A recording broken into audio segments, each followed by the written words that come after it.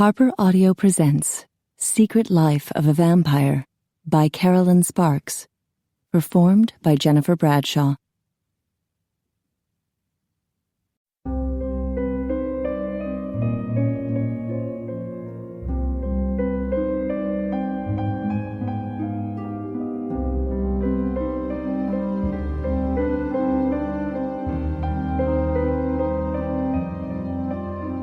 Chapter 1.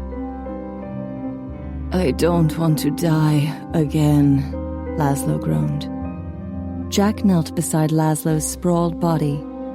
"Can I fetch you anything? A warm cup of typo?" Laszlo covered his mouth. "Don't talk about food." "Mi dispiace." Jack patted the vamp on the shoulder, the only spot on the guy's shirt that wasn't soaked with spewed Blissky. Poor Laszlo. He'd only drunk one glass of the whiskey-flavored synthetic blood when everyone had toasted the groom. But obviously the little chemist was better at making vampire fusion cuisine than ingesting it. He'd promptly thrown up all over himself. There wasn't much anyone could do for the poor guy, so the bachelor party had raged on in full force while Laszlo rolled on the floor, his face clammy and pale. "Shall I help you move to the couch?" Jack asked. "I might get blood on it," Laszlo mumbled. Jack frowned at the rich upholstery on the Louis XV-style furniture. "It's already stained. What a mess. How would he ever clean this up?" He rose to his feet with a growing sense of doom. It had seemed like a great idea when he'd reserved an Edwardian suite at the Plaza on Fifth Avenue to celebrate Ian McPhee's last night as a bachelor. But now he realized the hotel's housekeeping service would wonder how an innocent party could produce so many bloodstains. Things had gotten out of hand after Dougal arrived with his bagpipes. Ian had insisted on teaching everyone a Scottish jig. A dozen tipsy vamps hopping around with glasses full of Blissky had resulted in a few collisions and even more stains on the carpet and furniture. And then the phone call had come. The ladies were at Romatech Industries having a bridal shower, though Jack had heard that Vonda was bringing a male stripper from her vamp nightclub. The ladies' party had come to an abrupt halt when Shanna Dragonesti had suddenly gone into labor. Before teleporting to Romatech, Roman Dragonesti had lamented that he was too inebriated to help his wife in her time of need. This had caused the other guys to rally around, declaring their undying support with a rowdy fight song. Then a dozen drunken male vamps had teleported to Shanna's side to cheer her on to victory. Jack grinned as he imagined Shanna's reaction, but the moment quickly faded. He had 2 hours before the sun rose to get this hotel suite back to normal. A noise from the adjoining bedroom drew his attention. Had one of the guys stayed behind? Good. He could use the help. He strode into the luxurious bedroom and frowned at the naked Vanna lying on the bed, dripping blear on the satin comforter. That had been Gregori's bright idea.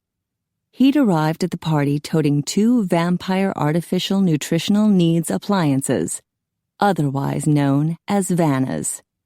The lifelike rubber females were sex toys in the mortal world, but for vamps, they'd been modified with a battery-operated circulatory system. Gregori had filled the 2 sexy dolls with beer-flavored synthetic blood, and then he'd invited the guys to have a bite.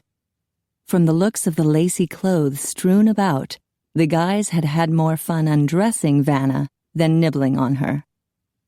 A man's voice drifted from the bathroom. "Oh yeah, baby, take it off."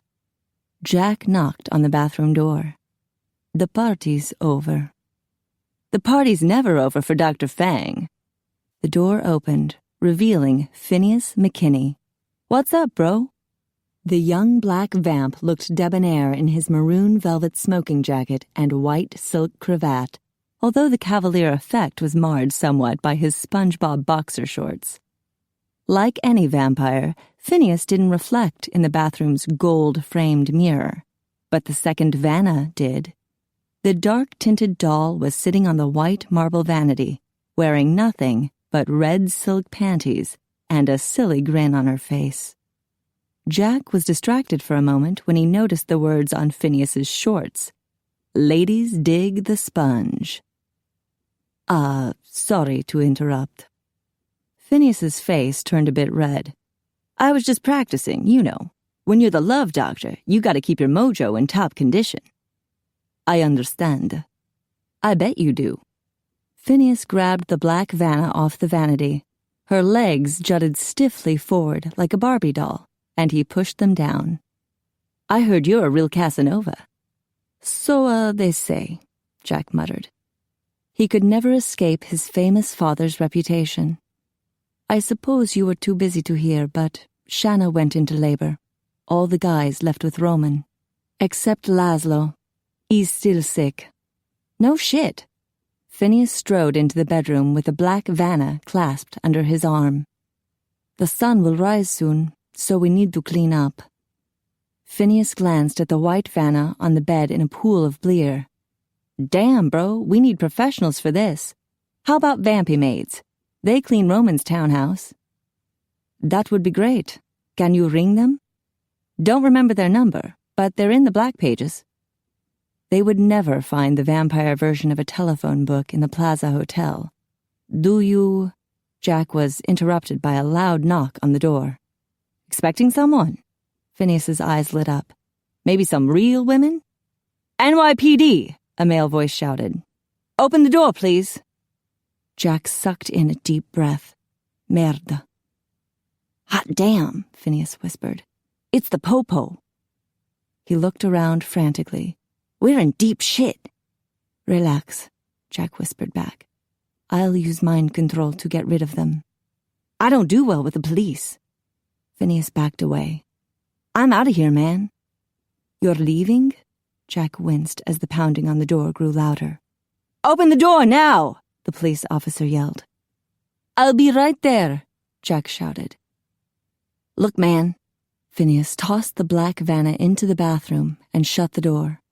I'll go to the townhouse and call the vampy maids. I'll come back later to help you, okay? His body faded away as he teleported. Grazie mille, Jack muttered. He strode into the living room, considering his options. He could grab Laszlo and teleport away, but the police would still come in and see the bloody mess. The suite was reserved under his name, so they might want him for questioning. No, it was better to take care of this now and use vampire mind control to erase the police officer's memory. Laszlo struggled to sit up. This is terrible. Sweat beaded his brow. I think I'm going to puke again. Hang in there, Jack whispered. I'll get rid of the cops. I'll call the manager up here to open the door, the police officer yelled. I'm going. Jack cracked the door 2 inches and quickly assessed the uniformed patrolman. Young, nervous, easily handled with vampire mind control. His gaze swept to the second officer. Santo cielo. He forgot to breathe for a moment. Not that lack of oxygen could actually hurt him. His first impression? She was stunning. His second impression? She was trying very hard to minimize her looks. Golden red hair, pulled back severely in a tight French braid. Fresh, creamy skin. A few adorable freckles. And big, blue eyes. She wore very little makeup, and she was still stunning. Her eyes widened as she met his gaze. Her mouth opened slightly, drawing his attention to her pink, sweetly shaped lips. Bellissima, he whispered. She came to her senses with a heart-pounding jolt that Jack could actually hear. Her mouth closed with a frown, her chin tilted up. Her hands gripped her belt. No doubt she meant to intimidate him with her hands so close to her sidearm and baton, but he was more impressed by the way her belt accentuated her lovely hourglass figure. She should be draped in the finest silks. She should be displaying her curves like a goddess. The fact that she was doing the opposite, covering herself from chin to toe in a mannish blue uniform, was intriguing. The world had changed in 200 years. If this lovely police officer had lived centuries ago in Italy, she would have been sought after by every artist who wished to immortalize feminine beauty on canvas. But here she was, trying to look tough and powerful. Didn't she realize she was already powerful? A woman like her could bring a man to his knees and make him grateful for being there. The male officer cleared his throat. "Sir, we received a call from hotel security. You and your friends have been way too loud and rowdy." "We were, having a party," Jack explained. "A bachelor party." "Hotel guests from 3 floors were calling to complain," the male officer continued. "It was a very good party." Jack smiled at the female officer. "I'm sorry you missed it.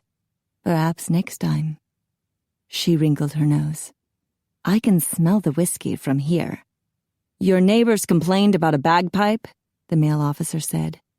"And some loud clashing noises. Someone thought you might be having a sword fight." "There's nothing to be concerned about, officer. Everyone has left." Jack raised his voice when Laszlo let out a low moan. "It's very quiet now." "I think I heard someone," the female officer whispered to her partner. "He sounds injured." "Thank you for stopping by." Jack started to shut the door, but the male officer wedged a booted foot in the way. He pressed a hand against the door. "We'd like to take a look inside, if you don't mind." "I do mind." Jack unfurled a wave of psychic energy. "Both of you are under my control." The male officer's arms dropped down by his sides, and a blank look stole over his face. The lovely woman stumbled backward. She grimaced and pressed a hand against her brow. "I am sorry to cause you pain," he said mentally. "What is your name, Bellissima?" "Harvey Crenshaw." "Not you," he told the male officer. Laszlo moaned again. The female officer lowered her hand. "I knew it. There's someone in there. Step aside, sir." Jack's mouth fell open. What the hell? She was supposed to be under his control. "You will not enter." "We will not enter," Harvey repeated. "Of course we will." The woman shoved at the door. Jack was so shocked he stepped back as the woman barged in. 9 circles of hell. "Wait, you can't come in here." She spotted Laszlo on the floor and immediately clicked the transmitter on her shoulder. "We have a stabbing victim. I need an ambulance." No ambulance," Jack protested, but she was already giving the suite number to the operator. Merda. Now he'd have to erase more memories. And why the hell wasn't she obeying him? He hurled a wave of psychic power at her. "You are under my control." She shivered as she knelt beside Laszlo. "Hang in there, sir. Medics are on their way." "Oh, God, no." Laszlo gave Jack a beseeching look. "I can't go to a hospital. Make her go away." "I'm trying." Jack concentrated hard. "You will leave this instant." "I will leave this instant." Harvey stepped back into the hallway. "Harvey!" The female officer jumped to her feet and jabbed a finger at Jack. "You stay put." She dashed into the hall and grabbed her partner's arm. "Harvey, what's wrong with you?" He just stood there, his face blank. She shook him. "Harvey, snap out of it!" With a sigh, Jack reeled back his power. Keeping Harvey under his control would only make the female officer more suspicious. Harvey blinked. "What? What happened?" The female officer pointed at Jack. "Cuff him." "What?" Now Jack wished he hadn't let Harvey go. "I didn't do anything." The woman glared at him as she marched back into the hotel room. "We have a stabbing victim, and you're the most likely suspect." "I didn't stab him." Jack aimed psychic energy once again at the male officer. You will not cuff me. Harvey halted next to him, the blank look once more on his face. Jack clasped his hands behind his back so the female officer would think he was handcuffed. She hadn't noticed, for she was kneeling beside Laszlo, ripping his shirt open. Where were you stabbed, sir? He wasn't stabbed, Jack insisted. He just threw up. A pint of blood? Do I look stupid to you? She glowered at Jack. Where did you stab him? In the back? I didn't stab him. I've tried controlling her, but it doesn't work, Laszlo told him mentally. I know, Jack answered. She was every vamp's worst nightmare. A beautiful woman who could not be controlled. Perhaps she has psychic power, Laszlo continued. Or she could suffer from some sort of mental defect that's blocking our power. Did your mother drop you on your head when you were a baby? Jack asked. Harvey sniffed. Yes, she did. Not you, Jack muttered. The woman studied him suspiciously as she rose to her feet. Harvey, watch that guy. Harvey. The male officer flinched. What? Watch him, she pointed at Jack. Don't let him move. I'm going to check the rest of this place. Harvey nodded. Up against the wall. Jack backed up so the woman couldn't see that he wasn't cuffed. She scanned the area next to the wall-mounted flat-screen TV. Someone was stabbed here. This is blood splatter. It's not mine. She narrowed her lovely eyes. Whose blood is it? Friend's. He cut himself accidentally. After guzzling down an entire bottle of Blissky, Angus McKay had decided to become a blood brother with every guy in the room. He'd taken his Highland dagger to nick his wrist, but accidentally punctured an artery and spurted blood in a wide arc across the wall. He'd promptly wrapped a towel around his wrist and replaced his lost dinner with another bottle of Blissky. Right, an accident. The female officer stopped beside the crossed swords on the carpet. And these are your weapons? They're not mine, Jack protested. Right. They're Scottish claymores, he told her. They belong to the groom, and there's no blood on them. The guys were using them to do a Highland sword dance. She studied the swords, frowning. You could have cleaned them. I didn't stab anyone. At least not tonight. She surveyed the room, and her gaze lifted. What's this? Jack winced at the sight of Vanna White's red silk bra dangling from the chandelier. The female officer climbed onto the coffee table and used her expandable baton to dislodge the bra. There were women at this party? I wouldn't call them real women. Female impersonators? She gave him a wry look as she waved the bra in the air. He scowled at her. It's not mine. She tossed the bra on the couch and stepped down to the floor. What's in the bedroom? Jack squeezed his eyes shut as he bombarded her with all the psychic power he could muster. Do not go in there. Do not go in there, Harvey repeated. She shivered. It's damned cold in here. She slipped into the bedroom. Oh my God. Jack groaned. She stuck her head out the door. Harvey! Harvey! Call for backup! She went back inside. Harvey shook his head. Huh? He gave Jack a questioning look. Who are you? Where am I? There's a body on the bed, the woman called from the bedroom. Female! It's Vanna White, Jack explained. Oh my gosh, she's not alive, the female officer continued. Harvey blinked. You killed Vanna White, you bastard!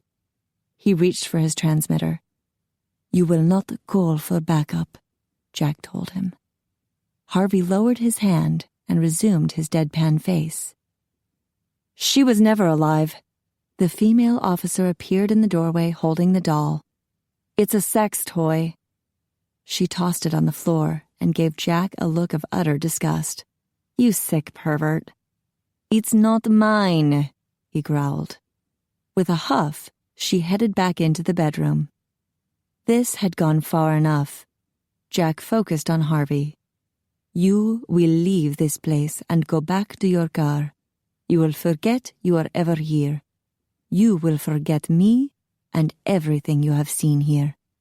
Harvey nodded, then slowly wandered down the hall. Now to take care of the beautiful but strangely resistant female.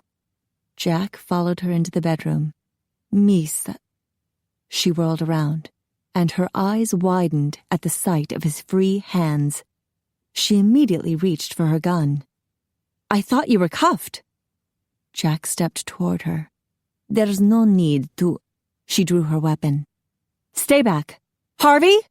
Where are you?" Jack could hear her heart racing. "Relax. I only want to talk. And there's no need to yell for Harvey. He left." Her pulse jumped. "My partner wouldn't leave me alone. What did you do to him?" "Nothing. He simply left." "I don't believe you." She lifted her gun an inch, aiming at his head. "More police are on their way." "No, they're not. I didn't let Harvey call for backup." She gulped audibly.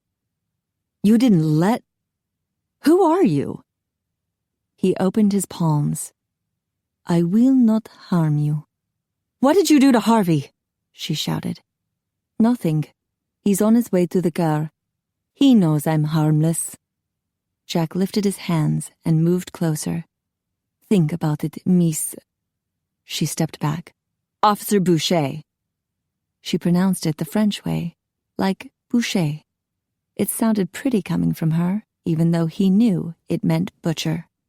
"There was no crime committed here, and while it is true that my friends were too loud and messy, I'll clean everything up and pay for any damages. You have my word on that." She kept her gun pointed at him. "There's blood everywhere, a sure sign of violent crime. Just because I haven't found the body doesn't mean it didn't happen." "There is no body." She edged toward the bathroom. "I haven't finished checking everywhere yet." He sighed. "Don't go in there." She lifted her eyebrows. "Sounds like an invitation to me." She reached behind her to ease open the door. She glanced back and gasped at the sight of Vanna Black sprawled on the tile floor.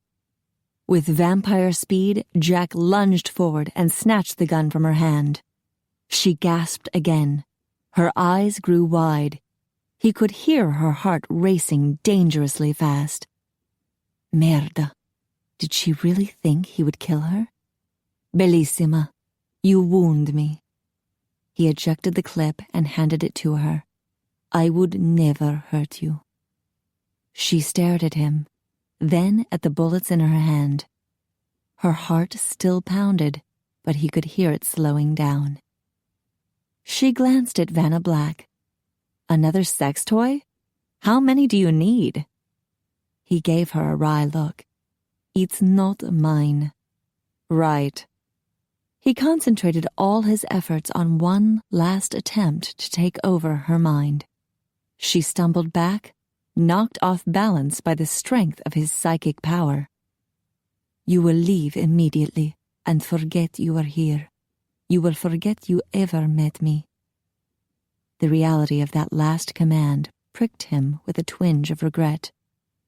He almost wished his mind control would fail. With a grimace, she pinched the bridge of her nose. Ouch! He should be careful what he wished for. She lowered her hand and gave him a confused look. "There's something really strange going on here." "Tell me about it." In 200 years, he'd never encountered this problem before. "I thought I heard your voice. Never mind." She stepped back, eyeing him warily. "Who are you?" "I am Giacomo. My English-speaking friends have called me Jack for so many years that I think of myself that way when I'm speaking English. You may call me Jack. I'm not your friend." She shivered from the cold psychic waves surrounding her. He stepped toward her. "What is your full name?" She stared at him, her eyes wide, as if she were completely entranced, but he knew she wasn't. He couldn't breach her mind. He had no idea what she was thinking. A noise in the hallway drew his attention. He peered into the living room just as 2 paramedics rolled a gurney inside. He shot a wave of psychic power at them. "You will leave the hotel, go back to your ambulance, and have no memory of ever being here. Go now." The 2 men turned and rolled the gurney down the hall. "How did you do that?" Officer Boucher whispered. He turned toward her. "I know none of this makes sense to you, but you must believe me. No one was harmed tonight. Nothing bad happened here." She frowned. "What about the guy on the floor?" "He's sick. I'll take care of him. You didn't find any wounds on him, did you?" "No, but there's so much blood." "I'll make sure it's all cleaned up." He offered her the empty gun. "Please go, Officer Boucher." She accepted the weapon. I don't feel right about this. I can't just act like nothing happened." "There's nothing you can do but go." "I am sorry." She stood there, chewing her lip and frowning. "This isn't right. Your partner is outside waiting for you. Goodbye, Miss Boucher." She wandered toward the door and glanced at Laszlo. "You'll be okay?" He waved goodbye. "I'll be all right. Thank you." She paused at the door to give Jack a pointed look. "This isn't over. We have unfinished business, Jack." She strode down the hall. A part of him, a very old and lonely part of him, hoped she was right. Chapter 2. "Wait!" Lara Boucher ran after the paramedics as they rolled their gurney into an elevator. She caught up with them just as the doors slid shut. She could have stopped the elevator doors, but she froze when she saw their faces. They had the same zombie-like expressions that she'd seen on Harvey. A shudder shot down her spine. It must be a residual effect from the icy cold hotel room she'd just left. Who was she kidding? She was totally freaked out. She punched the down button for another elevator and jammed the clip back into her automatic pistol. Coward. If she had any guts at all, she'd march back to that room and take the mysterious Jack in for questioning. Another shudder racked her body as she recalled the moment he'd taken her weapon. It had been scary enough when he'd ambled calmly into the bedroom with no cuffs on to announce that Harvey had abandoned her and no backup was on the way. But when he'd grabbed her weapon, she'd thought for a second that her life was over. And if that wasn't terrifying enough, she'd thought she'd heard his voice in her head, although she couldn't make out the words. She glanced down the hall. Should she go back for him? The man was dangerous, strangely compelling, but at the same time frightening, confusing, unworldly, and incredibly handsome. She jumped when a dinging noise announced the next elevator. She hurried inside and pushed the lobby button. Coward, you're running away. What else could she do? Harvey had left her, and Jack had disarmed her so easily. He would simply do it again. She snapped her sidearm back into the holster. She had a strange feeling Jack had been in control of the situation all along. He could have killed her, but instead, he'd seemed insulted that she'd thought him capable of it. After the elevator doors opened, she dashed into the lobby and spotted the paramedics leaving the hotel. She rushed through the revolving door and met them as they were loading the gurney into the back of the ambulance. "Hey guys, what's going on?" One of the paramedics gave her a blank look. Hello, officer. We're on call tonight. You were called here, to the Plaza Hotel. The paramedic shut the back doors on the ambulance. We've never been to the Plaza. Lara's mouth fell open. Didn't they know where they were? The paramedic climbed into the driver's seat. Good night, officer. She inhaled sharply as the ambulance drove away. What had Jack done to them? Did he have some sort of strange power over people's minds? Her skin prickled, as if 1,000 eyes were focused on her in the dark. Keep it together. You're not losing it. Unfortunately, she knew too well how fragile a person's brain could be. She spotted the patrol car parked by the curb and jogged over to it. Harvey frowned at her as she climbed into the front passenger seat. Where have you been? I've been waiting forever. I was in the hotel. She buckled her seatbelt. With you. He snorted. I've never been in a hotel with you. I'm a married man. I didn't mean... If that's some kind of joke, it's not funny. He turned on the ignition and pulled out onto Fifth Avenue. Harvey, I have the utmost respect for you and your marriage, and absolutely no attraction to you. You don't remember the Plaza asking us to check on some guests who were too rowdy? Hotel security would take care of that. Normally, yes, but when someone reported an alleged sword fight going on, they called us. He laughed. A sword fight in a hotel room? You need to cut back on the caffeine. You don't remember the guy with the sex toys? Harvey gave her a dubious look. You're crazy. Our last call was a drunken brawl in Times Square. Her skin chilled. I'm not crazy. It did happen. Just because Harvey and the paramedics couldn't remember it, that didn't mean it hadn't happened. Somehow Jack had erased their memories. What manner of man could do that? At least he hadn't screwed with her head like he had the others. Or had he? Was she remembering something that hadn't even happened? Oh God, not again. She'd already spent 6 months of her life in utter confusion, unable to tell reality from dreams. After the car accident, reality had seemed fuzzy, and her dreams had seemed real. She had to know. She had to go back and face Jack. 2 blocks ahead of them, a car swerved onto Fifth Avenue. It skidded across 2 lanes, sliding dangerously close to a yellow cab before speeding away. Harvey eased on the accelerator. What do you think? Drunk driver? Or stolen vehicle? Lara grabbed the radio mic to call the dispatcher. I need a 1014.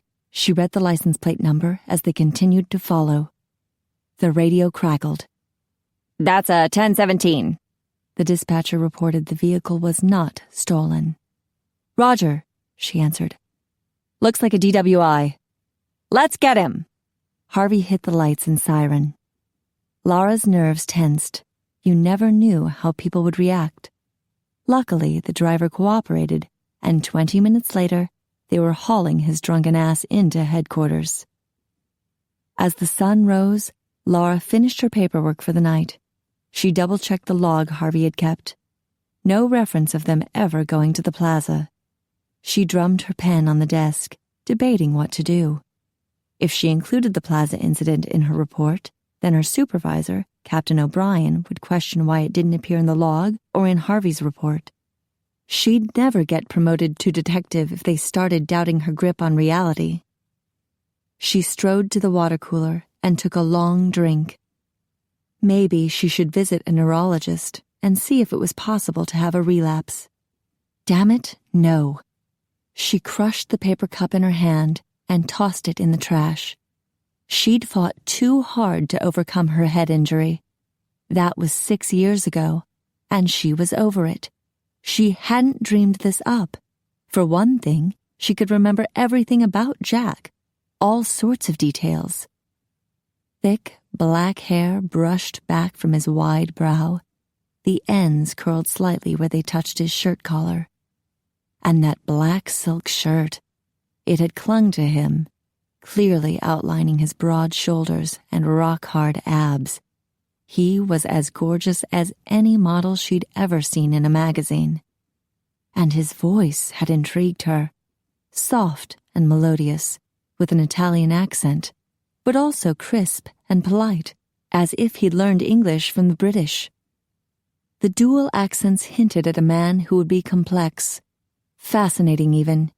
He was both Jack and Giacomo. Bellissima, he had called her. She closed her eyes and mentally roamed up his body from his expensive Italian leather shoes. Long legs, narrow hips, trim waist, broad shoulders with a lovely curve to his neck that made her want to nestle her face into the crook. Strong jaw with a shade of dark whiskers, just enough to make her want to touch. Expressive mouth. She'd found herself using his mouth to gauge his reactions. One corner of his mouth would curl up when he was amused. His lips would part when he was surprised, then press together when he was annoyed. And his eyes. They were a warm, golden brown that radiated both intelligence and courage. He'd watched her every move with an intensity that bordered on hunger. "Hey, don't fall asleep standing up." She jerked her eyes open to find Captain O'Brien regarding her curiously. "Sorry, it was a long night." "It takes a while to adjust to the graveyard shift, but you're doing fine. Finish up and go home, Boucher." "Yes, Captain." She hurried back to her desk to finish her report without the incident at the plaza. But it had happened. Jack might look like a dream, but he was real. She usually changed into civilian clothes before taking the train back to her apartment in Brooklyn. After a long night of dealing with drunk and disorderly people, she just wanted to fade into the crowd unnoticed. But this morning, she kept her uniform on and took the subway back to the Plaza Hotel. "I need information on room 1412, she told the registration clerk. "Just a moment," the young man typed on his keyboard. "That's one of our Edwardian suites. Would you like to reserve it?" "It's already occupied. I want to check on it." He frowned at his computer screen. "That suite is vacant at the moment." "Well, maybe they checked out, but they were there last night. They had a wild party. Hotel security called the police." He gave her a confused look. "I don't know what to tell you, officer. According to our records, that room was vacant last night." Lara swallowed hard. How far had Jack gone to erase his steps? "Is the night manager here? I'd like to speak to him. And hotel security, too." The story remained the same. The night manager had no record of Suite 1412 being occupied. Lara asked him to check on any room reserved by a man named Giacomo, but no such name emerged in their files. Hotel security was even worse. They got all huffy when she claimed they had called the police. They could handle matters on their own, thank you very much, and there hadn't been any wild parties the night before. She insisted on seeing the room for herself, so they reluctantly gave her a key. On the 14th floor, she opened the door slowly and let it swing open. She inhaled, expecting to encounter the odor of whiskey. It was gone, but the strong smell of disinfectant and cleansers filled the room. She walked in and looked to the left where the man had lain on the carpet covered in blood. He was gone. The carpet was clean. She wandered through the room, eyeing the upholstery and carpet. No stains. Her gaze shifted to the wall. No blood splatter. She moved closer. Either she was off her rocker, or someone had done a phenomenal cleaning job. He had said he would clean it up. She touched the wall. It looked so fresh. Had they repainted it? Too bad she couldn't get a CSI team in here. There was no way Captain O'Brien would okay that. Not when hotel management insisted the room had been empty. She strode into the bedroom. The satin comforter was spotless. How had Jack managed that? She peered into the bathroom. No sex doll. She scanned the mosaic floor and white marble vanity for any sign of blood. The 24-karat gold faucets gleamed. The towels were neatly folded. No one would ever believe this room had been occupied. She strode toward the door to let herself out. Somehow, Jack had tampered with the memories of all the hotel staff. Had he bothered with the guests? She knocked on the next door down the hall. A droopy-eyed, yawning couple told her that everything had been quiet the night before, then slammed the door in her face. If it had been quiet, why were they so sleepy? Well, that was easy. They could have been up all night making love. Lara sighed. Just because she was going without didn't mean other people were. Close to the elevator, a man in a business suit emerged from his room, carrying a briefcase. "Sir!" She jogged to catch up with him. "Yes?" He gave her that wary look so many people give the cops, like they know they've done something wrong, and they're hoping she doesn't know.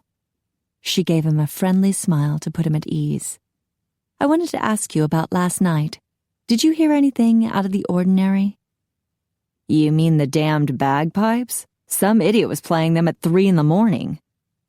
Lara's heart lurched up her throat. She wasn't crazy. And Jack had missed someone. "Yes, exactly. Do you remember anything else?" "Just that I couldn't sleep. I finally went out to a bar to get a drink." And that was how Jack had missed him. "Thank you."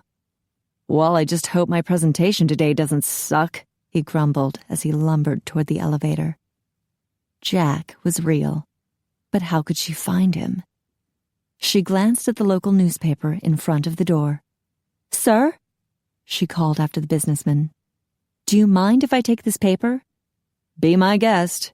He stepped into an elevator. Lara picked up the paper and turned to the section on wedding announcements. It had been a bachelor party with bagpipes and claymores. Chances were good that the groom was Scottish. Today was Saturday, so there were plenty of weddings listed. McPherson, Ferguson, and McPhee. 3 weddings with Scottish-sounding grooms. Lara took a deep breath. She was about to become a wedding crasher. Lara rushed up the stone steps as fast as her high-heeled red sandals would allow. After 3 months on the beat, she wasn't used to dressing up. She stopped before the carved wooden doors and mentally braced herself. She could do this. She'd crashed the McPherson wedding with no one realizing it. Of course, that had been a huge affair. The Ferguson wedding had been scarier. With only 50 people in attendance, she'd been painfully aware of the curious looks cast her way. She'd slipped away as soon as possible, leaving behind one of the 3 wedding presents she'd purchased that afternoon. She adjusted the bodice on her red cocktail dress. Maybe she shouldn't have worn red, or this low neckline. It was bound to draw attention. But this was a late wedding, starting at 9 p.m., so she assumed it would be more formal than the afternoon weddings she'd attended. The red dress was the fanciest one she owned, the only fancy dress she owned. After leaving home, she'd sworn never, ever to wear a full-length formal gown again. Too bad she had to lug this canvas tote bag with her. Her uniform and weapon were inside, since she'd have to leave soon for work. Her shift started at 10, but she'd make it on time. It would only take a few minutes to see if Jack was here. She believed he was real, but she'd feel a lot better if she could verify that in person. And she wanted to know how he had managed to erase his tracks at the hotel. He was an intriguing mystery, with his ability to control minds. So naturally, as a wannabe detective, she just had to investigate him. The fact that he was also gorgeous and incredibly sexy didn't factor into it. Yeah, right. She shouldn't lie to herself in church. She pulled open the heavy wooden door and slipped inside the vestibule. Rows of red glass votives flickered, casting a warm glow against the stone walls. Her stiletto heels wobbled on the uneven pavement as she moved quietly toward the nave. 2 saintly statues flanked the entrance, frowning at her for sneaking in uninvited. Those who were invited seemed like a happy bunch. She remained half hidden behind the door, watching them as they laughed and talked. The ends of the pews were decorated with white ribbons and lilies. Another floral arrangement rested on the altar. She scanned the small crowd, looking for Jack. She didn't see him, but she did spot the guy who'd been sprawled on the floor, covered with blood just the night before. How strange. He was perfectly fine now. "May I help you?" She jumped and turned toward the man who'd spoken behind her, a big, red-headed Scotsman. "Hi there. 'Twill begin soon. May I escort you to your seat?" "Sure." She figured he must be one of the ushers. This was definitely a Scottish wedding. The guy was wearing a black and white plaid kilt, white lacy shirt, and black jacket. A single red rosebud was pinned to his lapel, and his long hair was pulled back with a thin black ribbon. He regarded her curiously with his light green eyes. "You're a friend of the bride?" Lara's mind went blank as she desperately tried to remember the name of the bride. Cheryl? No, that had been the McPherson wedding. Damn it. She'd paid more attention to the names of the grooms. And this groom had seemed familiar somehow. "I am a friend of Ian McPhee." The Scotsman's eyebrows lifted. "You know Ian?" "Sure. We go way back. I used to date his cousin." "I see." Shoot. This wasn't working. She'd have to distract this guy. She brushed her long hair behind her shoulder to show off some cleavage and gave him the dazzling smile her mom had spent a small fortune on. "I don't believe we've met. I'm Susie." "Delighted to make your acquaintance. I'm Robbie McKay." He took her hand. "Since you're a friend of Ian's, he'll want to see you right away." "Oh, that's not necessary." She tried to remove her hand, but Robbie's grip tightened. "Surely it can wait till after the ceremony." "Come with me." He pulled her across the vestibule. Oh, shit. Isn't the wedding about to start? We need to take our seats. He opened a door and gently pushed her inside a dark room. "Wait here." He flipped on a light, and as she quickly looked about, he grabbed her canvas tote bag.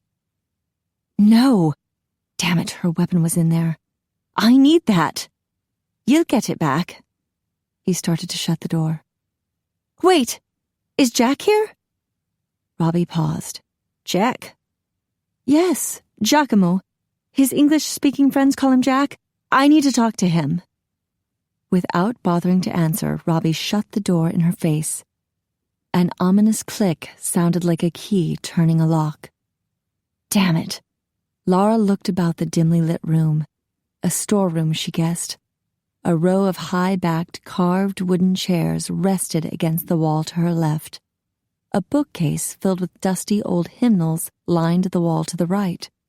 The wall across from her was bare. No other door. Just as well. She couldn't leave without her uniform and weapon. Damn, damn, damn. She paced across the small room. How could she have been so stupid? That Scotsman had moved incredibly fast. He'd wrenched the bag away before she'd known what was happening. But she had suspected he was onto her. She should have done something. But what? Drawn her weapon in a church at a wedding she was crashing? She tried the door, and sure enough, it was locked. How long would they keep her in here? What if she was late to work? What if she couldn't get her uniform and sidearm back? What a lousy cop she was turning out to be. On the other hand, if Jack was here, then she was a damned good cop for managing to find him. Male voices murmured on the other side of the door.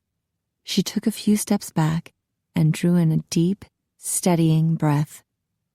Click. The door swung open to reveal Robbie and Jack. Her breath caught. Good God, he was even more handsome than she'd remembered. His elegant gray suit looked tailor-made. His golden brown eyes widened as he looked her over. "You know this woman?" Robbie asked. "See." Jack never took his eyes off her. "Lucky bastard." Robbie shoved her tote bag into Jack's arms and strode away. Jack continued to give her that look, the one she could only describe as hungry. A chill crept up her bare arms. Oh yeah, it was more than intellectual curiosity that had driven her to hunt him down. "Bellissima." Jack shook his head. "Mi dispiace. I forgot all my English for a moment. You look so bella. You would make the Mona Lisa cry with envy." Her heart stuttered in her chest. Get a grip. You're here to question this guy. "Hello, Jack. I thought I would never see you again." She lifted her chin. "I told you it wasn't over." He walked into the room and shut the door. "Then you wish to start something with me?" Chapter 3. Lara ignored the flutters in her stomach and the tingling sensation on her skin. She was not about to let this man know how flustered she was. "I'm here on business, Jack. This is an investigation." He smiled slowly. "I'm flattered. I didn't realize I warranted so much personal attention." The cad was trying to flirt with her, but she would remain professional. "You can answer my questions here or down at the precinct." "I don't want to miss my friend's wedding." "Then talk to me now. I want to know how you did it." "Did what?" He ambled over to one of the high-backed chairs and set her tote bag on the red-cushioned seat. "You know what. I went back to the plaza this morning and the room was spotless." "I told you I would clean it." He peeked in her bag, then glanced at her. "I'm a man of my word." "If you're honest, then you'll tell me how you did it." "I cannot take full credit. I was helped by some very efficient maids." He removed a gift-wrapped box from the tote bag. "You brought a wedding present. How thoughtful of you, especially when you don't know the bride or groom." Her face grew warm. "It was the least I could do. Now back to the matter at hand. When I questioned the hotel staff this morning, none of them could remember you." He shrugged. "I suppose I am a forgettable sort of guy." "On what planet?" she muttered, then blushed when he gave her a sexy grin. He shook the wedding present. "What's inside, officer? Some handcuffs?" "Very funny." And the rascal kept changing the subject. "I'll answer your question, but then you have to answer mine. I gave them some silver-plated salad tongs." "Silver," he chuckled. "Ian will love that." "I couldn't afford anything fancier. I had to buy 3 presents today." "You went to 3 weddings." His eyes twinkled with humor. "Were you invited to any of them?" She crossed her arms, glaring at him. "I went to every wedding I found listed in the paper that had a Scottish groom. Ian McPhee's name seemed familiar somehow." Jack set the wedding gift down on another chair. "Ian became a bit of a celebrity about 6 months ago, when he was declared the most eligible bachelor in the city on an online dating service." "Oh, that's right. Now I remember." Lara's roommate had shown her that site at a cyber cafe. All the girls in the coffee house had drooled over Ian. Jack glanced at her with a wary look. "Were you one of Ian's admirers?" Was he worried about competition? Lara affected a dreamy look. "You have to admit, Ian is incredibly hot." Jack frowned at her.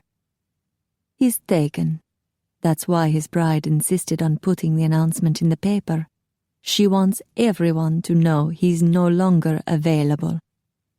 Lara's curiosity got the better of her. "What about you? Are you taken?" I am single, but I wouldn't call myself available. An odd answer. She wanted to know more, but she needed to stay professional. Back to my original question. How did you erase all those people's memory? Jack rummaged around inside her tote bag. So, you crashed weddings with the Scottish grooms until you found me? That's a fine piece of detective work. I'm impressed. Lara's heart swelled at the compliment, then realized he'd done it again. You didn't answer my question. He pulled out her police hat. Charming. Leave that alone, and answer my question, please. He removed her folded blue shirt and pants. You are going to work soon? My shift starts at 10. Jack, how come no one remembers you? I didn't want them to. Ah, your gun. He retrieved her belt, holster, and automatic pistol from the tote bag. He flipped open the holster to remove her gun. She reached for it. Give that to me. He ejected the clip and handed her the empty gun. She lifted her brows. Do you think I would shoot you? You wound me. She repeated his words from the night before. His mouth curled up. Brava, bellissima. He unbuttoned his suit jacket and slipped the clip into his trouser pocket. You're very clever and talented. I plan to be a detective someday. His smile grew. Then we will be in the same business. I'm an investigator too, for a private company. What company? McKay Security and Investigation. He peeked inside the tote bag. There's something else in here. How interesting. He pulled out a lacy white bra. Put that back. Lara transferred the empty gun to her left hand, then made a grab for her bra with her right. He moved quickly, whisking it out of her reach. Bellissima. Why would you pack a bra in your bag? So I can wear it, you creep. Now hand it over. His gaze dropped to her low neckline. Does this mean you are currently without? It's none of your business. She extended her hand, palm up. Give it to me. He continued to study her breasts. I believe you are wearing a corset of some kind. I am not going to discuss my underwear with you. His eyes lit up. Then I'm afraid I will have to search you. What? Don't you dare! He gave her an innocent look. What choice do I have? You crashed my friend's wedding and brought a weapon with you. How do I know you don't have a knife strapped to your thigh? She gritted her teeth. Because if I did, it would already be sticking in your chest. His mouth twitched. And then there is the questionable area surrounding your breasts. You must be wearing some sort of contraption, though I cannot detect any sign of one. He stepped toward her. I will be forced to investigate further. It's a new bra, she blurted out, then winced. How had this conversation veered so far off course? She ought to clonk him on the head with her empty gun. A new bra? New bra. Polyurethane cups that stick to your breasts. Now back to my original question. They stick to your breast. He looked appalled, then focused once more on her chest. Surely you did not glue them to yourself. Of course not. There's an adhesive backing. He grimaced. Like duct tape. Would you please stop ogling me? He lifted his gaze. But when you rip them off, does it not hurt? This is entirely inappropriate. Scusi, signorina, but it is entirely inappropriate for you to harm your breast. They are very sensitive, no? She glared at him. They're tougher than they look. His gaze dropped once more to her chest. Then you would not object to rough handling. The nerve of this guy! I'm not discussing that with you. A little nibbling, perhaps. She snatched her bra from his hand and turned her back to him as she dropped it into the tote bag. I shouldn't have come. You're impossible to talk to. I swear you have a one-track mind. Perhaps, he sighed. People have always said I cannot escape my heritage. My father seduced hundreds of women in his lifetime. My mother was his last conquest. Sounds like a real Casanova. Lara set her empty gun down, then stuffed her uniform back into the bag.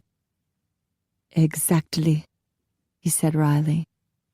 She dropped her hat back into the bag. Since you refuse to answer my questions, I'm leaving. She picked up the empty automatic. I wish I could answer you. She turned to face him. Then do. I cannot. Try me. His gaze flitted down and then back to her face. I am very tempted to give you a try. Her pulse speeded up. Must you do that? Twist everything I say into some sort of sexual challenge? Yes, I must. His eyes gleamed as he leaned forward. It is only foreplay when you feel it. She stiffened. This man was outrageous. I don't feel anything. I think you do. Your heart is racing. How did he know that? Give me the clip for my gun. So you can shoot me. He touched her hair and rubbed a strand between his thumb and forefinger. Your hair is like a fiery nimbus surrounding an angel of vengeance. What is your name, Bellissima? Robbie said it was Susie, but he thought you were lying. She moved out of his reach. I'm Officer Boucher to you, and I want my clip back so I can leave. He stepped toward her. I bet you have a lovely lyrical name to match the beauty of your face. A rich, melodious name that rolls off the tongue and reminds me of the luscious curves of your delectable body. She stepped back and bumped against the wall. Damn. He planted his hands on the wall, hemming her in. Your beautiful name, Bellissima. What is it? She narrowed her eyes. Butch. He blinked. Butch? The guys at the precinct call me that. It's short for Boucher. She shoved at his shoulders, but it didn't move him an inch. His body was like a boulder of granite. His head, too, no doubt. Butch, he murmured. You are full of surprises. I like that. Since he couldn't be budged with brute force, she'd have to try another tactic. Tell me, Jack. She wrapped her right arm around his waist so that the gun rested against his back. What else do you like about me? The gold flecks in his eyes gleamed. I like your persistence and your cleverness. He hadn't mentioned her looks. She liked that. She gazed at his mouth and licked her lips. Tell me more, Jack. He lowered his head till his mouth was a mere inch from hers. She could feel his breath upon her cheek. She leaned into him and eased her left hand into his trouser pocket where he'd stashed the clip. Bellissima. He rubbed the tip of his nose against hers. You're driving me crazy. Was she really? Good. She liked that. She also liked the feel of the clip safely gripped in her hand. She eased her hand from his pocket and brushed her cheek against his whiskered jaw. Kiss me, Jack. Before or after you shoot me. His hand latched around her wrist. He lifted her arm so he could see the clip in her hand. Shame on you, Butch. Shame on you, refusing to answer my questions, embarrassing me about my bra? I ought to drag you to the precinct and stick you in holding for a few days. He grabbed both her wrists and pinned her against the wall. You refuse to answer my question, too. What is your name? How did you erase their memories? Drop it, he growled. You don't want the answer. I'm a good detective. I'll figure it out. He gave her a beseeching look. Just leave it be, Boucher. Go away from here and forget you ever met me. She searched his face. How can I forget you? Who are you? What are you up to? I do not harm anyone. Can you leave me be?" Could she? Could she walk out of here and never think of him again? No, she couldn't. She would wonder about him for months, years. "What about you, Jack? Do you want to forget me?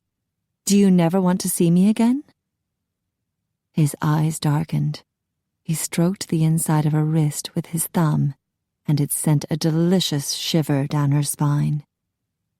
"If you knew what you're doing to me, you would run. You would run like the hounds of hell were after you." Run? She couldn't manage to move an inch.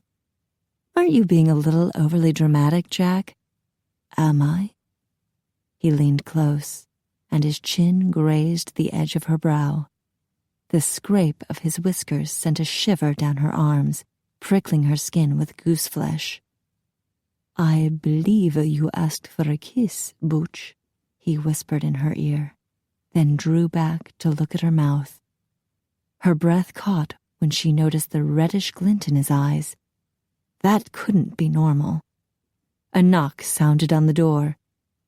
"The ceremony is starting," Robbie's voice called out. Jack released her and stepped back. "I have to go." He walked over to pick up her tote bag. When he turned to face her, his eyes had resumed their usual golden brown color. "You should go too." He handed her the tote bag. She quickly loaded her gun, then checked the safety before snapping it back into the holster. As she carefully placed it in her tote bag, a defeated feeling dragged her down. She was a lousy interrogator. She'd found Jack, but she still knew next to nothing about him. He dressed well. He was gorgeous. He apparently had issues with his parents, but then who didn't? And he could make people forget. "Why didn't you do it to me? Why did you make everyone forget but me?" He gave her a sad look. "I tried, Bellissima. You are immune to me." She hugged the tote bag against her chest. Not entirely. He'd just admitted to causing mass amnesia. She shivered. Was he some kind of psychic? Or worse? And how could she feel attracted to him? "Would you accept this?" He drew a business card from the inside pocket of his suit jacket. "My cell phone number is on there." He wanted to see her again? Her heart expanded in her chest. She took the card and examined it. Giacomo de Venezia. Was his last name Venice? Or was that his hometown? Beneath his name it read, McKay Security and Investigation. "I want you to call me if you're ever in trouble." She glanced up at him. "Only if I'm in trouble?" He frowned at her. "Especially if you're in trouble. I am worried about your safety." She flicked the card into her tote bag. "Now you sound like my father." She strode toward the door. He opened it for her. "I am serious, Boucher. It is a dangerous world out there. More dangerous than you know." She glowered at him. "I'm not incompetent, Jack. Just because you managed to disarm me, it doesn't mean anyone else can." "Signorina, you have disarmed me." She swallowed hard. Did she actually have an effect on him? Or did he just say these things to keep her constantly off balance? She walked into the vestibule and halted at the sight of the bride. She was a lovely young woman with long blonde hair, partially hidden beneath a gossamer white veil. She clutched a huge bouquet of white lilies and roses. Her eyes glittered with excitement, and she glanced their way with a brilliant smile. The wedding march began, and she started down the aisle. The train of her elegant white gown skimmed the floor behind her. "Wow," Lara whispered. "What a beautiful bride." She was absolutely beaming with joy. Jack rested a hand against his chest and smiled. "Amore, it makes people glow from the inside." "You believe in true love? And happily ever after?" His smile faded. Ever after is a very long time. It hasn't been that happy for me. He led her to a side door. What had happened to Jack? Damn, but she wanted to know more. She wanted to know everything about him. She glanced back. I left the gift in the storeroom. Will you give it to the bride? Yes. He held the side door open. Will you call me if you're in trouble? Maybe. She glanced at him, and their eyes met. Her heart stilled as if time had stopped, and in that timeless moment of a few seconds, she knew she would call him. She would not be able to resist him.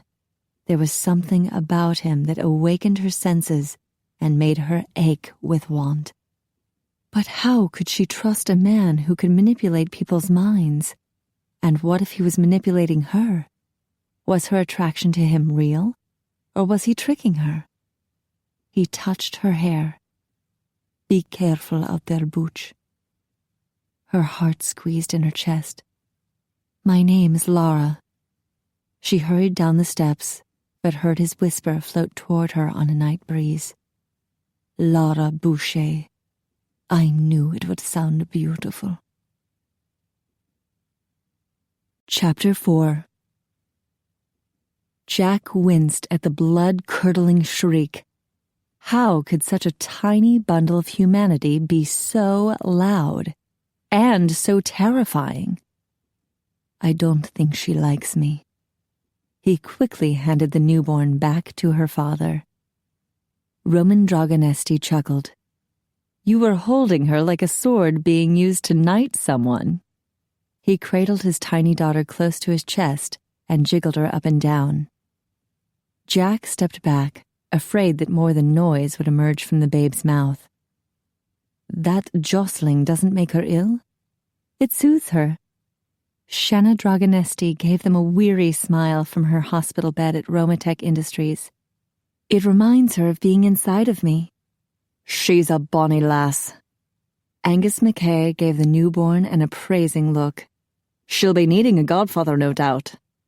Angus's wife, Emma, laughed. Now that was subtle. She perched on the hospital bed next to Shanna. How are you, dear? I'm fine, Shanna said, but I hated missing the wedding. I was there. Her 2-year-old son, Constantine, sat at the foot of the bed. I was the ring bearer. And you did a great job, Jack said, then turned to Roman. What have you named your daughter? Sophia. Roman swayed slightly as the baby fell asleep in his arms.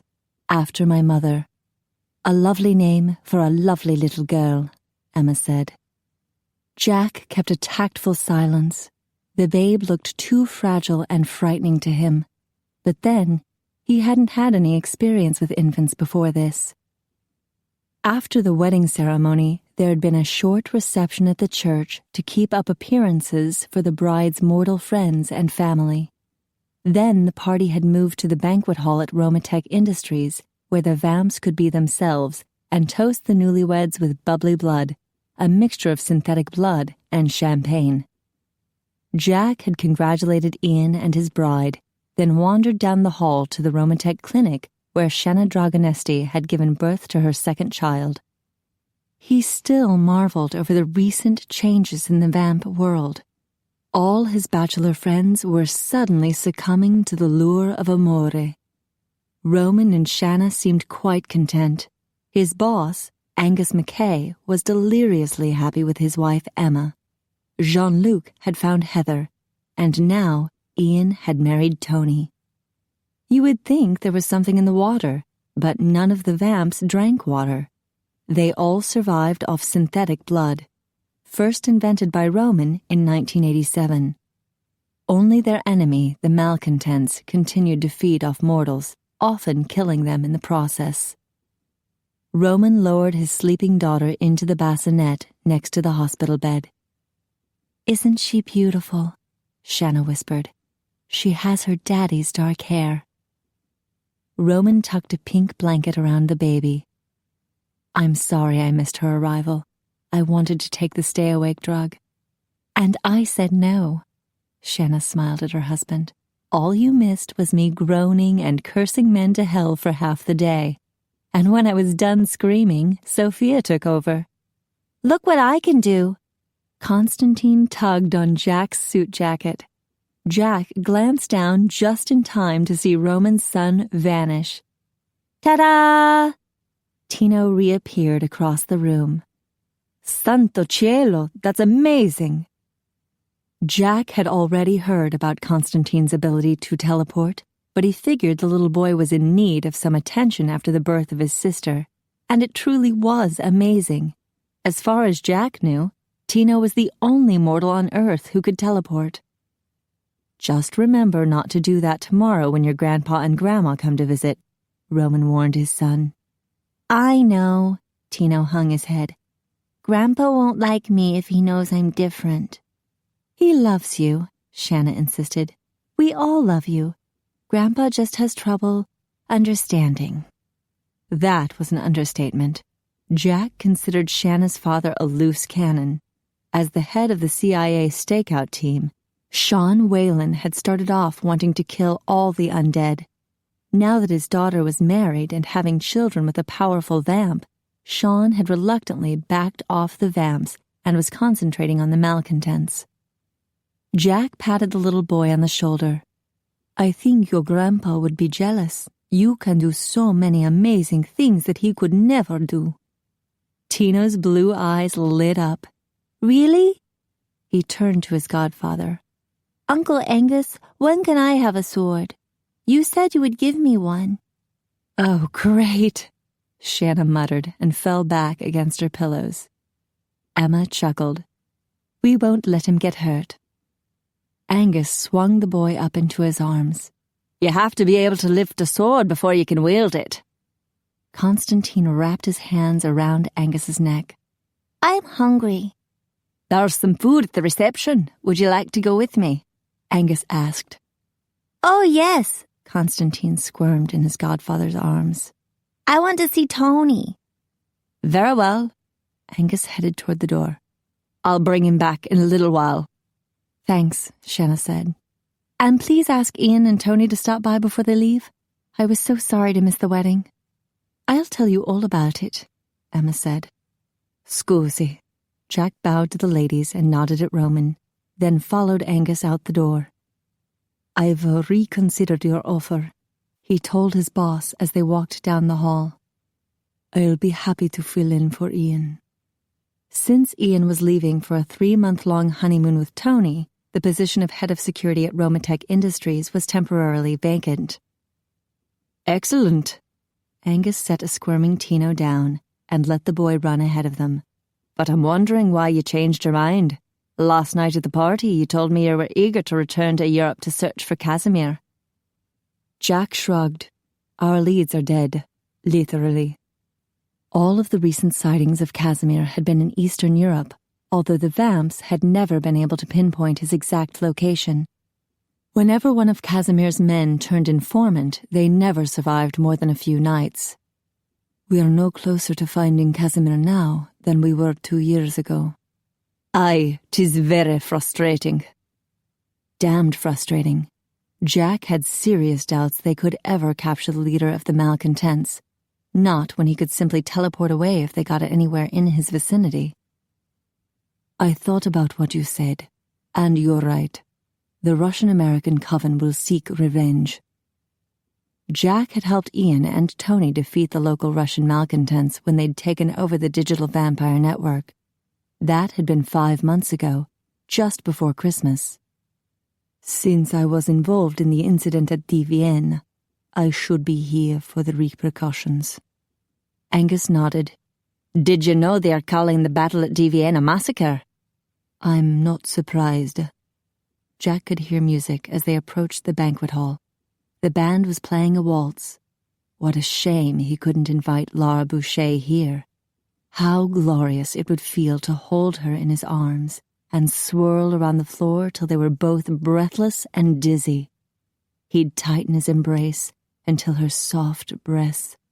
Zoltan told me you killed 6 malcontents that night, Angus continued. Jack frowned as the lovely mental image of Lara wavered and disappeared. Zoltan talks too much. I stopped counting the dead years ago. What's the point? Angus snorted. The point is, for every malcontent ye kill, ye're saving countless mortals who would have been his victims. Oh, right. Jack smiled wryly. I'm one of the good guys. He doubted Lara Boucher would believe that. There had been 2 mortal women in his past, and they hadn't believed it. Angus slapped him on the back. You're a good lad, all right. I'm glad you decided to stay in New York, but I'm wondering if your decision has something to do with the pretty mortal who crashed Ian's wedding. I believe Robbie said her name was Susie? Robbie talks too much. Robbie was right to report a potential threat. She came to the wedding looking for you and carrying a weapon. Did she mean to do you harm? Jack groaned inwardly. He should have known Robbie would check that bag before handing it over. Don't worry about it. I can handle her. How do you know her? She's a police officer. The devil take it, Angus muttered. How much does she know? Nothing. She and her partner were called to the hotel when our party got a little too rowdy. Jack gave his boss a wry look. You all left me with a mess to clean up. Thank God Phineas came back with the vampy maids. You got the room back to normal? When Jack nodded, Angus continued. And you followed standard protocol? Yes. I erased all signs and memories that we were ever there. The hotel has no record of us. The paramedics who came for Laszlo have no memory of it. Even the dispatcher who called the police to the scene cannot remember it. Angus paused outside the open doors to the banquet hall. Why did the paramedics come for Laszlo? Jack winced. Now he had talked too much. She called them. Susie. Her name is Lara. Jack didn't give out her last name. Somehow, he felt possessive of that knowledge. He wanted to be the only one who would investigate her. Look! Constantine pointed across the banquet hall. There's Bethany and her mom. Can I go see them? Angus glanced at Jean-Luc's mortal wife and stepdaughter. Sure, lad. As the boy scampered off, Angus turned to Jack. Laszlo told me she could not be controlled with our psychic power. Laszlo talks too much. Angus narrowed his green eyes. Then it's true. You could not erase her memories. Jack shifted his weight. No, she's immune somehow. She's a threat. No, I can handle her. The situation is under control. Angus stared at the waltzing couples as they twirled about the dance floor. How was she able to track you? She knew from the claymores Ian left in the hotel room that the groom was Scottish, Jack began. So she crashed weddings with the Scottish groom till she found you? Angus turned his attention back to Jack. Yes. Jack kept his face blank, aware that his boss was studying him carefully. She sounds clever. Robbie said she was passing fair. Jack snorted, then resumed his bland expression. Angus arched a brow. No comment. Jack gave him an annoyed look. I've known you almost 200 years, Angus. You're fishing. Angus's mouth twitched. Very well. Robbie actually said she was very lovely. Jack felt a strange sense of pride on Lara's behalf.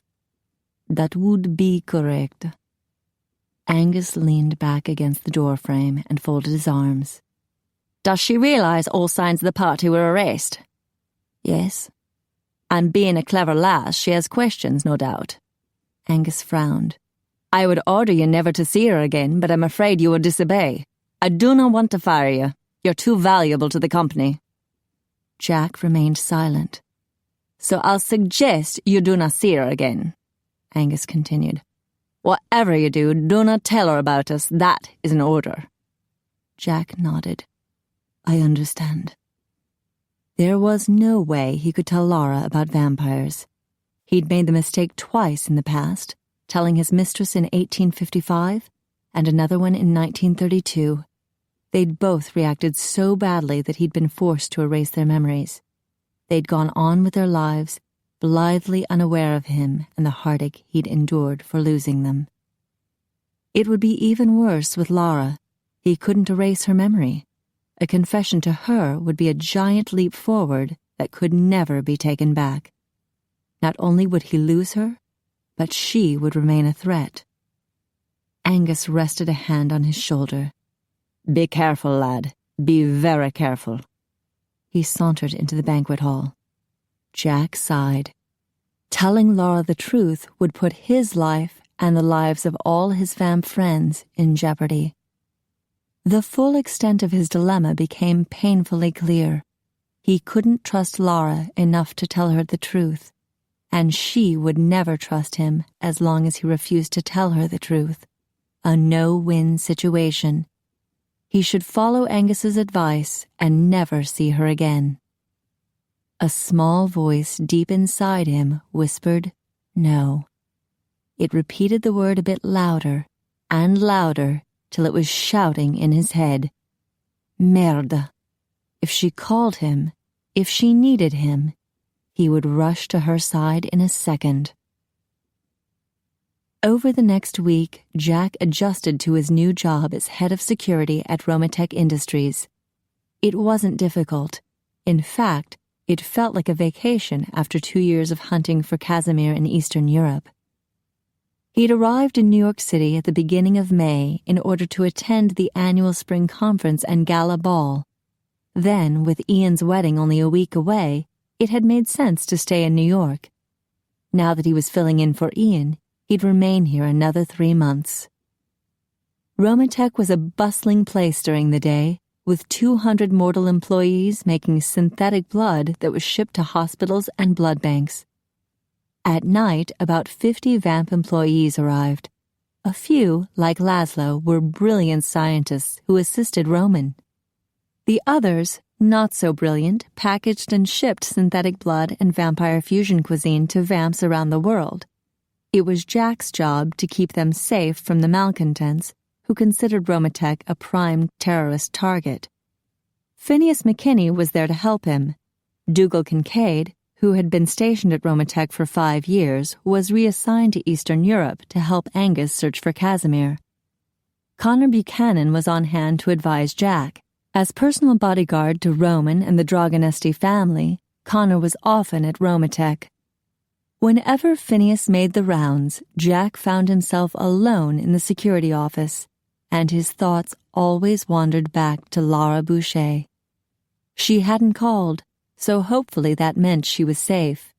He was tempted to call her, but always managed to resist.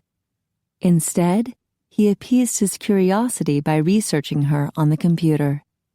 He knew where she lived. He knew she worked from the Midtown North Precinct, but the more he found out about her past, the more confused he became. She didn't make sense. She was from a town in northern Louisiana, where her father had served as mayor and her mother resided on the board at the local country club. Lara could be living a charmed life there. So why did she move to New York City? At the age of 17, she'd won the title of Miss Teen Louisiana. Why would she give up a pampered life to become a police officer? On the 3rd night of his investigation, he located a newspaper article that was 6 years old. Former Miss Teen Louisiana nearly dies in car accident. His heart tightened in his chest. Santo cielo. The photo showed a crumpled car turned upside down. Lara had been inside that? He scanned the article. Intensive care. Not expected to live. Merda. What pain and horror had this poor girl endured? He reached for the phone to call her. No. He'd begged her to leave him alone, and she had. He closed the browser window and paced across the office. He should avoid her like Angus said. No good could come from contacting her. Instead, he should be grateful that she'd recovered from the accident. She was alive and well. And risking her life every night on the street. He pulled his cell phone from his pocket. She could have called during the day while he was in his death sleep. No messages. He entered her home and work numbers into his phone's directory, just in case.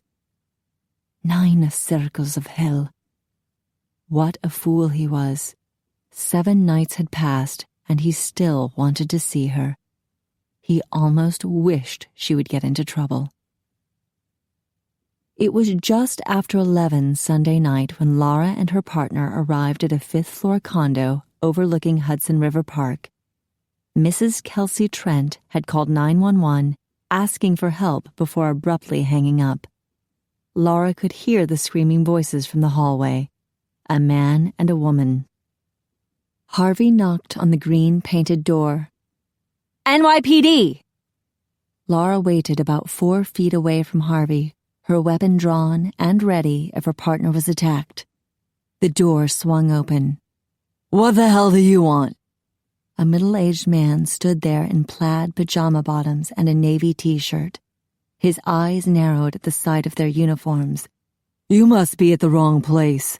There's nothing going on here. Are you Mr. Trent? Harvey asked. Maybe. What do you want? The man reeked of alcohol, and Lara noted the bloody knuckles on his right hand. We received a call, Harvey said. May we come in? A call? Mr. Trent gave them a confused look. Then his expression cleared. He looked over his shoulder. You stupid bitch! Did you call the police? Lara heard a feminine groan from inside the condo. She raised her voice. Mrs. Trent? Do you need medical attention? There's nothing wrong with her, Mr. Trent insisted. Lara lifted her chin. We're not leaving, Mr. Trent, until we have properly assessed your wife's physical condition. Well, aren't you the feisty one? Mr. Trent sneered at her. Come in, sweet cakes, and properly assess. Assess your little ass off. Harvey stepped into the foyer and neatly maneuvered the drunken man to the side so Lara could enter. Can you tell me what happened, sir? Mr. Trent ran a hand through his thinning hair. Kelsey slipped in the shower, that's all. Lara quickly surveyed the foyer. An oriental rug ran the length of the polished wooden floor. Against one wall rested a wooden console table, topped with a brass lamp that illuminated the narrow hall.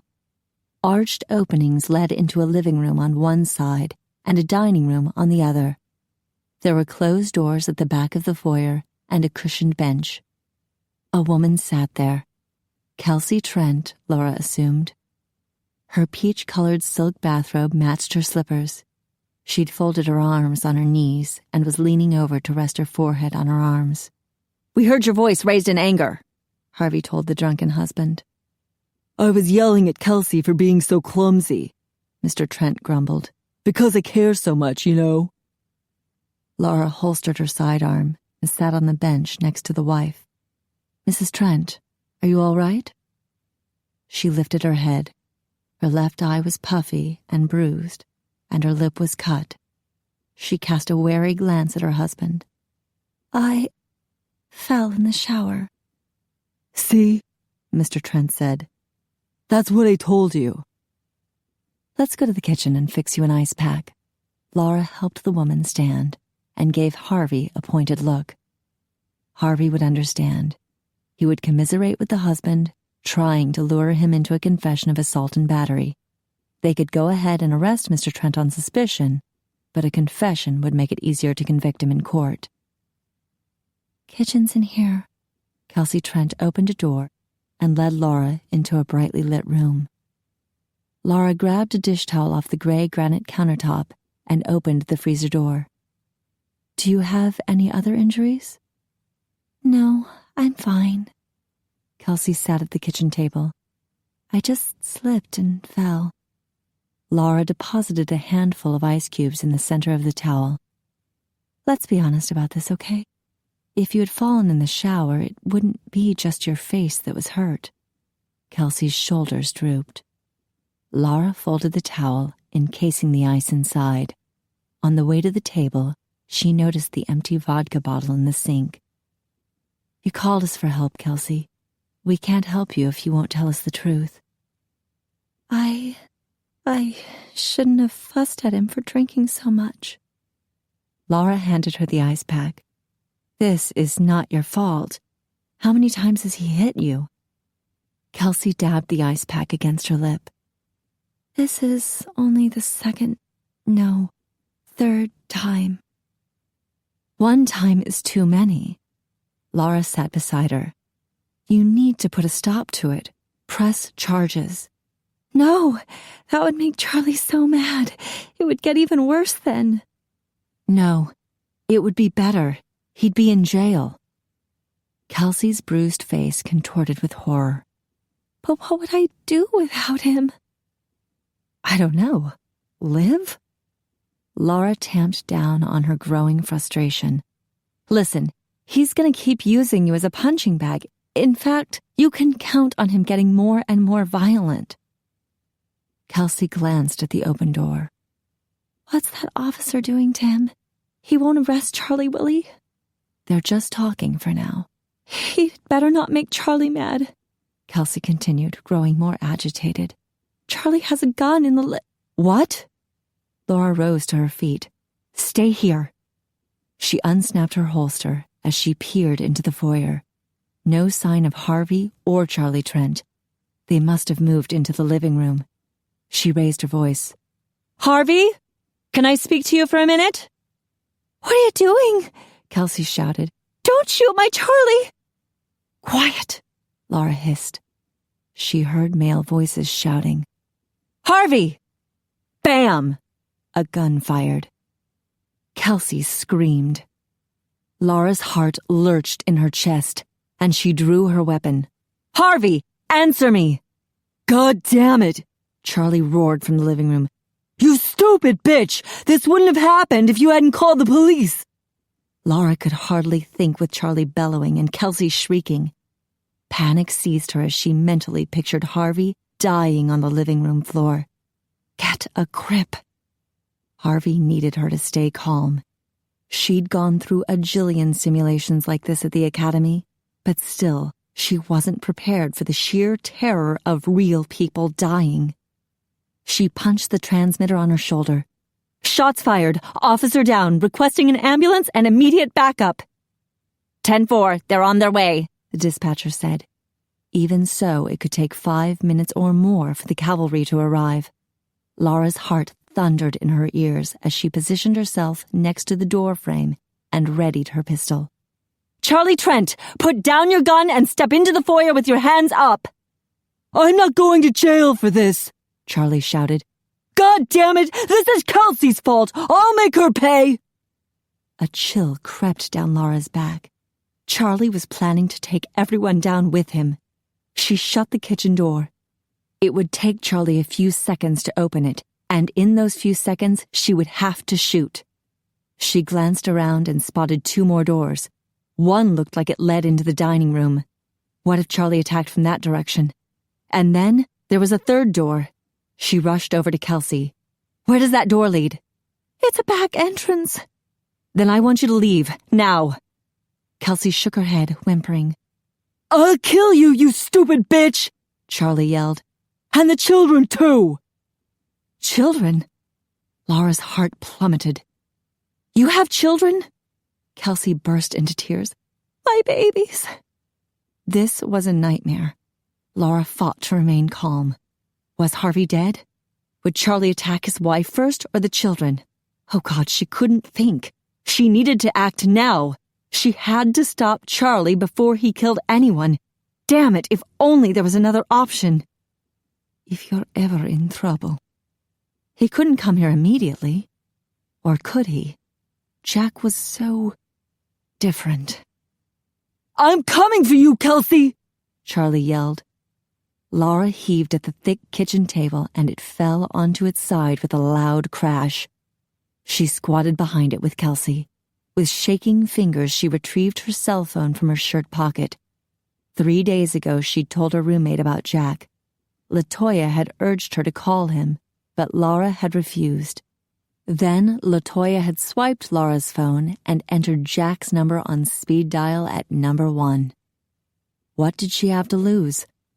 Lara pressed 1, then set the phone down and readied her weapon. Charlie's heavy footsteps pounded across the foyer.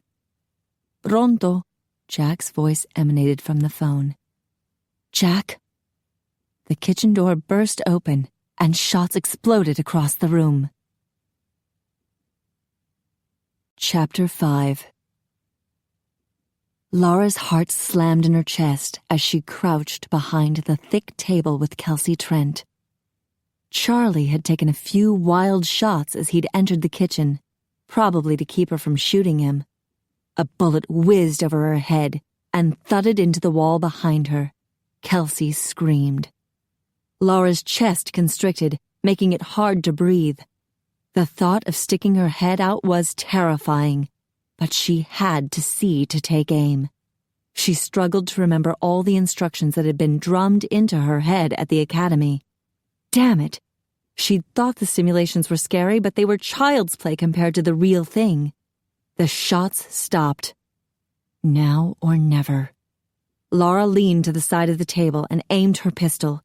Time suddenly slowed to a crawl. A cold sweat chilled her skin while her ears filled with a buzzing noise. All she could feel was her right index finger crooked against the trigger, ready to kill. God, no. Forced to kill someone? She'd known in theory that this could happen, but she'd foolishly believed that somehow if she was careful enough, it never would. Charlie spotted her and aimed his gun. This was it. The air wavered in front of Lara. What the hell? Charlie stumbled backward. He saw it too. Lara's knees shook in her semi-crouched position. The multicolored pocket of air took shape. Human shape. Jack! She gasped. Oh my God! Charlie pointed his gun. With a blur of super speed, Jack knocked the gun from Charlie's hand and slammed him down onto the tile floor. Lara blinked, stunned by Jack's speed. In the millisecond it took to reopen her eyes, Jack had Charlie pinned down and his hands pulled behind his back. Jack be nimble, Jack be quick. Get off me! Charlie squirmed but couldn't budge his captor. A wave of cold air swirled around the room. Jack's eyes narrowed, gleaming with a golden intensity. Be still. Be quiet. Charlie went limp. Kelsey slumped against the table with a blank expression. Lara shivered. Jack. He was doing his mind tricks again. Lara, pass me your handcuffs, Jack demanded. Icy cold vapor crept along her skin. Oh God. It had been cold in the hotel room, too. Was Jack doing that?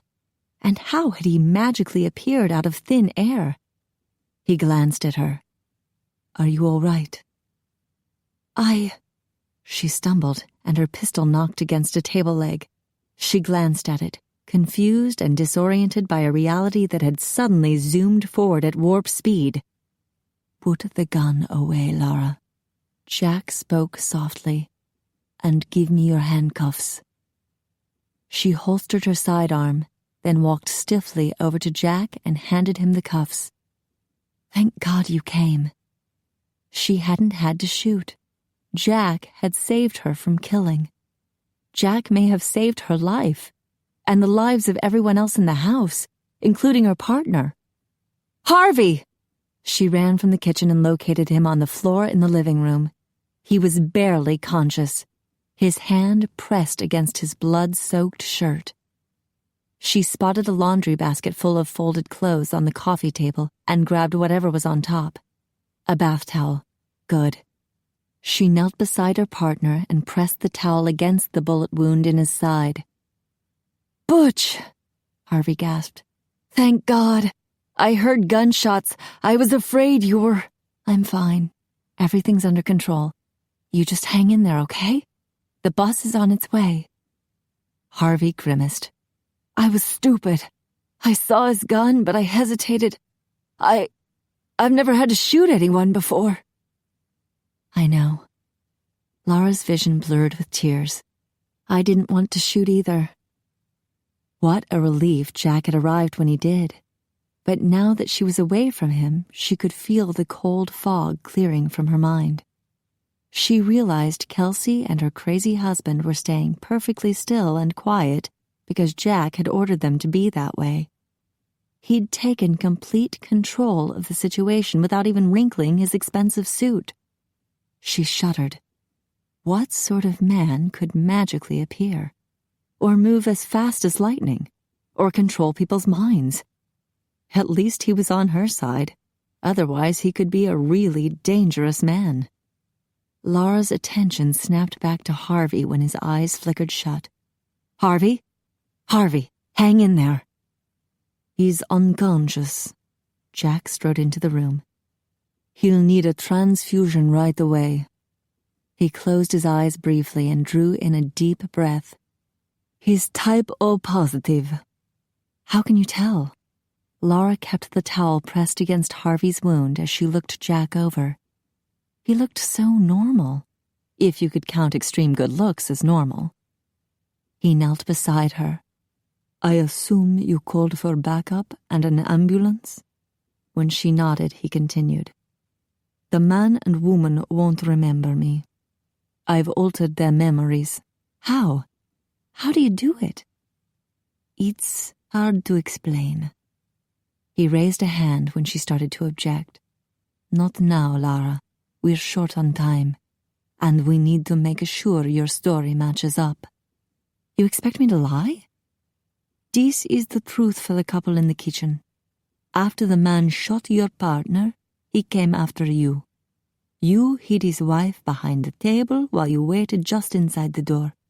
He barged inside, shooting wildly, and you knocked him on the back of the head with your baton. That's the way they remember it? Yes.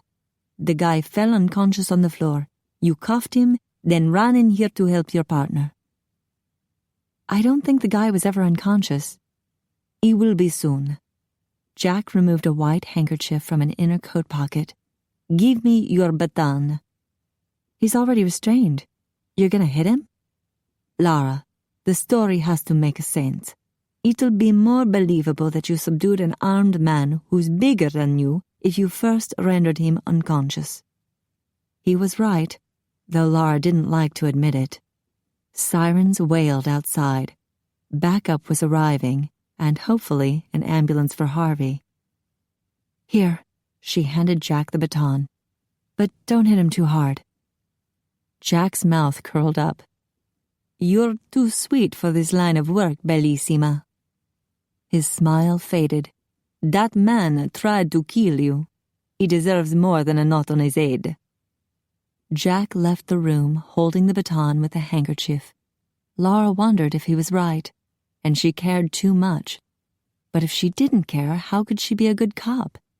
She tensed, waiting for a sound. Clonk. She winced. Harvey hadn't yelped or even moaned. He had obeyed Jack's order to remain quiet. In a few seconds, Jack was back and handing her the baton. She wedged it under her belt. How do you move so fast? He dragged a hand through his thick black hair. There's no time to explain now. But she wanted answers now, damn it. She knew the rest of tonight would be taken up with paperwork and hospital visits to check on Harvey. Okay, tomorrow. She turned her head as footsteps pounded down the hallway outside. It sounded like a herd of elephants charging to the rescue. She could almost picture Tarzan riding on one of their backs. No, wait. The wildly handsome hero was already in the room. You'd better tell me everything tomorrow. She turned back to Jack. He was gone. Oh, that smells good. LaToya Lafayette dropped her handbag and keys on the console by the door. What's cooking, girl? Blackened redfish. Lara carefully turned the fish fillets in the skillet. Great! LaToya removed her purple LSU tiger hoodie and fluffed up her glossy black corkscrew curls. It's been raining all damn day. She draped the damp sweatshirt over the back of a chair in their tiny living room. "So how come you're cooking? Not that I'm complaining, I love your cooking, but I was planning to take you out to celebrate." "I don't want to make a big deal out of it." "But it is a big deal." LaToya strode into the kitchen. "You saved that woman's life. Her children, too, and Harvey." "I didn't save Harvey. The doctors did that." "You're too modest, girl." LaToya washed her hands in the kitchen sink. "Everyone was talking about you at my precinct.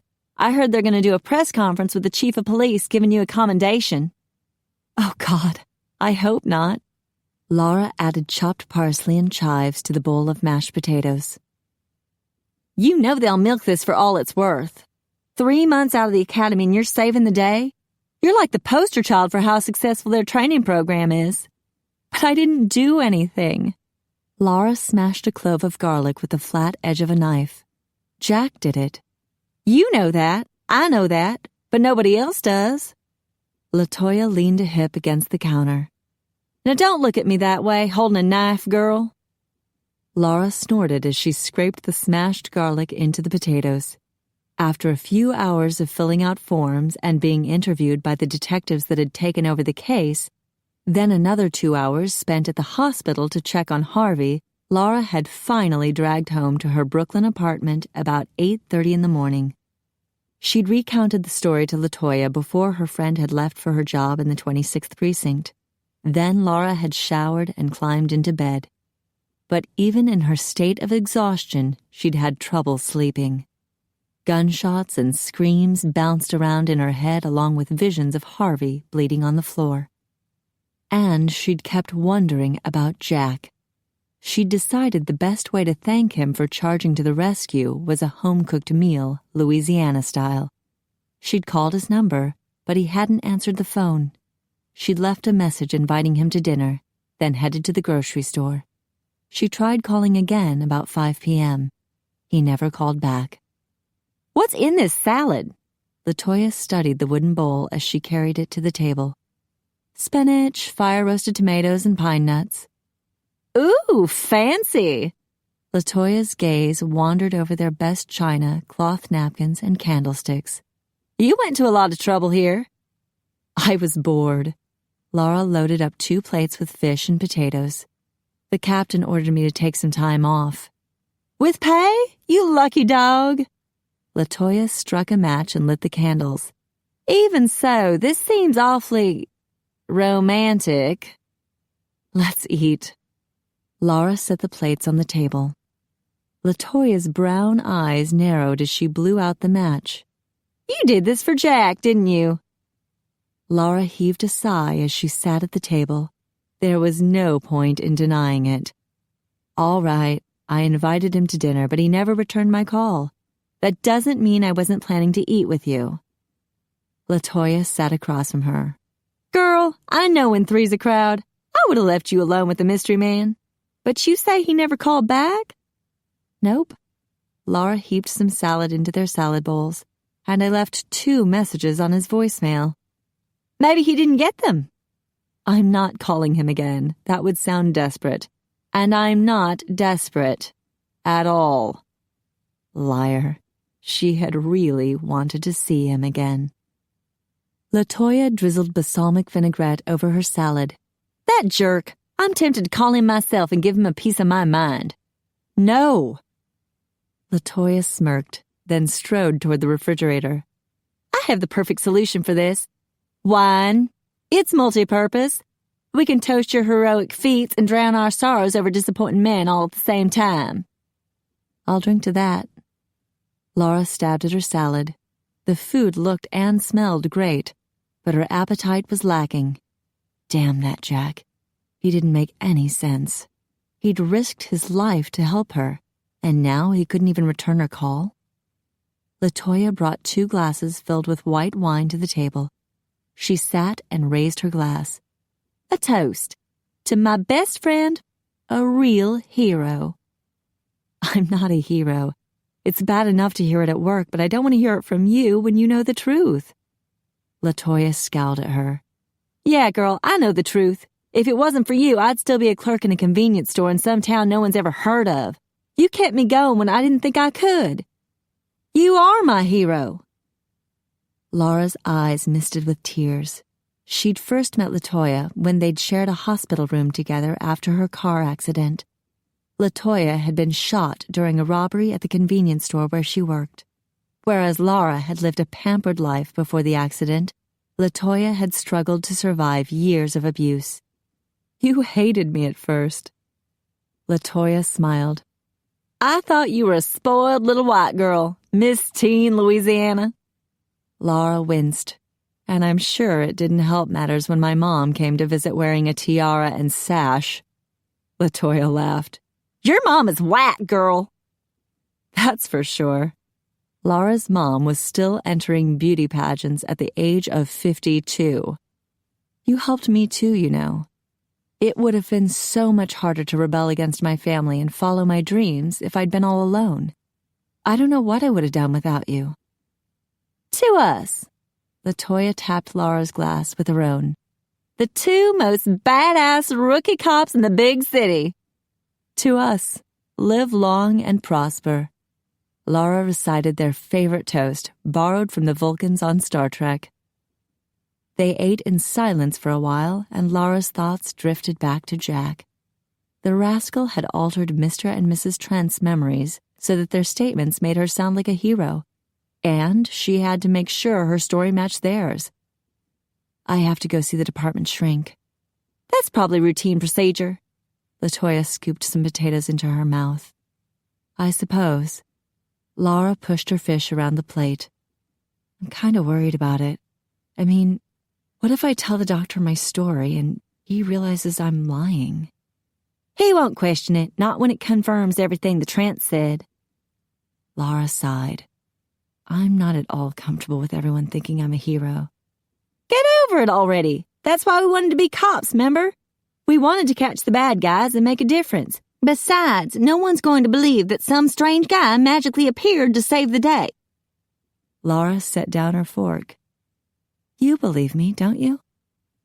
LaToya's brown eyes softened, and she reached forward to touch Lara's hand. "I do.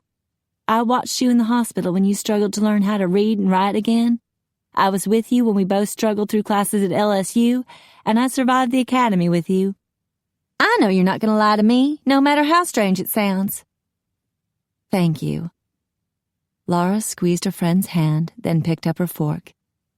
"I have to be very careful talking to the shrink. I don't want him thinking that I'm still suffering from my brain injury." "You're not. That was 6 years ago. You're over it." "How can you be so sure? No one remembers seeing Jack but me. What if he's a figment of my imagination?" "Then who knocked down Mr. Trent? And what about that business card he gave you? His phone number worked." That's true. She hadn't imagined the business card. "You saw him at Ian McPhee's wedding," LaToya continued. "And I know Ian McPhee is real. I called him when he was on that dating website." "You didn't." "I sure did." LaToya took her plate into the kitchen. "Some lady took my message, then Ian called back really late, about midnight. I was kind of pissed, especially when he said he was already taken, but his accent was really cute." Lara shook her head. "I can't believe you called him." "I can't believe you didn't take me to his wedding." LaToya planted her fists on her hips. "I would have loved to see him. Is he as good-looking as his photo?" "I didn't actually see him." "Are you crazy? The guy is hot." "And taken, remember?" LaToya sighed.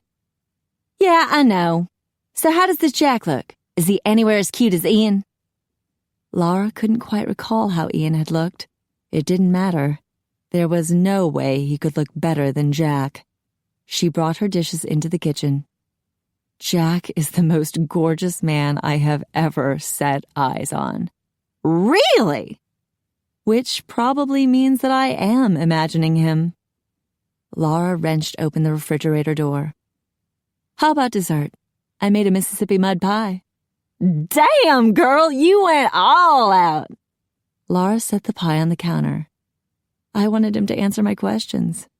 "Fine food, candlelight, sounds to me like you wanted to do more than just talk." Lara shot her friend an annoyed look, then sliced 2 pieces of pie.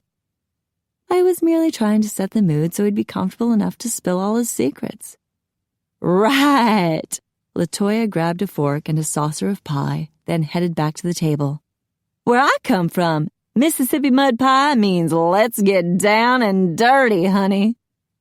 With a snort, Lara set her plate of pie on the table. She went back to the kitchen for a glass of water.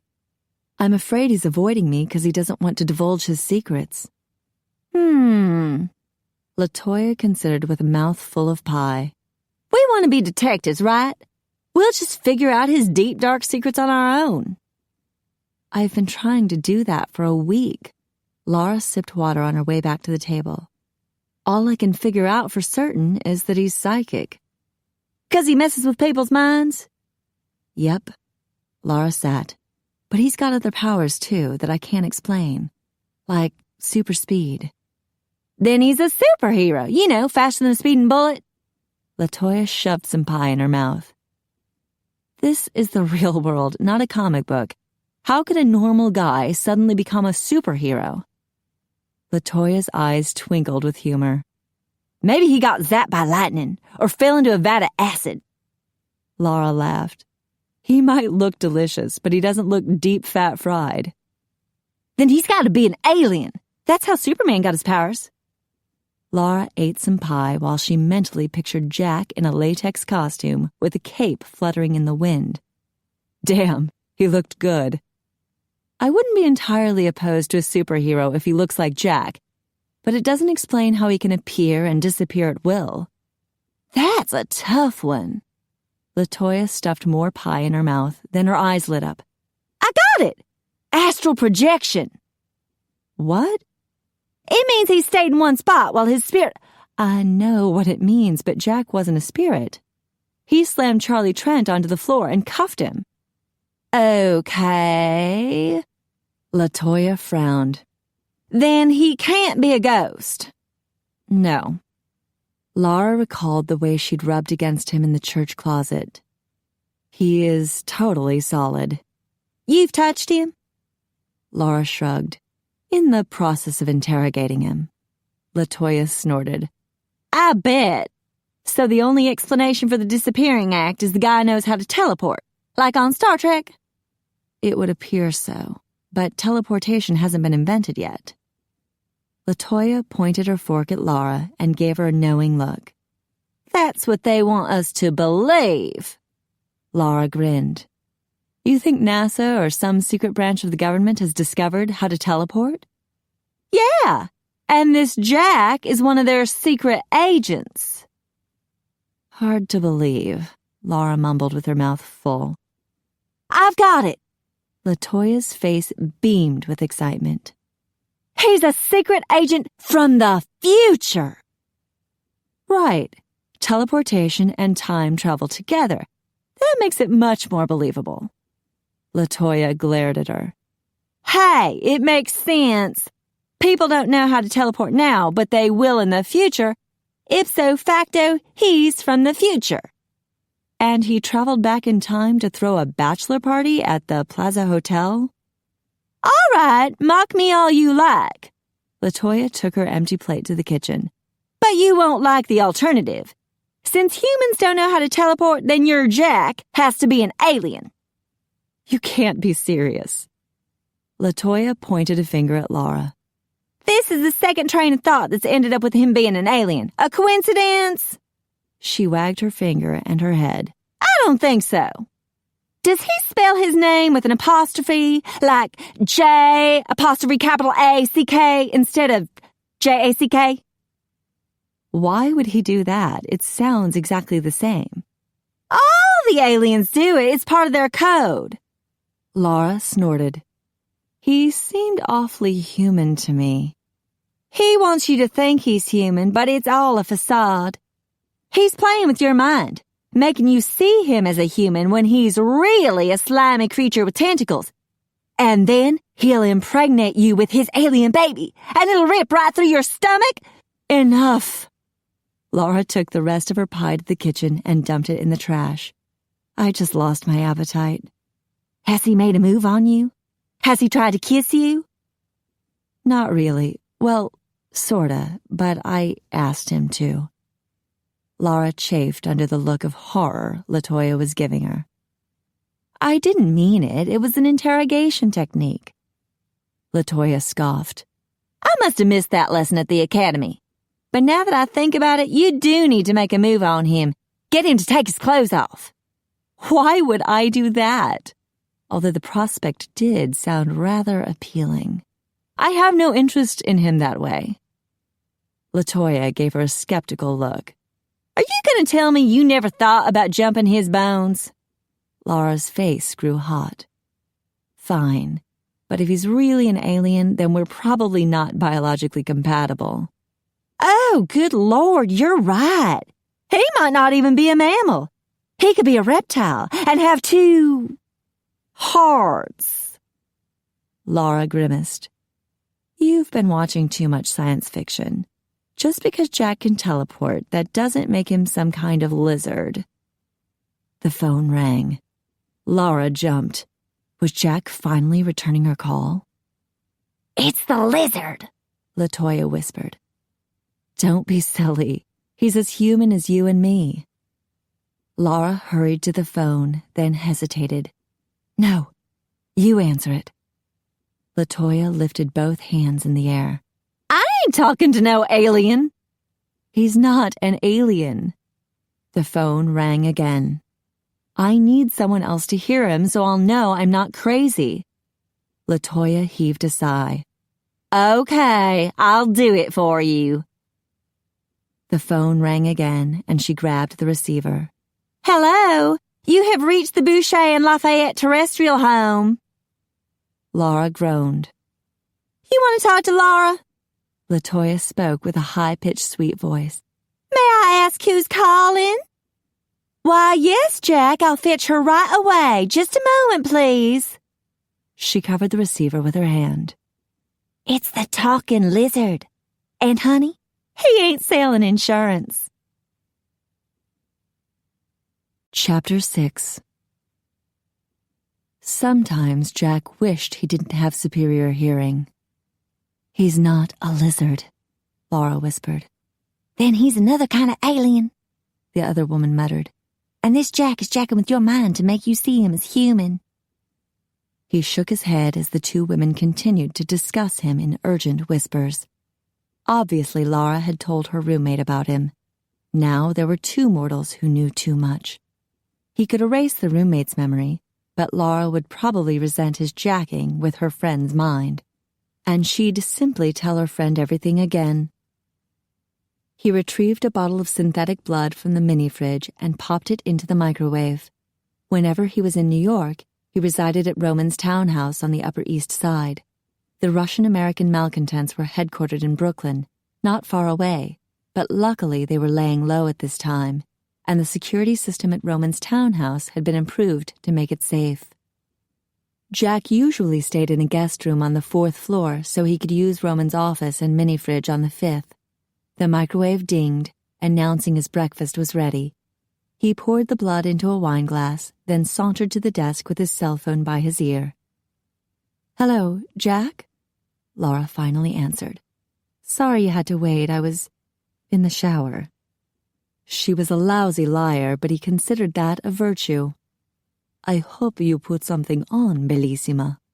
Otherwise, my imagination will run wild. As if it wasn't already.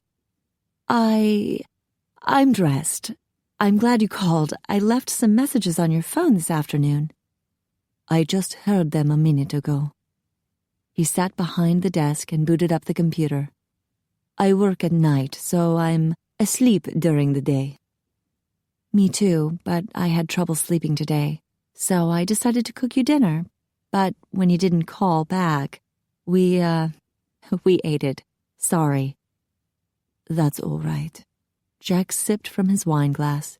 He figured the dinner invitation was part of a plan to confront him with all her questions. Unfortunately, he couldn't give her any answers. I'm sorry I missed it. That's okay. Maybe you could drop by for dessert. Merda. He wasn't sure how to handle this. Maybe he could put her off for a few months. Then Ian would be back from his honeymoon, and Jack could return to Europe. Lara would never be able to track him down. He grimaced. Avoiding her till he could run away seemed cowardly, and the thought of never seeing her again was downright depressing.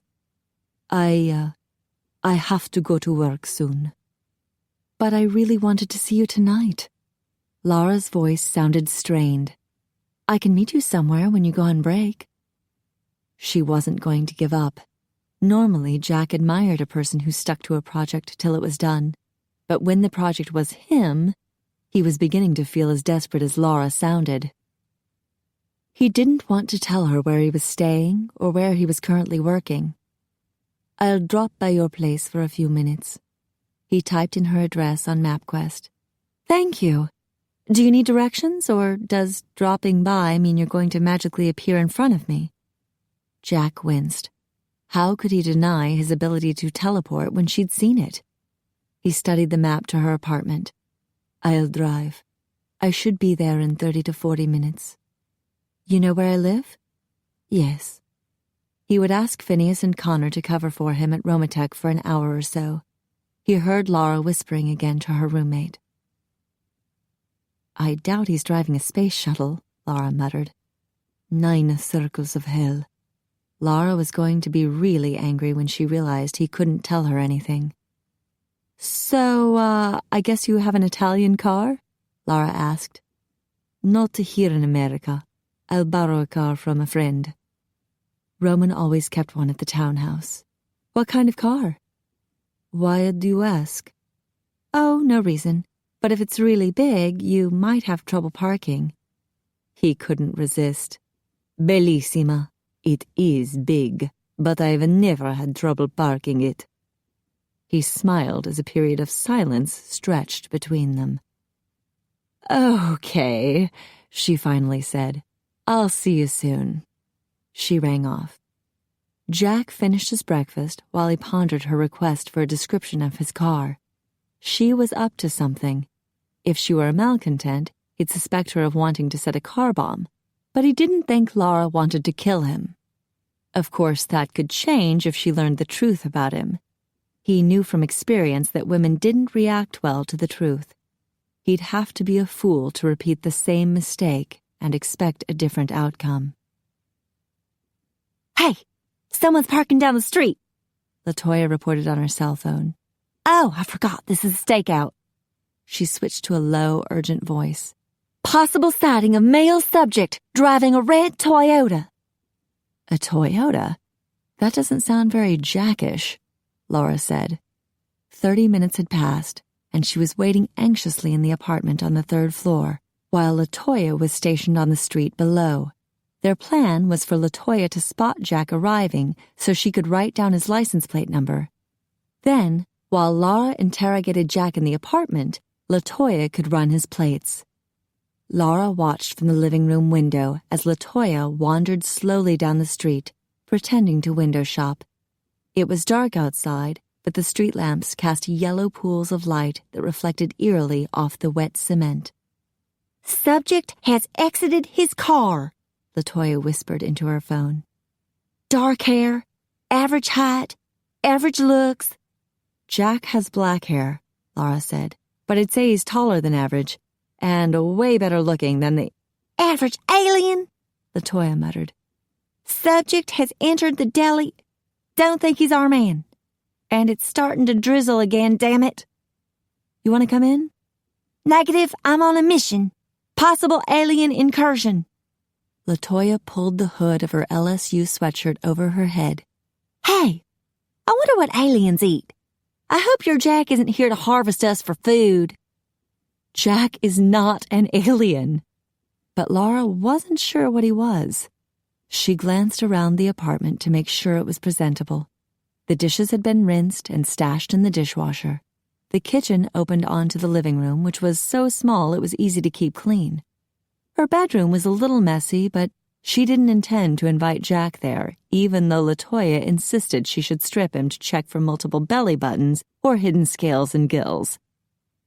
Lara's heart speeded up at the mere thought of seeing him again. How would he explain things to her? And how would she react? What if he actually confessed to being an alien? She snorted. LaToya's silliness was getting to her.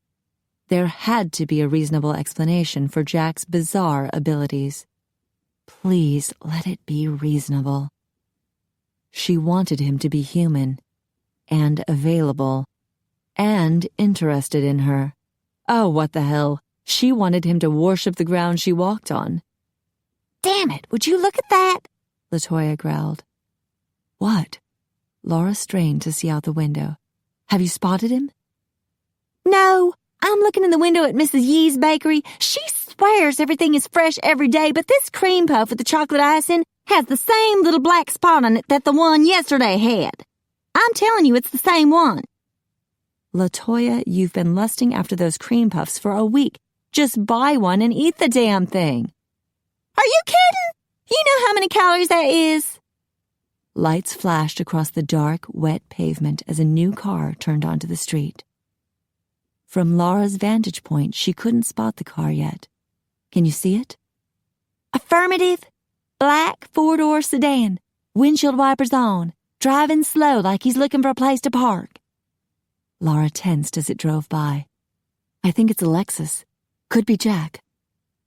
Windows were tinted, LaToya continued. I couldn't see the driver. Wait, he's parking at the corner by the magazine stand. I'll head that way. Laura watched as LaToya strolled past the shops. Oh, my God, LaToya whispered. What, are you all right? Laura asked. Her friend had stopped in her tracks. Oh, my God! LaToya turned to look into a shop window that was, unfortunately, empty. He's across the street at the end of the block, and he is so hot! It must be Jack. Laura's heart pounded faster. Good God, this was ridiculous. She was acting like a teenager with a crush on the best-looking boy in school. She needed to get a grip. There'd been plenty of good-looking boys who had wanted to date her after she'd won Miss Teen Louisiana. It hadn't taken her long to realize that they'd merely wanted to boost their own ego and reputation. Any beauty queen sufficed. She'd been an object, not a person, and after the car accident, they'd all quickly disappeared. Status report. Totally hot subject is halfway to our apartment, LaToya whispered. Too hot to be a cold-blooded lizard. I repeat, subject is not a lizard. Laura pressed against the window, trying to catch a glimpse of him. Oh, no, LaToya hissed. He just looked at me. Laura gasped when a tall, dark-haired man jogged across the street, headed straight for LaToya. Jack. I told you, Bob, LaToya yelled into the phone. It's over between us. Pack up your crap and move out. Laura held her breath to see if her friend's play-acting would fool Jack. Miss, his voice could be heard over LaToya's phone. You are Lara Boucher's roommate, no? Who? LaToya huffed. I don't know who you're talking about. I recognize your voice, Jack said. He'd managed to hear LaToya's hushed voice from across the street. Laura wondered if superhearing was another one of Jack's unearthly abilities. I'm sure I haven't met you before, LaToya insisted. And I'm busy talking to my ex, if you don't mind. Tell Laura I'll be there soon. LaToya strode away. No, Bob, you're not taking the Courvoisier. It's mine. Laura spotted Jack crossing the street again, then disappearing into her building. Did you hear that? LaToya whispered. He knows who I am. I don't know how he heard you whispering, Laura said. He must have excellent hearing. Supersonic hearing? I bet you he's a bionic man. You should get his clothes off so you can see which parts are real. He might be a man of steel. LaToya snickered. Very funny. Though a bionic man would definitely have good stamina. A knock sounded on the door, and Laura jumped. He's here! How did he get up 3 flights of stairs so fast? He's freaking Superman, that's what! You be careful, girl, or he'll pull some super mojo on you. Okay, I'm next to his car now, so I'll get his plates. Call me if you need me. LaToya hung up. Laura snapped her phone shut and set it on the coffee table on the way to the door. Super mojo? She had to admit there was something very sexy about Jack. Maybe it was his incredible powers, or incredible good looks, or the mystery surrounding him, or the whole package. She opened the door and her heart lurched in her chest. Oh yeah, the whole package was good. She'd always loved to unwrap pretty packages. Buonasera, Bouch. His smile revealed white teeth and friendly laugh lines. He brushed a tendril of damp hair off his smooth brow. She liked the way his smile reached his twinkling golden brown eyes, and the way the light rain had glued his black t-shirt to his broad chest and firm stomach. He was dressed more casually than usual, with worn, faded jeans that hugged his hips and legs. His black boots looked worn but comfortable. He was a man who appeared comfortable with himself, genuine and sincere. Gorgeous, without pretense or vanity. She only hoped he could be honest with her. His smile widened. May I come in? Oh, yes, of course. Lara stepped back. How long had she stood there gawking at him? She motioned to the living room. Please, have a seat. Can I get you something to drink? I made a Mississippi mud pie for dessert. Would you like a piece? He turned to her with a confused look. You eat the mud? It's chocolate, nice and gooey. Lara grinned. You've never had any before? You're in for a real treat. No, thank you. Her smile faded, so she couldn't impress him with her cooking. Something to drink, then? We have a nice Chardonnay. If she couldn't sweeten him up for the interrogation, maybe some wine would loosen his lips. No, thank you. He touched his stomach, frowning. I've been a little under the weather. Oh, sorry. You should drink lots of fluids. His mouth twisted with a wry look. I do. But please, go ahead and drink if you like. Okay. Another glass of wine might bolster her courage. She headed into the kitchen. I wanted to thank you for helping me last night. You're welcome. Jack pivoted in the middle of her living room as he looked around. How is your partner? Harvey's going to be all right, but he'll be out of commission for a few months. Lara set her wineglass on the coffee table, then settled on the love seat. Her heart did a little flip when Jack sat beside her. His gaze wandered over her, lingering here and there with apparent appreciation. And how are you, Lara? I'm fine. It was hard to talk with him so close, hard to think when he spoke her name like it was an endearment. The captain gave me some time off, and I guess I'm going to get some sort of commendation. It's really embarrassing that everyone thinks I'm a hero. Jack extended an arm across the back of the love seat. Cara mia, you are heroic. Cara mia? Lara had grown up hearing ma chère in Louisiana, but the Italian version sounded new and exotic. Even so, she shouldn't let it go to her head. Jack could use those words all the time without meaning them. I'm not a hero. You're the one who saved the day. Then you programmed the trends to make me sound like RoboCop. It was the best way to explain what happened. The important thing is that you're safe and unharmed. Yes, I am. Thank you. I don't mean to sound ungrateful. I'm just uncomfortable with taking credit for something you did. She was also uncomfortably aware of his hand resting just inches from the back of her neck.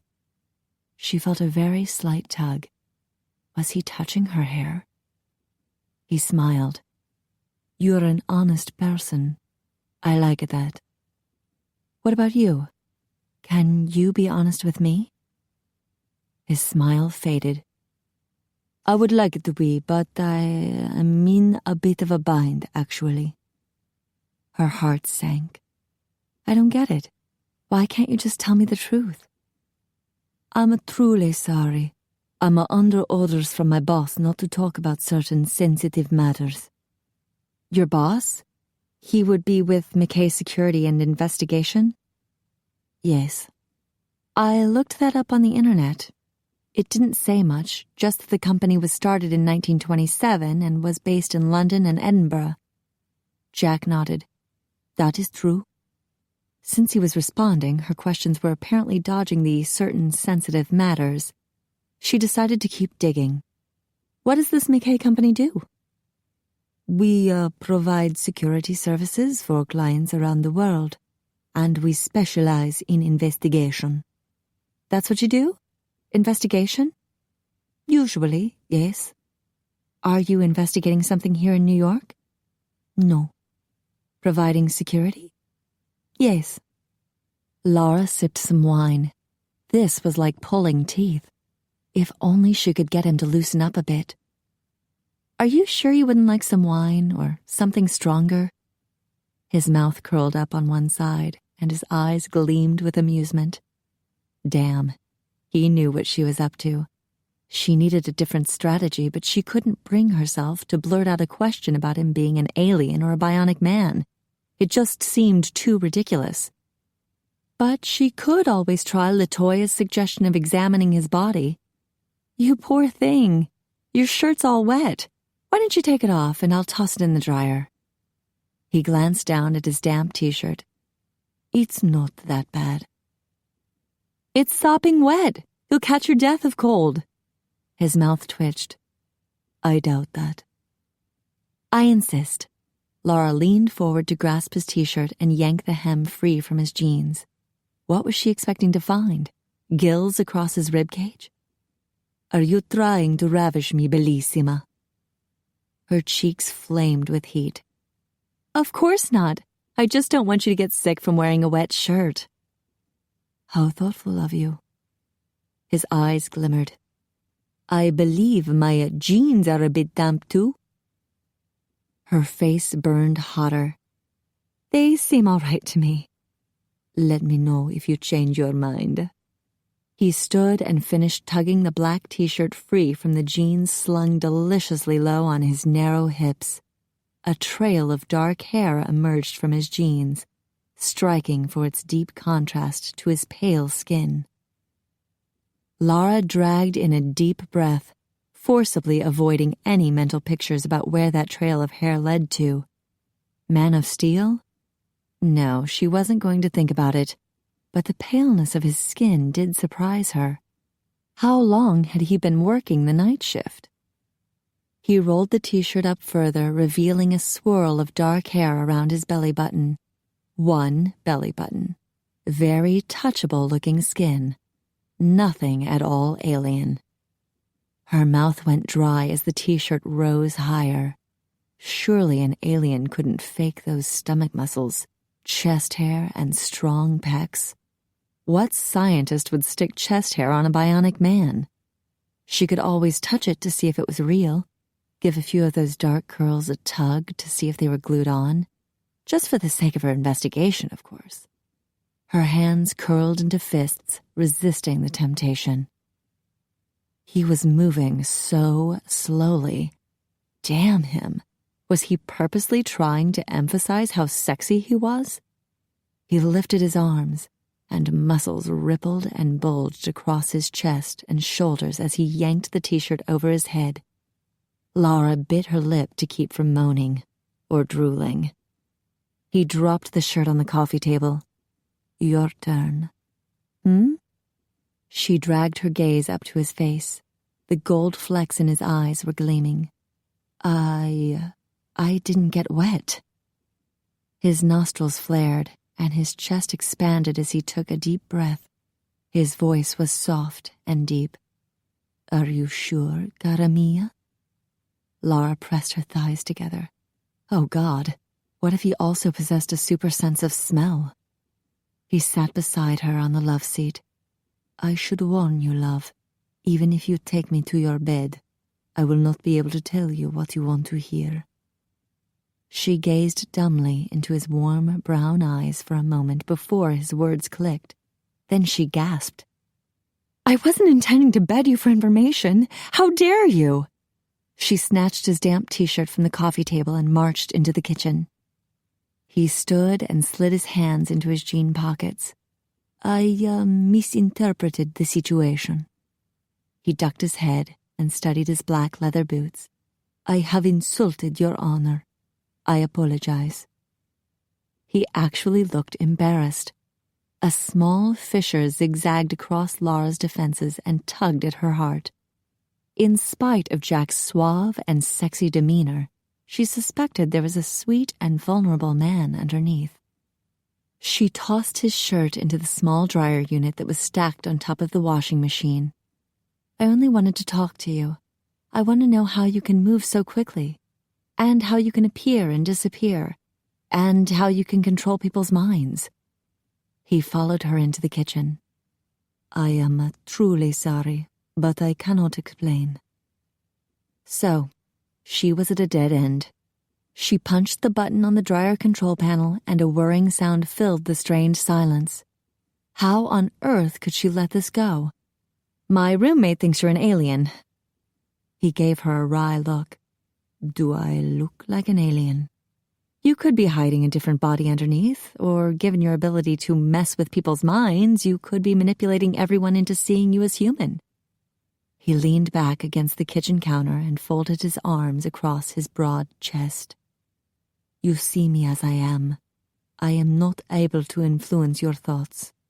I only have your word for that. His brow furrowed. I am not lying about it. Believe me. If I could erase your memory, I would have already done so. And we wouldn't be having this awkward conversation. Awkward was right. Can I touch you? I mean, just to see if you feel normal? He uncrossed his arms and held them straight at his sides. Be my guest.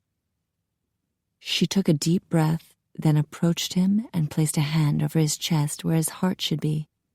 His chest hair was like a soft, silky cushion. Individual strands curled around her fingers, as if welcoming her touch. I can feel your heart. It's beating a little fast. You're touching me. She had an effect on him?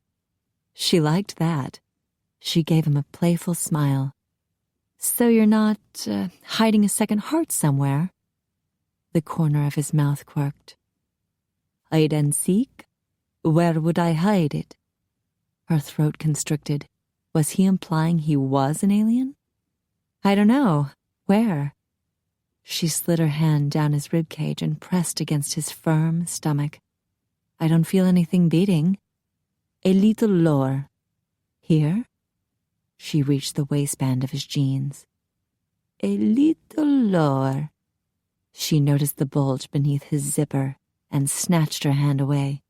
You Neanderthal! He laughed. You can't blame me for trying. Well, if that's your idea of a heart, I'll just have to be a heartbreaker. She lifted her hands and mimicked the act of snapping a twig in two. He grimaced, although there was still laughter in his eyes.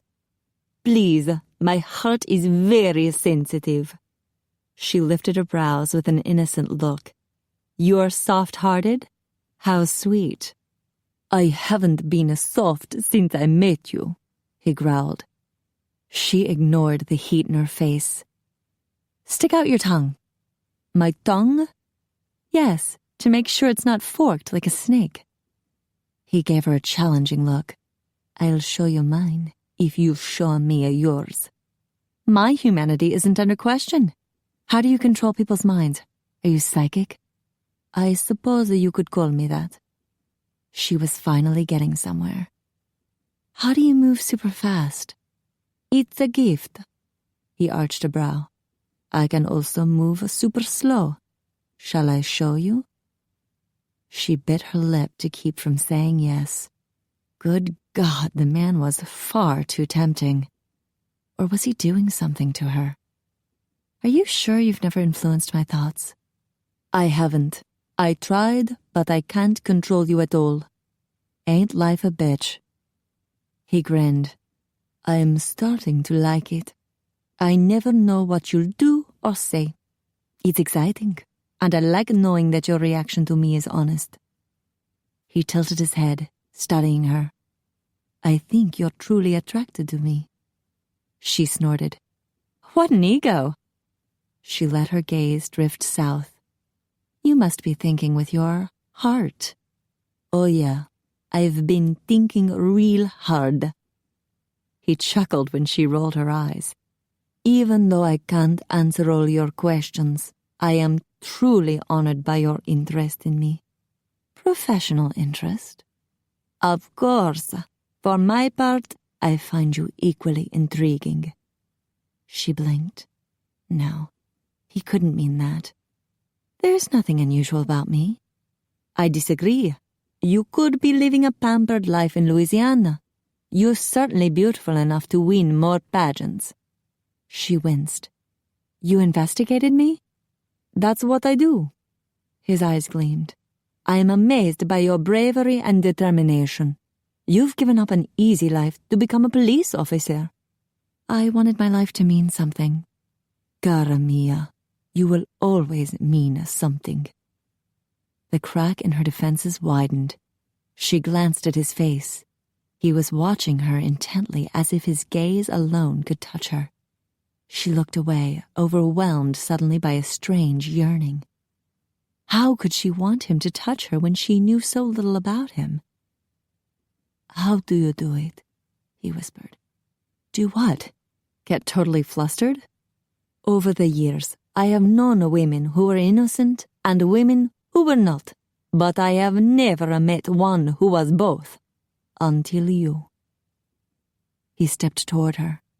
So pure and provocative at the same time. She opened her mouth to disagree, but looked at his eyes and forgot to speak.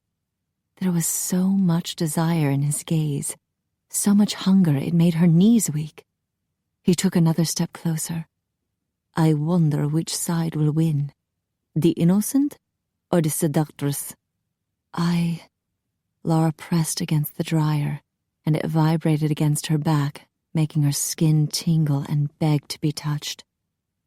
He grazed his fingers along her cheek, and she shivered. His eyes were hooded as he focused on her mouth. He's going to kiss me. Should she let him? Oh God, he was right. There were two voices at war inside her mind. The prim and proper one warned her not to get involved with such a mysterious man. But an inner primeval woman urged her to dive into the unknown and surround herself with his mysterious allure, his charm, his manliness. Go for it. His forefinger skimmed over her bottom lip, and a deep longing flooded her senses. It consumed her body, making her greedy for his touch, his kiss. Go for it. She sucked his finger into her mouth. He groaned. Lara. He removed his finger and cradled her face in his hands. Cara mia. Yes. God help her, she wanted to be dear to him. He leaned forward and brushed his mouth against hers. Chapter 7. Before the invention of synthetic blood, Jack had preyed on women in order to survive. It was not something he was particularly proud of, but he had always made sure it was pleasurable for the woman. He would invade her thoughts and read exactly what she wanted. If she craved sex, he made sure she was fully satisfied. If she needed comfort and understanding, he gave her that. Then he would quietly take a pint of blood and erase her memory. Lara was different. He couldn't tell what she wanted, and if he made a mistake, he couldn't erase it and start over. It was terrifying. It was exciting. It was like being mortal again. All his senses were centered on now. He had to do it right now. That made him feel more alive than he had in many years, and more vulnerable. His old insecurities crept back. Could he please her if he didn't know what she wanted? He was over 200 years old, so he certainly had his technique down. But Lara was different. She deserved more than a practiced routine.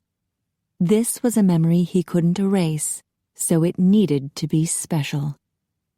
He sucked her bottom lip into his mouth and caressed it with his tongue.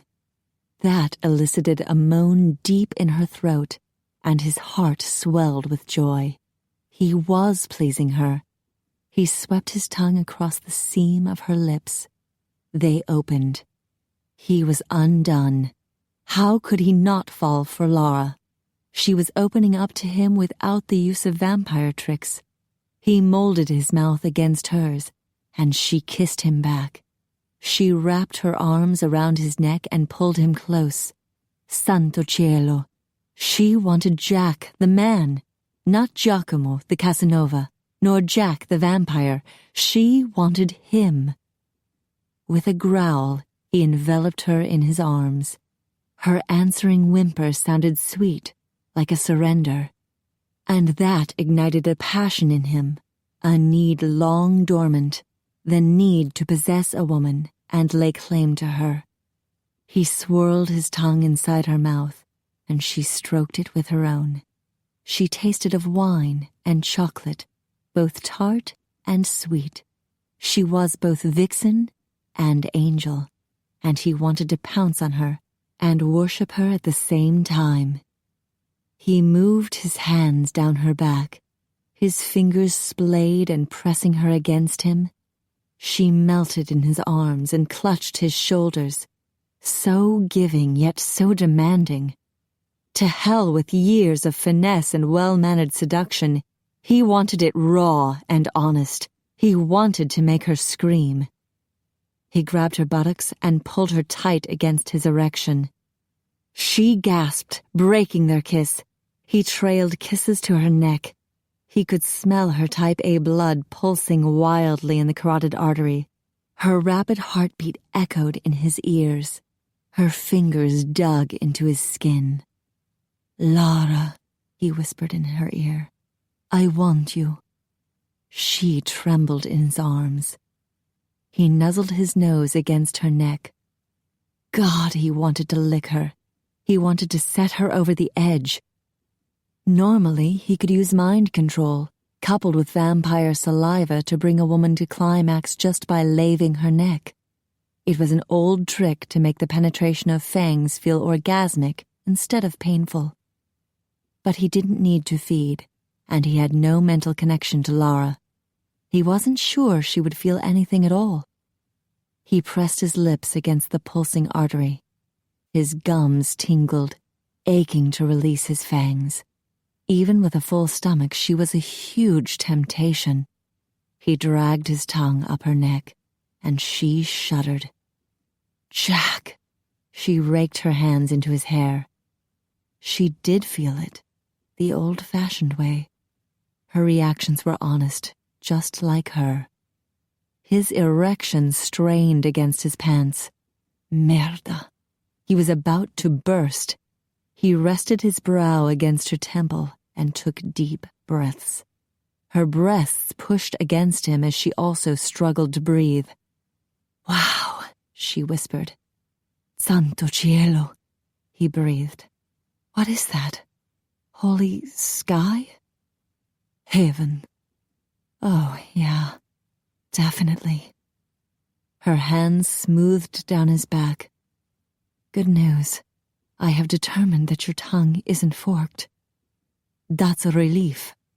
He moved back a tiny bit to stop torturing his groin. She gasped and pulled her hands away from him. Merda. Too late, he realized his vision was still tinted rosy pink. He'd managed to hide it before the kiss, but now... "Your eyes are red." She scooted away from him. "Bellissima. Don't be concerned. It is nothing." "Bull hockey. Red glowing eyes are definitely something. I don't know what, but you'd better tell me." How could he explain this? "It is simply an indication that I'm turned on." She stiffened. "Turned on? Like an android? You're like Data?" Jack hesitated. He wasn't sure what she meant. Unfortunately, Lara took his pause as an assent. "I can't believe it, although it does explain a lot." She gave him a curious look. I didn't think androids could kiss like that. You'll put real men out of business. Lara, do you have an on and off switch? She reached behind him and raked her fingers through the hair at the base of his neck. I think Data's switch was around here. Lara, I'm not an android. I have a heart, remember? It could be an artificial heart. Or you could be like the bionic man with just a few mechanical parts. It would explain your super speed and hearing. She dragged her hand over his shoulder and down his chest. Where's the switch? She wasn't listening. Poor girl, she was too desperate to make sense of the situation. She slid her hand down to his navel. Is this it? He couldn't resist. A little lower. She glanced lower, and the bulge in his pants was larger than before. Oh, come on. She swatted him on the arm. That's not a switch. Though it might be a little off button. It's more like a lever, and if you grabbed it, I would definitely get off. She snorted. You've got to be a normal guy. You've been trying to get a hand job all night. He grinned. Bellissima. When it comes to receiving pleasure, I always say, ladies first. Her cheeks flushed. I should have known you couldn't be an android. No one would ever program a machine to be as outrageous as you. You wouldn't want me to be a machine, would you? No, but I still don't know what or who you are. She turned and opened the dryer door. You might as well get dressed. It's obvious you're not going to tell me. Lara. He touched her shoulder. I am sorry. With a sigh, she removed his black t-shirt. I don't understand why you can't tell me. He took the warm t-shirt. It's a matter of security. There are others who would be in danger if I said too much. Others like you? He pulled the t-shirt over his head. I really shouldn't say. There's got to be a way around this. She shut the dryer door. What if I did the talking, and if I'm wrong, you can say so, but if I'm right, you say nothing? That might be safe for a few questions. He seriously doubted she would ever guess he was a vampire. Are you an alien? No. He tucked his t-shirt into his jeans. Do you have any metal parts, like the bionic man? No. She placed a hand on his chest. You're a live human male? At the moment. His heart was beating now, but it would stop at sunrise. Her mouth quirked. You're only male at the moment? If you doubt my masculinity, love, just slide your hand a little lower. She laughed. You never give up. He touched her cheek. I'm afraid I have to for the night. I needed to go to work. Where do you work? Wherever I'm assigned. She grabbed his shirt and squeezed the cotton in her fists. You're driving me crazy. Cara mia. He slid his hand around the nape of her neck. The feeling is a mutual. Why can't you trust me? She whispered. You came to my rescue. You probably saved my life. We shared a really nice kiss. Nice. Really nice. She gave him an annoyed look. Okay, it was super duper uber hot. The point is, I would never do anything to hurt you. You can trust me. His heart ached. He knew she meant the words now, but if she knew the truth, she'd consider him a monster. Lara. He rested his forehead against hers. I wish I could be the man you want me to be, the kind of man you deserve. She touched his face. What's stopping you? He closed his eyes. Life and death. She was one, and he was the other. I don't understand. I know. He pressed a kiss against her brow.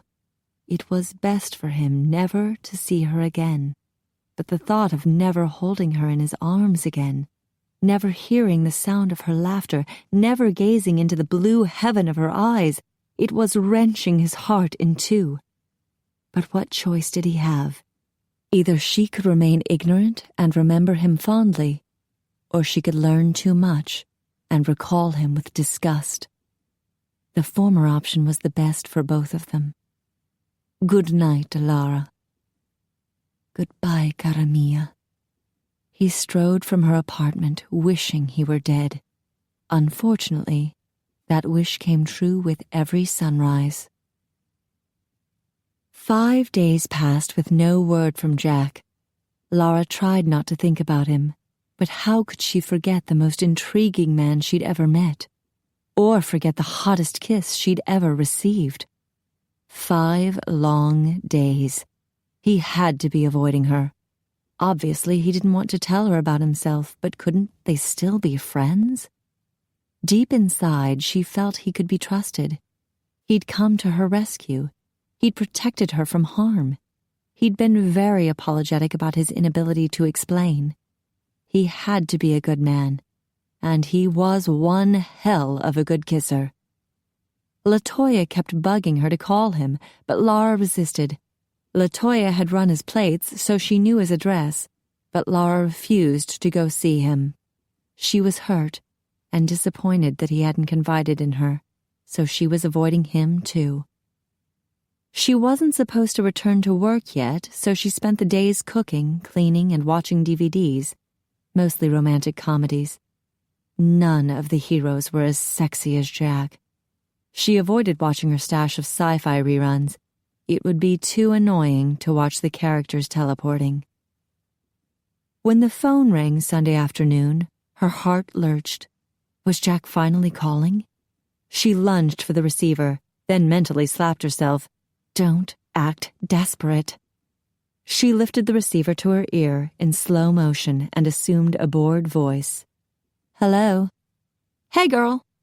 Her shoulders slumped at the sound of LaToya's voice. Hey.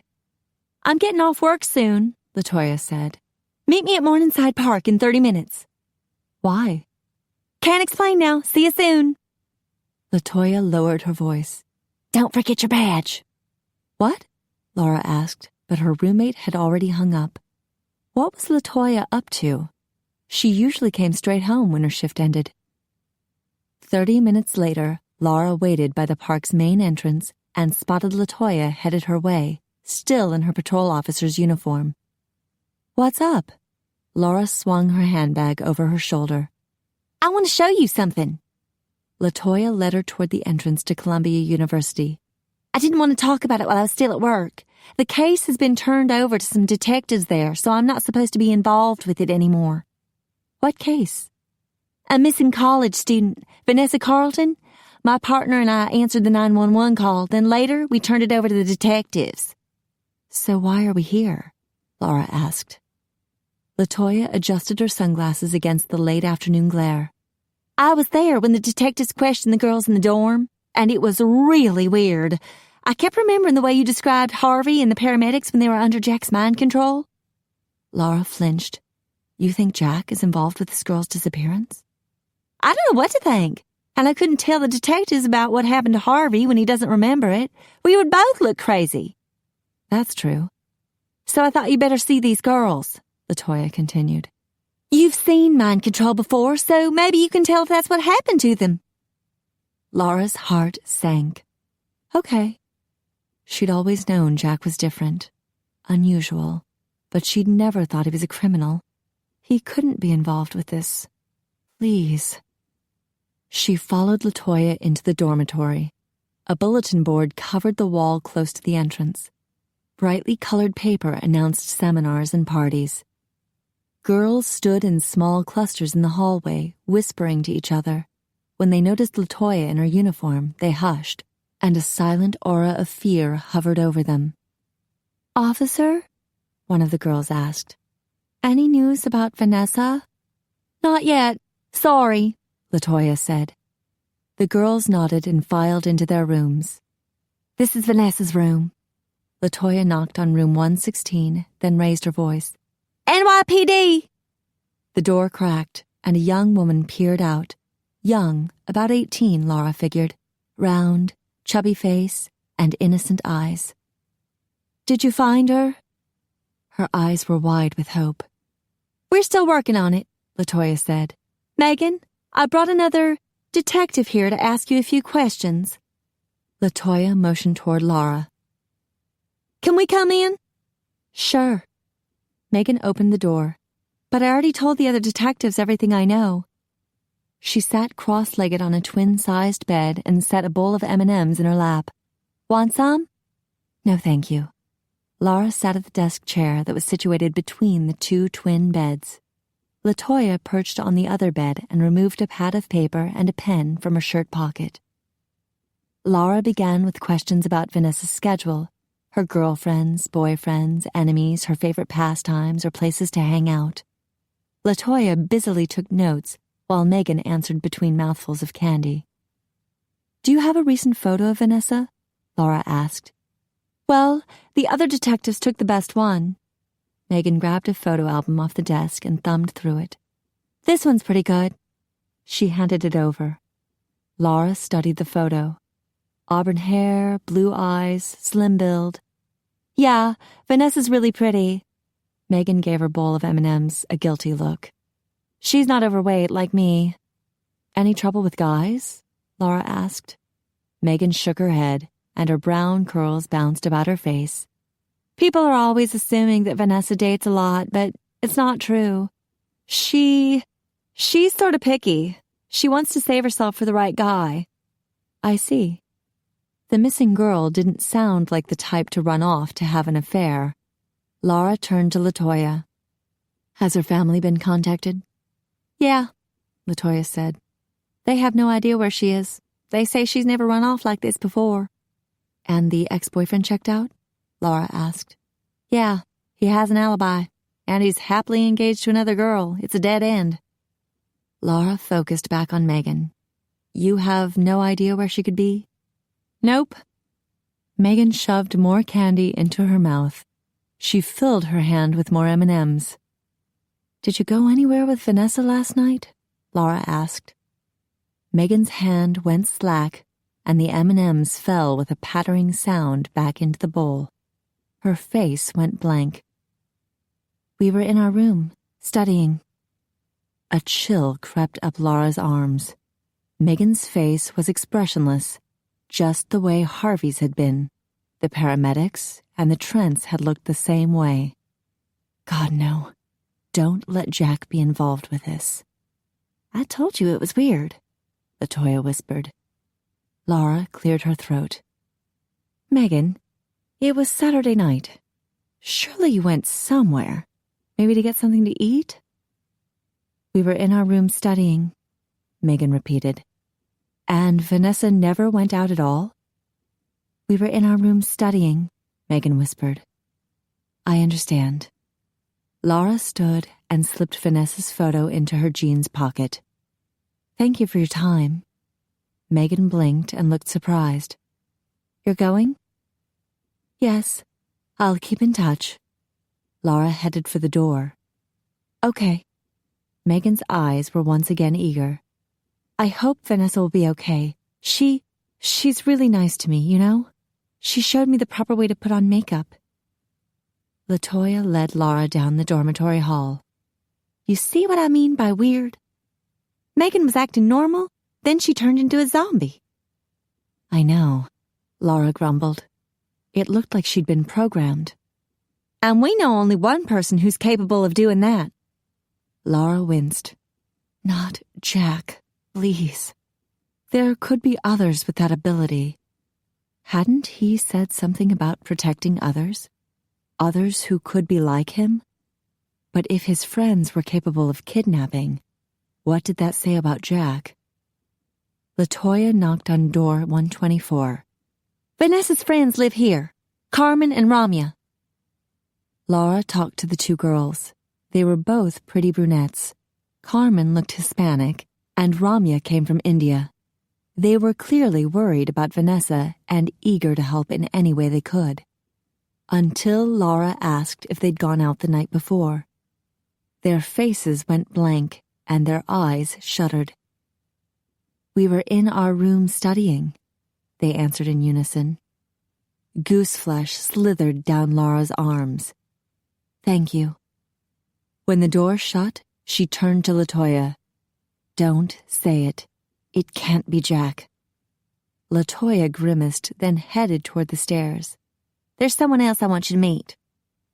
Laura followed her up to the second floor. All 3 girls were programmed to say the same thing. They must have all gone out together. But why was Vanessa abducted and the other girls sent back? Maybe the perp can handle only one Vic at a time. LaToya turned right down the hall. I don't think so. With mind control, he could handle a room full of women. He wouldn't even need restraints. They would just obey him like sheep. Well, that's a good point. LaToya knocked on a door. This is Roxanne's room. A girl with dyed black hair, heavy black eyeliner, and a lip ring answered the door. Yeah, what? I'll tell you what, LaToya said. Megan, Karma, and Ramya all claimed they were in the rooms last night studying. Well, I can't swear under oath about Carmen and Ramya. I didn't go to their room. But I know Vanessa went out, so the other girls had to be with her. They follow her everywhere like puppy dogs. It's freaking pathetic. How do you know Vanessa went out? Lara asked. Roxanne rolled her eyes. Look, I was really suffering from menstrual cramps, and Vanessa, she's like a freaking pharmacy down there, so I went to her room to score some Midol, and no one answered the door. It was locked, but I was really desperate, you know? So I jimmied the lock and went inside. What did you see? Lara asked. A box of Midol in the top drawer of her dresser, so I took 2 pills. Left her 50 cents. I'm not a thief, you know. She slanted a worried look at LaToya. You guys aren't going to arrest me, are you? You're fine, Lara assured her. But are you saying the room was empty? Vanessa wasn't there? Duh. Vanessa and her chubby sidekick were gone. Any idea where they went? Lara asked. Roxanne snorted. I don't know. Maybe she went shopping or to get her nails done. She really freaks out if her nails aren't perfect. Or her hair. She's got about 50 different tote bags for her books so she can coordinate them with whatever she's wearing each day. LaToya narrowed her eyes. You don't like her much, do you? Oh, brilliant detective work, Nancy Drew, but if you think I'd do anything to hurt Vanessa, you're crazy. She paid me $300 to type her papers this semester. I need her. Roxanne grimaced. And the whole thing kind of freaks me out. The same thing happened last year to Brittany Beckford. She disappeared and the cops never found her. Lara exchanged a worried look with LaToya. Brittany had gone missing before they'd arrived in New York. How long had Jack been in New York? Can you describe Brittany? Typical spoiled rich, preppy, Roxanne grumbled. In English, please. LaToya pulled out her notebook and pen. Roxanne sighed. Long hair, bleached strawberry blonde, fake tan, blue eyes due to her contacts, collagen lips, fake friends who have forgotten her. The only thing real about Brittany was her low IQ. Thanks. You've been very helpful. LaToya stuffed her notebook back into her pocket and headed back to the stairs. Fascists, Roxanne muttered as she shut the door. Lara and LaToya descended the stairs in silence, then strode down the hallway to the dormitory entrance. Vanessa seems to worry a lot about her appearance, Lara said. She and a million other girls, LaToya muttered. Yeah, it sounds like she and Brittany have a lot in common. 2 missing girls with red or reddish blonde hair and blue eyes. Lara paused to look at the bulletin board. A pink paper drew her attention. Look at this. She ripped it free. LaToya read it out loud. Do you want to stay young and beautiful forever? Free seminar, room 4, Student Services Building, Saturday, 9 p.m. That would be the kind of seminar Vanessa would go to. Lara studied the paper. Let's check it out. They located the room where the meeting had taken place, but it was empty except for a few plastic chairs and a dry erase board. They talked to the building manager, and he checked the schedule. Room 4? His face went blank. There was no one in that room Saturday night. Lara gulped. Whoever had run the seminar had erased his tracks, much like Jack had erased all evidence of him and his friends at the Plaza Hotel. Damn! She'd wanted so much to believe in Jack. She'd wanted to trust him.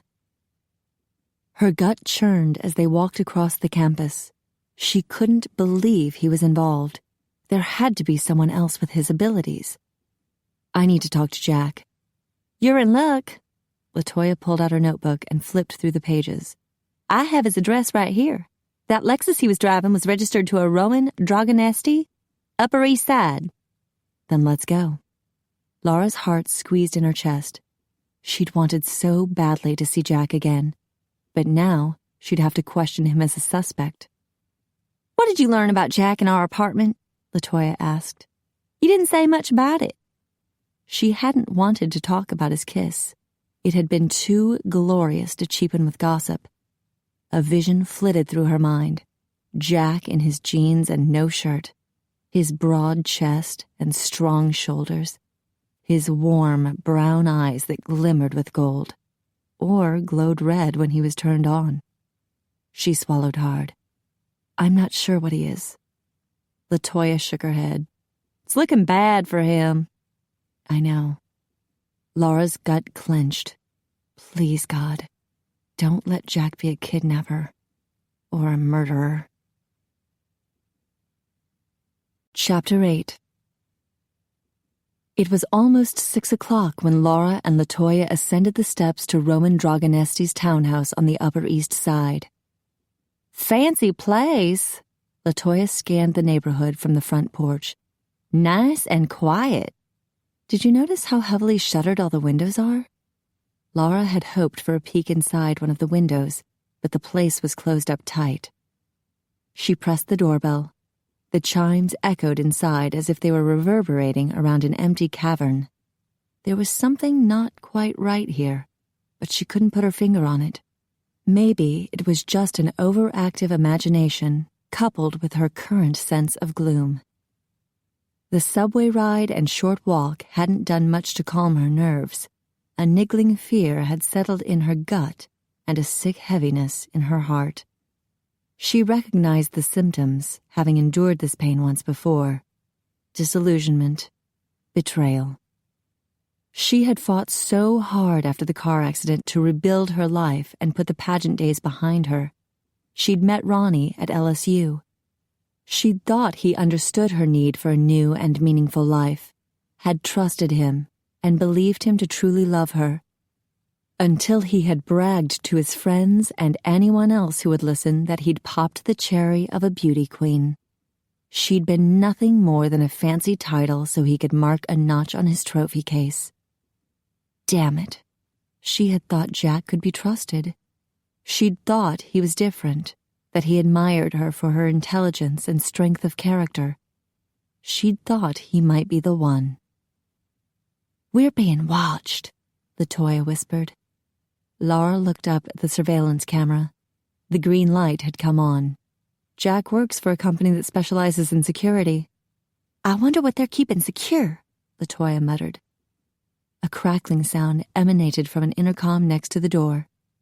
May I help you? A male voice asked. Laura pushed the call button. NYPD, we have a few questions.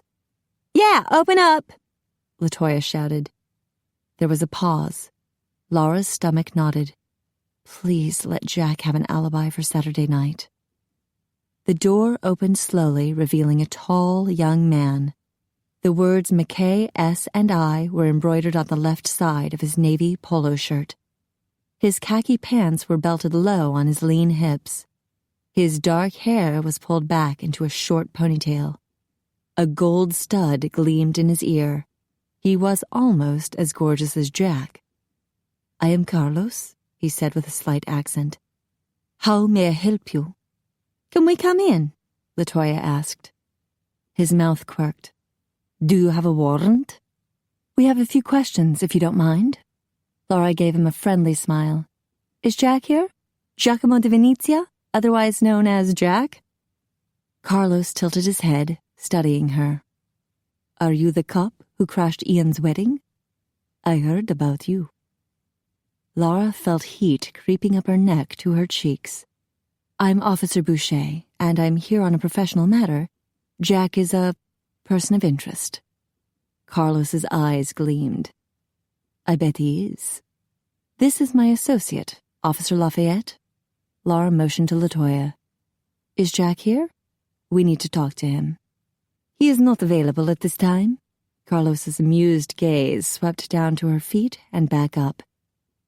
Robbie said you were pretty, but that's a huge understatement. He must be angry that Jack caught you first. Lara stiffened. I haven't been caught by anyone. Carlos smiled. I believe the net has been cast. Will you cut the bullshit and get Jack? LaToya demanded. Miss Lafayette? Carlos's eyes glimmered as he considered LaToya. Aren't you a little wildcat? Her brown eyes narrowed. Sucker, I've got claws you don't want to see. Carlos chuckled. I'll tell Jack you stopped by. He has your number. We need to see him now, Lara insisted. I realize he sleeps during the day, but would you please wake him? Easier said than done, Carlos muttered. I'm afraid he's not really here, not in the metaphysical sense. LaToya jutted out a hip and planted a hand on it. Where is he then, in the freaking metaphysical sense? I've often wondered that myself, Carlos frowned. Where exactly do they go when they're not here? Lara exchanged a look with her roommate. Carlos sounded like he was one tugger short of a combination plate. Are you saying you don't know where Jack is? Not exactly, but if you'll return about 8:30, he could see you then. We'll do that, LaToya said. Excellent. Carlos smiled. It's been a pleasure to meet you, ladies. Ciao. The door closed. Lara heard the sound of deadbolts being shot into place. That was interesting. I'll say. LaToya descended the steps to the sidewalk. Between Ian, Jack, and Carlos, I can't decide which one is the hunkiest. Jack, definitely. Lara checked her watch. Let's grab some supper. They walked toward Central Park, then turned south. As they passed by the plaza, Lara remembered that the hotel had a business center inside. She and LaToya shared a pizza at a deli on 6th Avenue, then returned to the plaza, where the staff was happy to cooperate with New York's finest. They sat side by side in front of computers in the business center. I'll check out the Dragonesti dude, LaToya typed on her keyboard. Lara Googled Giacomo di Venezia, but all the links referred to Giacomo Casanova, the famous womanizer. That wasn't any help, although it did elicit a memory. When Lara had questioned Jack at the church, he'd mentioned his father had seduced hundreds of women, and that his mother had been the last conquest. What a strange coincidence. Was Jack like his father? Did he make a sport of seducing women? Somehow, Lara had felt that his attraction to her was genuine. But wasn't that how these cads operated? They made all the women they seduced think they were special, and Lara had been fooled before. It would really hurt to find out he was a womanizing pig. Unfortunately, it could be even worse. He might be a criminal. No, she refused to believe Jack had anything to do with the missing girl. Lara didn't know him that well, but she couldn't believe he would ever abuse a woman. He'd saved her life. He was a protector of women, not an abuser. Well, Roman Dragonesti sounds like a genius, LaToya said. He figured out how to clone blood. According to this article, his synthetic blood is responsible for saving thousands of lives every year. Synthetic blood? Lara thought back. I was given some of that when I was in the hospital. Then this Roman dude saved you too, LaToya continued. He manufactures the stuff at Romatech Industries. He's got several factories around the country, but the biggest one is in White Plains, New York. That's close to us. Lara did a search on Romatech and located a news article that described a bombing at the facility last December. A car had exploded in the parking lot, but no one had been seriously injured. This was just the last of several attempts to bomb the place. It looks like Romatech has some serious enemies. Maybe they're doing some kind of funky research that's upsetting people, LaToya suggested. You know, stem cell research or genetic engineering. They obviously need good security. Lara wondered if this was the security work Jack was doing. I might check this place out. Thank God she was off work for a few more days. I'm supposed to work tomorrow, but I could call in sick and go with you, LaToya offered. I'll be fine. Don't worry. Lara checked her watch. It's a little after 8. Let's go talk to Jack. Is something wrong? Jack had just teleported into the kitchen at the townhouse. He'd been in the 5th floor office drinking his breakfast and catching up on email when Carlos called on the intercom to request his presence downstairs. You bet something's wrong. Phineas sat at the kitchen table wearing the official khaki pants and navy polo shirt of McKay Security and Investigation. Carlos has gone crazy. I think he's been sniffing some catnip. Carlos shook his head as he opened the refrigerator. He retrieved a bottle of water and twisted off the top. Some cups came by while you two were napping. And Carlos invited them back. Phineas thumped a fist on the kitchen table, shaking his half-empty glass of blood. They'll be here in 15 minutes. Jack frowned. What do the police want? Me, probably. Phineas gulped down the last of his breakfast, then slammed the glass on the table. I have an outstanding warrant. Sheesh, Phineas, Carlos grimaced. You should have warned me. How can I protect you if I don't know? As their daytime guard, it was Carlos Pantera's job to keep them safe during their death sleep. Jack had been impressed so far by the Brazilian's vigilance. Like many of the mortal day guards who worked for McKay Security and Investigation, Carlos had special skills, and a special secret. He kept quiet about the vamps, and they kept quiet about his shape-shifting ability. Phineas's shoulders slumped. I didn't want Angus to know. He believed in me enough to give me a job. I really like being one of the good guys. Don't worry. Angus is very happy with you, Jack assured him, then turned to Carlos. Were the police looking for Phineas? No, they didn't even mention him. He should be safe. Carlos sipped some water. Phineas exhaled in relief. Then I'm out of here. That's a shame. Carlos sat beside him at the table. They were very pretty ladies. Jack's heart speeded up. The police were women? Was Lara looking for him? Pretty ladies. Phineas smoothed back his short hair. This sounds like a job for the love doctor. Was Lara here? Jack strode toward the table. I mean Officer Boucher. Yes, she was looking for you, and Officer Lafayette was with her. Carlos smiled at Phineas. She's a lovely black woman. Hot damn! Phineas's face lit up, then crumbled. Why would a pretty young thing join the Popo? They're clever, too, Carlos continued. Somehow they figured out where Jack's leaving.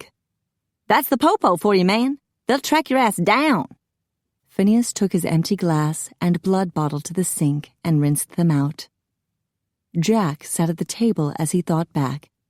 He'd been careful not to tell Lara where he lived or worked. The car. That's why Lara's roommate had been waiting on the street. They must have run the plates on Roman's car. Carlos nodded. They're smart. Relentless. Phineas jammed his empty glass and bottle in the dishwasher. You better not talk to them, man. They'll drag you down to the precinct where they have those interrogation rooms with one-way glass, and when you don't show up in the mirror, your ass will be cooked. I'll be careful. Jack glanced at the clock above the sink. They would be here in 8 minutes.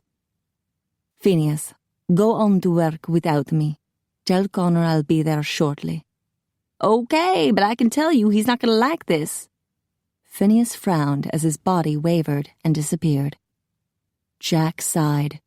Connor had strongly suggested he avoid seeing Lara again. Jack had tried to forget her, but it was impossible.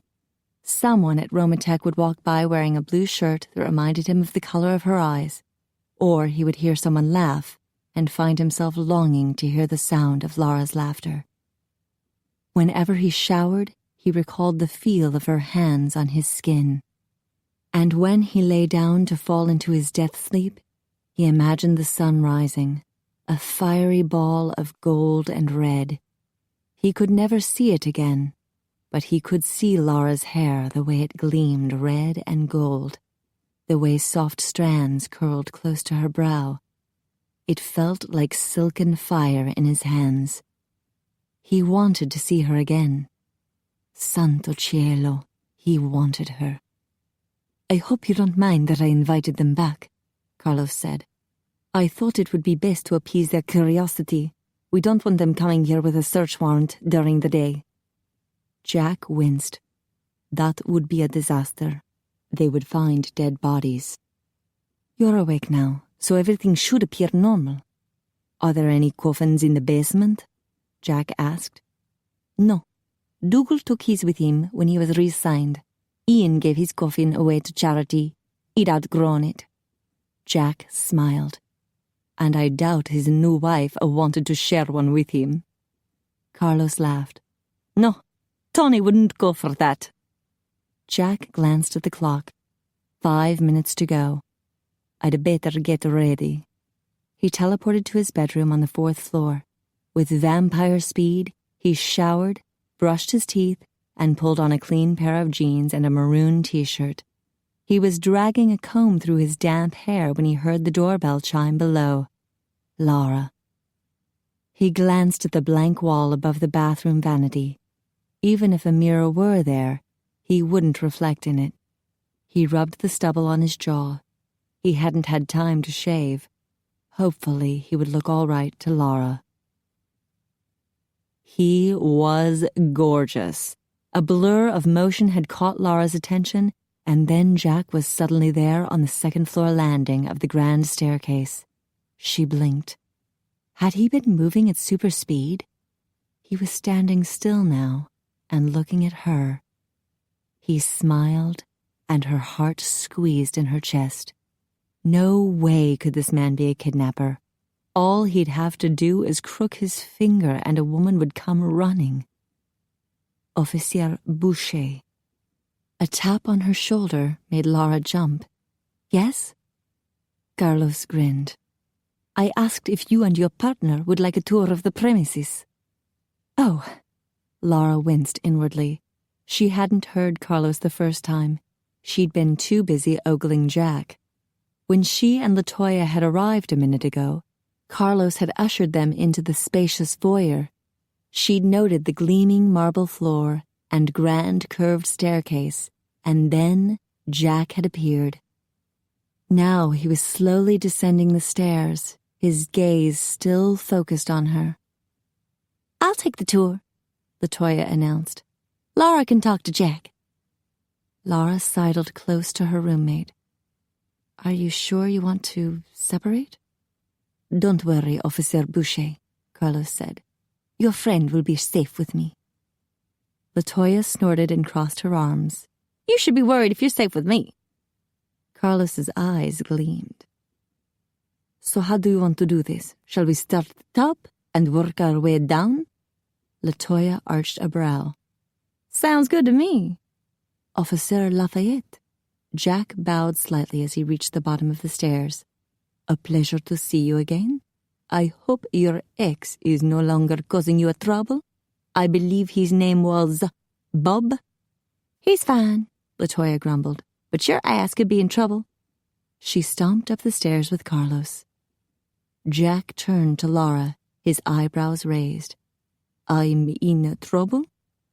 No, she was in trouble. Her skin was tingling, and he hadn't even touched her. Is there some place we can talk? This way. He motioned to a room on the left. She strolled into a living room. 3 maroon couches surrounded 3 sides of a large square coffee table. The 4th side faced a widescreen television. Would you like something to drink? Jack asked. Some water would be nice. The pizza she'd eaten earlier was making her very thirsty. She sat at one end of the middle couch. She placed her handbag beside her so there would be something between her and Jack. She noted a desk against the far wall, topped with a computer. To her left, maroon curtains flanked a large bay window that overlooked the street.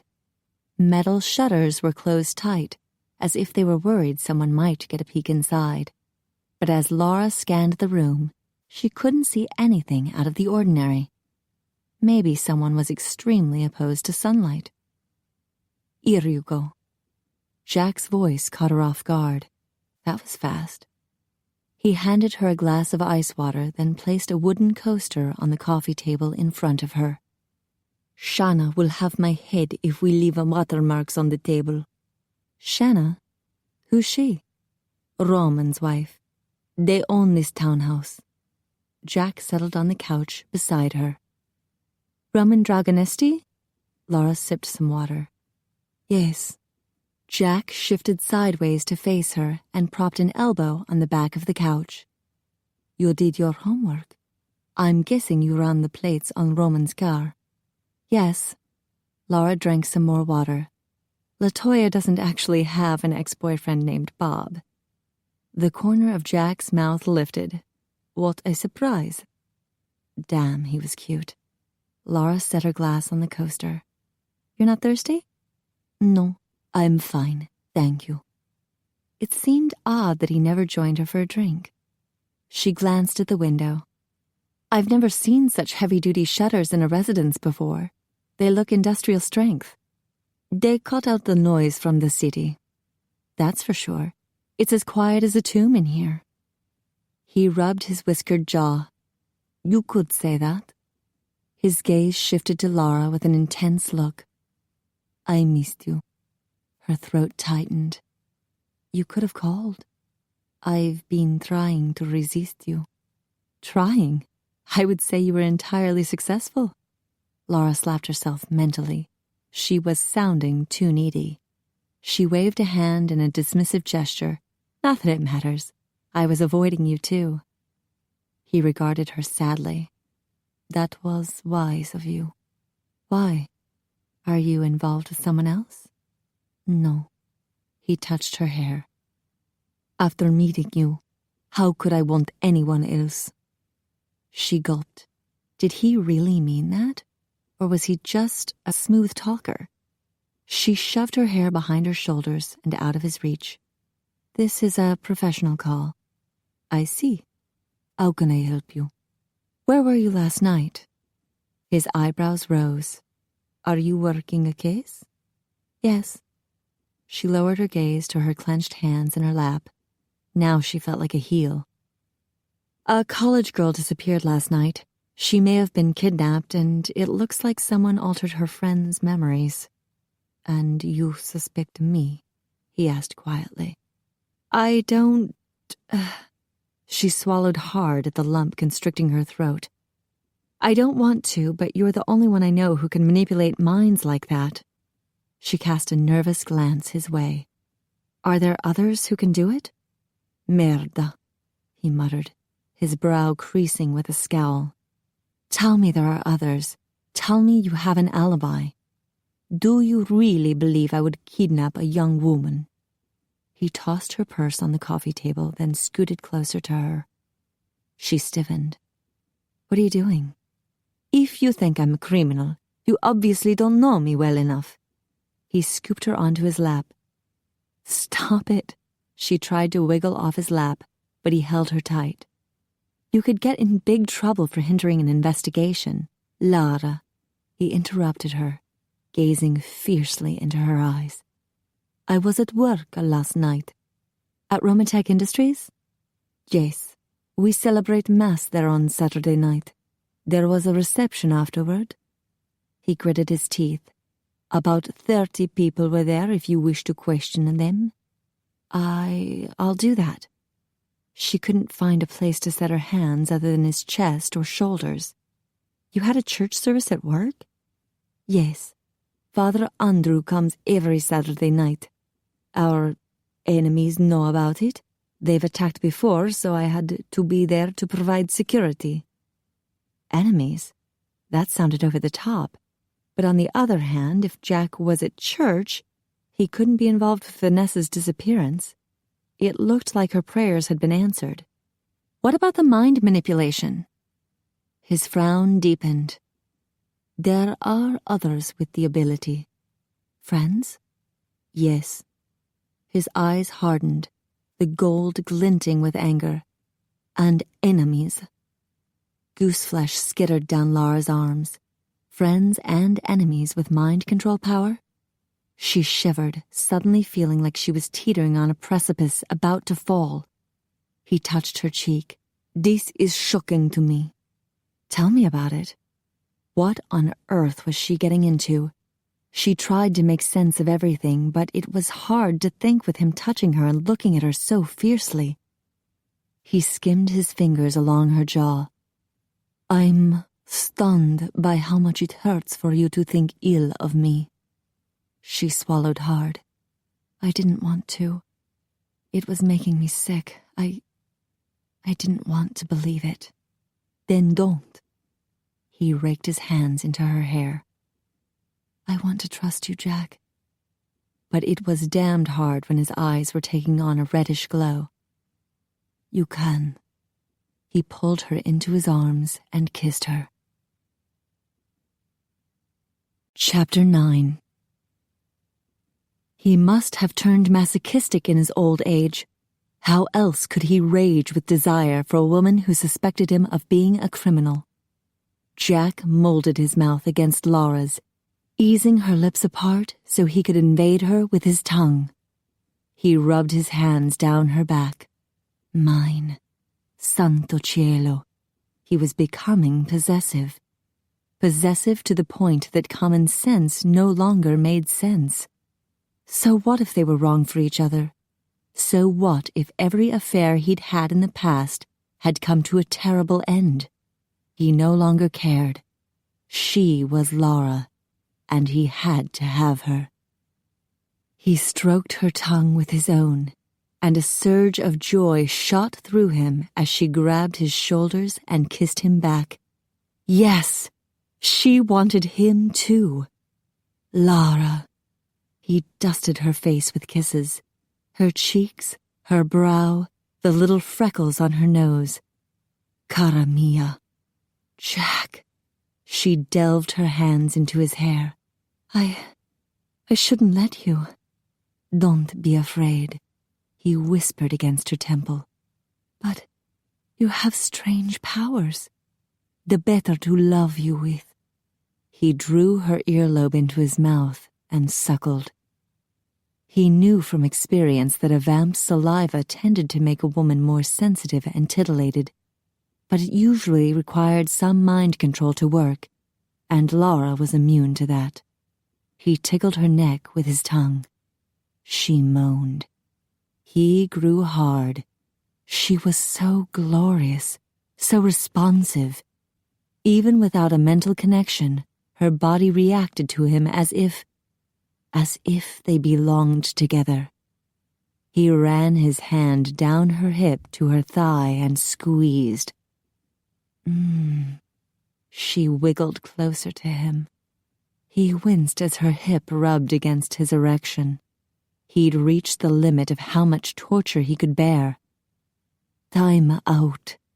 He shifted her lovely rump onto the couch beside him, so she was lounging sideways with her head resting against the side cushion and her legs draped across his thighs. Her pink tint warned him that his eyes were still red. He turned his face away from her and circled a hand around her ankle. I saw your eyes, Jack, she whispered.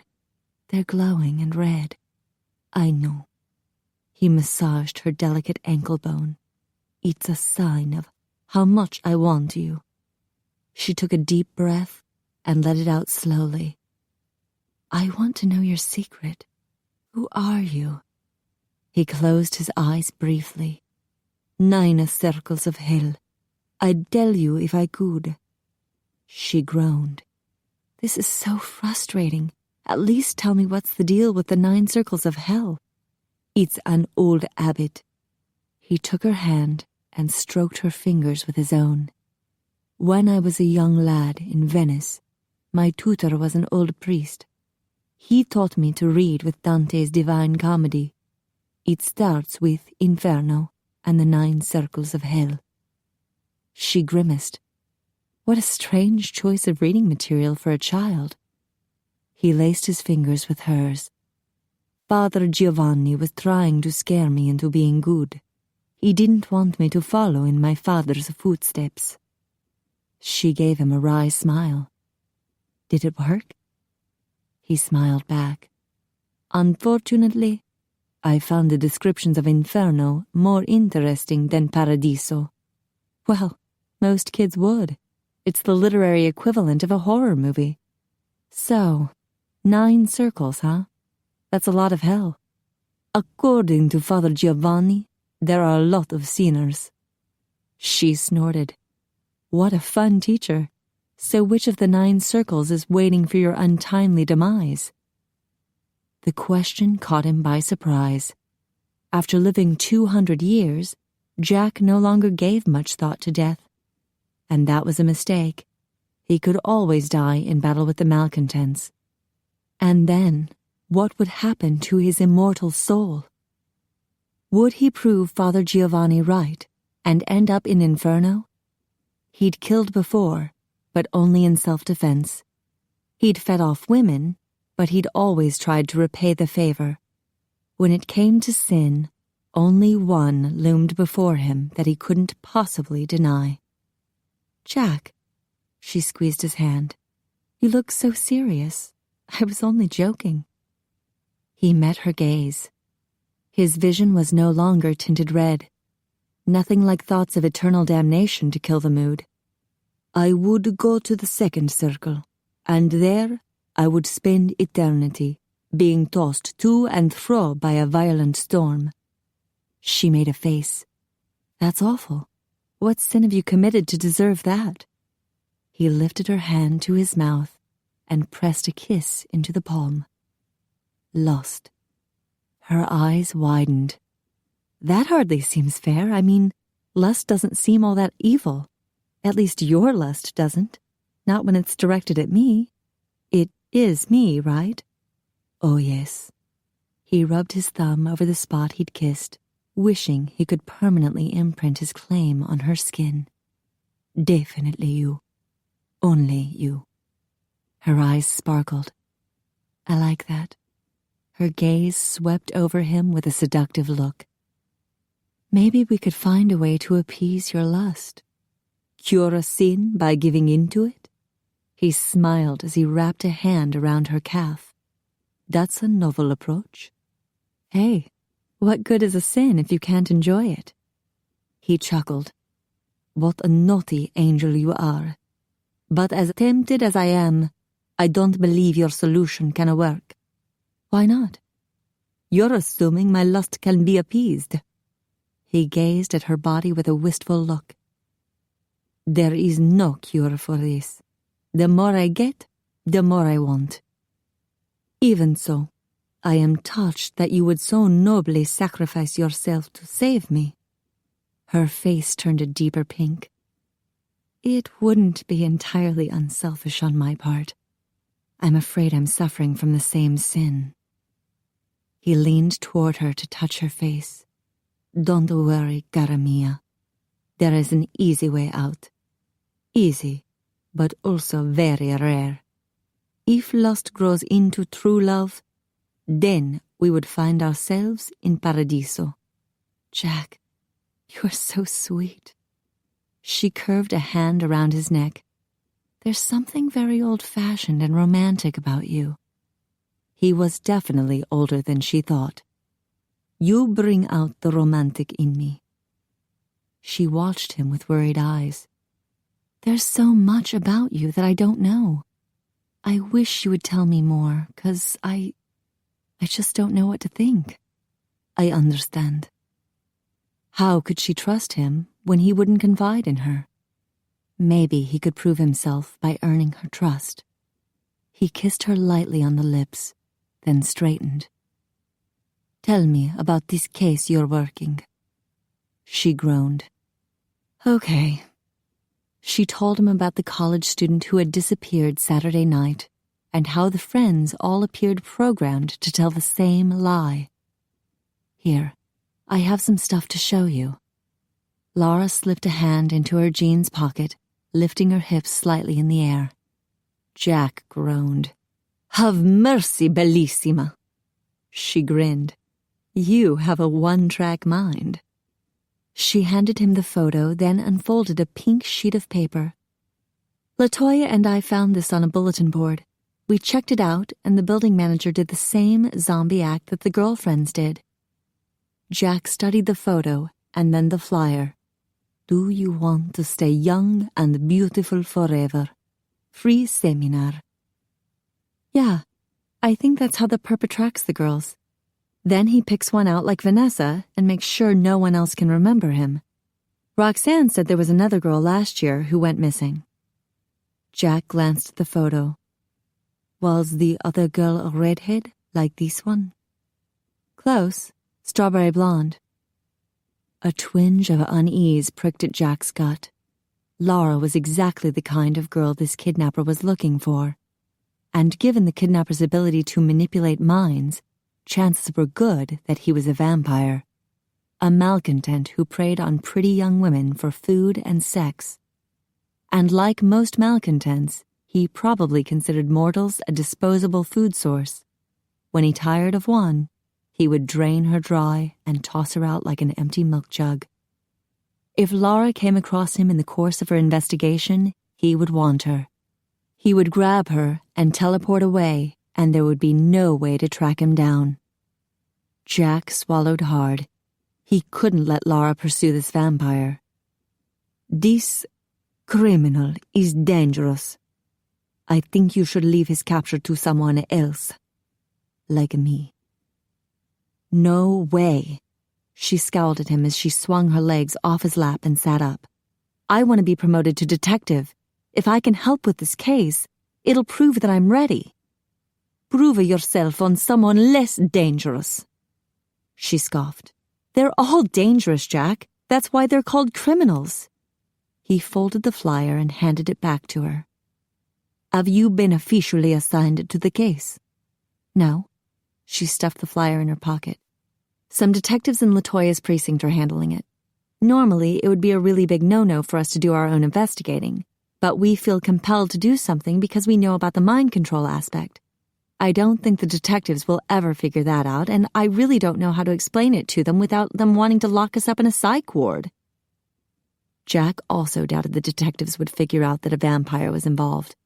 But if they did, it would be disastrous for all the good vamps who needed secrecy in order to survive. He would explain the situation to Connor and Angus. They would agree that the matter needed to be resolved by vamps quickly and quietly, with as little mortal interference as possible. Since you are determined to work on this case, I would like to assist you. Really? Lara's eyes widened. Actually, he was going to take charge, but he'd keep that to himself for now. I have some experience in investigative work, and I could be considered an expert in mind control. Yeah, I noticed. I'd like to meet Vanessa's friends, Jack continued. I might be able to retrieve their real memories. Oh my gosh. Lara jumped to her feet. That would be great. We could get a real description of the kidnapper. Then you agree. We will work together. And he could protect her from harm. He stood and motioned toward the foyer. The car's out front. I'll drive. Great. Lara dashed into the foyer. LaToya! What? LaToya yelled. Footsteps pounded on the stairs. I'm coming. Are you all right? I'm fine, Lara shouted. I'm going out with Jack. He wants to help us with the case. What? LaToya halted on the second-floor landing and gasped for breath. Carlos stopped right behind her. She gave Jack a wary look. He can't help us. He's a suspect. He's fine, Lara smiled at him. He's a good guy. Jack's heart expanded in his chest. Grazie, bellissima. He took her hand and kissed her fingers. Wait a minute. LaToya marched down the last flight of stairs, glaring at Lara. You're going somewhere alone with this guy? She glanced at Jack. No offense, but you're not exactly normal. Jack bowed his head. I understand, and I applaud your desire to protect Lara. I feel the same way. Ain't that just dandy? LaToya grabbed Lara's arm and pulled her away from Jack. Girl, we need to talk. He has an alibi for last night, Lara explained as she was dragged into the living room. He was at church. LaToya snorted. Right, he's a regular choir boy. What's going on? Carlos whispered as he reached the bottom of the stairs. Jack held a finger to his lips. He wanted to listen in on the conversation next door. Carlos nodded. Have you lost your mind, girl? LaToya whispered. One minute you think he's a suspect, and the next you're ready to believe anything he says. He has an alibi, Lara repeated. A lot of people saw him last night. You only have his word for that. And what if he programmed those people to say they saw him? LaToya asked. What if he's messing with your mind too? I'm immune to him. LaToya snorted. Girl, if that man had the flu, you'd already be running a fever. He's an honorable man, Lara insisted. I sort of offered myself to him and... What? Shh! Lara hushed her. She lowered her voice so that Jack had to strain to hear. I offered myself to see how he would react, and he turned me down, even though it was obvious that he wanted me. It was so sweet. How special, Carlos whispered with a wry smile. I feel strangely nauseated. Jack shot a look at Carlos that said, butt out. Still, he was surprised that the shapeshifter's hearing was as good as his. How did the tour go? Fine. Carlos kept his voice low. I made sure she didn't see any bathrooms with missing mirrors. Good. Jack focused once more on the conversation in the living room. He's going to help us find the kidnapper, Lara whispered. What if he's steering the investigation away from himself? LaToya asked. He's not, Lara hissed. Did you come across any imprisoned women upstairs? No, but I haven't seen the basement yet. You know there's something weird about him. Lara sighed. Yes, I know. What do you know? LaToya asked sharply. I know that I don't know. Well, I know that. Lara moaned. This is getting us nowhere. I'll be fine. Why don't you go home, and I'll be along later. All right, LaToya grumbled. But before I leave, I'm going to finish checking this place out. If you need me for anything, call me. Jack strode to the console and collected the car keys. Are you ready, Lara? He called. Coming. She rushed into the foyer, swinging her handbag onto her shoulder. LaToya followed her and glared at Jack. She better come back safe. He nodded. I would never do anything to hurt Lara. I'm holding you to that. I've got a cousin in New Orleans who's into voodoo. Don't make me start playing with dolls. Jack looked at Lara and smiled. I'll try to behave myself. She leaned close and whispered, Don't try too hard.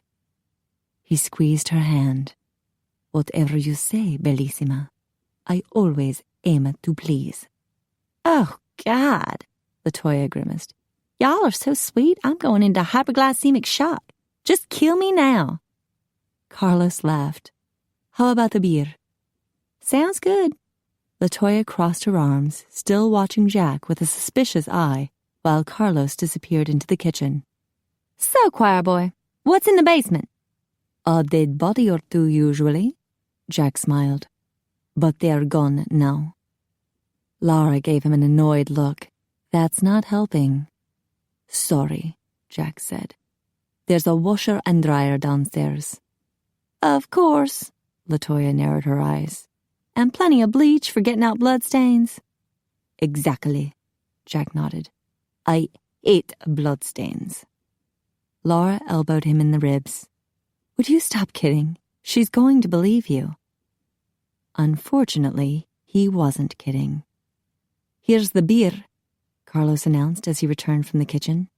He handed an open bottle to LaToya. Thanks. She took a swig. So what is in the basement, Carlos? A pool table. Would you like to play? Sure. She followed him to the basement stairs and gave Jack an irritated look as she passed by. Dead body's my ass. You've probably got a spaceship down there. Jack strode to the front door and punched some buttons on the keypad to deactivate the alarm. Shall we go? Sure. Lara followed him out the front door. Please don't mind LaToya. She's just very protective of me. I understand. He closed the front door and turned the alarm back on. I feel the same way. There was a bloodthirsty vampire out there collecting redheads. He would do whatever it took to protect Lara. Chapter 10. Megan, this is Jack Venezia. Lara realized she wasn't sure what Jack's last name was, which was a bit disturbing since she kept ending up in his arms, kissing him. He's going to help us locate Vanessa. Okay. Megan's eyes widened at the sight of Jack standing at her door. How do you do? He nodded politely. May we come in? Megan stumbled back a few steps, still gawking at Jack. Lara knew how she felt. Jack had a way of taking over one's senses. He closed the door. Have a seat, please. This will just take a moment. Megan retreated until she collided with her bed and fell onto her rear. Lara sat across from her on the other twin bed. She retrieved pen and paper from her handbag while she wondered what exactly Jack would do to this girl. He leaned casually against the door. So, Megan, you and Vanessa are good friends. Oh, yes. Vanessa's like the coolest friend I've ever had. I hope she's okay. Megan's bottom lip trembled and tears filled her eyes. I'm so afraid for her. I'm sure you are, Jack spoke softly. And where did you and Vanessa go last night? The change that swept over Megan's face was alarming.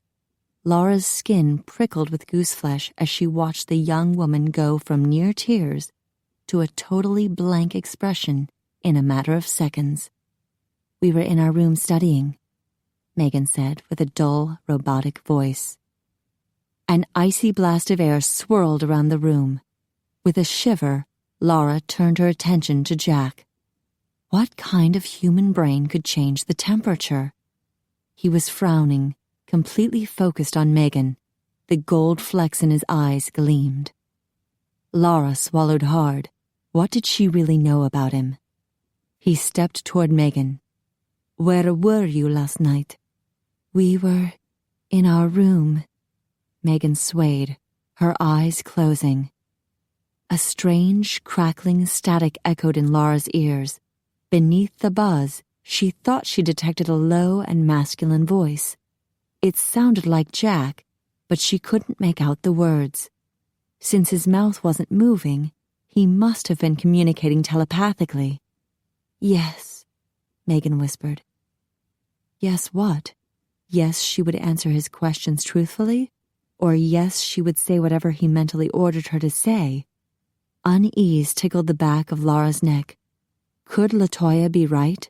Was Jack programming Megan to lie for him? He placed a hand on top of the girl's head and closed his eyes. You will remember. Where did you go Saturday night? We were in... Megan grimaced. We went to the Student Services Building for a seminar. Vanessa wanted to go. Who was presenting the seminar? Jack asked. He... Megan slumped back. Jack grasped her head, covering her temples. Who was he? Apollo, she whispered. Lara wrote the name down on her pad of paper. Describe him, Jack ordered. Tall, blonde, really good-looking. Megan wrinkled her nose. Really pale. Lara paused in the middle of taking notes. She'd always thought Jack was a little pale, too. What did Apollo tell you? Jack asked. He showed us a PowerPoint presentation with pictures of a fancy resort and spa.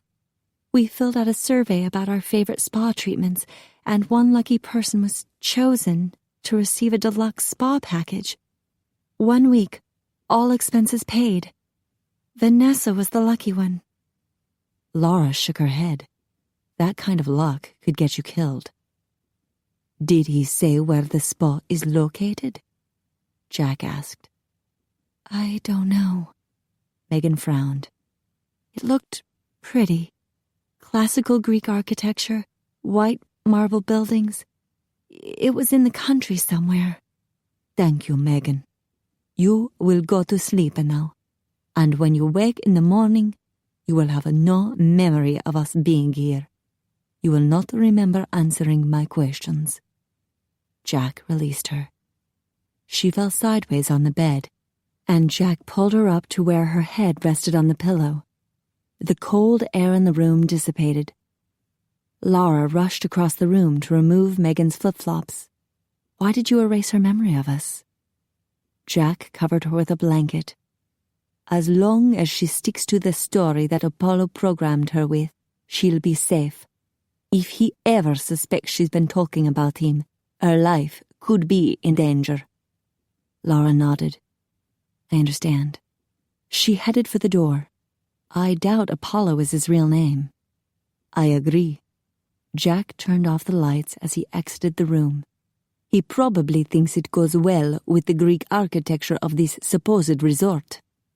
A free spa package would be hard for any woman to resist. Lara motioned down the hall. "Do you want to see the other friends?" She led him to Carmen and Ramia's room. Ramia was at the library studying, so Jack did his spooky mind tap on Carmen. Like Megan, Carmen reported that Apollo was tall, blonde, and handsome, and that he'd chosen Vanessa to win the free spa package.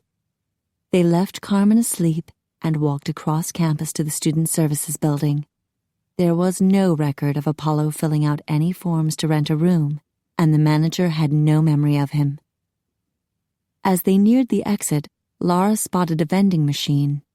"I need a drink. Would you like something?" She fumbled in her handbag for her billfold. "No thanks." Jack whipped out his wallet and inserted $1 into the machine before she could unsnap her billfold. He sure was fast. "Thanks." She punched the button for a Diet Coke. Once again, he was refraining from drinking with her. "Shall I drive you home now?" "Yes, thank you." She unscrewed the top from the cola bottle and took a sip while he opened the door. She strolled across campus with him, mentally reviewing what they'd learned so far. Kidnapping college-aged girls was uncommon enough, but using mind manipulation to pull it off was definitely different. Apollo covered his tracks just as well as Jack had at the Plaza Hotel. How many people possessed these powers? How many crimes were being committed on a daily basis that were so well covered up, no one knew they had even happened? It was the perfect crime if the victim didn't realize he'd been victimized. Lara suppressed a shudder. This whole train of thought was very disturbing. There could be a crime syndicate of secret mind manipulators who were abusing, raping, and killing the innocent. And if no one knew about it, how would they ever be stopped? She gulped down some cola. "Jack, we have to find this guy. He could be a serial killer." "I agree." As they approached the parking lot, she realized Jack had also been quiet. He was frowning, apparently deep in thought. How much did he know that he wasn't telling? "So what do you want to do next?" she asked. "I'll find out more information." He glanced at her with a lopsided smile. "I am an investigator, remember." "A secretive one," she muttered. "That's the best kind." He punched his keypad to unlock the Lexus. "If we're going to work together, you should tell me everything you know." A pained look crossed his face as he opened the passenger door for her. "I'll do what I can." Which translated as not much, Lara figured as she slid into the passenger seat. He closed the door behind her and circled the car. Once again, she was struck by how old-fashioned he was. She buckled up and inserted her Coke bottle into a cup holder. He climbed in and started the car. "I want to thank you, Lara, for telling me about this case." "You're welcome." She fiddled with her handbag, gathering up her courage as he pulled out of the parking lot. "You know, when I introduced you to Megan and Carmen, I realized I wasn't sure about your last name. Is it really Venezia?" "Venice is my home." He glanced at her with a smile. "Would you like to see it?" She blinked. "Well, sure, of course." She'd always thought it would be wonderfully romantic to float along in a gondola with a handsome Italian man. Who wouldn't? And the rascal was changing the subject on her. He was good at manipulation without using any psychic power. About your last name, I shall take you. Excuse me? He turned south onto Henry Hudson Parkway. I'll take you to Venezia. She gave him a dubious look. If you insist, but you might want to top off your tank first, and I seem to recall an ocean somewhere along the way that could be a problem. He chuckled. I'm not prepared to go tonight. Duh, I don't have a plane ticket, and I can't really afford one, so even though I appreciate the offer, I'll have to pass. You won't need any money, Bellissima. You can stay at my palazzo. Is that like a palace? We'll ride in a gondola under the moonlight, he continued, and I'll show you my favorite places. How can a guy who works as an investigator afford a palazzo? He shrugged. It's not a very big palazzo. It's been in my family for years, and I work because I want to do more than merely exist. I want to do something meaningful, like rid the world of bad guys. We have that in common, yes? Yes, but I don't have superpowers like you. You have power, Bellissima. You can bring a man to his knees. She snorted. A corner of his mouth lifted in a half-smile. You might be surprised at what I can do on my knees.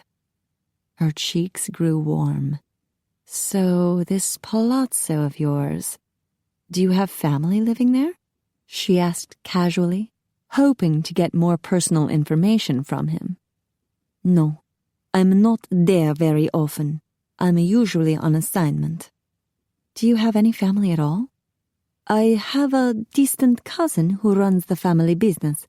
I'm a major investor. And what is the family business? Shipping. He slanted an amused look at her. I am somewhat aware of the oceans out there. Good. I feel so much safer now. He snorted softly. Cara mia, you are never entirely safe with me. Her skin tingled. Are you threatening me? He gave her a wry smile. Nothing of painful. If I pounced on you, it would only be to give you a pleasure. Oh. Her face burned as she turned to look out the window. As the minutes ticked by, the tension in the car grew. Lights flashed and horns blared, but it all seemed distant, as if they were alone in the world, as if nothing could touch them in their private cocoon. It was only him and her and this strange magnetic energy that was pulling them together. An odd sense of destiny overwhelmed her thoughts, making her feel as if her whole life had zoomed by for the express purpose of reaching this moment in time, this moment with Jack. She thought remaining silent would help, but it didn't. Heavy desire surrounded her, swathing her in heat. It felt so dense she would have sworn there was a physical connection between her and Jack. If he hadn't been driving, she'd be climbing all over him by now. He turned onto Canal Street going east. She cleared her throat. Jack? Yes. His voice sounded strained. Was he feeling it too? If I go to bed with you, I want it to be entirely my own decision. She turned to him. Promise me you won't use any of your manipulative powers to sway me one way or the other? I promise. He gave her a sad look. I would not have it any other way. Thank you. She took a deep breath. What is your last name, Jack? Good question. I go by the name Giacomo di Venezia, since my last name has always been debatable. His eyes twinkled with humor. I'm a bastard, but I am sure you've already noticed that. She smiled. Yes, it was painfully clear from the start. He chuckled. According to my birth certificate, I'm Henrik Giacomo Sokolov. You're kidding. You're German? Half Bohemian from my mother. Her husband's name was Sokolov. I've never used the name since I'm not related to that cuckold who refused to allow me in his house." "Your mother's husband rejected you as a baby?" Jack shrugged. "Why not? I was evidence of his wife's infidelity. He sent her back to her family in disgrace, and she died a few years later. I never really knew her." "That's terrible." Laura leaned toward him. "Poor Jack. What happened to you?" "I was sent to the place where my father was working. An old nurse raised me." Jack headed across the Manhattan Bridge. "It wasn't that bad, really. Nana Helga was a kind woman, and I saw my father whenever I could. He taught me Italian. I spoke Czech with everyone else." "So your father's Italian?" "He was. He died when I was 7. "Oh my gosh, Jack." Laura touched his arm. "I'm so sorry." "It's all right. My father was 73 when he died. He had a full life, a very full life." "What happened to you then?" "I was sent to Venice to live with an uncle and some cousins." He squeezed her hand. "I fell in love with Venice. I'd love to show it to you." "Well, maybe. That would be nice." Laura realized he still hadn't claimed a last name, and something about his story seemed oddly familiar.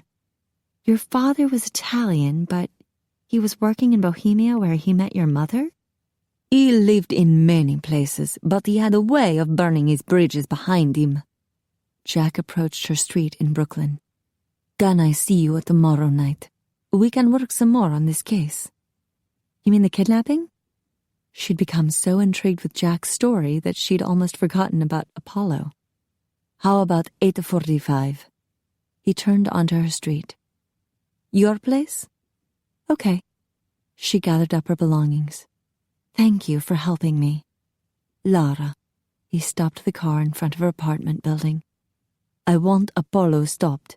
I pray the girls are still alive. But most of all, I am determined to keep you safe." "I'll be fine." She unbuckled her seatbelt. He touched her cheek. Her heart stuttered in her chest. "I want to kiss you," he said softly. "Is that all right?" "Yes. Oh God, yes." She skimmed her fingers along his high cheekbone, then across the hollow of his cheek and the dark whiskers on his jaw. He leaned forward and pressed his lips against hers. His mouth moved slowly, sweetly, molding her till she ached to open up to him. She slipped her hand around the back of his neck and ran her fingers into his soft, dark hair. He was so delicious, so tempting. He broke the kiss and settled back in his seat. "Good night, Lara." The rascal. He had to know he was leaving her hot and bothered. The red tinge in his eyes let her know he was as turned on as she was. "Good night, Jack." She climbed out of the car and hurried up the 3 flights of stairs to her apartment. "So, how did it go?" LaToya lounged against her bedroom doorway wearing her pajamas. Laura booted up the computer at her desk. "It was great. We now have a description of the perp. Tall, blonde, and goes by the name Apollo." "Cool," LaToya yawned. "And Jack behaved himself?" "Yes." Laura connected to the internet and Googled Giacomo Casanova. "You look tired. Go on to bed. I'll fill you in on the details tomorrow." "Okay. Good night." LaToya closed her bedroom door. When Jack had told her about his childhood, certain things had bothered Laura, and it had taken her a while to figure out why. Jack's father had lived such a naughty life that the old priest who tutored Jack had worried that he would follow in his father's footsteps. The man had been a womanizer who lived in many places. His last job had been in Bohemia, where he'd seduced Jack's mother. He'd died there at the age of 73. As Laura scanned Casanova's biography, her chest tightened. Her heart raced. Giacomo Casanova, famous womanizer. He'd lived in many places until some sort of scandal forced him to move on. His last job was librarian at Castle Dux in Bohemia, where he died at the age of 73 in 1798. Laura's stomach roiled, and she pressed a hand to her mouth as bile rose in her throat. No, it was some kind of strange coincidence. People didn't live to be more than 200 years old. She was imagining things. But had she imagined Jack's super speed and hearing? His ability to teleport or control minds? She jumped to her feet and paced across the living room. Who was he? What was he? He had to be human. He had a beating heart. She'd felt it before. She'd felt his breath against her face when he kissed her. And she'd felt his erection under the zipper of his jeans. She paced back and forth, but nothing was making sense. She collapsed on the couch and grabbed a legal pad off the coffee table. She could figure this out, damn it. If she was going to be a detective, she had to be smart enough to solve things. She scrawled a title at the top of the page. You Don't Know Jack. Then she began a list of his characteristics. Intelligent, strong, handsome, witty, sexy, sweet, gorgeous, protective, supportive, generous, naughty, great kisser. She frowned at the list, then marked a big X through it. It looked like a wish list for the perfect boyfriend, not clues to reveal his true identity. Her gaze drifted over the list once more. Damn, he would be the perfect boyfriend if there wasn't something weird about him. What she needed was a list of his stranger characteristics. She began writing. Teleportation, mind reading and manipulation, super speed, strength, and hearing. These were the obvious ones. She needed to dig deeper. The truth could be hiding in the obscure. Secretive. He definitely had something to be secretive about. Hardworking, motivated. She'd gotten the impression he didn't need to earn a living. He was fighting what he called the bad guys. Has enemies. He'd mentioned enemies several times, and his friends and enemies all had the same ability to control minds. What else? Old-fashioned. That made her cringe. He'd said he was 7 years old when his father died. What if his father died in 1798? Never drinks with me. Come to think of it, she'd never seen him eat either. Pale. Megan had said that Apollo was pale too. Eyes that can glow red. Lara stared at the list. Her mind ticked off the possibilities LaToya had mentioned that night over dinner. Her ideas had seemed silly then, but not anymore. Superhero, mutant, alien, bionic man. Could Jack's secret have something to do with Romatech Industries? If Roman Dragonesti had managed to clone blood, what other strange things had he accomplished? Lara tossed the list on the coffee table and lounged back against the sofa. She rubbed her temples. Whatever Jack was, he was giving her one doozy of a headache. If she had any sense, she'd avoid him. But she knew she wouldn't. When it came to Jack, she was hopelessly intrigued, and falling fast. Chapter 11. With the amount of mind manipulation involved, I believe we can assume Apollo is a vampire. Jack finished explaining the case of the missing college student. I agree. Connor tapped his fingers on the desk in the security office at Romatech Industries. He could be a malcontent. Instead of hunting for a victim every night, he lures them to his place and keeps them on hand. Yeah, Phineas said. The dude stocking his pantry. Jack suspected Apollo was using the women for more than food. He paced across the office. After dropping Lara off at her apartment, he'd driven back to the townhouse. Then he'd teleported to Romatech and called this meeting. Phineas lounged back in his chair. Limp dick. Connor arched a brow. Excuse me. I wasn't referring to you, Phineas muttered. Connor continued to stare at him. The Apollo dude's a limp dick, Phineas explained. He has to use mind control to catch a woman. If he was the love doctor like me, the ladies would naturally succumb to his sophisticated charm and manly physique. Jack chuckled. He'd been in New York for almost 4 weeks, and in that time, he hadn't noticed any women succumbing to Dr. Fang. Connor cleared his throat. I believe it is time for you to make another round. Phineas frowned. I did one 10 minutes ago. And a good job you did, too, Connor said. Off you go, lad. Phineas trudged toward the door. I'm more than just a babe magnet, you know. I can tell you want to talk to Jack in private. Connor's eyes twinkled. Ah, you're very astute. Yeah, you bet your plaid-covered ass I am. Phineas flipped up the collar of his polo shirt. Dr. Fang is one astute son of a bitch. He closed the door behind him. Jack sat in the chair Phineas had vacated. I hope you've trained Dr. Fang well. I would hate to lose him in battle. He's become a very good swordsman. Ian and Dougal taught him. Connor narrowed his eyes. He would benefit from some lessons from you. I would say you're actually the best swordsman in Europe, but if Jean-Luc heard that, he'd skewer me. Jack smiled. Jean-Luc had been claiming himself the European champ for centuries. I'll be sure to tell him. He's too vain as it is. Connor snorted and turned his attention to the surveillance monitors. Jack glanced at them and spotted Phineas leaving through a side entrance. The vamp's body blurred as he raced into the wooded grounds that surrounded Romatech. I'll fit in a practice session with him before dawn. Good. Connor drummed his fingers on the desk, then stopped abruptly.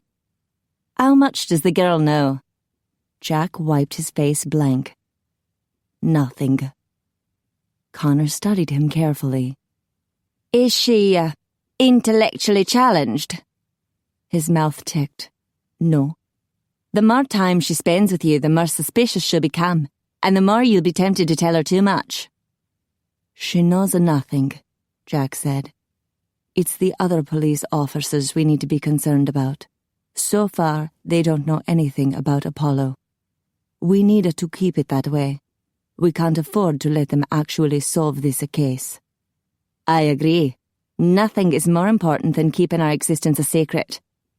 Connor gave him a pointed look. Jack glared back. She knows nothing. Connor looked away frowning. I'll tell Angus about this Apollo problem, and I'll have Roman send out a memo to all the minor coven masters in America. Perhaps one of them will know of a resort with classical Greek-style architecture in their district. Jack nodded. Excellent idea. Hopefully we can locate Apollo's resort in a few nights, Connor continued. I assume the place will be fenced off and have a few daytime guards. Apollo's control over the ladies' minds may be weaker during the day, while he's in his death sleep. True. And he can't afford to let any of the women escape. Jack frowned as he wondered how many women Apollo might have killed. I'll compile a list of missing college students, especially pretty red-headed females. Good. Connor glanced at the surveillance monitors. Do you know which police officers are working the case? I could find out. They'll be working out of the precinct where Columbia University is located. That would be Morningside Heights. We should erase their memories. Connor looked at Jack. We should erase the memories of every mortal who knows about this case. Jack gripped the arms of his chair. Lara is immune. Her memory cannot be erased. By you, Connor finished softly. Jack gritted his teeth. My psychic powers are as strong as any vamp's.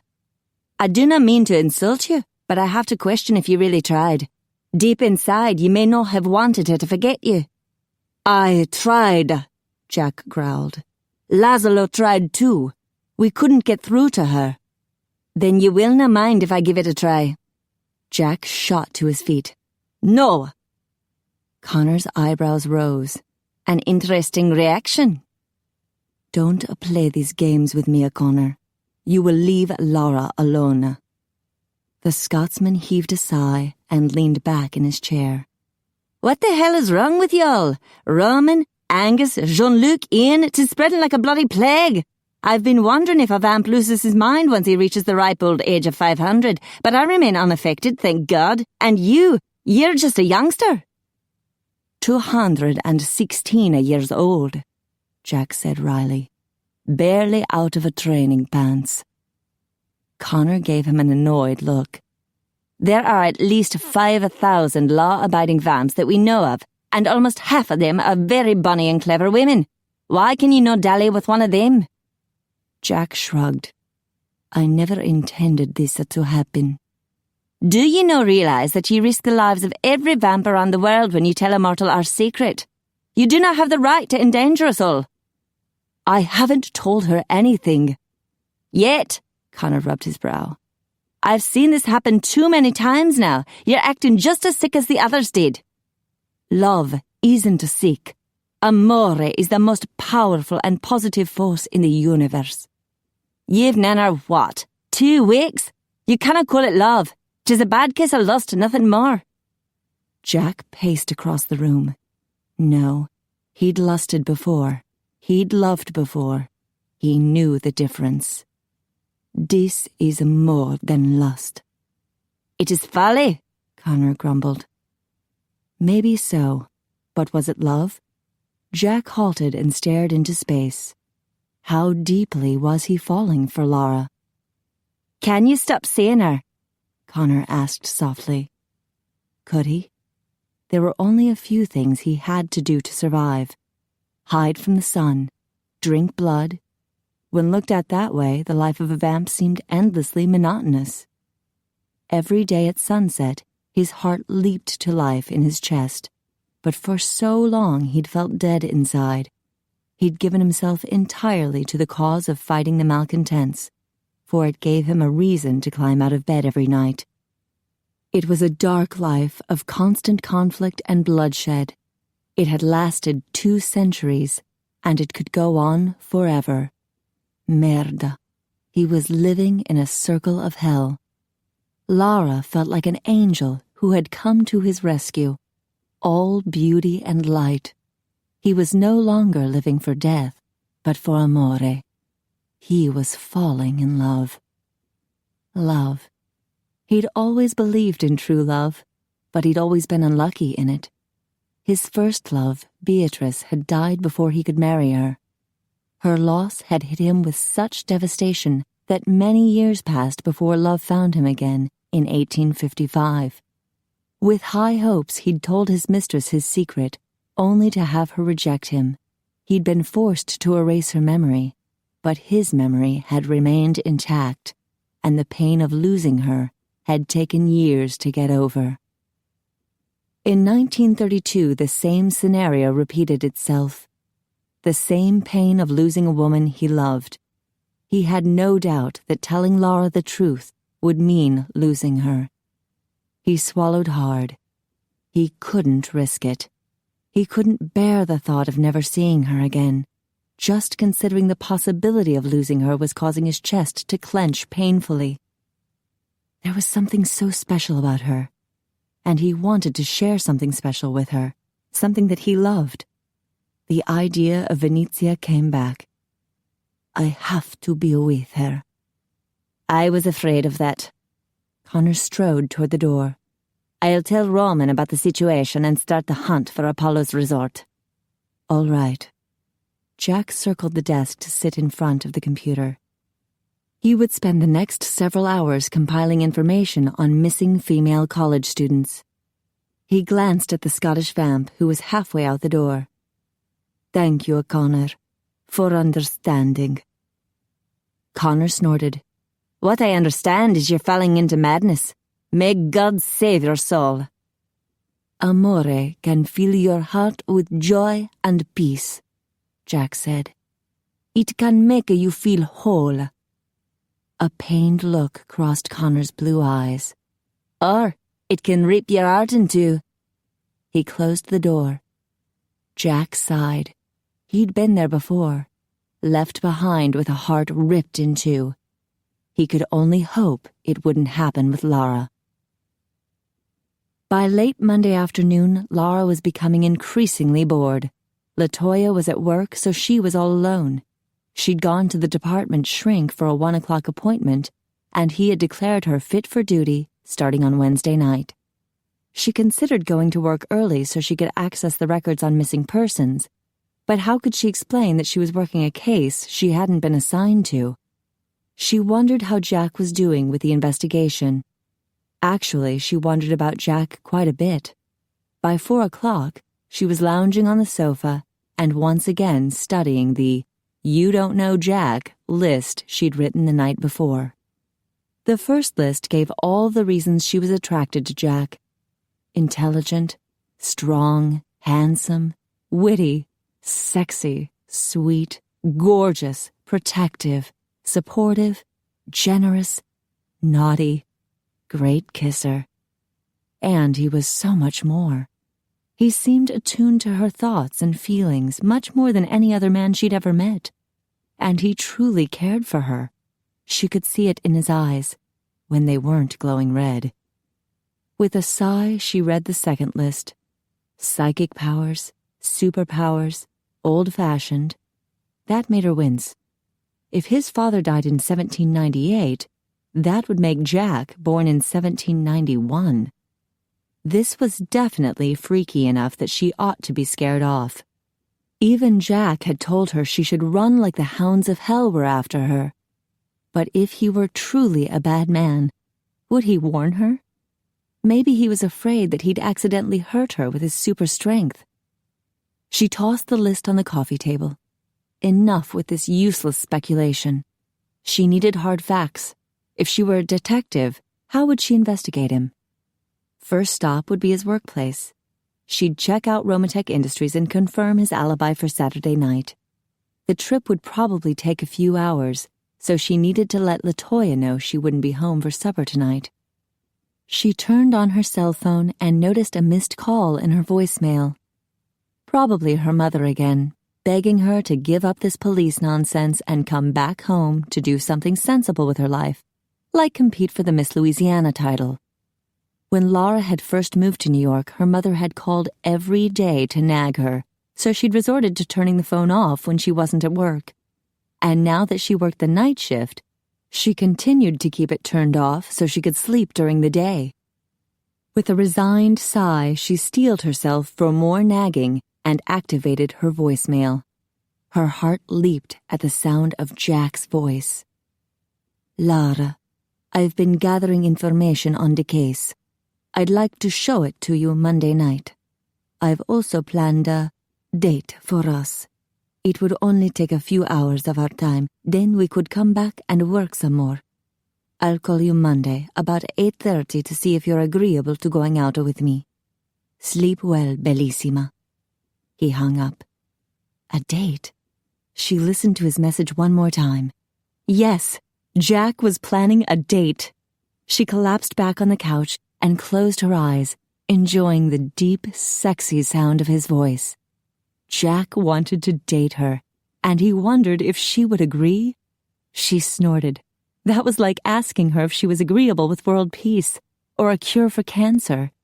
She glanced at the list on the coffee table, and the title mocked her. You Don't Know Jack. Should she be this eager to date a mystery man with strange powers? But wouldn't dating him give her the best opportunity to get better acquainted with him? She checked the time of his call. He'd made it at 5:30 that morning. She glanced at the time now. 4:30 p.m. She had 4 hours before he would call. It wouldn't take her 4 hours to get ready. And what about her plan to go to Romatech? How could she fit that in? She had time to travel to White Plains, but it would be tight getting back in time. An idea struck her, and she called Jack. He didn't answer, so she left a message. Hi, Jack. I'll be happy to go on a date with you. And thanks for working on the case. I'm guessing you did all the work at Romatech, so I'll just meet you there at 8:30, okay?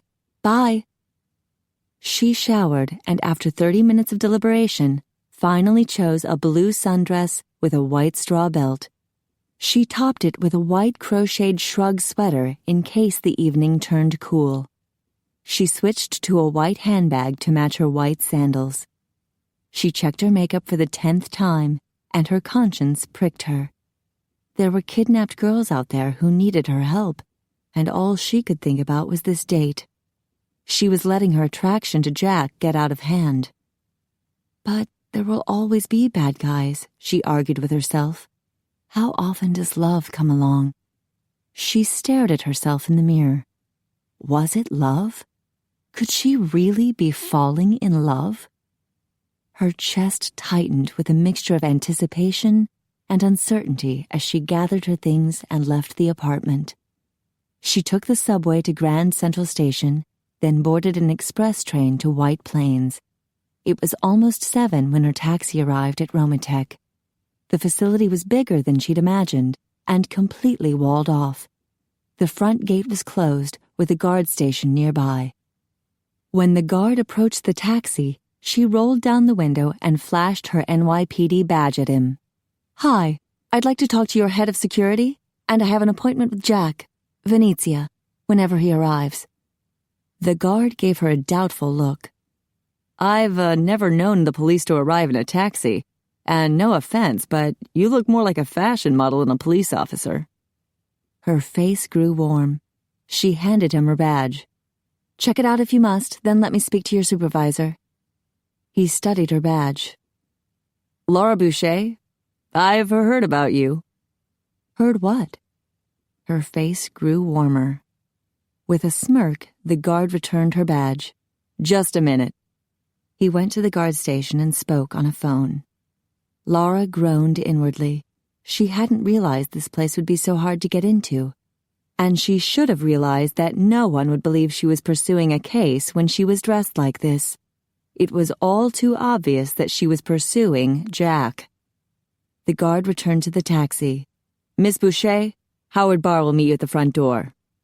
He pushed a button on his remote control, and the iron gate swung open. The taxi proceeded down a 2-lane road that cut through a wooded area. Then, around a bend, the facility came into view.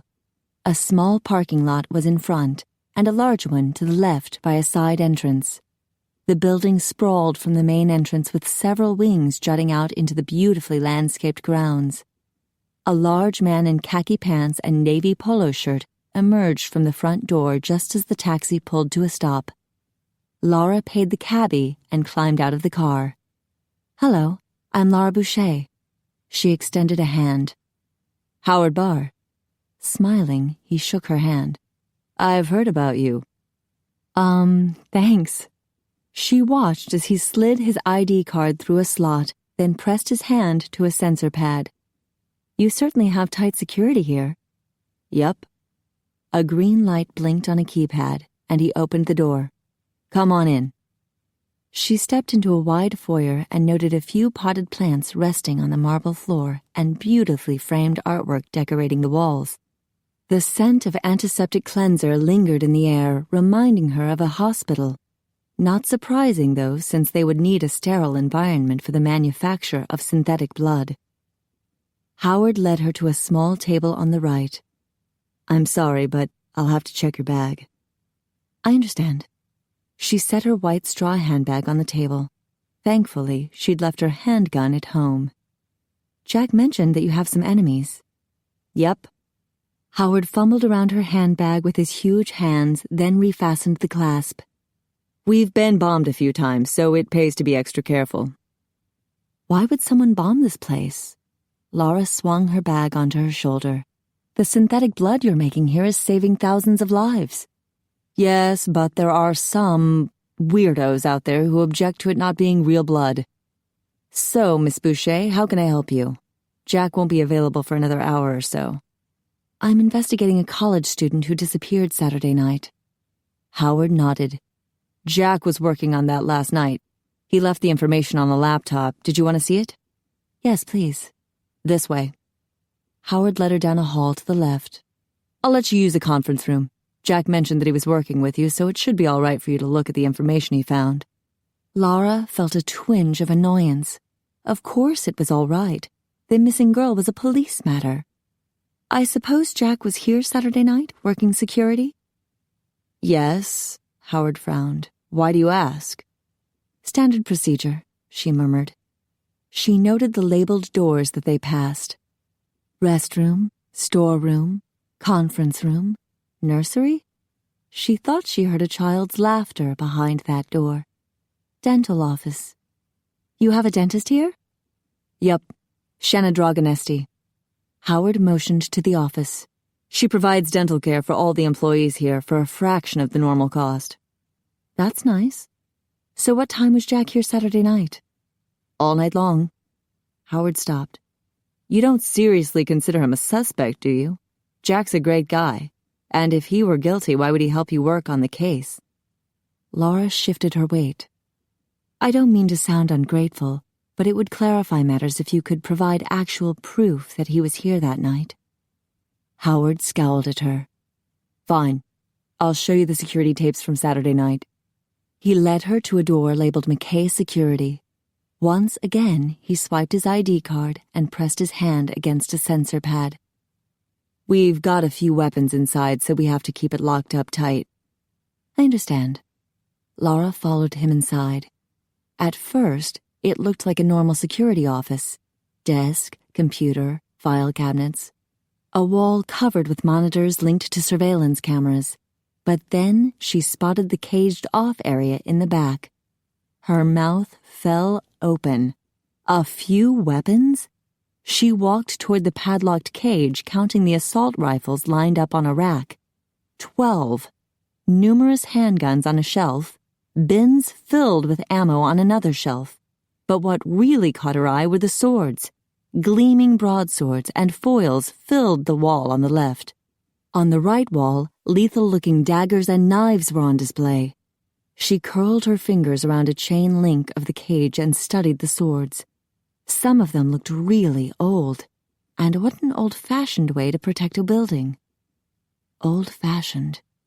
Those words were starting to haunt her. What's with all the swords? Are you expecting a horde of Vikings to attack? Howard snorted as he sat behind his desk. The guys like to collect them. He typed on his keyboard. Okay, I've got surveillance video coming up from Saturday night. Laura turned to look at the monitors. They went fuzzy for a second, then cleared up. The numerical date for last Saturday was printed in the bottom right corner along with the time. 2100 hours, 9 p.m. Howard joined her by the monitors, holding a remote control. As you can see, the building's fairly empty on Saturday night. Just security and people going to mass. I see. Laura had noticed that most of the monitors showed empty hallways. She recognized the main foyer. A few people were congregated there. A blur of movement on a different monitor caught her attention. It looked like someone racing at warp speed through the wooded grounds. How fast is that guy going? Oh, it's just on fast forward, Howard muttered. She wondered if one screen could be on fast forward while the others weren't. Howard pointed at a screen. There's Jack, leaving this office. She watched his graceful, long-legged stride. How long have you known him? Since I started working for McKay S&I, Howard said. About 10 years, I guess. Laura saw a little boy run into the hall. Jack swung him up into his arms. Who's that? Constantine Dragonesti, Roman and Shanna's son, Howard explained. That's Shanna coming out of the nursery with a new baby. Laura smiled when she saw Jack step back. He'd looked perfectly comfortable around the toddler, but the baby seemed to terrify him. Shanna handed the baby to an older woman who had also exited the nursery. While the older woman returned the children to the nursery, Shanna strolled down the hallway with Jack. They're headed to the chapel for Mass, Howard explained. I'll fast forward. Laura noticed Howard was wearing the same sort of clothes that Carlos had been wearing at the townhouse. Are you wearing a uniform? Yes, for McKay guards. I've never seen Jack wear the uniform. Jack's one of our top investigators and he works undercover a lot. He can do pretty much whatever he wants. Howard punched a button on the remote control. You'll see them coming out of the chapel soon. It strikes me as a bit odd to have a church service here. Howard shrugged. Roman likes to do it. Okay, here they come. Howard motioned to the monitor as everyone exited the chapel. Most of them went into a room on the right. That's the fellowship hall where we go for refreshments. There's no camera in there. Lara spotted Jack in front of the chapel talking to the kilted Scotsman she'd met at the wedding, Robbie. The two of them strolled into the fellowship hall. The time in the corner of the screen said 22 hours. It looked like Jack did indeed have an alibi. The older woman showed up on the monitor displaying the hall outside the nursery. She was walking with the baby in her arms, and the little boy was skipping by her side. They soon appeared in the monitor outside the chapel. The little boy jumped into his daddy's arms. Roman Dragonesti hugged the boy, and Shanna took the baby. They were a lovely family and looked so normal. All the people seemed normal and nice. Lara wondered if she was being too suspicious where Jack was concerned. Maybe she should just relax and enjoy being attracted to him. She blinked when Jack suddenly walked into the hall. He had a glass in his hand, and he sipped from it. At last, proof that Jack actually drank. She pressed closer to the screen. What is he drinking? Wine? The screen went blank. What? She glanced back at Howard and saw him set the remote control down on his desk. I assume that was enough to prove his alibi. He typed on his keyboard, and the monitors went back to real time. Now, would you like to see the information Jack compiled last night? Yes, I would, thank you. It's all in here. Howard picked up a laptop and strode toward the door. You can use the conference room across the hall. Lara grabbed her handbag to follow Howard and glanced back at the monitors. Was she just being paranoid, or had he tried to keep her from seeing something? Chapter 12. Lara sat at the end of the long conference table and waited for the computer to boot up. Howard hovered at the door. Do you need anything to write on? Maybe something to drink? I'll be fine, thank you. She did a double take at the computer screen. The desktop was surprisingly bare. There was only one non-system file, and it was labeled Apollo. I need to make a round, Howard said. I'll check on you in 15 minutes. He strode away, leaving the door wide open. Security was certainly a priority around here. Lara turned her attention back to the computer. Jack had made sure there was nothing on this laptop pertaining to Romatech Industries or McKay Security and Investigation. He obviously didn't want her trying to snoop around their business. What could they be hiding? She'd gotten the feeling that Howard hadn't really liked her being in the security office or looking at the surveillance tapes. And what was the deal with all those weapons, especially the swords? She sighed. More questions to ask Jack. At least he wasn't trying to hide anything from her regarding the Apollo case. Lara clicked on Apollo, and 2 folders came up titled Negative and Positive. She opened the negative file and found a brief description of 5 local women who had been kidnapped. She scanned down the page and realized they were all the wrong age or wrong hair color for Apollo. She opened the positive folder and gaped at the screen. There were 20 more folders. Jack had uncovered all this information in one night? She opened the first folder and found a photo and brief report. A female student with dark auburn hair had disappeared from NYU last month, April. Lara opened the second folder. A strawberry blonde had vanished from NYU the year before, in June. The third folder showed Brittany Beckford from Columbia University, who had disappeared last July. The fourth and fifth folders showed 2 red-headed students who'd gone missing from Syracuse University. Was Apollo kidnapping a new girl every month? Lara double-checked the dates. Each girl had disappeared on the 4th Saturday of each month. How could something so blatant and horrible slip by the authorities? Apollo must be using mind control to cover his tracks so well that no one realized what was happening. In fact, most of these girls were merely listed as runaways. Thank God this criminal was finally coming to the attention of the police. Lara frowned. Jack had worked awfully hard on this, but it wasn't his case to solve. It was a police matter. She winced as she scanned the report in the 6th folder. The girl had been a student at the University of Pennsylvania in Philadelphia. The 7th girl was missing from Princeton, New Jersey. If Apollo was kidnapping girls across state lines, then the case belonged to the FBI. Even so, she had to hand it to Jack. He was one hell of an investigator. She wasn't even halfway through all the folders, and she was skimming through them fast. She needed hard copies of all these reports so she could compare them to one another, and she needed hours to study the material. What she needed was a copy of all this. She started to email herself the entire Apollo folder, then hesitated. Would Jack mind? Surely not. He'd said in his phone message that he meant to show her all this information. They were working the case together. She clicked on send. Hello. She jumped in her chair and spotted a little blonde-haired boy at the door. He looked like the boy from the surveillance video. Hello. He tugged at his blue and green striped t-shirt. My name is Tino. Of course, Constantine Dragonesti. How do you do? I'm Lara Boucher. He gave her an angelic smile. I heard about you. Great. She turned off the laptop and rose to her feet. Tino! A woman's voice called. Oh, there you are.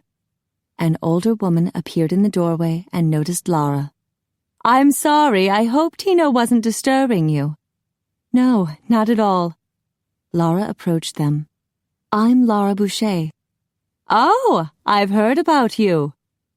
Not again. Lara extended a hand. How do you do? Very well. My name is Radinka. She shook hands and didn't let go. She peered closely at Lara, then smiled. Yes, you and Jack will be very happy. Excuse me? Radinka released her hand, then yelled over her shoulder. Shanna, you'll never guess who's here. Coming! A woman emerged from the nursery, pushing a baby stroller. She was blonde and a little plump from having recently given birth. The babe was a tiny newborn with pink, delicate skin and a fuzzy cap of black hair. Lara leaned over the stroller for a closer look. What a beautiful baby. A girl, she figured from the baby's delicate features. The pink blanket was another clue. She raised her gaze to the baby's mother. Hi, I'm Lara Boucher. Oh, I've heard about you. That's what they all say, Lara muttered. Shanna laughed. Don't worry, it was all good. By the way, I'm Shanna. My daughter's Sophia, and you met my son Constantine? Yes. Lara smiled at the little rosy-cheeked boy. She's the one for Jack, Radinka announced. Lara gulped. I wouldn't say that. I hardly know him. Well, we'll just have to gossip about him then, won't we? Shanna's eyes sparkled with humor. Robbie said you were very pretty. He was definitely right. Connor said you were trouble, Constantine added. Tino. Shanna frowned at her son, then turned to Lara. Connor's just worried about Jack getting hurt. We're all sort of like family around here. Would you like to have supper with us? We were just headed for the cafeteria. I'm going to have macaroni and cheese. Tino pranced around the hall. I'd love to come, but Howard might expect me to stay put. Lara motioned toward the conference room. Oh, don't worry about that. Shanna waved a dismissive hand. They'll see you on the monitor and know you're with us. Come on. Lara grabbed her handbag, shut the conference room door, and accompanied them down the hall toward the foyer. She hadn't eaten yet, so she was hungry, and she was eager to hear some of the gossip Shanna had referred to. At the same time, she figured she'd better eat light.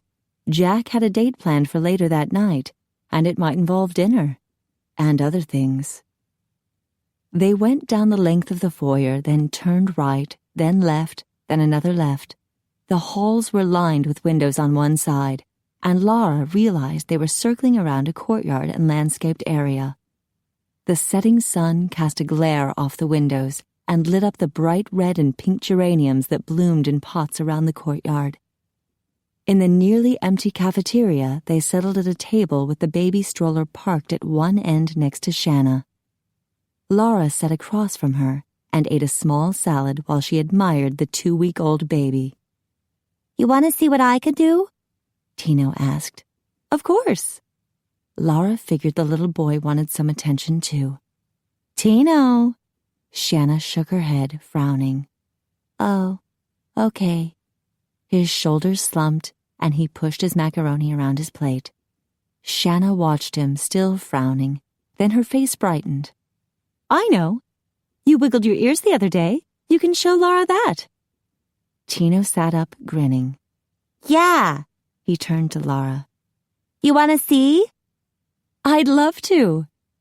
Lara laughed when the little boy's ears moved slightly. That's amazing. I was never able to do that. I can read, too, Tino boasted. That's wonderful. Lara pushed back her empty salad bowl. How old are you? I was 2 in March. Constantine gulped down some milk. 2? Lara would have guessed he was more like 4. But then she didn't know very much about children. Sophia suddenly let out a wail, and Shanna lifted her from the stroller. There. She paced around the table, cuddling the baby. You just had your dinner. Can't you let your mama have hers? Lara realized Shanna was only halfway through her meal. Radinka wasn't finished either. She pushed back her chair and stood. I'll hold the baby. Oh, thank you. Shanna transferred the baby to Lara's arms. She likes to be carried around. I guess it reminds her of being inside of me. I don't remember being inside you, Mama, Tino said. Shanna chuckled as she sat down to finish her supper. You used to roll around doing somersaults. Cool. Tino attacked a bowl of red Jell-O cubes. Lara strolled slowly around the table, enjoying the incredible softness of the baby against her chest. Sophia gazed up at her with clear blue eyes. Lara smoothed a hand over the baby's head and felt the downy black hair. Jack's children would have hair like this. She sighed. What on earth was she doing, imagining Jack's future children? As crazy as it was, she couldn't seem to get too upset. There was something about holding this baby that made her feel very calm inside. You're good with children. Shanna scooped some mashed potatoes into her mouth. Jack is too. He would make an excellent father. Radinka pointed her fork at Lara to add emphasis. Lara snorted, but she couldn't help but smile. You two are a couple of matchmakers. But as good-looking as Jack is, I doubt he needs any help in the romance department. She hoped they would come back with something like, Jack hasn't been seeing anyone for years. Jack's been as chaste as a 90-year-old monk. Shanna reached for her glass of iced tea. I have to admit, Jack is a very good-looking man. Youth, Radinka muttered, and shook her head as she cut up the last of her steak. What's really important is character. Jack is a good man. He's kind, loyal, and dependable. That sounded all fine and dandy, but Lara still wondered how many busloads of women had chased after Jack. She continued to walk around the table. I suppose a guy with both good looks and good character would have a lot of women pursuing him. I suppose he would. Shanna's eyes twinkled. Lara blushed. She was so obviously fishing.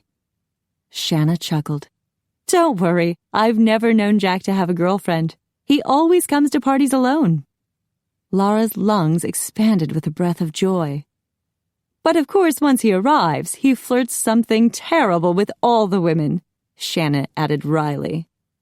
Lara coughed when her throat suddenly constricted. He's just being kind, Radinka insisted. He flirted with me at the spring gala ball and even asked me to waltz with him. I knew he was just being polite, but still, it made me feel wonderful, like I was 40 years younger. How long have you known him? Lara asked. Since I started working here, Radinka said. About 18 years now. I used to be Roman's assistant. But then I stole her. Shanna looked fondly at Radinka, then turned to Lara. I met Jack 3 years ago at my wedding. He goes to all the weddings and parties. He's an excellent dancer, Radinka added. Shanna nodded. And a good friend. When Angus and Emma were in trouble, he came to help. He helped Ian and Tony, too. Lara knew who Ian was, but she wondered about the other people. Still, she didn't want to veer off the topic of Jack.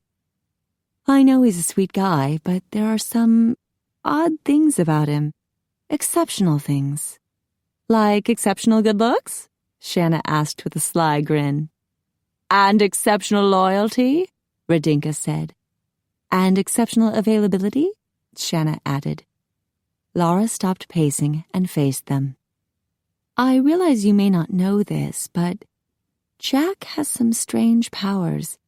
He can actually teleport and move super fast. Radinka patted her mouth with her napkin, then carefully folded it. We know about that, dear. She gave Lara a pointed look. We also know you have nothing to fear from him. That's true, Shanna said quietly. I'm sure Jack's abilities must seem awfully strange to you, but please don't let it scare you away. What really matters is how he uses his powers, and he always uses them for good. You can trust him, Lara. Was it that simple? Could she just accept him the way he was and trust him? Apparently Shanna and Radinka did. Lara was tempted to, but at the same time, she wanted answers.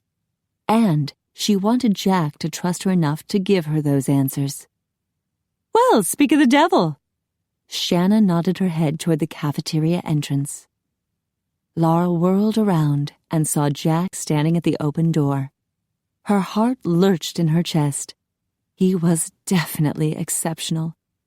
He was everything she'd ever wanted in a man. You can trust him, Lara. He walked toward her slowly. He was dressed in faded jeans, a black t-shirt, and black leather jacket. His hair was still damp and combed back from his face. Dark whiskers shaded his jaw. He looked as if he'd hurried here as quickly as possible. His gaze drifted to the babe in her arms, then returned to her face with a heated, golden gleam. She stepped toward him as if drawn by a magnet. Oh, yes, Radinka announced behind her. Those two will be very happy. Lara halted as heat invaded her face. She knew the amused smirk on Jack's face meant he had overheard Radinka's remark. Here, I'll take Sophia. Shanna rushed over to relieve her of the baby. Hi, Jack. Constantine ran up to him, and Jack swung him into his arms. Hey, buddy, how's it going? He tousled the little boy's blonde curls. Tino leaned close and whispered loudly. Radinka says Lara's the one for you. Lara bit her lip as she grew increasingly annoyed. These people acted like she would automatically fling herself into Jack's arms. It wasn't like the man was irresistible. She could resist him. On what planet? An inner voice chided her. Radinka shook her head as she stacked their empty dishes onto a food tray. If only I could find the one for my son. I don't think Grigori's ready to settle down, Shanna whispered. Well, he'd better hurry it up, Radinka grumbled. I won't live forever, and I want to see some grandchildren. How are you, ladies? Jack set Tino down, then gave Shanna and Radinka each a peck on the cheek. How is Sophia? She's fine, Shanna smiled. We dragged Lara to supper with us so we could gossip shamelessly about you. I see. He turned to Lara, and the corners of his mouth curled up. Bellissima, you never cease to surprise me. I didn't expect you to come to Aromatech. She shrugged. I wanted to get some work done on the case. And you checked my alibi for Saturday night. She lifted her chin. Yes, I did. It's standard procedure. His eyes twinkled with humor. Did I pass? I believe so. That's good. I wouldn't want you going on a date with a criminal. He drew closer to her as his gaze wandered over her blue sundress, bare legs, and white sandals. You look very beautiful tonight. Thank you. She forgot to stay annoyed. It was hard enough not to automatically fling herself into his arms. He touched her arm where it was covered with a white crocheted shrug. This is pretty, but it may not be warm enough for where we're going. Where are we going? He smiled. Not to worry, love. I am sure we can find something warmer for you. He turned to the others and inclined his head. Ciao, ladies. Tino, I must steal Lara away from you now. There was an old-fashioned courtesy about the way he bowed. Lara groaned inwardly. Those words, old-fashioned, kept popping up. She grabbed her white handbag and looked at Shanna and Radinka. It was nice to meet you. Shanna patted her on the shoulder. I have a feeling we'll be seeing you again. Definitely, Radinka nodded. Enjoy your date. Oh, we have business to take care of, too, Lara said. Police business. Radinka snorted and muttered. You mean monkey business. Can I have a cookie? Constantine hopped around the table, obviously not in need of any sugar. Scusi, signorini. Jack bowed again, then with a light touch on Lara's back, he ushered her from the cafeteria. I was halfway through my breakfast when Carlos told me that Howard had called, and you were here waiting for me. I came as quickly as I could. Thank you. I left a message on your cell phone, too. I heard it. He smiled at her as they started down the hallway. I'm delighted you want to go on a date. She shrugged. It's just for a few hours, right? Then we'll get back to work. As you wish. Howard said he showed you the laptop? Yes. I was amazed by how much information you discovered. It's very impressive. Grazie. He turned right and led her into another hallway.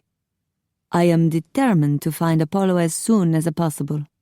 I believe he kidnaps a new girl on the fourth weekend of each month. I noticed that too. In a few weeks he'll strike again. Jack nodded.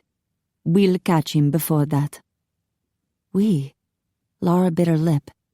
She hated to tell Jack that this was strictly a matter for the police and FBI, especially after all the hard work he'd done. You know, I go back to patrolling the streets on Wednesday. Jack halted. You will work at night? Yep, looks like we'll both be working the graveyard shift. He frowned. I won't be able to see very much. He would miss her? Lara liked the thought of that. Don't worry, I get a night or two off each week. I might even agree to go out with you again, although that'll depend on whether tonight's date is any good. She gave him a teasing smile. His frown deepened. I hope it'll be good. I wanted to share something special with you. A place that I care deeply about. Oh. Her smile faded. Okay. But we'll be limited in how long we can stay there. He glanced around the hall. If it's all right with you, I think we should leave right away. Really? She watched as he opened a door and peeked inside. Oh, sorry. He'd interrupted someone at work. He strode down the hall to the next door. We can always work on the Apollo case later. I've already made a lot of progress, don't you think? Yes, you have. She frowned as he opened the door to a storeroom and peered inside. Did you lose something? I just don't want us to be seen. Come, this will do. He caught her arm and dragged her into the storeroom. Was this his idea of a date? Making out in a closet?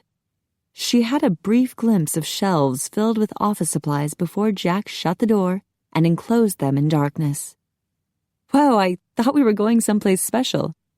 We are, Bellissima. I have it all planned out. He wrapped his arms around her. Giannetta and Mario are very eager to meet you. Who are they? They take care of the palazzo for me. She swallowed hard. But that's in Venice. Yes. He brushed her cheek with his knuckles. That's where we are going. Her mouth fell open, then snapped shut as she shook her head in disbelief. We can't go to Venice. It's about a 10-hour flight, isn't it? We'll need to hurry. We have about 3 hours at the most. Before the plane leaves? The reality of the situation finally caught up with her. Then what are we doing here? Her heart started to race. This was so sudden and so exciting. I need to go home and pack. I need my passport. She pushed away from him to get to the door. He pulled her back so suddenly her handbag tumbled to the floor. Bellissima, we're leaving now. A sudden suspicion snaked through her, and the tiny hairs on the back of her neck rose. What do you mean? I need you to trust me. He wrapped his arms around her tight. Her skin chilled in spite of the warmth of his body. Why are we in this closet? So no one will see us teleport. Lara gasped. No. Yes. You saw me do it before. It's perfectly safe. It's perfectly crazy. She pushed against his chest. Lara. He held her by the shoulders. I would never do this if it could hurt you. I care for you too much to let anything harm you. He cared. Her heart melted. Unfortunately, the rest of her was still freaked out. I don't know how to teleport. It scares me. What if I get put back together all wrong? You'll be fine. As long as you're in my arms, you'll be safe. She swallowed hard. Wouldn't a plane be safer? Cara mia, we could be in Venice in 2 seconds. That seems hard to believe. And for someone who's been pretending to be normal for the last 2 weeks, you're suddenly okay with showing me your true self? Yes. He eased his arms around her. It's a step forward, don't you think? He was finally ready to be honest with her? How could she refuse that? I want to move forward. Then come with me. He embraced her tightly. Hang on to me, and don't let go. She wrapped her arms around his neck and gripped her hands together. Are you sure this is safe? There aren't any weight restrictions or... Everything went black. She stumbled and blinked as brightly lit candles spun around her, reflecting off gold walls. Easy, love. Jack steadied her. The room stopped spinning, and she realized there were paintings on the walls and ceiling, all outlined with gleaming gold leaf stucco work. Candles glowed in golden wall sconces and from 3 ornate chandeliers. Antique furniture was clustered around an enormous fireplace with a marble mantelpiece. Her feet were firmly planted on a polished terrazzo floor. This sure wasn't Kansas. Wow. Jack released her. Are you all right? She looked around the room again. Wow. Jack chuckled. Welcome to my home. He strode toward some French doors and pushed them open.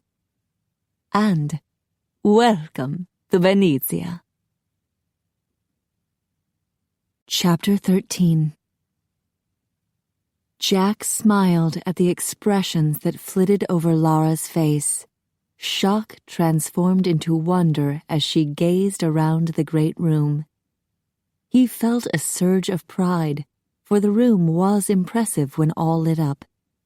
Mario and Giannetta weren't very nimble in their old age, so it was probably their grandson Lorenzo who had lit all the candles before leaving on his assignment. A cool breeze swept through the open French doors, causing the flames to flicker and the gold to gleam. Lara gave him a wry look.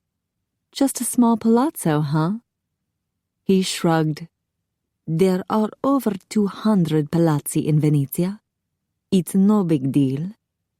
Right. Everybody has one. She followed him onto the balcony. I can't believe it. We're really in Venice? Yes, Venezia. He breathed deeply of the cool, humid air. Candles glowed behind beveled glass on each side of the French doors. A bistro table with 2 chairs was nestled in the corner of the balcony. He glanced over the balustrade at the water below. Lights sparkled on it, reflecting the moonlight and lights from neighboring palazzi. The watergate was directly below him on the ground floor. The lamps from the watergate illuminated the red striped poles in front of his home. Jack always loved coming home, and now he had someone to share it with. How do you like it? It's incredible. Very old. Lara gave him an odd look, then shivered. Are you cold? He wrapped his arms around her and pulled her close. I was afraid it might be too chilly for you. I'll have Gianetta find you something warm. Thanks. Lara looked around curiously. It's not just the cooler weather that's bothering me. I'm in shock that we're actually here, and I'm still freaked out by our mode of transportation. It was quick and painless, no? The moment of sheer terror was over quickly, but my confusion is greater than ever. How are you able to do such a thing? With a sigh, he stroked her hair. I really don't know how it works. It's simply a gift, and I'm grateful for it. Well, it does beat 10 hours on a plane. She turned in his arms so she could look over the balustrade. I didn't realize the canals were this big. Most of them are not. This is the Grand Canal. Oh, nice address. She glanced back at his home. Not too shabby for a palace. He grinned. Unfortunately, many of the palazzi are in bad shape. This one dates from the 16th century, and there is always something that needs repairing. But you love it, she said quietly. Yes, I do. It's my anchor, a constant that is always here for me and never changes. She regarded him. Her eyes narrowed. There's something so old-fashioned and noble about you. That was high praise for someone born a bastard. Cara mia, thank you. He kissed her brow. Giacomo, you have arrived! A voice said in Italian. Jack turned to find Gianetta at the open French doors. Bellissima! He gave her a hug and kissed her plump cheeks. She was wearing a thick bathrobe over her nightgown, and her long gray hair lay in a braid against her ample bosom. He responded in Italian. I'm sorry you had to get up in the middle of the night. She patted his cheek. It's always good to see you, and I'm thrilled you brought a girl with you. I have waited so long for this. About 50 years, Jack figured. That's how long Gianetta and her husband Mario had been taking care of the palazzo. They'd started out as servants, but over the years, they'd become loyal and treasured friends. She's immortal, no? Gianetta whispered in Italian. Yes, she is. Her name is Lara Boucher, he answered in Italian. She's American. And very pretty. Gianetta nodded in approval, then spoke in heavily accented English. I am very happy to meet you. Thank you, Lara grinned. I'm delighted to be here. She needs a coat or jacket, Jack told Gianetta. When she looked confused, he translated into Italian. Ah, I have just the thing, and I'll bring refreshments. Gianetta bowed and left the balcony. She seems very nice, Lara said. She approves of you, which is good since she and Mario are like a family to me. Lara snorted. Everyone keeps playing the matchmaker around us. As if we need any encouragement. He wrapped his arms around her from the back and pulled her against his chest. She rested her head on his shoulder. The stars are lovely, but I wish there was more light. When does the sun rise? Too soon. He nuzzled her neck. They had less than 3 hours before he'd have to teleport them back to New York City. He couldn't risk falling into his death sleep in front of her. This is a good time to be here. The city is quiet. All you can hear is the lapping of water against the buildings and the occasional hoot of an owl. She folded her arms over his. I've always wanted to see Venice. Thank you. Bellissima, we have barely begun. Jack pointed in the distance. Do you see the light on the water? That is our gondola coming to pick us up. This is so cool.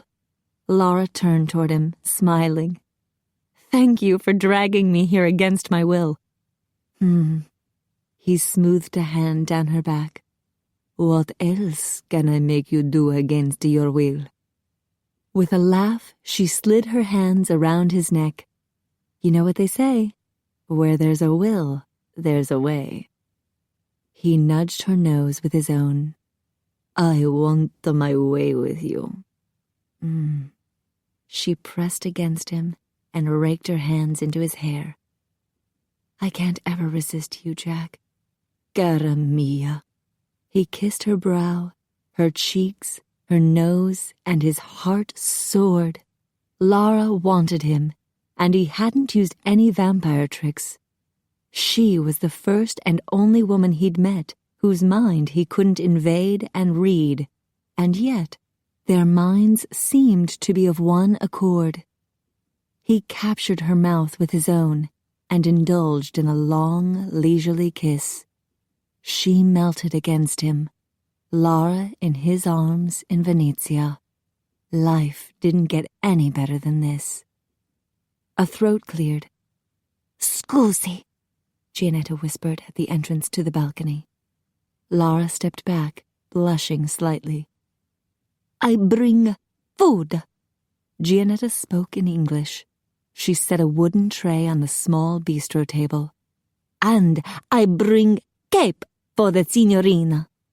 She removed the cape that had been draped over one shoulder and shook it out. Oh my gosh, it's beautiful. Lara stroked the midnight blue velvet. While Lara was busy admiring the cape, which Gianetta was settling on her shoulders, Jack sidled over to the table to check the food. Sure enough, Gianetta had filled the bronze goblet with warmed-up synthetic blood. He chugged it down before Lara could see the contents. She laughed. You sure were thirsty. Yes. He set the empty goblet on the tray. You look wonderful in the cape. With a grin, she pirouetted and let the long cape swirl around her. The velvet material came to rest in long folds that reached her ankles. Isn't it gorgeous? It's lined with silk and has a hood, too. She lifted the hood, and Jack caught his breath. Her eyes looked as deep blue as the velvet framing her lovely face. Her cheeks were flushed with excitement, making her fragrant with the scent of pulsing blood. He was tempted to forego all the sightseeing and whisk her straight upstairs to his bedroom. But no, he needed to court her first. He needed her to love him. That way, if she ever found out the truth about him, he'd have a better chance at not losing her. Very nice cape, Gianetta said in English. Giacomo give me cape 10 years ago for carnival. Giacomo very nice man.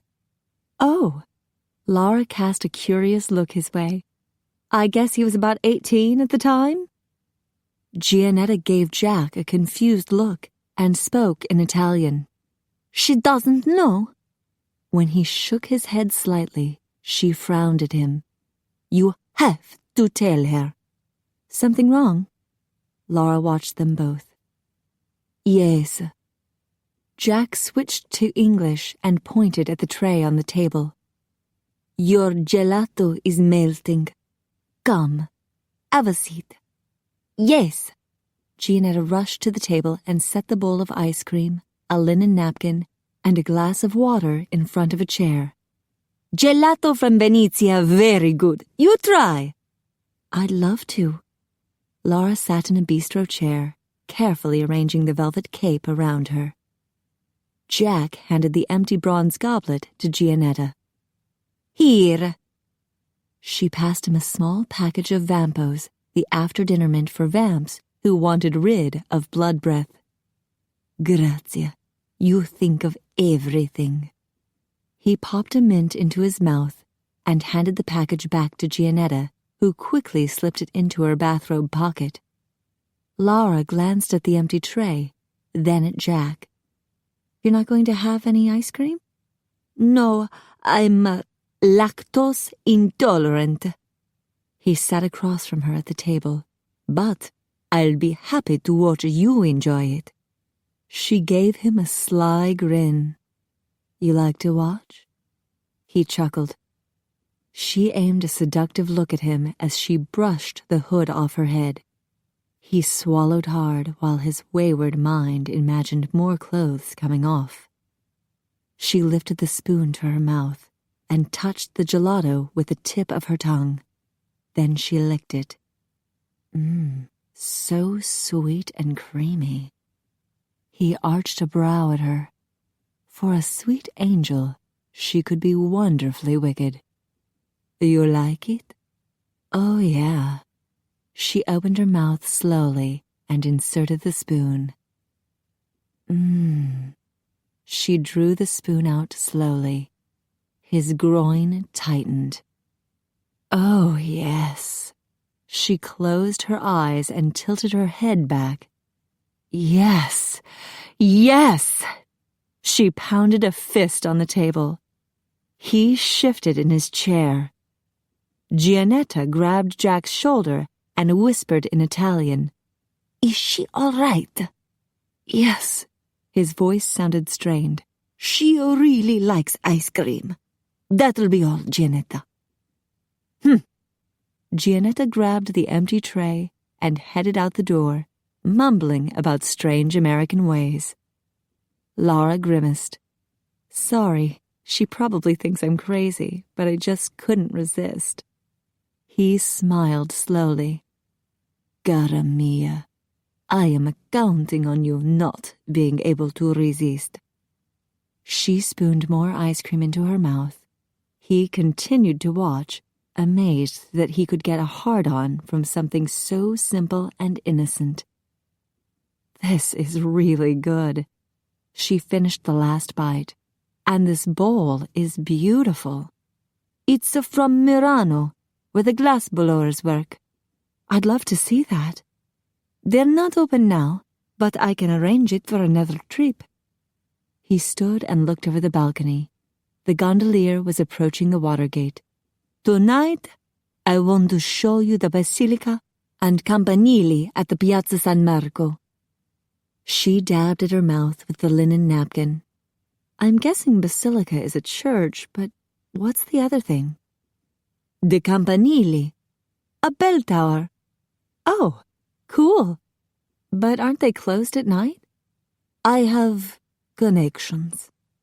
She grinned. From being a choir boy? He chuckled. Not exactly. Our gondola is arriving. Do you want to see? Oh, yes. She jumped up and peered over the balustrade. Oh my gosh! He's wearing a striped shirt and hat, just like in the movies. Shall we go? Jack gestured toward the French doors. Lara accompanied him across the great room to the staircase. About 50 years ago, he'd had the stairs wired for electricity so no one would trip in the dark or have to carry a candle. Lara glanced at the ascending staircase. How many floors are there? 4. He led her down the stairs. The water floor is below. I live on the 2nd and 3rd floors, and Mario and Gianetta live on the 4th with their grandson. Gianetta met them at the bottom of the stairs. Mario has taken care of everything, she told Jack in Italian. Father Giuseppe will be waiting for you in the piazza, and Lorenzo will be there shortly. Grazie mille. Jack gave her a hug. I may not have time to come back here. I understand. Giannetta smiled at Lara and switched to English. Giacomo, very good man. Never bring girl here before. Really? Lara's eyes lit up. Jack gave Giannetta an annoyed look, then escorted Lara to the garden. I want to show you this before we go. Lara gasped when they stepped into the garden. Long strands of white twinkle lights outlined its square shape. A path of paving stones circled the fountain in the middle. An arbor entwined with wisteria arched over a stone bench. The scent of gardenia and roses filled the air, along with the sound of trickling water from the fountain. It's so beautiful, Lara whispered, and so peaceful. No wonder you love it. Jack gazed up at the windows on the 3rd floor where his bedroom was located. He was tempted to teleport Lara straight there, but their gondola was waiting, and he was determined to court her properly. He refused to act like his father, treating each woman like a conquest before moving on to the next. Lara deserved better, and if she could love him, he would remain devoted to her forever. Come. He led her back down the arched hallway to the water gate. Mario was waiting for them where the gondola had tied off. Jack gave the old man a hug and introduced Lara. Mario shook her hand. Brava, bellissima. Giacomo, very good man. Lara gave Jack a wry look. You must pay them well. He laughed. I do, actually. He stepped into the gondola and helped Lara board. They settled on the cushioned seat beneath a canopy that afforded them some privacy. Piazza San Marco, please, he called to the gondolier in the back of the boat. Of course, the gondolier replied, and moved them quickly into the canal. Lara snuggled close to Jack. This is so romantic. I'm glad you like it. He looped an arm around her shoulders and turned toward her so he could see her face. She looked about curiously as they moved slowly down the Grand Canal. He pointed out several palazzi that had been transformed into hotels. They were lit up, and some even had luxury yachts parked in front. Her mouth fell open. Look at that bridge. He glanced at it. That's the Rialto. The center arch was illuminated at night. Lara's eyes glittered with excitement. This reminds me of a movie I loved when I was little. I thought it was the most romantic movie ever. Lady and the Tramp. Have you seen it? No.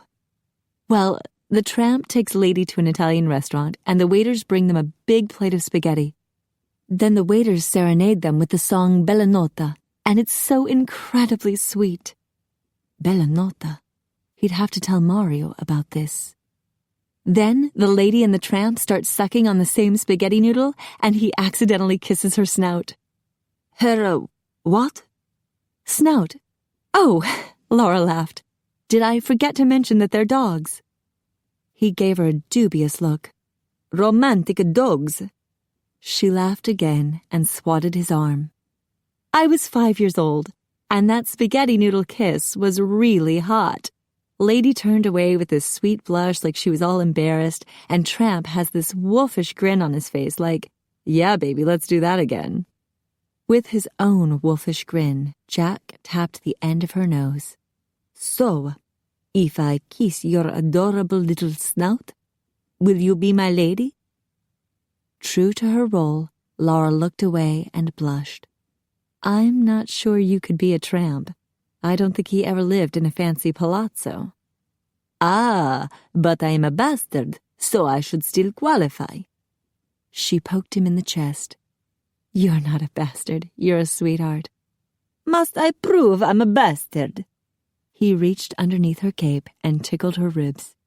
"Take that, and beware or I will jab you with the comfy cushions."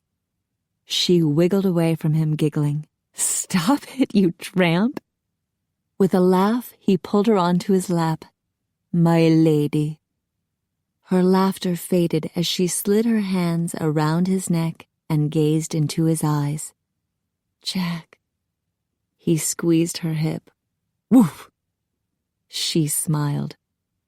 "A real bastard might try to take advantage of me." She nuzzled her nose against his cheek. "I'll do my best." He turned his head to take her mouth. Her lips opened, inviting him in.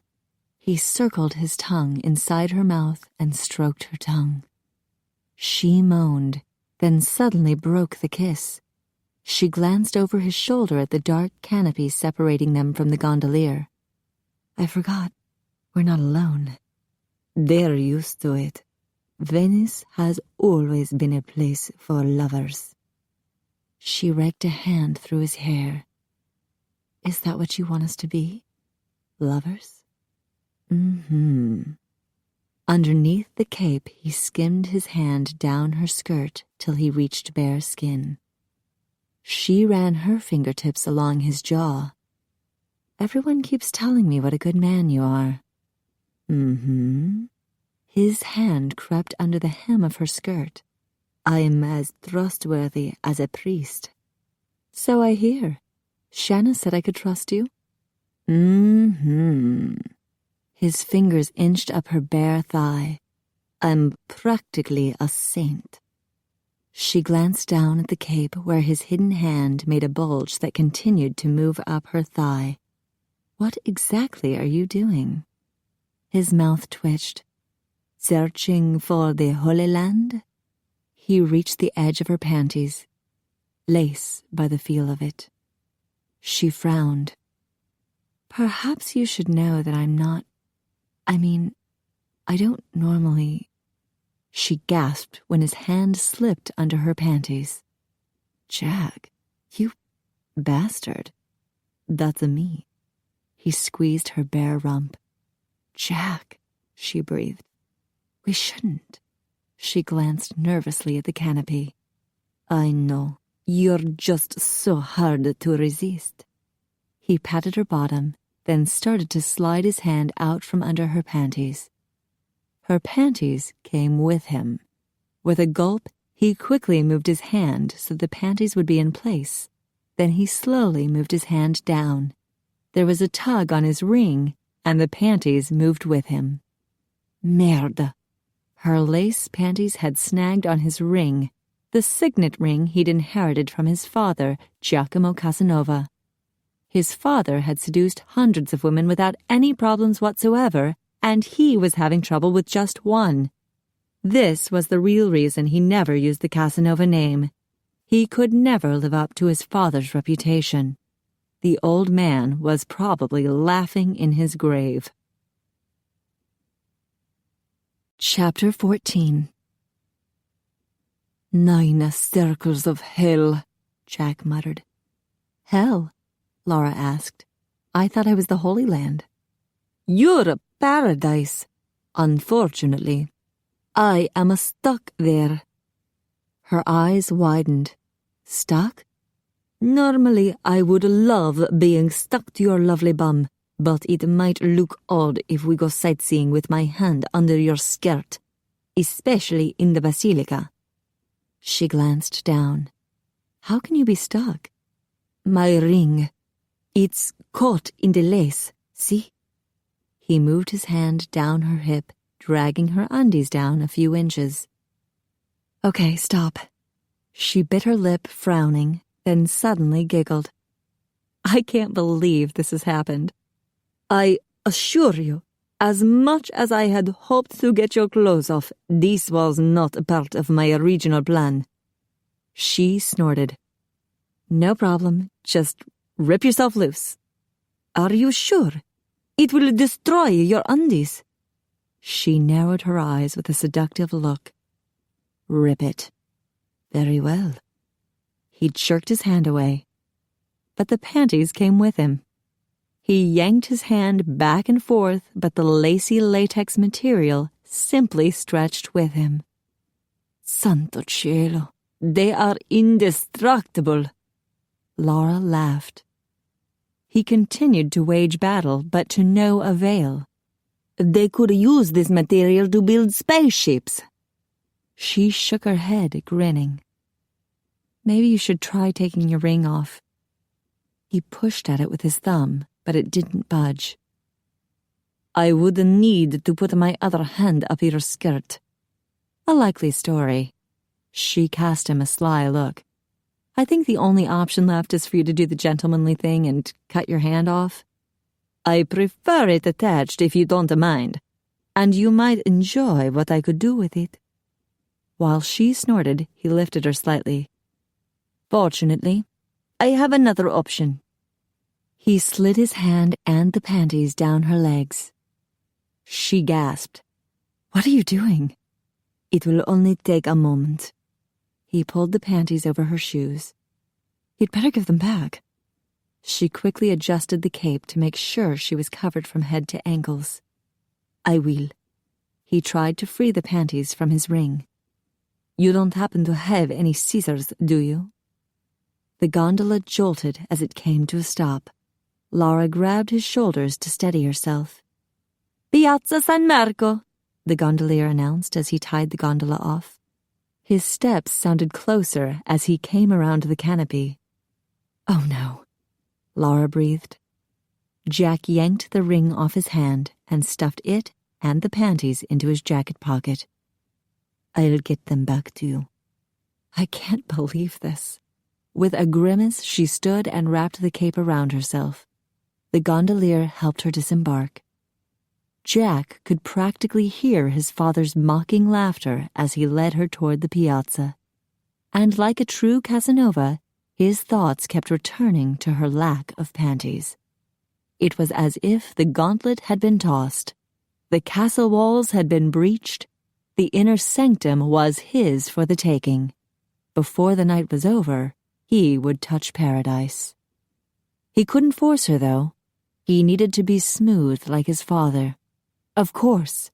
He pulled out his cell phone and made a quick call to Mario with new instructions for Lorenzo. Mario assured him that everything was going according to plan. He rang off just as they reached the entrance to the piazza. Wow, it's bigger than I thought it would be. Lara squinted as she surveyed their surroundings. I wish I could see better. Shouldn't we come back during the day? She gave him a wry look. Fully dressed. There are too many tourists in. A breeze swept past them, billowing the cape around Lara's legs. She shivered. Are you cold? Jack wrapped an arm around her. She gave him an annoyed look. I'm feeling a slight draft. He smiled. Don't worry. The place is deserted. No one will see you but a few pigeons. And a priest. Come, I want to introduce you to Father Giuseppe. He spotted the old man across the piazza on the church steps. Lara strolled beside him. Isn't the church closed? Father Giuseppe will let us in. He's an old friend. You get special favors from the church? He shrugged. I told you. I'm practically a saint. I'm practically naked, she muttered. Miracles do happen. Jack ascended the steps. Thank you, Father, for meeting us. The old priest embraced Jack, then spoke in Italian. Have you been behaving yourself, Giacomo? Of course, Father. May I introduce Lara Boucher from America? Signorina. The priest bowed to Lara and switched to English. It is a pleasure. You wish to see the Basilica San Marco? Yes, I'd love to. Thank you. This way. Father Giuseppe fumbled through a large ring of keys as he led them toward a side door. He unlocked it, then flipped on some lights. Come in, please. Jack and Lara followed the priest into the nave of the cathedral. Their footsteps echoed through the large building, and statues stared down at them. Jack slipped some euros into a collection box. I just realized I don't have my handbag, Lara whispered. I can't give a donation. It's all right. We left it at Romatech. We'll get it later. Father Giuseppe gave them a tour, but his yawns grew longer and more pronounced as time slipped by. You're tired, Father, Jack finally told him in Italian. And I have interrupted your sleep. We can continue on our own, if you like. Very well. I'll take you to the campanile. Father Giuseppe gave him a worried look as they left the church. She's a nice girl. You must treat her well, my son. I will. Jack ushered Lara down the steps. A cool breeze fluttered her cape, and she pulled it close to her.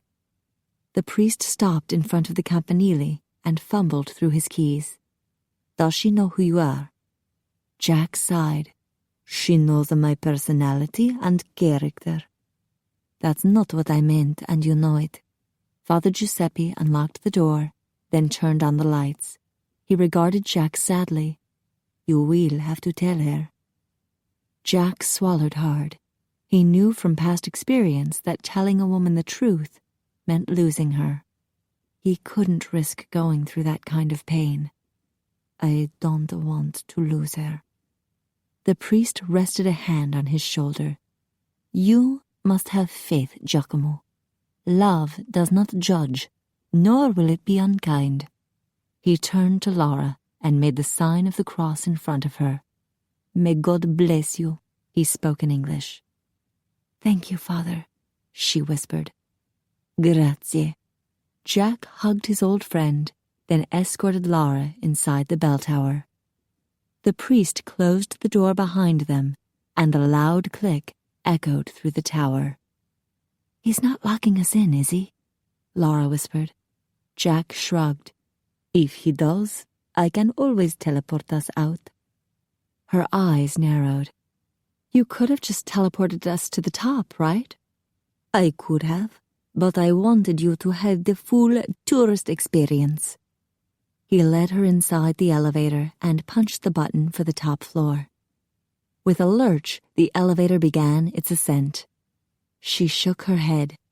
I can't believe I've been talking to a priest with no underwear. Jack smiled at her. I'm fairly certain he was wearing underwear. She scoffed. So, how do you manage to get preferential treatment around here? I told you, I'm practically a saint. He pressed a hand against his heart. She made a face at him. You didn't answer my question. Very well. The original campanile fell down in 1902. There was no money to rebuild it till 1912 when my family gave them a very large donation. The elevator doors opened, and they exited onto the observation floor of the bell tower. Come see the view. He motioned toward the open window. Lara remained in front of the elevator. Your family gave them a donation in 1912? Yes. Merda. Was she on to him? He lifted a hand toward her. Come, have a look. It wasn't your family, was it? She whispered. It was you. His hand dropped by his side. 9 circles of hell. He should have known she'd start figuring things out. Her face grew pale. I'm right, aren't I? It would be so easy for you to say that I'm wrong, but you can't bring yourself to say it. His hands balled into fists. Lara, just tell me the truth. How old are you? He turned to look out the window. Stars twinkled over a sea of red-tiled roofs. His heart raced. How much should he say? I have come here so many times over the years, but I was always alone. He looked at her. Till I met you. She moved toward him. Can you be honest with me? Lara, I am falling in love with you. She inhaled sharply. Oh, God. She pressed a hand to her mouth. But how can we... Is there any hope for us? I've been told that when there is love, There is hope. You must have faith, the old man had told him. Lara's eyes glistened with tears. I'm afraid you're so much older than me and so different from me. Inside, we are the same. A cool breeze swept around them and fluttered her hair. She shivered and wrapped the cape around herself. Music drifted up from the piazza. An accordion played, then a baritone voice began to sing. Jack glanced down. Lorenzo was playing the accordion, and he'd brought one of Venezia's finest singers to the piazza to perform for Lara. Oh my God! She peered down from the window. He's singing Bella Notte. She looked at Jack with tears in her eyes. You arranged that for me? Yes. He took her hand. Will you be my lady, Lara? I want to be. Then no power on this earth can stop us. He pulled her into his arms and kissed her with all the passion he'd kept locked up for so many nights. This was the night, the Bella Notte, when she would become his. He'd wanted to share Venezia with her. There was so little he could share, so little information he could tell her, that this had felt like the only way to get close to her, and the way she was responding gave him more hope than he'd had for almost 200 years. She was clinging to him, opening to him, melting against him. He invaded her mouth, and she sucked on his tongue. He smoothed his hands down her back and cupped her rear. When he pulled her against his swollen groin, she moaned. Lara. He kissed a path across her cheek and down her neck. She swayed her hips from side to side, rubbing against him.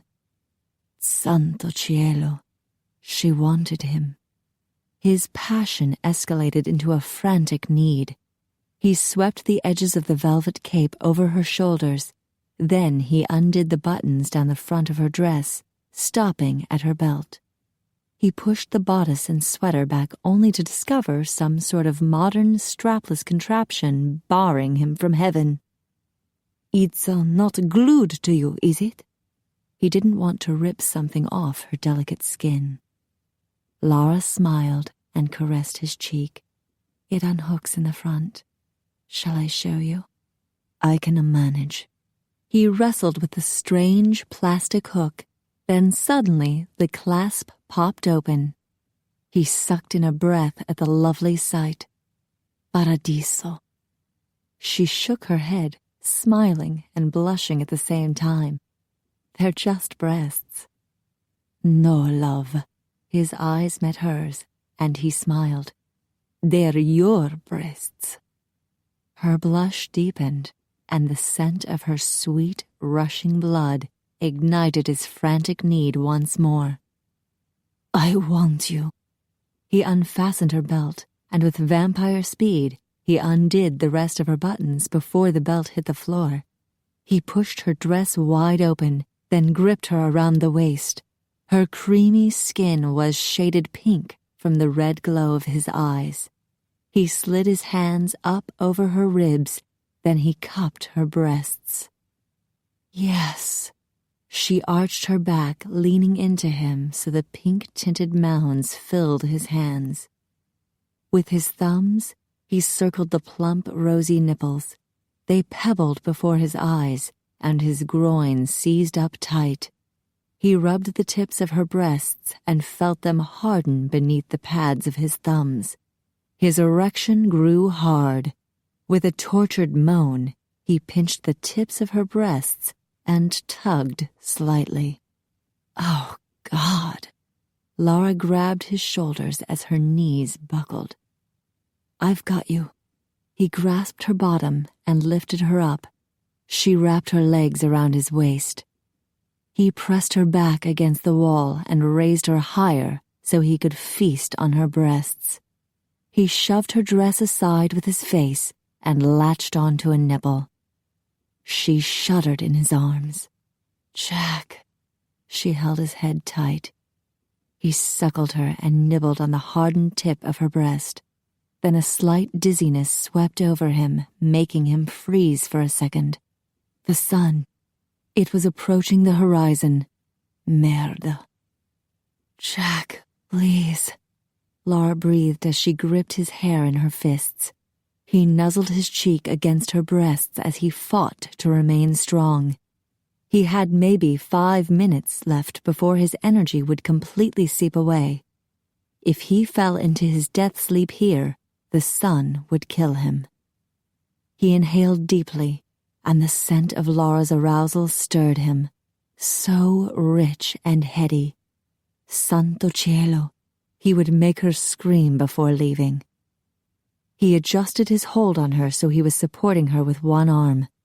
With his free hand, he burrowed under her skirt. "Look at me," he whispered as he slid his hand up her bare thigh. She did. "Your eyes are so red. Yours are so blue." He reached the slippery folds, and she gasped. "Oh, God!" Her eyes flickered shut. He stroked her till she was quivering in his arms. He teased her clitoris with feathery strokes, then suddenly tweaked it. She cried out. Her heels dug into his back. More moisture drenched his fingers, and he moaned. She was so sweet, so responsive. He leaned forward and whispered in her ear, "Cara mia, I love you." "Oh, Jack," she panted, her breath erratic against his cheek. His death sleep tugged at him once again. He'd have to teleport very soon. He slipped a finger into Lara's wet vagina, and her inner muscles gripped him greedily. She was so close. His erection pushed painfully against his jeans. The sun crept closer to the horizon. Sweat broke out on his brow. He inserted 2 fingers and stroked her slippery inner walls. "Jack!" Her muscles clenched, and she stopped breathing. All was deathly silent for a moment. Even the serenade from below had stopped. Jack pulled his fingers out and tugged at her clitoris. With a scream, she shattered. Her body convulsed. Pigeons, scared from their roosts, circled the bell tower with a flurry of beating wings. Jack leaned against the wall, dizzy with weakness, as the sky lightened, announcing the imminent arrival of the sun. With the last of his strength, he teleported them to his room at the townhouse in New York City. He collapsed on the bed with Lara landing beside him. The alarm blared, set off by them teleporting in. Fortunately, no one was around to hear it other than him. Phineas would be at Romatech working. Jack fumbled in his jeans pocket for his keypad, then punched the button to turn off the alarm. What happened?" Lara whispered. He breathed deeply as super vampire strength poured back into his body. The night was still young in New York. He had hours now that he could spend making love to Lara. And that was exactly what he planned to do. Chapter 15. Lara pressed a hand to her brow as she waited for the room to stop spinning. Everything had happened so quickly. She'd had such a huge orgasm she thought she'd passed out. But now she realized they'd teleported. Jack shifted position beside her, causing the bed to jiggle slightly. Bed. She was on her back in a bed, on a black and red striped bedspread.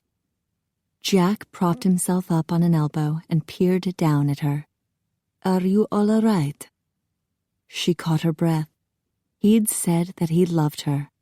"Jack," she touched his cheek. "Cara mia." With a smile, he skimmed his fingers down her neck, then down between her breasts. "Where were we?" "Where are we?" She glanced around the room. The black furniture and plain cream-colored walls looked awfully modern for a palazzo. He cupped her breast. "My bedroom." She shuddered when he teased her nipple. An aftershock from her orgasm shot through her. Oh, God. He was so good. And he'd said that he loved her. He removed his leather jacket and tossed it on the floor. We teleported, right? Yes. He stretched out beside her. To your bedroom at the palazzo? He hesitated, then kissed her brow. It doesn't matter. We're together, and we have all a night. She had trouble concentrating when he was nibbling down her neck. Are we still in Venice? She felt his sigh against her skin. We're in New York. She frowned. But I was having a great time in Venice. I noticed. He untied the ribbons that fastened to the cape around her neck. You were shuddering in my arms, drenching my hand, and nearly ripping my hair out. Heat rushed to her cheeks, and another aftershock hummed between her legs. She'd never had an orgasm like that before. She'd screamed so loud she'd probably inflicted permanent trauma on all the pigeons. But it had been so incredibly romantic. And Jack had said that he loved her. I loved it there. Why did we leave? We only planned to go for a few hours, remember? We wanted to do more work on the Apollo case. We're not exactly working here. He smiled as he circled a finger around one of her breasts. I was distracted by the lure of heaven. She took a deep breath. Venice was very romantic. We can be romantic here. He gave her a hopeful look. He wanted to make love to her. Lara swallowed hard. It was one thing to get blindsided with his declaration of love in Venice. She'd gotten swept into a whirlwind of passion, and it had been glorious. Unfortunately, another teleportation trip had knocked her back to reality. She still didn't know Jack about Jack. She'd asked him flat out how old he was, and he had evaded the question. She'd hoped to find out more about him on the date, but he'd managed to tell her nothing, except that he loved her. I'm feeling a little frustrated. He glanced at his jeans. You're not the only one. Do you really love me? Yes. He met her gaze, his eyes intense and sincere. I do love you. Her eyes blurred with tears. Why did you take me to Venice? I wanted to share my home with you. I wanted to know if you could love it the way I do. Jack, she touched his cheek. I did love it. I didn't want to leave. Then could you see yourself living there, with me? She gulped. That's kind of sudden. How could she live with a man she knew so little about? She knew he was sweet and lovable. She knew he had to be human. He felt emotions like a human. He said he loved her. And right now he looked genuinely worried. She sat up and located her bra squished inside her dress. She refastened it. Jack sat beside her. You don't have to go. I think I do. She buttoned up her dress. I seem to have lost my belt. I'll call Mario, and he'll have someone collect it. I can return it to you tomorrow night. You could teleport back tomorrow night? When he nodded, she continued. But you can't go now? He looked away. No. That's not making any sense to me. He remained silent. Her shoulders drooped. You're not going to explain, are you? She blinked back tears. How could he say he loved her if he didn't trust her? She slid off the bed and retrieved her underwear from his jacket pocket. His ring was still stuck to it. Lara, you don't have to go. He looked so sad it was breaking her heart. I don't have my handbag. I'll bring it to your apartment later. I need it now, so I can take a cab home. Jack sighed. I'll be back soon. Don't go anywhere. Okay. Lara perched on the edge of his bed. He vanished in front of her eyes. Oh, shit. She collapsed onto his bed and gazed at the ceiling. She was falling in love with him. He had all the wonderful qualities she'd ever wanted in a man. But those additional qualities, those supernatural powers, gave her pause. She'd been forced to the conclusion that somehow he was genetically different from the average human. Some sort of strange mutation had occurred in the human species that gave some people superpowers and incredibly long lifespans. And he wasn't alone. There were others like him, and they wanted their existence kept secret. Maybe they were afraid of being misunderstood or exploited. They had a point. If others thought they had discovered the fountain of youth, they would be hunted down for the secret. But she would never do anything to hurt Jack or his friends. Why wouldn't he trust her? She closed her eyes and remembered their playfulness in the gondola and their passion in the bell tower. My God, what passion! She'd never experienced anything that wild and exciting before.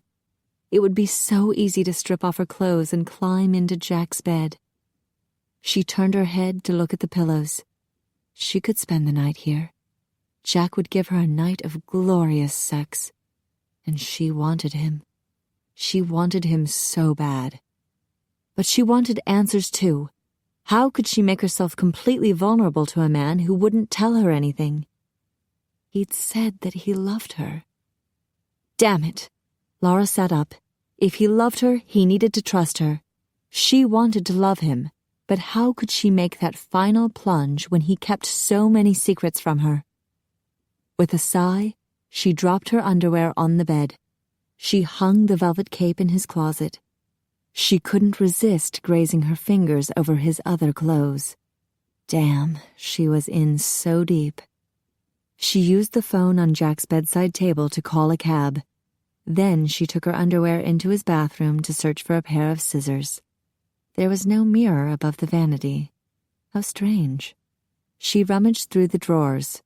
Toothpaste, razors, dental floss, the usual stuff.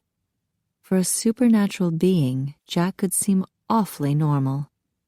She found a small pair of scissors and snipped his ring free. It was a heavy, golden ring with some kind of elaborate insignia on top. Very old-looking. Strands of her underwear were still entwined in the design. She pulled the strands free and set the ring on the vanity. Lara. Jack's voice came from the bedroom. He must have just teleported back. She quickly put on her underwear, then opened the bathroom door. I'm here. The look of relief on his face touched her heart. He set her handbag on his dresser. I'd like to take you out again. He gazed at her with that hungry look that made her knees weak. We have unfinished business. Good Lord, if the man was any sexier, she'd have a heart attack. But what a way to go. I had a wonderful time. Sheesh, what a lame thing to say. You screamed. Well, yes. Her cheeks grew hot. I don't usually... I liked it. His eyes glittered with a softness that made her heart squeeze painfully in her chest. Oh, she wanted to run into his arms. She wanted to love him. Jack, I'm so tempted by you. The gold flecks in his eyes started to gleam. Cara mia, let me love you. She sucked in a ragged breath and prayed for strength.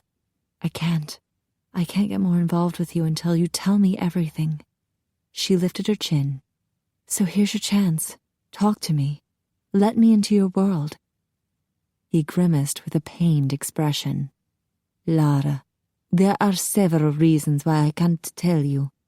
If it was only me, I might risk it. But there are others like me, dear friends who trust me. Their lives depend on my silence. I wouldn't do anything to hurt you or your friends. He shook his head. I can't risk their lives. Damn it, why wouldn't he trust her? She clutched her hands into fists. I'm sorry, Lara. But I have to be loyal to my friends. Would you be able to respect me if I was the type of man to betray them?" For the first time, she realized she was forcing him to choose between her and his friends. And if what she suspected was true, and he was centuries old, then he could have had these friends for a long, long time. Still, she was falling in love with him. Didn't she have the right to expect his trust? She made a strangled sound of frustration. "What will it take for you to open up to me? Do we have to be married before it could happen?" His eyes widened. "Are you proposing?" "No," she gritted her teeth. "I was being sarcastic." His brows drew together. "Do not toy with me, Lara." She groaned. "I only meant that if we're going to make ourselves vulnerable to each other, then we have to trust each other. I can't go any further until you trust me enough to tell me everything." He dragged a hand through his hair. "Isn't it enough that I love you? That I would protect you with my life? And I will honor and cherish you for the rest of my life." That was beautiful, but still she needed to know. "How long a life are we talking about exactly?" He scowled at her. "It shouldn't matter, not if you love me." "Of course it matters. I'm not stupid, Jack. I'm guessing that you're really old. In fact, I have this bizarre theory that Giacomo Casanova is actually your father.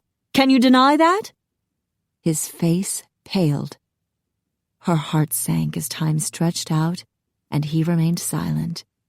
He couldn't deny it. Her theory must be correct. She pressed a hand to her mouth to keep from crying out loud. What was she doing here? She couldn't fall in love with someone who never aged.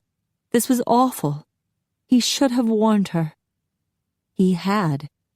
He'd told her to run like the hounds of hell were after her. He'd tried to avoid her. She was the one who'd tracked him down at the wedding, at his townhouse, at Romatech. She'd pursued him relentlessly. And now he said he loved her. Oh God, what had she done? "I need to go." She grabbed her handbag and strode from the room. "Lara, I could teleport you home." He followed her as she headed down the stairs. "Or I could drive." "I already called a cab." She was breathing heavily by the time she reached the ground floor. Her chest felt like it had been hit by a Mack truck. "I need to turn off the alarm." He zoomed past her to the security panel by the door. Tears stung her eyes. He was so different from her, too different. "I won't tell anyone about you. You can trust me, Jack. You and your friends will be safe." He frowned as he opened the door. "I want to see you again. We've come too far to give up now." She stepped onto the front porch. It hurt too much to give him up entirely. "We'll keep in touch. We're working that case together, remember?" She descended the steps. "I was really impressed by all the work you did." "When I am determined, nothing can stop me from obtaining my goal." She paused at the sidewalk to look back at him. He was watching her with a fierce gleam in his eyes. She had to wonder if she had become his personal goal. Lara dragged out of bed Tuesday afternoon about 1. She'd been too upset to sleep when she'd returned to her apartment the night before, and she needed to stay acclimated to the night shift. So she kept herself busy printing off hard copies and studying all the material from the Apollo folder that she'd emailed to herself. By 5 a.m., the kitchen table was covered with information, and her eyes were stinging too much to look at it anymore. She'd stumbled off to bed. Her last waking thought had been about Jack. She'd been right to back off, but when her eyes flitted shut, she remembered the soft way his eyes glimmered with love when he looked at her. "Jack," she whispered, and hugged the spare pillow to her chest. How could she not want him? She drifted off to sleep and dreamed of Venice. After she awoke, she trudged into the kitchen, still bleary-eyed. She started the coffee machine, and fixed herself a bowl of cereal. There was a dirty bowl and glass in the sink. LaToya must have been in a rush this morning before going to work. Lara was sitting at the kitchen table, methodically spooning cereal into her mouth and wondering if Jack ever ate cereal when she noticed the table was bare. She blinked. Where the hell was all the stuff she'd printed out? She jumped to her feet and quickly checked the apartment. All the Apollo papers were gone. LaToya. Lara grabbed the phone and called her. "Hey, sleepyhead," LaToya told her. "I was just about to call to wake you up. I think they're going to want to see you." "Who?" "The Special Task Force," LaToya said. "Can you believe it? This is so exciting.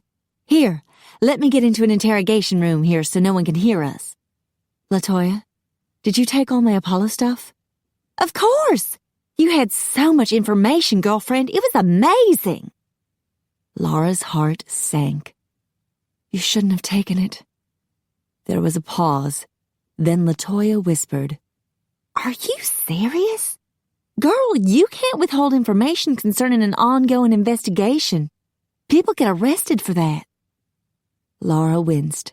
Her roommate had a point. "All right, but you should have asked me before taking it." LaToya scoffed. "Why? Were you intending to keep it a secret? I thought we were working together, and I thought the idea was to catch the guy."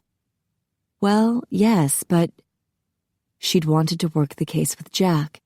If the police took over, she'd have no reason to see him again. Her heart sank deeper. "Don't worry," LaToya said. "I wrote your name at the top of everything so the detectives would know that you'd done all the work." But "The guys were really pissed at first because we weren't supposed to be doing it," LaToya continued, her words rushing out with excitement. "But when they realized you'd uncovered a serial kidnapper, they got real excited. They showed it to our captain, and he called your captain. Then they got together and called the police chief and the FBI. "Oh, shit," Lara breathed. "They're putting together a task force because it looks like this Apollo dude has kidnapped at least 10 women from 4 different states. How did you find all that information so fast?" Lara groaned. "I didn't." "What do you mean? I heard you working last night. That damn printer is too loud." "I didn't do it. Jack did." "Oh, damn." LaToya lowered her voice. "I sort of told everyone that you did it." Lara sighed.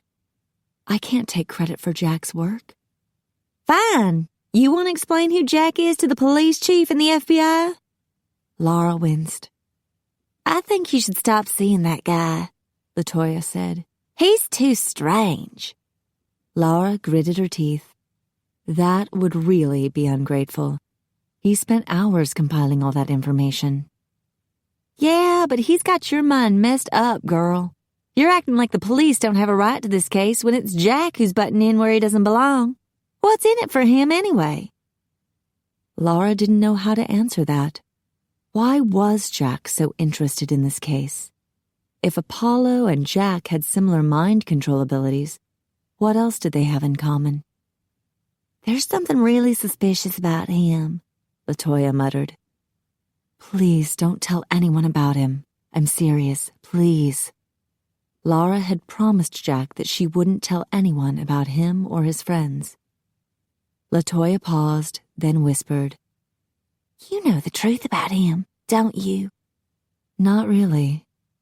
Other than her theory that he was the son of Casanova and some kind of mutated human with supernatural powers. If she told her superiors that, they'd lock her up and lose the key." "Why do I get the feeling you're not telling me something?" Lara sighed. She was in the same predicament as Jack, having to decide between him and her friends. "Jack did all that work just to help us. I don't want to cause him any trouble." There was another pause. "Okay, then. If Jack's out of the picture, then you'll have to be the hero. I bet they make you a detective soon." That was good news. It had been Lara's goal for the last 6 years.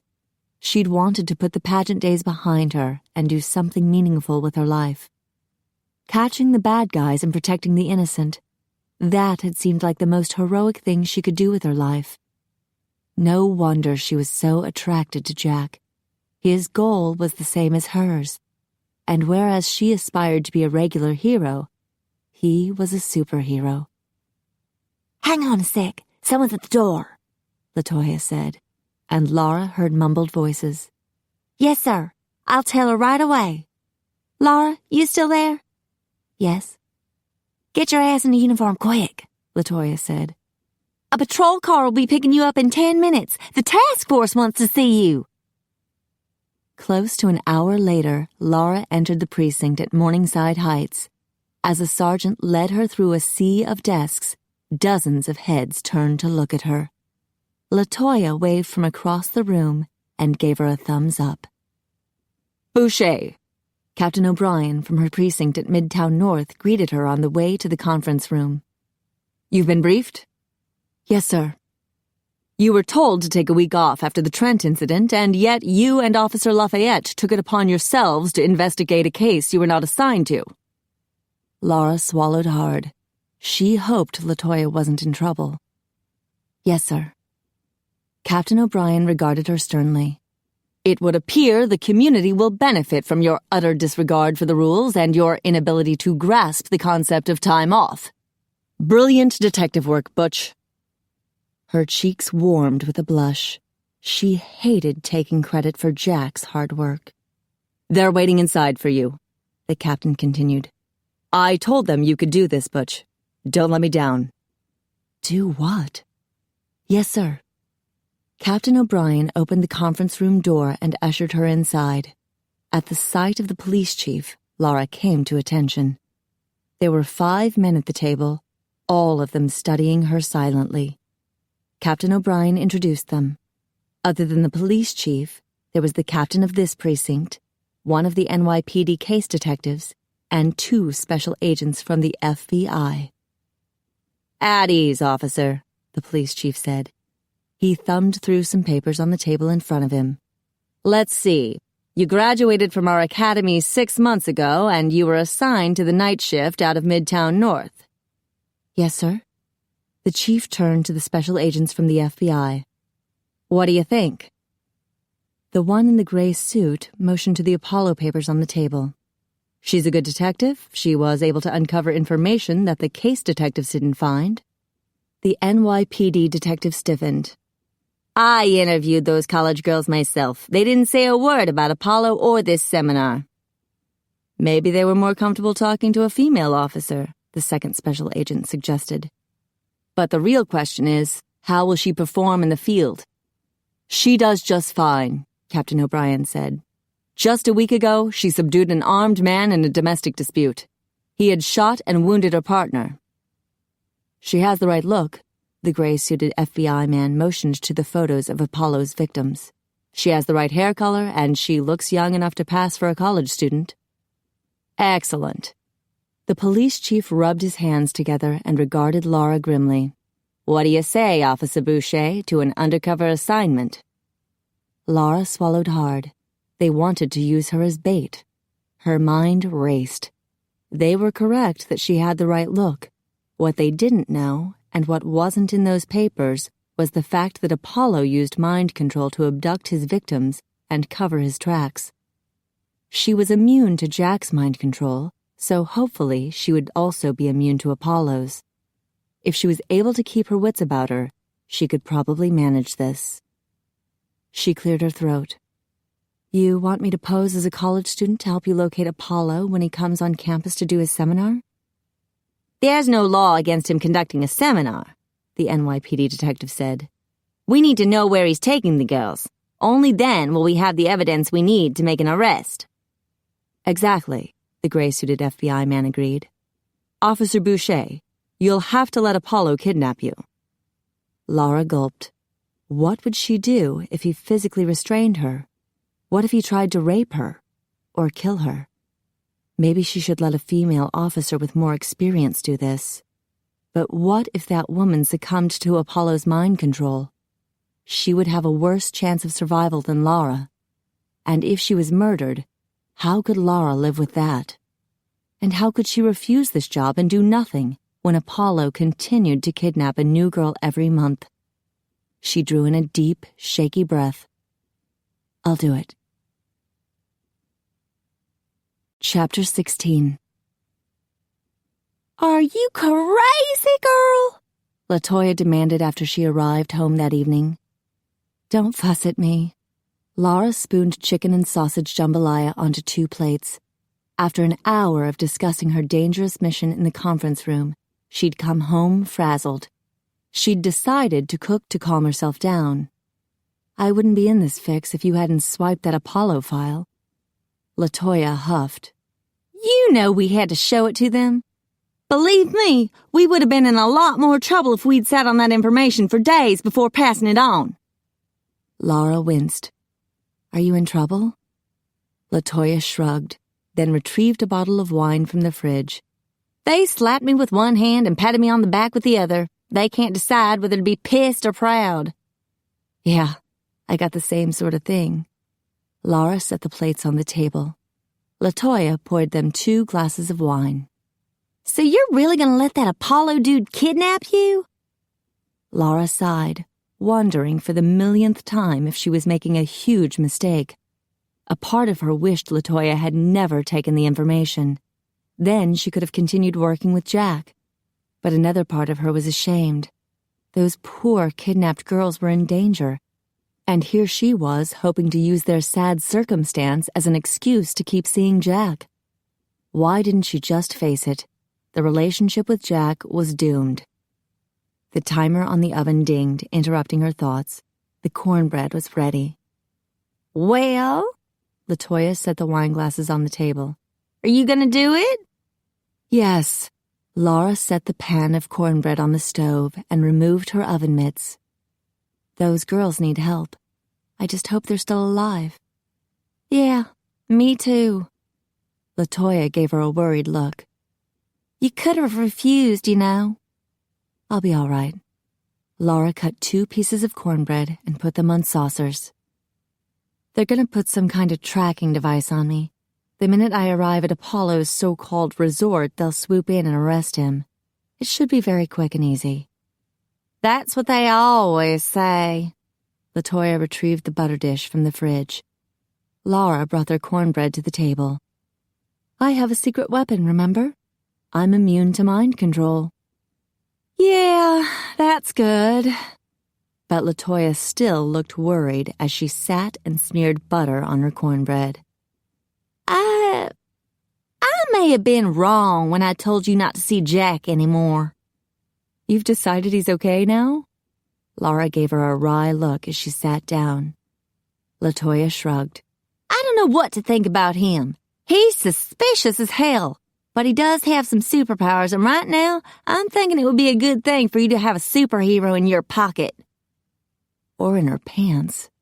Lara squashed that errant thought. Her whole body just wanted to droop onto the floor. I don't think there's any future for me and Jack. LaToya stopped eating to look at her. Why not? She sighed. It's hard to explain. Oh, shit! He's really an alien? A sorry excuse for a laugh escaped Lara. I don't know what he is. He refuses to talk to me. A man who has trouble communicating. LaToya sipped some wine. Now there's something completely different. Lara made a face at her. I can't get more involved with him when he won't talk to me. Does he treat you right? Oh, yeah. Lara drank some wine. Is he good and bad? She sputtered, and her eyes watered. LaToya grinned. I'll take that as a yes. We haven't, well, we sort of, but, okay. I would say yes. Lara's face flooded with heat. LaToya snickered. Then what's the problem? There's more to life than good, great sex. Now I'm really worried about you. It's not funny, LaToya. My heart is breaking here. He says he loves me, but he won't trust me with the truth. LaToya's brown eyes widened. He says he loves you? Lara gulped down some wine. She hadn't meant for that to slip out. "How do you feel about him?" LaToya asked. She set the glass down. "Our food's getting cold." She rammed some cornbread into her mouth. "You're in denial," LaToya announced. Lara scowled at her, then swallowed down her food. Right now, denial is my best friend. I'm not going to admit I'm in love with someone when the relationship is doomed. "Didn't you just admit it?" And I'm not going to admit that I just agreed to an undercover assignment that could get me killed. LaToya sucked in a breath. "Take that back. Don't put those bad vibes on this. You'll make it through just fine. I know you will." Lara took a deep breath. Her friend was right. She needed to keep a positive attitude. It'll be all right. They'll be able to trace me. She wouldn't really be alone. She would survive this. An hour later, LaToya left to go bowling with some friends from her precinct. Lara declined LaToya's invitation to join them, claiming she was too tired. Who was she kidding? She was hoping Jack would call. She sat on the couch, flipping through channels on the television. She really ought to study the Apollo information on her computer, but she didn't want to think about it anymore. It would only make her more nervous, more worried that she was making a big mistake. She wished she was back in Venice with Jack, floating down a canal without a worry in the world. But there was no such thing as a worry-free life. Even Jack had her confused and frustrated. If Casanova was his father, that would make Jack over 200 years old. Was he aging super slowly, or was he stuck looking young and gorgeous for all time? Either way, it didn't look good for a lasting relationship. She landed on a channel that showed a young woman in a white nightgown wandering around a dark, spooky house. She was carrying a lit candlestick, so apparently the electricity was out. She gazed up a dark staircase that led to the attic, and thunder boomed. Creepy music swelled. "Don't go up there," Lara told her. She started up the stairs. "Moron," Lara muttered and changed the channel. A guy in a ski mask was chasing a girl who was running across the lawn. For some strange reason, she was in her underwear. The psycho killer waved a machete in the air. The girl looked back, then tripped and fell on her face. "Get up, you idiot," Lara grumbled. "Run for your life." The girl stayed on the ground and screamed. Great. This was encouraging. Lara changed the channel again. Was she being an idiot too? The phone rang, and her breath hitched. Please be Jack. No, don't be Jack. Damn it, she was an idiot. After Jack woke up Tuesday night, he dashed upstairs to the 5th-floor office of the townhouse and chugged down some synthetic blood while he checked his messages. Lara hadn't called. Mario had sent him an email to let him know that Father Giuseppe had found Lara's belt and delivered it to the palazzo that morning. The priest had also left a warning that he'd use the belt on Giacomo's hide if he didn't behave himself. Jack sighed. The date had ended badly. Instead of drawing Lara closer, he'd managed to chase her away. He showered, dressed, then teleported to Venezia to fetch the belt. From there, he teleported to the grounds at Romatech. He looked around as he approached the side entrance. He swiped his ID card, then placed his hand on the sensor. "Hey, bro!" A voice spoke behind him. He spun around to find Phineas. The young vamp must have just teleported there. Merda. "Well, good evening to you, too," Phineas muttered. "We didn't see you at the townhouse." "I had an errand to take care of, and I've just realized if a malcontent timed it right, he could arrive like you did and take me by surprise." Jack motioned to the green light now blinking on the security pad. "You could have jumped me from behind and gained entrance." Phineas frowned as he pushed open the door. "Howard would see it on the monitor and set off the alarm." Through. Jack strode down the hall toward the McKay security office. "Still, after Connor arrives, I'd like to have a meeting to discuss ways we can improve security here. We killed a dozen malcontents last December at DVN. Sooner or later, Casimir is going to seek revenge." "Yeah," Phineas agreed. "Those nasty vampires keep coming back." He glanced at the belt in Jack's hand. "Dude, you're not planning to wear that, are you? It's bad enough when some of the guys wear skirts, but a white belt? That's just not cool, man." "It's not mine." Jack wound it up and stuffed it into a jacket pocket. "Ooh, I see." Phineas's eyes lit up. "It's your lady's belt. I guess your date last night was a big success. So, did you do a little bondage?" "Excuse me." "You know, tie her up with a belt. Or maybe you used it for a little spanking." Jack stiffened. "I would never spank Lara." Phineas rolled his eyes. "Dude, you let the lady spank you. Believe me, the chicks really get into that." "She probably thinks I deserve it," Jack muttered. "Yeah," Phineas nodded. "That's what they always say to me. I'm an expert on these things, you know. But I figure you're the last person on earth who needs professional advice from the love doctor." "Why is that?" Jack stopped in front of the security office. Phineas snorted. "Dude, you're the son of Casanova. Seduction is your middle name. I saw you at the gala ball, sweet-talking all the ladies. You could have had anyone you wanted. In fact, I bet you did have them all." Jack groaned inwardly. Why did people always assume he had inherited some special talent from his father? All he'd inherited was a name that was such a curse, he'd stopped using it almost 200 years ago. "I only danced with the ladies." "Yeah, right. The horizontal mambo. I bet you were born with a condom on," Phineas continued. "A man like you could have any woman he wants." But he only wanted Lara. "I don't want to lose her." "What?" "Nothing." Jack swiped his ID card in the keypad outside the security office. Phineas leaned a shoulder against the wall. "Dude, what's wrong?" "It's complicated." "Love shouldn't be complicated, bro." "It is when it's between a vampire and a mortal."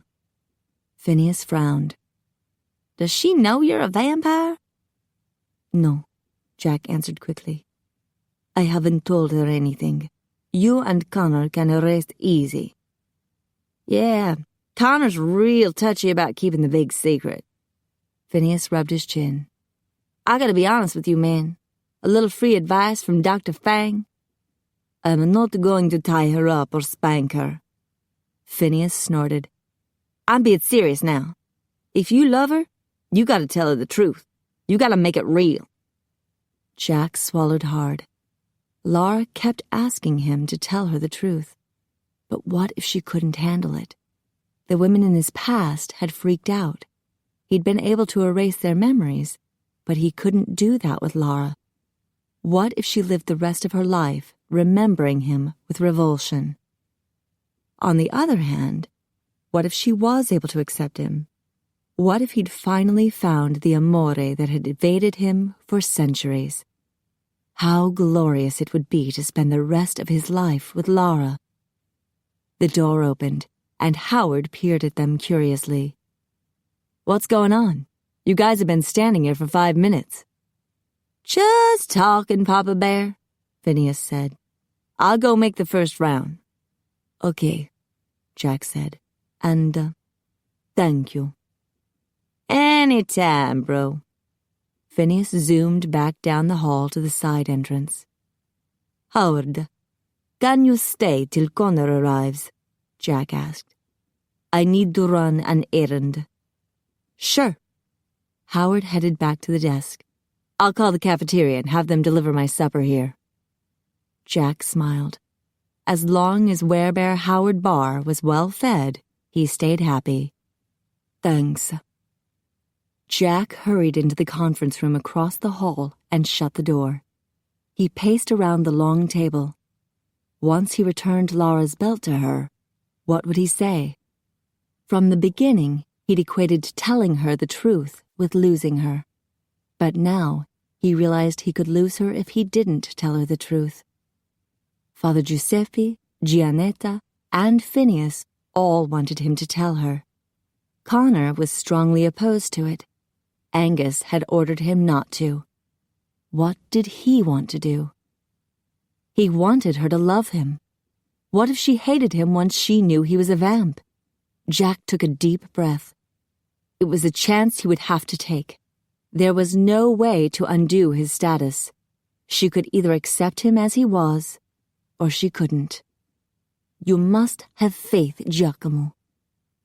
Merda. Wasn't there a circle of hell for faithless bastards like himself? He made the call. On the fourth ring, she picked up. Hello? She sounded hesitant. Hello, Lara. How are you? I'm okay. I have your belt. I could return it to you now. There's no hurry. Was she reluctant to see him, or was this a bad time? He didn't want anyone else to see him teleport. Are you alone? I need to talk to you about the Apollo case, she said.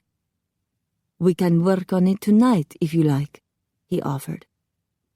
I can teleport there and bring you back here to Romatech, where I have all the information. I have the info here. I emailed it to myself. Oh, he had a bad feeling about this. I really appreciate all the work you did. We passed the info on to our superiors. What? We had to, Jack. We can't withhold evidence. And the minute Apollo started kidnapping girls across state lines, it became a matter for the FBI. 9 circles of hell! Jack gripped the phone in his fist and paced around the table. You shouldn't have done that. We were working on it together. We were making good progress. I know. I'm sorry, Jack, but it's not in your jurisdiction. The hell it wasn't.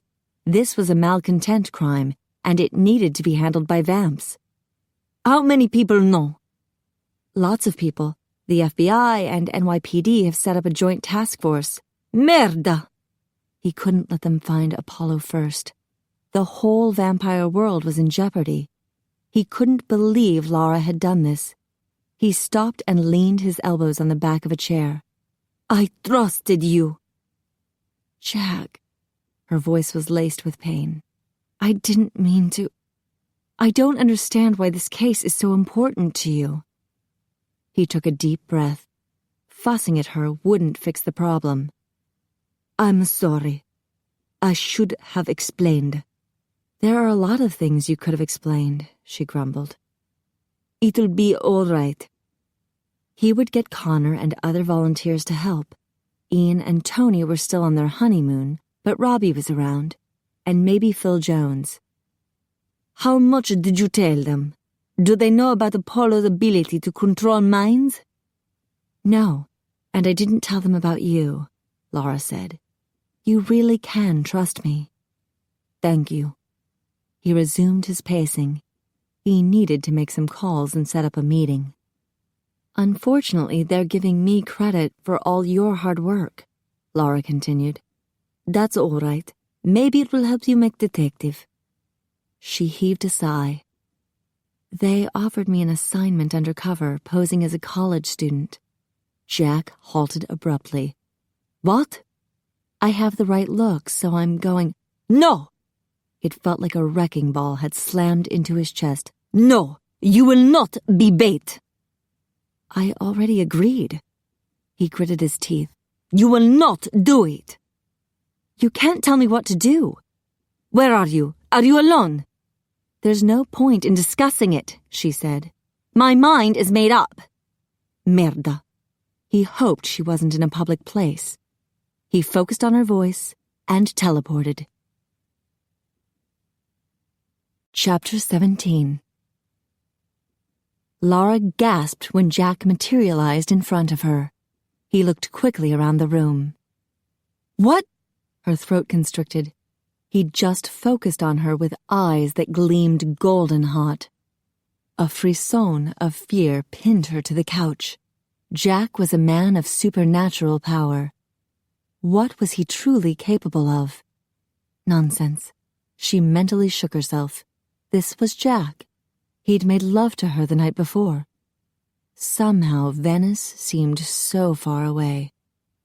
Still glowering at her, he snapped his cell phone shut and pocketed it.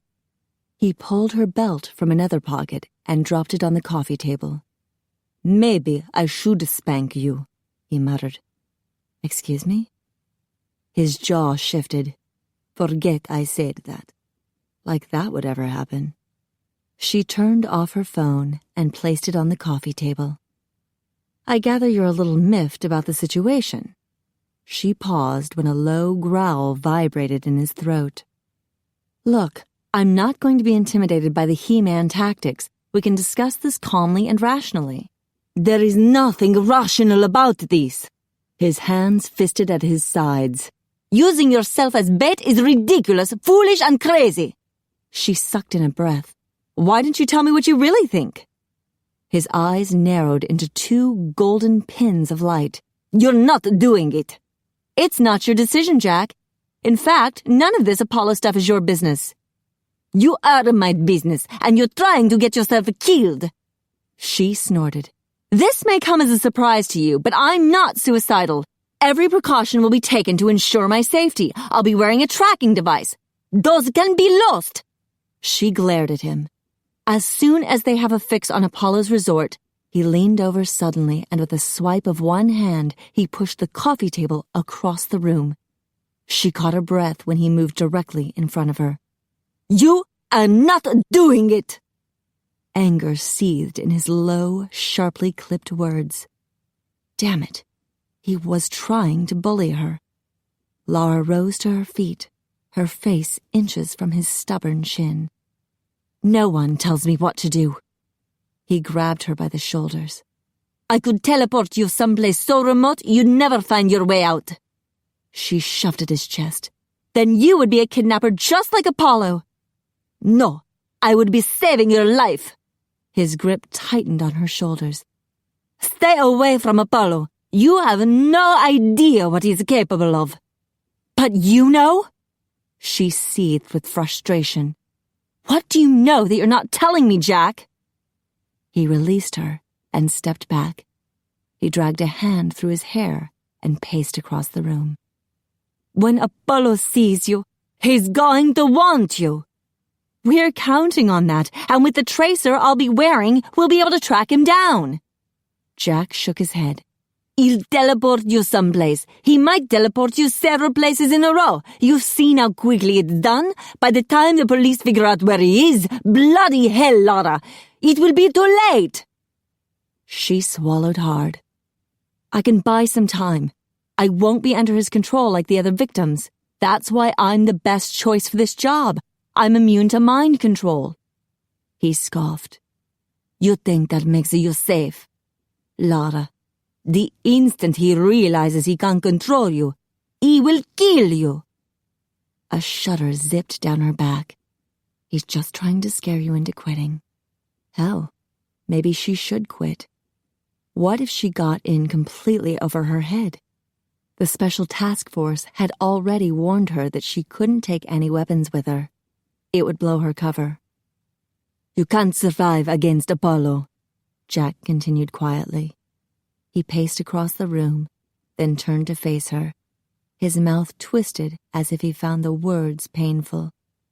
"He'll feed on you." Lara gasped and pressed her hand to her chest. "What?" "He'll sink his teeth into you and take your blood." She grimaced. "That's sick. You make him sound like a vampire," Jack whispered. She stared at him. My God, he was serious. "Jack, there's no such thing. Maybe he thinks he's a vampire. There are some crazy people out there who pretend they're vampires, but any guy who tries to bite my neck would get a knee in his groin faster than he could say Transylvania." Jack scowled at her. "You don't believe me." I think you're trying to scare the hell out of me, so I'll quit this assignment. I really should be pissed, but I realize you're worried about me because you care so much. I'm in love with you. Her heart squeezed in her chest. She would never get tired of hearing him say that. I care deeply for you too, but, Lara. He stepped toward her. But, she put up a hand to stop him. I will not allow you to control me or manipulate me. Merda, I'm trying to keep you alive. He's a vicious vampire. There's no such thing. That's what they want you to believe. They use mind control to make everyone believe they don't really exist, that they're just make-believe monsters. But they feed on people, then erase their memories. It's been going on for centuries. Her skin crawled with goose flesh. How can you know about vampires? How would you know that Apollo's one of them? Have you met him? No, I haven't. But I recognize the signs. Apollo only appears at night. He can control people's minds and erase memories. He has super strength and speed. He can teleport.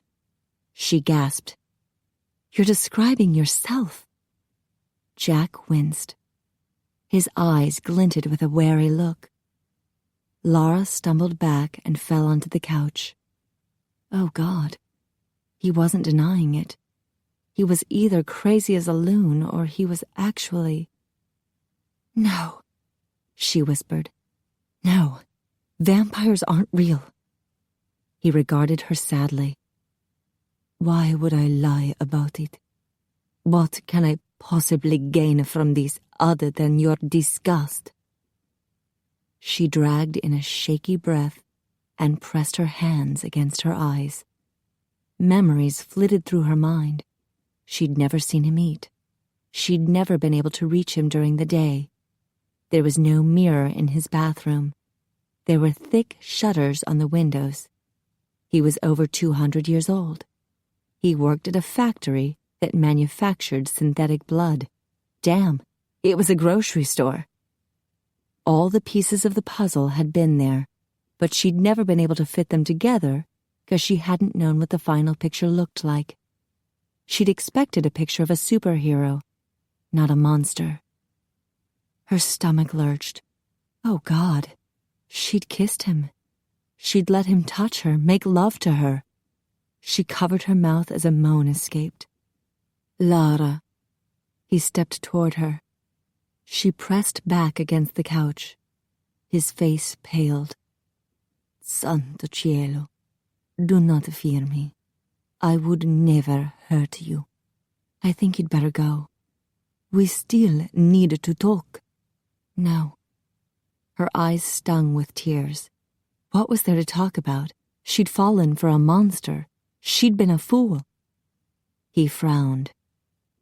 You know the truth about Apollo now. This is a matter strictly for vampires. You will let me handle it. Anger sizzled deep within her. How dare you? This is not just about Apollo. All of his victims are human, so don't tell me to butt out. And don't expect me to believe that there are monsters who care. He stiffened. We're not all bad, Lara. I want you to leave. He rubbed his brow. You're in shock now. In a few days, we can talk. Go! He lowered his hand, and his eyes glimmered with pain and sadness. He wavered, then disappeared. Jack materialized in the woods surrounding Romatech. He trudged toward the side entrance. If only he knew how to materialize without a heart. His chest ached so much it hurt to breathe. He propped a forearm against a thick tree trunk and leaned forward, resting his brow against his arm. He closed his eyes, and images flipped through his brain, the expressions on Lara's face. Shock, horror, disgust, anger, just like the women from his past.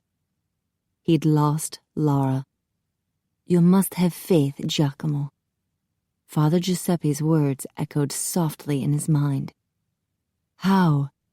He was a creature of darkness, trapped in a circle of hell. How could he possibly have faith? He was losing Lara just like he had the others. How many years had he suffered after losing them? And Beatrice. Losing her had been sheer torment. He'd always wondered if she could have accepted him, but she'd died before he could tell her. She'd died all alone, believing he had abandoned her. Merda. He punched the tree with his fist.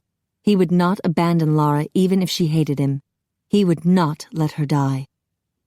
If Apollo kept to his usual schedule, he'd take another victim the last Saturday in June. That gave Jack plenty of time to locate the bastard and eliminate him. Then he could do a mind sweep on the police and FBI to clean up loose ends, and the whole ordeal would be over. Lara would be saved. He just needed to have faith. And the help of a few good friends. He pulled out his cell phone as he walked through the woods. Robbie McKay would help him. He'd first met Robbie in 1820 at Jean-Luc's fencing academy in Paris when they'd been paired as sparring partners. They'd become good friends when they weren't trying to skewer each other. Robbie was now working as Jean-Luc's bodyguard. Since Jean-Luc was hiding in Texas, Robbie was there too. Robbie answered the phone. Hi, Jack. How's it going? Problems come up. Can you spare a few hours? I could use your help. Thank God. I'm bored out of my skull here. Last night, Jean-Luc's daughter asked me to play dolls with her, and I nearly said yes. That's how desperate I'm getting. Then it's your lucky day, Jack said. In fact, I may need you for a week or so. Phil, too, if he can come. I'll check with Jean-Luc, but I'm sure he will not object. See you soon. Robbie rang off. Jack pocketed his phone and strode toward the entrance. Hey, bro. Phineas zoomed up to him. I was making a round when I heard your voice. I was on the phone. Did Connor arrive? Yeah, he's in the office. Phineas cast a sidelong glance at Jack. Are you all right, dude? You look kinda wasted. Jack winced. I want you and Carlos to live at Romatec for the next week or so. There are a few bedrooms in the basement, right? Yeah. What's wrong? Are the malcontents up to something? No, but the police might come to the townhouse. We don't want to be caught there in our death sleep. Damn, Popo. Phineas halted. Shit. Did you tell that cop lady about us? Jack gave him an irritated look. Didn't you just advise me to? Well, yeah, but since when does anyone take my advice? So I guess it didn't go well, huh? Jack shook his head. Damn, Phineas muttered. I thought women were into vampires. I thought she'd be cool with it, man. A jab of pain sliced through Jack's chest. She wasn't. Shit. Do you think she's gonna tell her police buddies about us? I don't know. She might. So, grab whatever you need from the townhouse and bring Carlos here, okay? Okay. Sorry, dude. Phineas teleported away. Jack reached the side entrance, swiped his card, and used the hand sensor. He was halfway down the hallway when the security door opened and Connor leaned out. I saw Phineas teleport away, Connor said. Where did you send him? To the townhouse to fetch Carlos. They're going to stay here for the next week or so. Connor's eyes narrowed. And why is the townhouse no longer safe? It may be perfectly safe. This is just a precaution. Jack strode past the Scotsman into the office. He heard the door shut behind him. Bugger, Connor whispered softly. Jack turned to face him. You told her. Jack widened his stance and folded his arms across his chest. I did what I had to do. Connor snorted. I gather it did not go well. Jack shrugged one shoulder. You told a police officer about vampires, Connor muttered. Did you really expect it to go well? She knows I love her. Ach, and that is supposed to make a difference. Anger flashed in Connor's blue eyes. Do you seriously believe that rubbish about love conquering all? How many mortals have we loved only to watch them succumb to death? All the love in the world cannot stop them from dying. I know that. He'd lost Beatrice when an outbreak of typhoid had swept through Venice. Love is fleeting. That doesn't make it worthless. It just makes it more special. Connor glowered at him. It makes it more painful. You must know that. I can see the pain in your face. Jack swallowed hard. He couldn't deny that. Have you even considered what this great love of yours will do to her? Connor asked. You'll be dragging her into a world that she may not want any part of. Jack winced. He had to admit Lara had not reacted well. Still, other mortal women had adjusted to the vampire world. Shanna is happy, and Emma and Heather. You cannot expect every woman to want to live with the undead, Connor grumbled. I brought Darcy Newhart into our world and she hated me for it. You wouldn't want to live with that kind of guilt. Jack wondered if Connor had felt more than just guilt. Darcy's very happy now, and she still works with us. Connor waved a dismissive hand as he strode toward the desk. Let's get back to this friend of yours. Is she gone to tell her superiors about us? I don't know. Maybe not. Lara wouldn't want them thinking she was crazy. Connor took a seat, still scowling at Jack.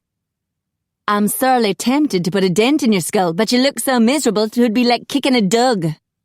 Gee, thanks. Did she make any threats? I could teleport her someplace where she could not tell anyone about us. No. Jack gritted his teeth. You will leave her alone. Connor snorted. I would not harm her. 'Tis better than having the New York Police Department hunting us down. I don't think she's a threat to us. She's more of a threat to herself. She leaked all of my information on Apollo to her superiors. Bugger, Connor muttered. The police and FBI have formed a special task force, and they've asked Lara to go undercover. On the 4th Saturday in June, Apollo will be trolling universities, giving his seminar, and looking for the perfect victim. If the police have their way, that victim will be Lara. Bloody hell. Connor looked appalled. We have to stop it. Apollo could kill her. That's why I told her the truth, Jack said. I was trying to scare her into quitting the assignment. Connor nodded. All right, I can understand that. We're in a race for time, Jack continued. We have 1 month to find Apollo and kill him. I've asked Robbie to help. We have plenty of time. Connor motioned to one of the surveillance monitors on the wall. Robbie has arrived, and he's not alone. Jack peered at the monitor. Robbie had teleported onto the grounds, and he'd brought Phil with him. As a day guard, Phil wasn't able to teleport, but as a shapeshifter, he had other talents that made him valuable. There's Phineas and Carlos. Connor pointed at another monitor. Jack spotted Phineas materializing outside the side entrance with the day guard Carlos. They were joined by Robbie and Phil, and the 4 men entered the building. Jack smiled grimly. He'd assembled his own special task force. Counting himself and Connor, he had 4 vampires, plus a werewolf and a werepanther. Lara should be safe now. Apollo wouldn't live long enough to hurt her. Chapter 18. The next night, Jack paced around the conference room, wondering if it was too soon to call Lara. Everything else was under control. Roman had sent word to all the Coven Masters in North America to be on the lookout for a spa with classical Greek architecture. Already a few leads had come in, and Robbie and Phil were checking them out. Phineas was guarding Romatech. Carlos, who worked during the day, was sleeping in the basement, on call if they needed him. Howard had offered to help, but he also doubled as the day guard for Roman's family, so his time was limited. Jack considered investigating some of the missing girls, but he figured Apollo's MO would remain the same. He lured pretty girls to his seminar on staying young and beautiful forever. Then he selected a victim. Jack halted his pacing. What if Apollo was making good on his promise to keep the girls young and beautiful forever? He might not be killing them. He could be transforming them. Jack winced at the thought of controlling a harem of vampire women. Merda. He couldn't even control one mortal woman. At least there had been no police snooping around the townhouse. No police had come to Romatech either, so it looked like Lara was keeping quiet about vampires. Most probably she feared her superiors would think she was crazy. But Jack hoped she still harbored some protective feelings toward him. If only her feelings for him could survive. If they could outlast her initial reaction of horror and disgust, he might have a chance. You must have faith, Giacomo. He called her apartment. The phone rang once, twice. If she had caller ID, she would know it was him. 3 rings. She might be avoiding him. 4 rings. Hello, Jack. It was LaToya, her roommate. Hello. Is Lara... Save your breath. She's not here, and she doesn't want to talk to you. Ever. Goodbye. Wait. Is she all right? She's totally bummed out, you moron. I don't know what you did to her. I've never seen her so upset. She won't even talk to me. And she's always talked to me. She didn't tell you anything. Jack felt a flicker of hope. Lara was keeping his secret.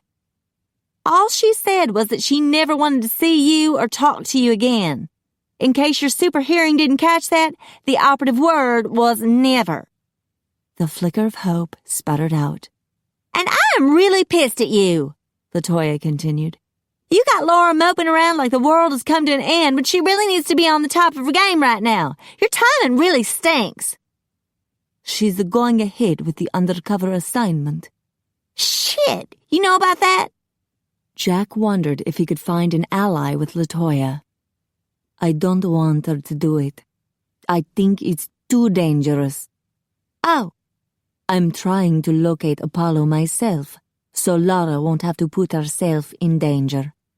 There was a pause, and Jack hoped LaToya was reassessing the situation. I gotta go. Bye. She rang off. Jack sighed. He'd keep trying.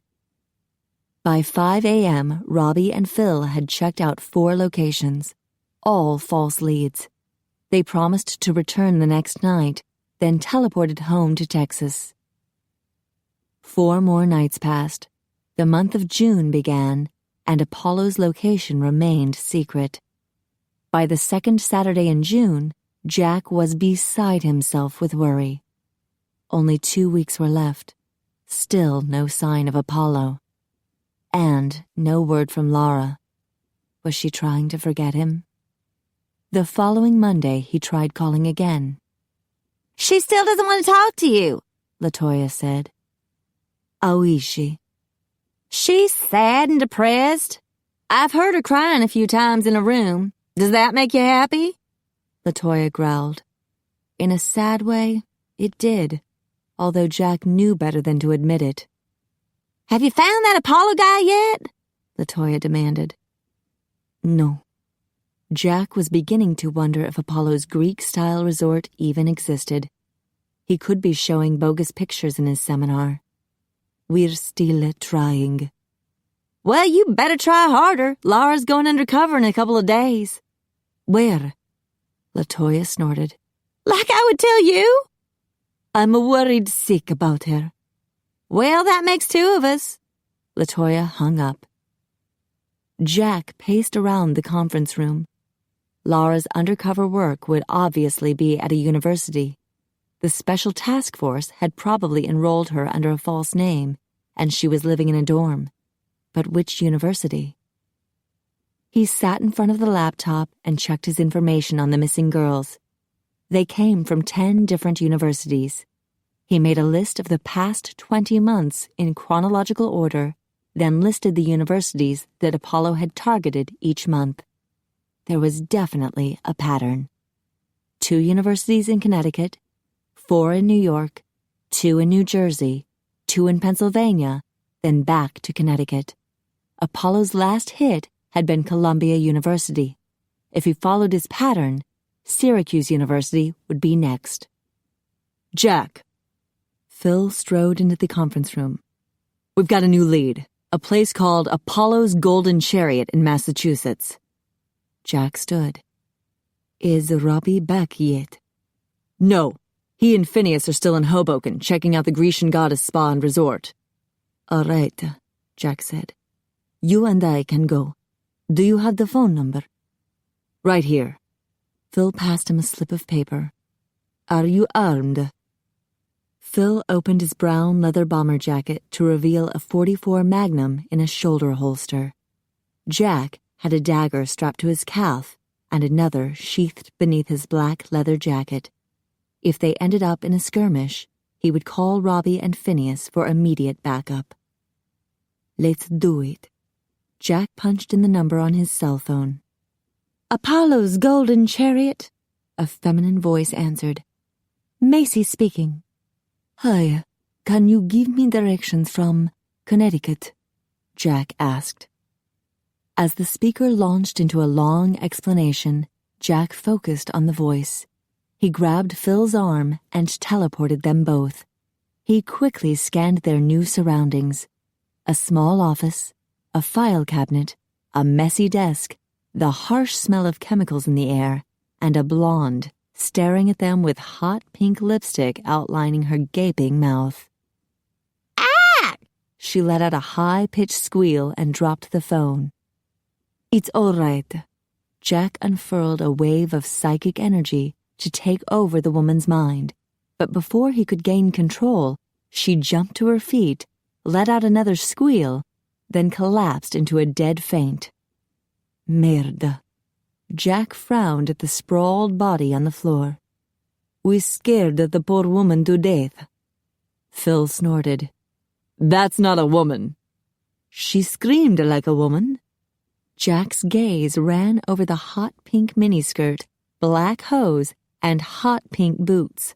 They looked feminine enough, but the black tank top revealed broad shoulders and a flat chest. A man. Jack hunched down beside the unconscious man and swept into his mind. Macy, you will not fear us.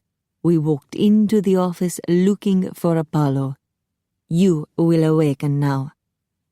Macy's green-shaded eyelids flickered open. Are you all right? Jack asked. You fainted. Oh my God, this is so embarrassing. Macy sat up and tugged at his pink miniskirt. It must be this new diet I'm on. I swear I'm so woozy. Here. Jack helped him stand. You're too kind. Macy looked at him. Oh my. His eyes widened and he glanced at Phil. Oh my. He patted his long blonde hair. What can I do for you two? We're looking for Apollo, Jack said. Well, he should be in the studio. I can't believe you missed him. Or that he missed you. Macy inspected them with an appreciative gleam in his eyes. Come on, big boys, follow me. He clunked past them in his platform boots and cast a sidelong glance at Phil. Phil shot Jack an annoyed look. Come on. Jack headed for the door. Phil caught his arm and muttered, This can't be the right place. Let's get out of here. We might as well meet this Apollo, Jack said. Phil scowled. I have a bad feeling about this. You think it'll turn violent? Jack asked. Worse, Phil grumbled. Macy glanced back with a frown. Come now, you two, stop bickering. Apollo doesn't allow any love spats here. A low growl vibrated in Phil's throat. Jack smiled. "We're coming." He joined Macy in the hallway with Phil trudging behind him. As they entered the studio, Jack noticed the walls were painted lavender and decorated with hot pink hearts and cupids. He passed a line of pink reclining chairs and sinks for washing hair. He came to an abrupt halt as he noticed all the styling cubicles. Each one was lined on 3 sides with mirrors, and each cubicle was occupied by a male stylist and customer. He couldn't possibly get past all of them without their realizing that he didn't reflect in the mirrors. "Let's go," Phil hissed. "It's just a beauty salon." Macy spun to face him with an appalled expression. "Just a beauty salon? Don't you think this world needs more beauty in it?" Heads popped out from cubicles as stylists tried to get a peek at the offensive strangers in their midst. Jack stepped back, not wanting to be near all the mirrors. "I'm sorry. I'm afraid we can't go any further. This was a mistake." "Don't say that! You two are gorgeous together!" Macy whirled around to face the cubicles. "Apollo! We have an emergency! Cupid alert!" More heads popped out to look at Jack and Phil.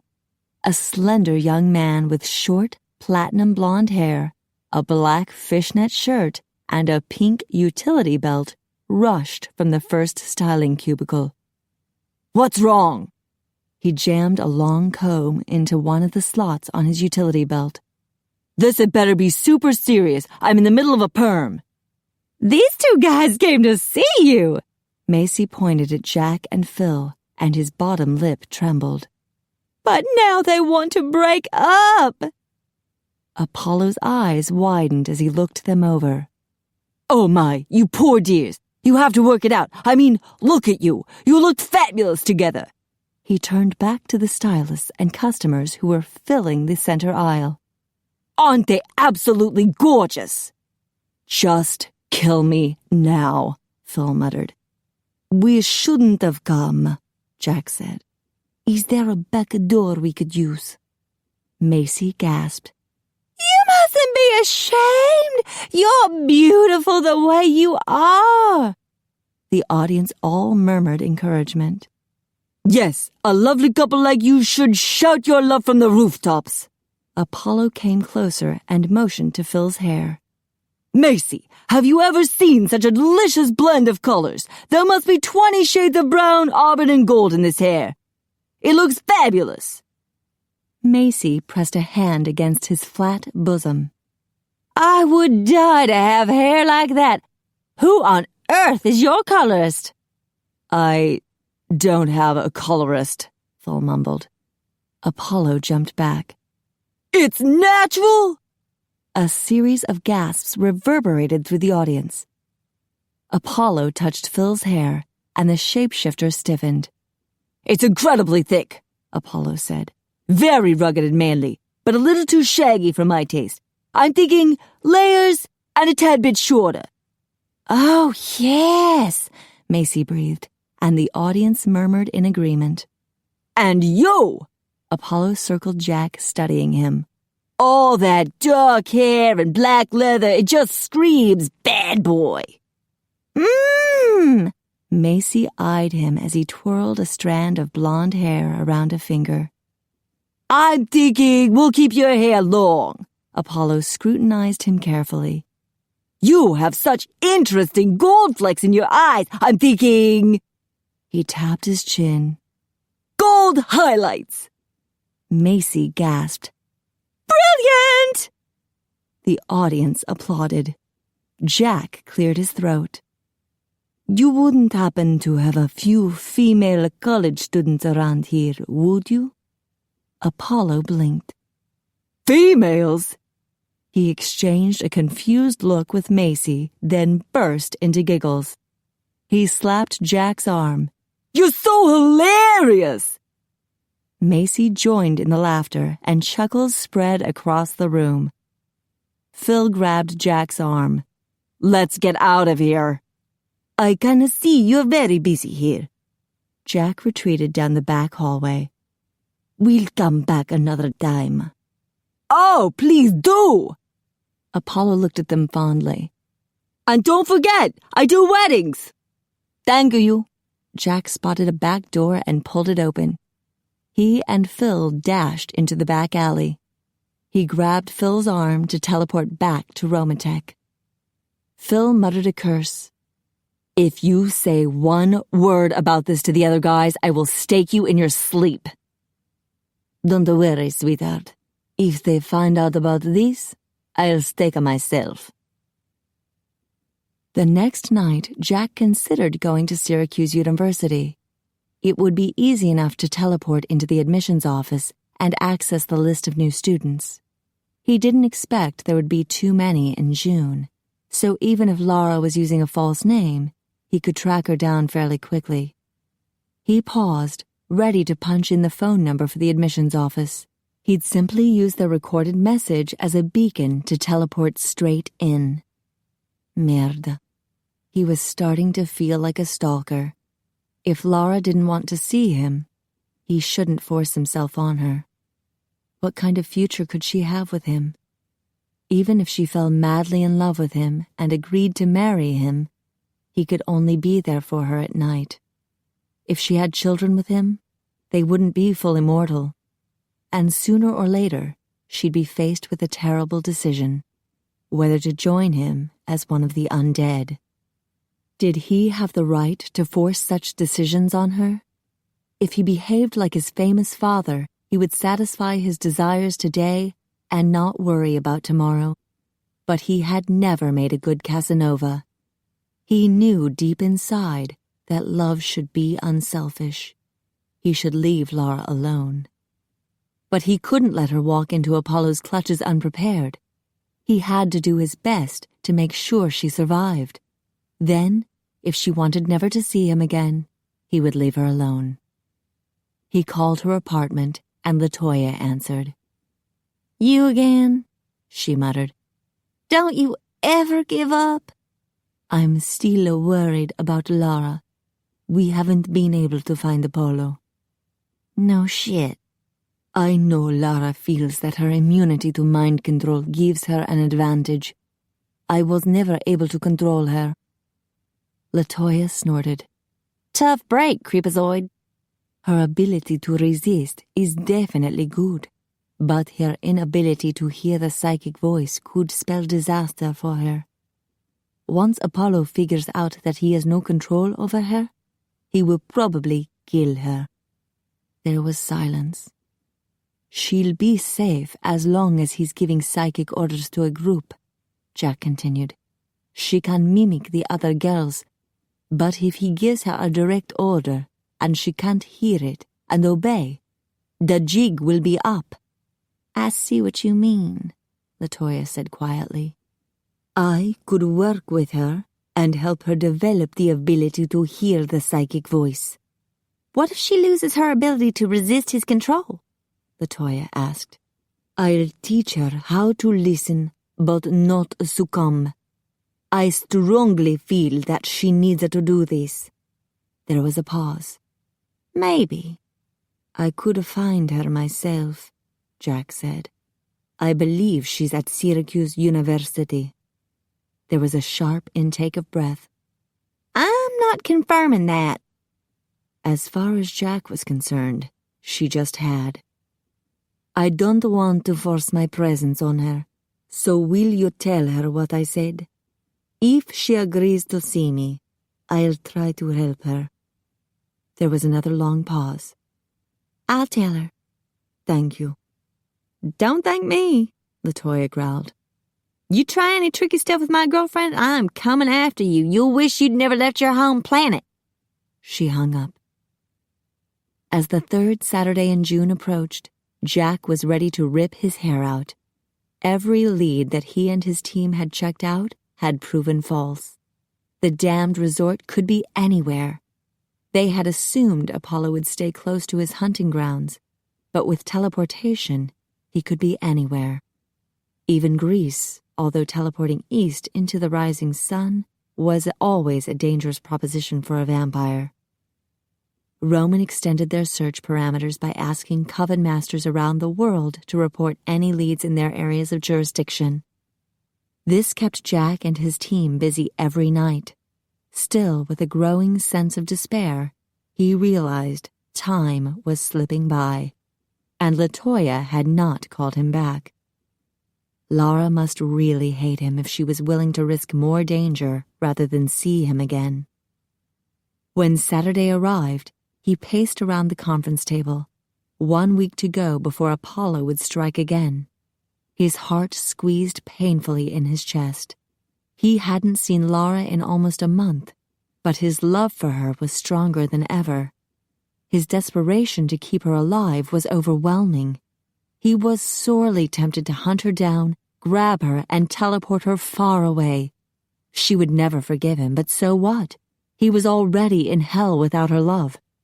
How could it get any worse? His phone rang, and he whipped it open. Pronto. Jack, is that you? LaToya asked. Yes. He held his breath and sent up a silent prayer. Lara wants to see you. Chapter 19.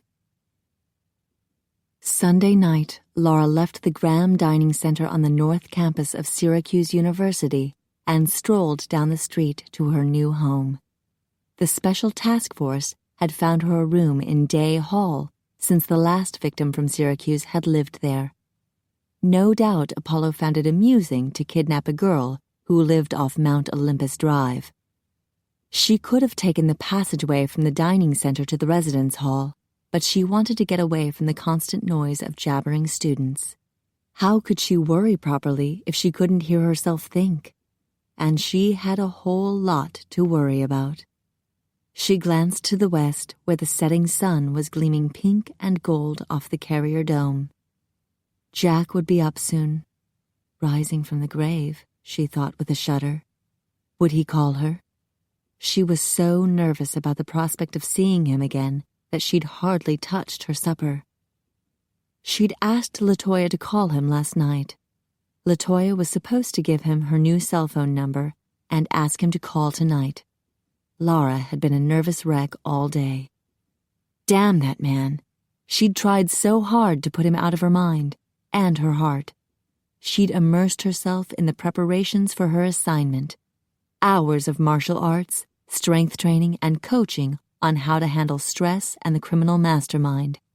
And still, Jack had crept into her thoughts. With every muscle in her body aching from exhaustive workouts, she still felt the ache in her heart. It was akin to mourning, she'd decided. She'd lost the man who could have been the love of her life. She'd tried denial at first. There were no such things as vampires, and poor Jack was simply crazy. He couldn't be a vampire. He didn't act like a monster. Sure didn't kiss like one. Or make love like one. But she refused to think about that. Denial had worked well, for about 2 hours. Then anger had taken root, growing into rage. How could such monsters exist unknown for centuries? And how on earth could she fall for one? How could she have missed all the signs? And how dare Jack pursue her as if a relationship was actually possible? A mortal would have to be clinically insane to marry a vampire. Then she recalled Shanna and her beautiful children. Shanna was obviously a happy woman. But how could anyone marry a monster who fed on people? She had to admit, though, that Jack had never tried to feed on her. He'd always behaved like a perfect gentleman. Well, more like a naughty gentleman, but he was a Casanova after all. The few times she'd seen him drink, he must have been drinking synthetic blood. Did that mean he didn't like to bite people? And then the revelation had hit. Jack could have been transformed against his will. He could have been a victim, much like the poor girls who were kidnapped by Apollo. He could have been forced to bite people for years just in order to survive. Was that why he referred to the 9 circles of hell so much? He was trapped in a living hell? Lara shook her head as she entered Day Hall. She couldn't allow herself to feel sorry for Jack. He was over 200 years old, so he'd obviously bitten a lot of people. She ought to feel sorry for his victims, not him. She stepped into an elevator and punched the button for the 8th floor. Great. A couple was kissing in the back corner. She kept her back to them and ignored the moans of passion. The memory flitted back of her elevator trip to the top of the Campanile in Venice. Jack had been so romantic, so sweet. Why couldn't he have been a normal guy? Would you have been so fascinated with him if he were a normal guy? Would you have fallen in love? "I'm not in love," she muttered, and the elevator lurched to a stop on the 5th floor. "Then find another guy," the young woman said with a laugh as she exited the elevator with her boyfriend. Lara groaned and pushed the button to close the elevator. Another guy. There was no one who came close to Jack. No other man had that combination of cleverness, old-world charm, and mouth-watering good looks. She'd been totally intrigued by his unusual powers and the mystery surrounding him, until she'd found out the truth. Her vision blurred with unshed tears as she recalled the look on his face the last time she'd seen him. She'd yelled at him to leave, and there had been so much pain and sadness in his eyes. Poor Jack. Ugh! She was doing it again. Jack was not a poor abandoned puppy. He was a vampire. She exited the elevator and trudged down the hallway to room 843. The problem was, now that she was under cover, she had too much time to think. It had been easier when the special task force had kept her busy. They'd given her a new identity, Lara Boucher. Everything was set. Her only job now was to check the bulletin boards every day in the 20 residence halls spread over the huge campus. She was waiting for the flyer from Apollo to show up. The FBI had determined that Syracuse University was the most likely place for Apollo to strike next. Even so, they were covering all the bases. Female special agents were checking bulletin boards at several colleges. Whenever the flyer appeared, Lara would be called into action. She'd attend the seminar and get herself kidnapped. But what if Jack was right, and her immunity to mind control backfired on her? It wasn't a problem she could discuss with the special task force. How could she tell them about mind-controlling vampires? The only one who would understand was her friendly neighborhood mind-controlling vampire, Jack. Her heart raced as she entered her single dorm room and locked the door. Would he call soon? Would he come to see her? Did he still love her? No, she wouldn't think about love. She would accept his help, then say goodbye. But what if he looked at her with that pain and sadness in his beautiful eyes? She couldn't bear to hurt him. "We're not all bad," he'd told her. She leaned over the desk to peer through the window blinds. The sun was completely gone now. She removed her new cell phone from her handbag and set it on the desk. She stared at it, willing it to ring. If what Jack said was true, then there could be good vampires and bad ones. Did the good ones attempt to keep the bad ones in line? LaToya had told her that Jack was trying to locate Apollo but hadn't succeeded so far. She paced across the room. The damned phone would never ring as long as she stared at it. What was Jack doing now? Was he drinking synthetic blood? Taking a shower? Getting dressed? Did he still love her? The phone rang. She whirled to face it. Jack. She approached slowly, letting it ring again. "Hello? Lara." The sound of his voice poured over her like a hot bath. She just wanted to soak in it for hours. She mentally splashed cold water on herself. This was strictly business. "Hello, Jack. LaToya mentioned your offer to help me hear psychic voices. I'm willing to learn if you're available." There was a pause. She wondered what he was thinking. "I have cleared my schedule for the next few hours," he said finally. "We could start immediately." Lara exhaled with relief. He was acting businesslike too. Thank God. Just a moment, please. I'll check my schedule. She glanced down at the bare desk and drummed her fingers on the wooden surface. 1,000, 1,000. Yes, we're in luck. I can fit you in this evening. Do we need to do this in person? Yes, we do. She frowned. There was a strange echo on her phone. You can hang up now, he told her. Excuse me? She heard a click behind her and turned. Ah! Her phone tumbled to the carpet. With a hint of a smile, he slid his closed phone into a pocket of his black leather jacket. His gaze drifted to her bare desk. So kind of you to fit me in. She grabbed her phone off the floor and set it back on the desk. You shouldn't sneak up on people like that. I thought you were expecting me. He walked toward her. She jumped out of his way. He paused briefly, frowning, then continued past her to the desk. With a silent groan, she realized he had been headed for the window all along. He peered through the blinds. This is Syracuse University. Yes, Day Hall. The girl Apollo kidnapped from here last August lived in this same dorm. Does anyone remember her? Jack asked. Is her roommate still here? The roommate graduated last December. I asked around, but everyone thinks the missing girl dropped out of school and went home. Lara perched on the edge of the narrow bed that was pushed against a wall. She never made it home. Jack paced back and forth down the length of the tiny room. She cast a few furtive glances his way, not wanting to be caught admiring his lean, graceful stride or his broad shoulders. Is there any way I can convince you to quit? He asked. She lifted her chin. I'm not a quitter. Are you sure about that? He muttered under his breath as he continued to pace. Was he referring to their relationship? Lara's cheeks heated with indignation. He was a 200-year-old vampire, for Pete's sake. Was she supposed to be happy about that? I'm not a quitter either. He removed his leather jacket and draped it on the back of her desk chair. I'm going to find Apollo before you end up doing something foolish.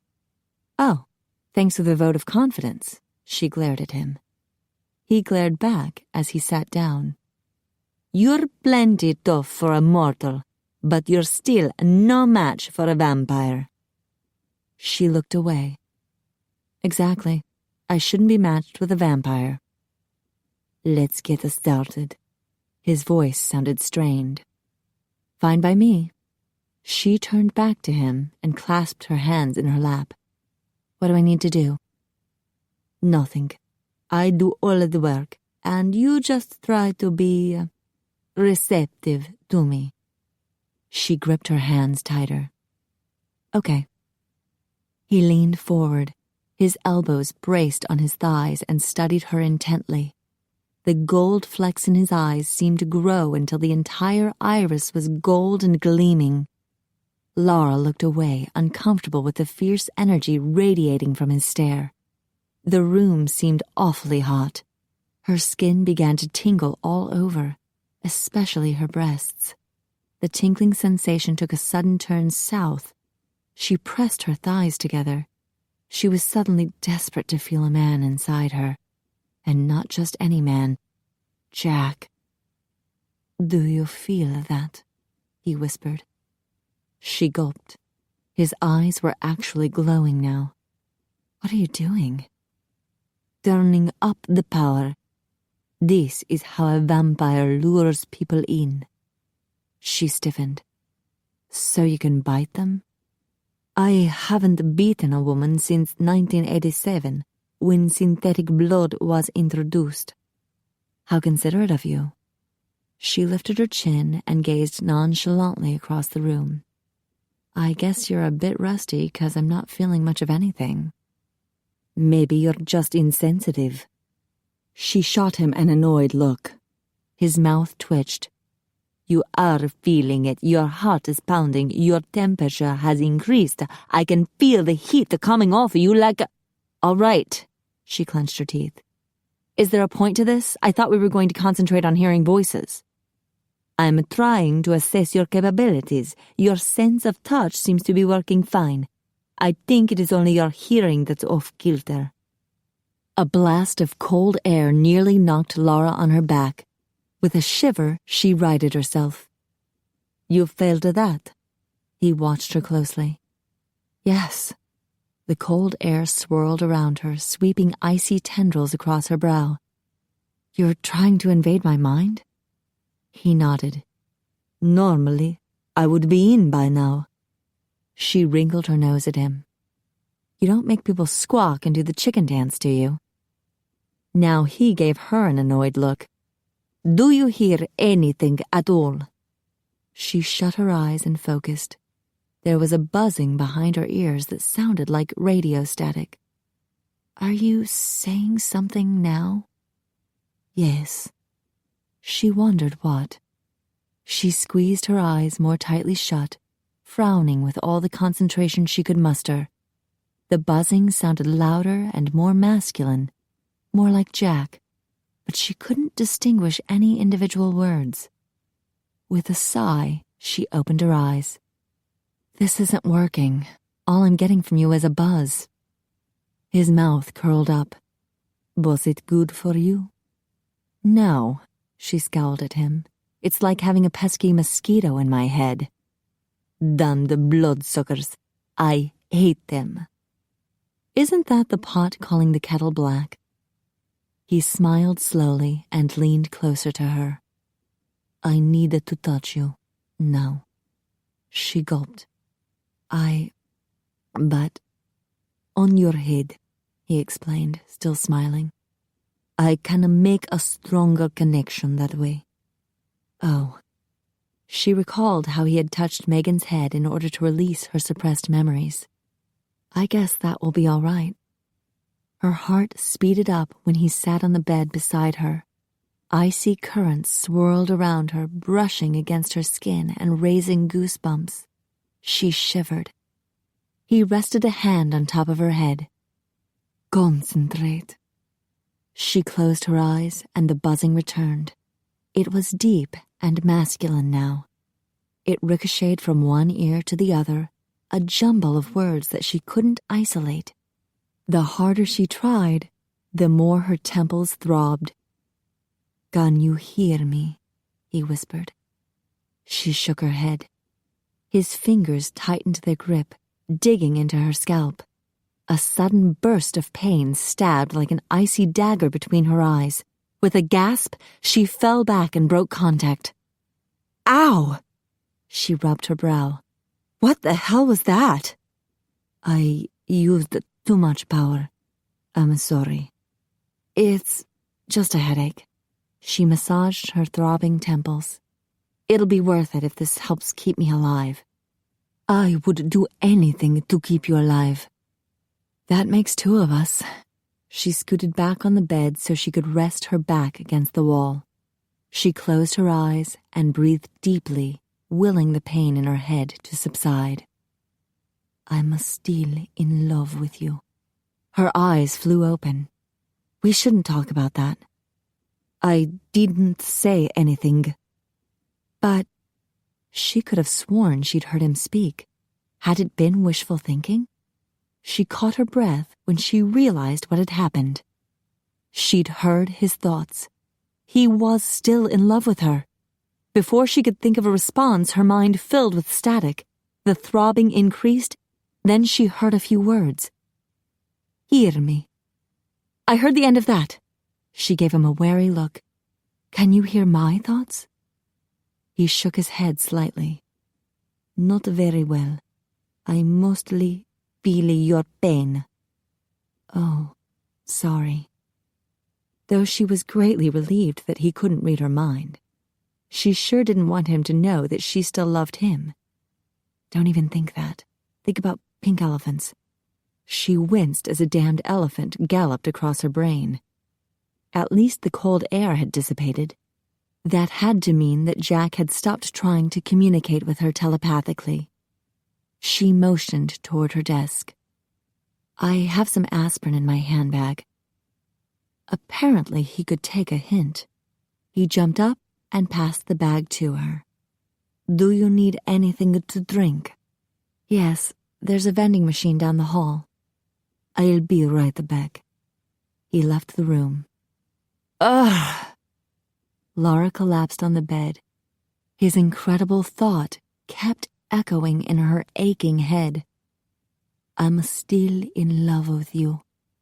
What was she going to do? The most wonderful man on earth loved her, but he was a vampire. Her reclining position made her head hurt even worse, so she sat back up. She retrieved the aspirin bottle from her handbag and struggled with the child-proof cap. Damn it! She'd be able to do this if her hands weren't shaking. "I'm still in love with you." Jack slipped back into her room carrying a Diet Cola and bottled water. "I didn't know which one you'd want." The world was a bizarre place when the most considerate man she'd ever met was a vampire. "I'll take the water, thanks." She popped 2 aspirin in her mouth and drank. He set the cola on her desk, then sat in the chair. Lara rested her head against the wall. Talk about something safe. "So, do vampires ever get sick?" "It hurts like hell if we're deprived of blood," he answered quietly. "We can be poisoned, burned, or wounded, but we usually heal during our death sleep." Death sleep? She grimaced, then stopped because it hurt too much. "You're actually dead when you sleep?" He gave her a wry look. "That's why we're called the undead." She shuddered. No wonder he'd never returned her calls during the day. He wasn't being rude, just dead. As far as excuses went, it was pretty good, but she hated to think of him as dead. "Are you fully alive now?" His mouth thinned with annoyance. "You've heard of my heartbeat. I'm as alive as any mortal right now. And in case you've forgotten, I'm fully functional." She looked away to keep from glancing at his jeans. She'd felt an erection there several times. Time to change the subject. "So, are you really the son of Casanova?" His frown deepened. "Yes." She'd fallen for a real Casanova. "Why don't you use the Casanova name?" He shifted in his chair. "Are you feeling any better now?" "Not really." She wondered why he'd changed the subject. "You didn't answer—" She stopped when he suddenly removed one of her athletic shoes. "What are you doing?" He pulled off the other shoe, then removed her socks. "You're in pain. I want to help you relax." He scooted the chair forward so he could rest her feet in his lap. She stifled a moan when his thumbs pressed into the soles of her feet. It felt so good. Her feet had been sore from wandering all over campus to check the residence halls for Apollo's flyer. "Have you ever had trouble before? I mean, invading someone's mind?" "No. You're the only one." He tugged gently on her toes. "I think it has something to do with the car accident you are in." She winced. "You know about that?" He nodded and turned his attention to her other foot. "I read a newspaper article about it online. I'm very sorry for the suffering you endured." "Thanks." Her current suffering was actually declining. Jack's foot massage was doing wonders. He could do more than your feet. She chased that errant thought away. Thank God he wasn't reading her mind right now. "I was in a coma for a week. They didn't think I'd make it." Jack continued the massage. "You're a fighter. I admire that about you." He admired her? That felt even better than the foot massage, and the massage was damned good. "The accident changed my life. It nearly killed me, but in a weird way, it was the best thing that could have happened to me." His hands stilled. "How can that be?" She gave him a wry smile. "It ruined my mother's plans for world domination. She wanted me to be Miss Louisiana, then Miss USA, and then, of course, Miss Universe." He resumed the massage. That's not what you wanted? I didn't know any better. As soon as I could walk, my mother was entering me in pageants. At the age of 4, I won the prestigious title of Little Miss Mudbug. He grimaced. Mudbug? It's a crawdad. When Jack still looked confused, she waved a hand in dismissal. It doesn't matter. Suffice it to say, my mom is crazy. She's 52 years old and still entering pageants. If she can't find one to enter, she invents one, like Miss Nola Plus Size. She'll actually wear a sash and tiara to go shopping. How odd. Jack slipped a hand into her loose cargo pants and massaged her calf. Lara sighed with pleasure. Her legs had been sore ever since the FBI had tried to kill her with marathon exercise sessions. She wondered why she was telling Jack her life story. But he was such a good listener, not to mention massage therapist, that she didn't want to stop. Mom was so excited when I won Miss Teen Louisiana, but after 14 years of entering pageants, I wanted to quit. Mom would go ballistic every time I even mentioned quitting. So I made sure my pageant career was ruined. Jack switched to her other calf. What did you do? When I was 19, I was a finalist in the Miss Louisiana competition. They did the part where they ask you a question on stage. It's usually something like, what change would you like to see in the world? And the usual answer is, world peace. Jack smiled. What did you say? That I wanted to increase the use of capital punishment. I thought it would be great fun to bring the whole community together for a nice old-fashioned hanging. Jack chuckled. Naughty girl. Lara grinned. You should have seen the judges' faces. My mother actually screamed.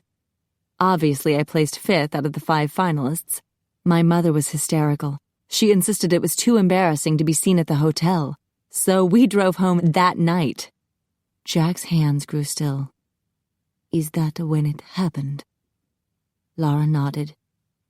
It was dark, and we were so busy arguing we didn't see the truck. She closed her eyes, thankful she couldn't remember the actual accident. The bed jiggled, and she opened her eyes. Jack was settling on the bed beside her. It must have been terrifying. She nodded. Mom had multiple fractures. I broke an arm, and I took a bad blow to the head. I'm so sorry. Jack stroked her hair that now covered the scars. Lara's eyes misted with tears. The first thing I heard when I came out of the coma was my mother talking to my dad. She said, thank God it was my head that was damaged, and not my face. Jack sucked in a sharp breath. Cara mia, that is terrible. I knew right then that I could never enter another pageant. I wanted to use my head and not my face. Lara blinked back the tears. Unfortunately, my head wasn't working too well. I couldn't remember how to read and write. Jack leaned closer. You had to learn all over again. She nodded. LaToya was sharing the hospital room with me. That's how we met. She'd been working at a convenience store when an armed robber came in. She took a bullet to the shoulder. We were already in physical therapy together, so we decided to exercise our minds together too. Her reading skills weren't so hot, but they were a lot better than mine, and it made her feel good to help me. And she said if I could work my ass off, then so could she. Jack smiled. That's how you became best friends. Yes. We worked together every day, and after a few months, we were reading Nancy Drew books to each other and solving the mysteries. Then we progressed to harder and harder books, till finally we decided we wanted to be detectives and catch the bad guys. Make the world a better place. So, here we are today. You're amazing, Jack whispered.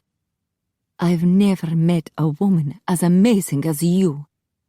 He took her hand and kissed it. Her skin tingled where his lips had touched. He turned her hand over and kissed her palm. The tingles spread from her hand, up her arm, to her breasts. When he lifted his gaze and met hers, his eyes were brown and warm with love. No gleaming gold flecks, she realized. No vampire power being used to lure her in. Only love. And she wanted it so badly. His gaze lowered to her mouth. If she didn't stop him now, she'd never be able to resist. She pulled her hand from his grasp and scooted to the edge of the bed. Well, I think we did enough for the night. My head's too sore to do any more. I understand. Jack stood and slowly put his jacket back on. I'm honored that you would share your story with me. But I have to wonder why. Maybe you didn't realize it, but it makes me want to be with you more than ever. Did you mean to encourage me? She gulped. I think we could be friends, maybe. You could be friends with a vampire? She looked down and plucked at the chenille bedspread. I don't want to be judgmental. You don't seem like a very bad vampire. Gee, thanks. Her cheeks grew warm. It occurred to me that you might have been attacked and changed against your will. She glanced at him with a hopeful look. Is that what happened? Please tell me you didn't want to be a monster, she thought. He dragged a hand through his hair. I'd rather not talk about it, but yes, I was attacked. He shifted his weight. Shall we continue tomorrow night? He'd changed the subject. Maybe he was trying to spare her some gruesome details. After all, she assumed he must have been murdered. Sorta. She wasn't quite sure how vampires were made, but she was fairly certain it had not been at all pleasant for him. Poor Jack. Yes, let's meet tomorrow night. I think we made some progress. He smiled. Yes, I think we did. He disappeared. Lara sighed. The man was far too tempting, but far too different.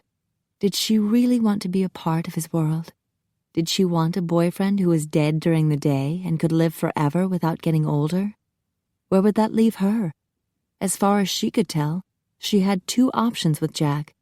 She could grow older and end up alone, forgotten and heartbroken, or she could stay with him forever as a vampire. She shuddered. How could she do that? How could she be a police detective if she was a vampire?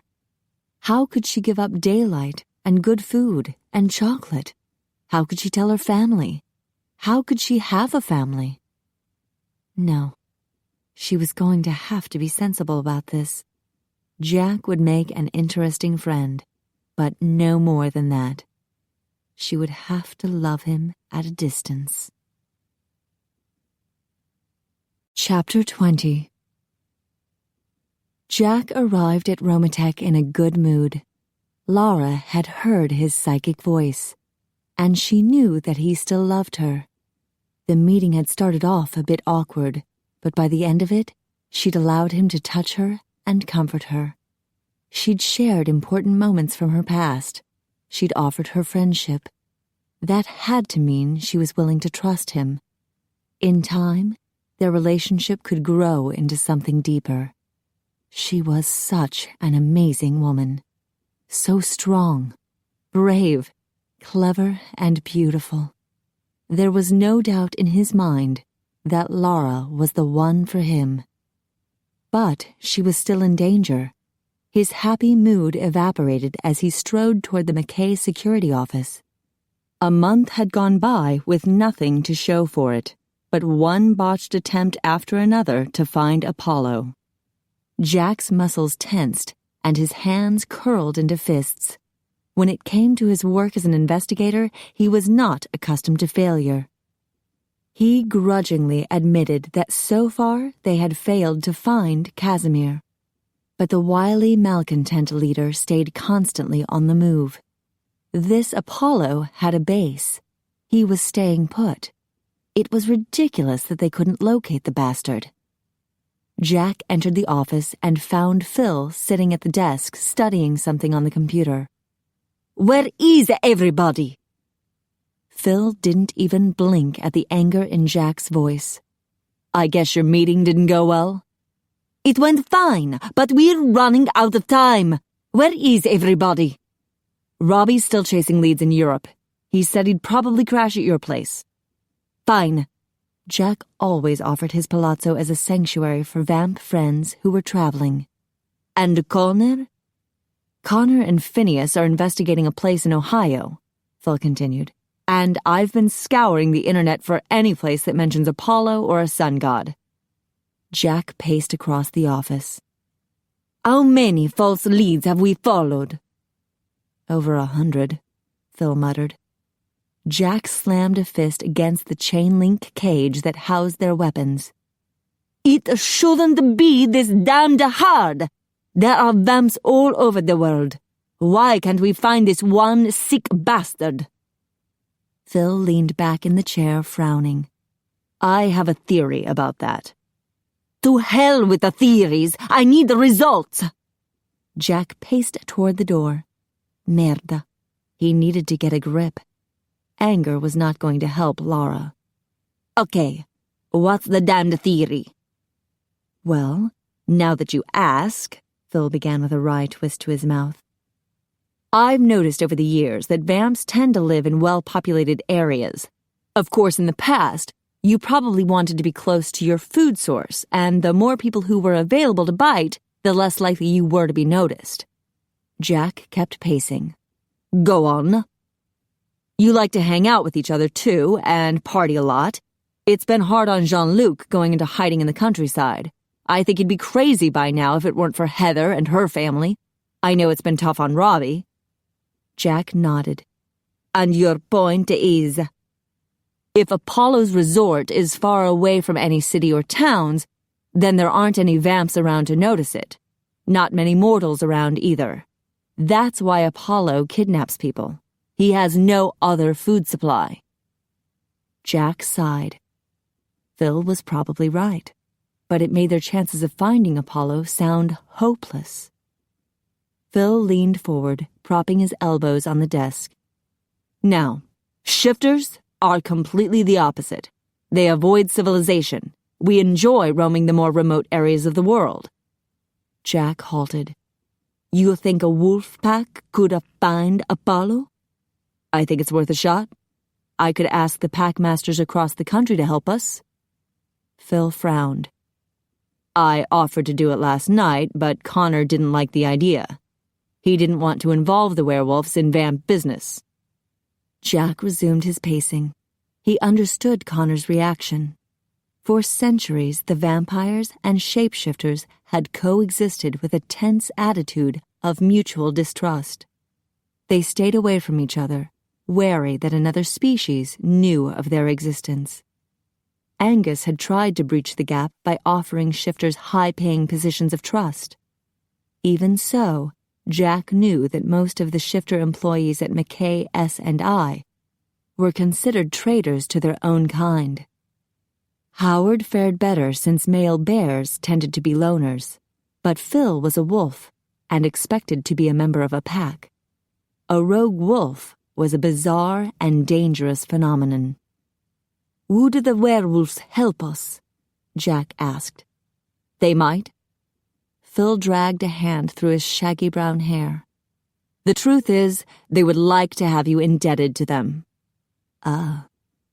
That was why Connor had refused. He didn't want to owe any favors to a pack of wolves.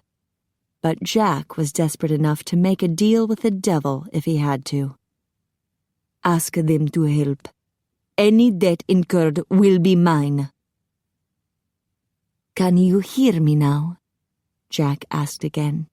It was Wednesday night, and this was his third session with Lara. "Just a few words here and there," she sighed. "This is so frustrating." "Tell me about it," Jack muttered. He'd had high hopes for the meeting on Tuesday, but it had ended after only 10 minutes because it made Lara's head hurt too much. He knew she was in pain, for he could feel it too, and he hated being the one who caused it. "Do you need an aspirin?" he asked. "I took one before you came." She massaged her temples. "It's either kicked in already or I'm getting better at this. The pain is not as bad tonight." "That's good. Your brain could be adjusting." He settled on the bed beside her. She didn't give him that wary, skittish look, so he took that as another good sign. She was adjusting to him personally. He believed he was slowly regaining her trust. He wanted more. He wanted her love, but he could be patient. He had a few new leads to check out later tonight. A western wolf pack had spotted 2 isolated mortal compounds in Nevada and Utah. He doubted either place would pan out. They were so far away, and they'd been described as log cabins. But still, he was desperate enough to look anywhere. "I can't let you do this, Lara. Apollo could teleport you anywhere, and I'd never be able to find you." She frowned. "I'll be wearing a tracking device. I'm getting it tomorrow." "Tracking devices can be lost." "The FBI is aware of that. They have something special planned." She gave him a stern look. "This is going to happen, Jack." "No, it's not. I can't let you do it, so I have an alternative plan. When Apollo shows up for the seminar, Robbie and I will grab him and teleport him to Romatech. We'll hold him prisoner in the silver room there." Her frown deepened. "What about the other girls? We have to know where he's keeping them." "We'll make him tell us." She winced. "How?" "Depriving him of blood might do the trick, or we can try taking over his mind." She was silent for a while, thinking it over. "Your plan might work, but how do we explain it to the police and FBI?" "We don't. We erase their memories." When she started to object, he continued. "We have no choice.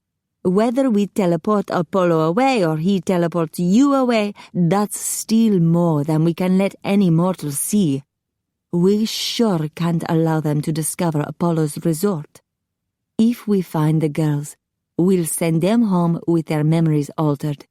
We have to protect the secret of vampire existence." Lara scooted off the bed and paced toward the door. She spun around and shot him an angry look. "If you have your way, no one will remember anything. What about making Apollo pay for his crimes?" "Believe me, he will pay." She planted her hands on her hips. "What about all my hard work? It would all be for nothing." "You'll be alive. I wouldn't call that nothing." She glowered at him. "I trained a month for this assignment. I can handle it." "I will not let that bastard kidnap you. I'll do anything to protect you." Her eyes narrowed.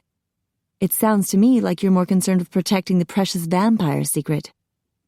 He clenched his jaw. "That is important. But nothing is more important to me than protecting you. My life would be meaningless without you. I love you too damned much." She gasped. "Don't say that." He stood. "Did you hear my thoughts?" "Oh my gosh." She touched her forehead. "I want to throw you on the bed and strip your clothes off." "Stop that." She glared at him. He smiled. "You are hearing me." Maybe." She rubbed her brow. "Just a little." "I'm going to nibble on your little toes, then kiss my way up your long, luscious legs until I reach—" "Enough!" Her cheeks blushed pink. "But I was just getting to the good part." She shook her head. "I'm trying to have a decent argument with you, and you're describing an X-rated movie in my head." Jack glanced at her bed. "We could make it real. I have a headache." She folded her arms across her chest. "I think you should go."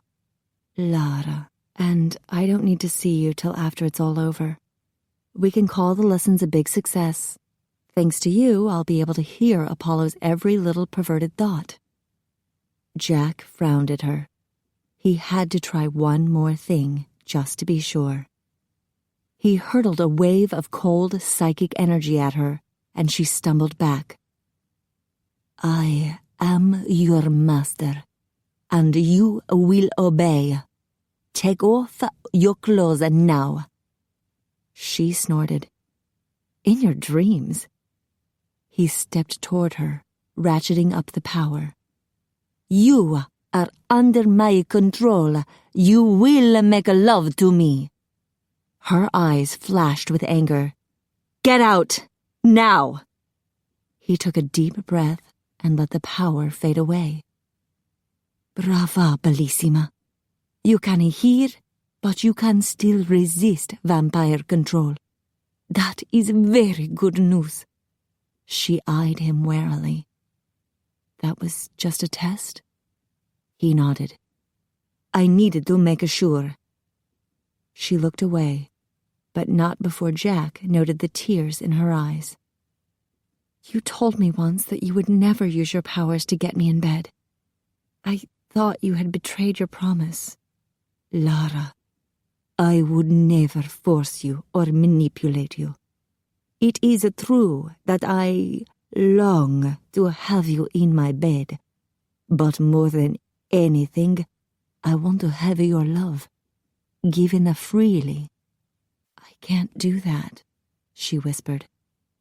He paced toward the desk with despair settling heavily in his chest. What if he could never win her heart? He couldn't make her love him. But no matter what, he would keep her safe. I will not let Apollo kidnap you. She was still turned away from him, her arms crossed and her shoulders hunched over. Merda. This was hurting her as much as him. Goodbye, Lara. He teleported away. There's no point in meeting tonight, she told Jack when he called her Thursday night. I appreciate you helping me, but it's done. And don't you dare teleport here while I'm talking. Merda. She knew him too well. Our plan is on for Saturday night. We're kidnapping Apollo. No, you're not. Jack, I'm serious. You will stay out of this. Have you seen a flyer yet? Is Apollo coming to Syracuse? I'm not discussing this with you. I swear, if I see you or any of your friends here, I'll have you arrested. Lara. The long beep indicated that she'd hung up on him. Stubborn woman. Well, he could be just as stubborn. He spent the next few hours with Phineas, investigating a compound in Colorado that a wolf pack had reported. It turned out to be a survivalist training camp. When they returned to Romatech, Robbie had arrived from Europe. Jack called a meeting to discuss their plans for Saturday night. At 3:30 in the morning, he teleported into Lara's dorm room. Since he'd teleported there before, the location was embedded in his psychic memory. With his superior vision, he spotted her in the dark room. She was in bed, sound asleep, just as he had hoped. He moved silently toward the door. He hadn't come to see her, but to check if Apollo had posted his flyer downstairs in the lounge. A high-pitched beep sounded in his ears, very faint. He waited, and it beeped again. It was strange. He almost sensed it more than heard it. It was a repeating pulse of energy. He glanced at the bed. It was coming from Lara. He eased toward her. The FBI must have put the tracer on her. Merda. If he could hear the damned thing, Apollo would too. He would know the mortal authorities were after him. He'd be tempted to kill Lara immediately. Jack leaned over, trying to zero in on the homing device. She wasn't wearing a necklace. No earrings. Was it under her skin? She moaned and turned on her side facing the wall. Her hair spilled across the white pillowcase, thick, wavy, and beeping. He gently touched the strands, soft and silky. Wait, this felt different, harsh and foreign. He stroked her hair again to be sure. He'd have to cut the fake hair off before Saturday. She moaned and turned onto her back. He stifled a groan. Her thin t-shirt left little to the imagination. He could see the round fullness of her breasts, the plump nipples begging to be coaxed into hardened tips. It would be so easy to slip into her mind and give her a round of vampire sex she'd never forget. She'd enjoy it so much, she'd beg him for the real thing. But he'd promised not to use his vampire powers to get into her bed. Merde. Life would be easier if he could be a scoundrel like his father. Jack, she murmured. He caught his breath. The heaviness in his heart lifted slightly. Maybe there was still a chance. Don't give up on me, Lara. I will always love you. He slipped into the hall and zoomed toward the elevator. On the first floor, he located the bulletin board, and there it was, a pink flyer.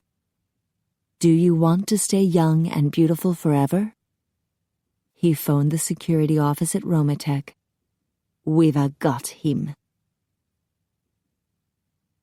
Chapter 21. Lara couldn't shake the feeling that she was a lamb going to slaughter. The two special agents assured her she was perfectly safe. They claimed the electronic tracking device in her hair weave was absolutely foolproof. Could fools possibly work for the government? Somehow, Lara didn't feel so secure. It would be just her luck if Apollo decided all of a sudden that bald women were hot and had her head completely shaved. Besides, how could she be safe with a vampire abductor? All her martial arts training wouldn't help her against his superior vampire strength and speed. If he tried to rape her or kill her, would she be able to stop him? As Saturday night arrived, her stomach clenched into knots. The two FBI guys were the only ones who were going to be at the Student Services building. They didn't want a big police presence there in case it scared Apollo off. She paced in her dorm room. She glanced at the clock. 8 p.m. The FBI guys would be at the Student Services building soon. She was supposed to stroll in on her own, pretending not to know them. She was supposed to walk right into room 102 and get herself kidnapped. Not a problem, they'd said. The device in her hair weave could be picked up by satellite. They could find her anywhere in the world. She stopped pacing with a chilling thought. They'd be able to track her, even if she was dead. Hello, Lara. With a gasp, she whirled around. Damn it, Jack. What did I tell you about sneaking up on people? He smiled. Feeling a little tense, bellissima. This isn't funny, Jack. She didn't know whether to strangle the handsome rascal or throw herself into his arms. She'd told him not to come by till it was all over, but she was so glad to see him. He, at least, truly cared about her. With the FBI, she was starting to feel like an expendable crew member. He looked her over. Are you all right? I'm great, she lied. What are you doing here? And how dare you look so sexy all dressed in black? We're going ahead with our plans tonight. She decided to go ahead and strangle him. I told you to stay out of this. We have no choice, Lara. We thought we would find Apollo before tonight, but we didn't. Tonight, we know exactly where he'll be, so we have to do it. It's the best solution all around. He must have seen the pink flyers. She frowned at him. You just want to keep your vampire secret safe. And you safe. No one is more important to me than you. She didn't want to admit how much she loved hearing him say that, and she wasn't really opposed to staying safe. She just found it irritating the way he breezed in and announced he was taking over. I don't see how your plan can work. Too many people know about this case. It's already working. Connor and Robbie are at the 26th precinct right now. Between the two of them, they can easily take over 100 minds at once. They'll erase every thought of Apollo and every trace of him on a paper or computer. This irritated her even more. Vampires found human minds so easy to manipulate that they could do 100 at a time? The FBI knows too. Connor is headed there next. Jack shrugged one shoulder. We've done this sort of thing many times over the centuries. We know what we're doing. Lara had no doubt that his vampire friends could pull it off. She'd seen how well Jack had erased all signs of the party at the Plaza Hotel. Before we take Apollo, there's one loose end I need to take care of. He stepped toward her. She moved back, bumping against the desk. Don't you dare erase my memories. He paused. I wouldn't even try. I want you to remember Venice. And remember us. Her heart squeezed in her chest. She didn't want to forget either. He removed a pair of scissors from his jacket pocket. The problem is your hair, or rather the hair that isn't yours. What? How could he tell? The expert from the FBI had matched her color perfectly. Jack stepped closer. I feel much better once the fake hair is removed, just to be safe. She smoothed her hand over the false lock of hair. It's my only link to the FBI. You don't need it, Lara. You're not going anywhere. And once we're done with the FBI, they won't know they're supposed to track you. They won't remember who you are. She winced. You're completely taking over whether I like it or not. I thought you were my friend. He frowned. I am your friend. I can hear the device, Lara. I can sense the electronic pulses. And if I can feel it, Apollo can too. Her skin chilled. My God, how close had she come to walking into a death trap? I would have cut it off earlier, but I didn't want to alert the FBI. Jack grabbed the lock of synthetic hair and snipped it off. He tossed it on the bed along with the scissors, then pulled her into his arms. She stiffened. What are you doing? Making sure I got it all. He nuzzled his face in her hair. Your heart is racing. You surprised me. He grazed a hand over her hair. I know you're angry. I hope you can forgive me someday. A part of her wanted to melt against him and thank him for rescuing her from a dangerous assignment, but another part was still annoyed that he'd taken control against her wishes. You had better find those missing girls. We will. He kissed her brow.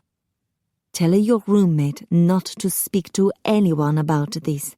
You are the only two who will remember. Lara exhaled with relief. They would leave LaToya alone. Jack released her and stepped back. It's over for you now, Bellissima. You gonna go home. He vanished. She stared at the space he'd just vacated. Are you kidding? She couldn't leave now. She wanted to see this Apollo creep get captured.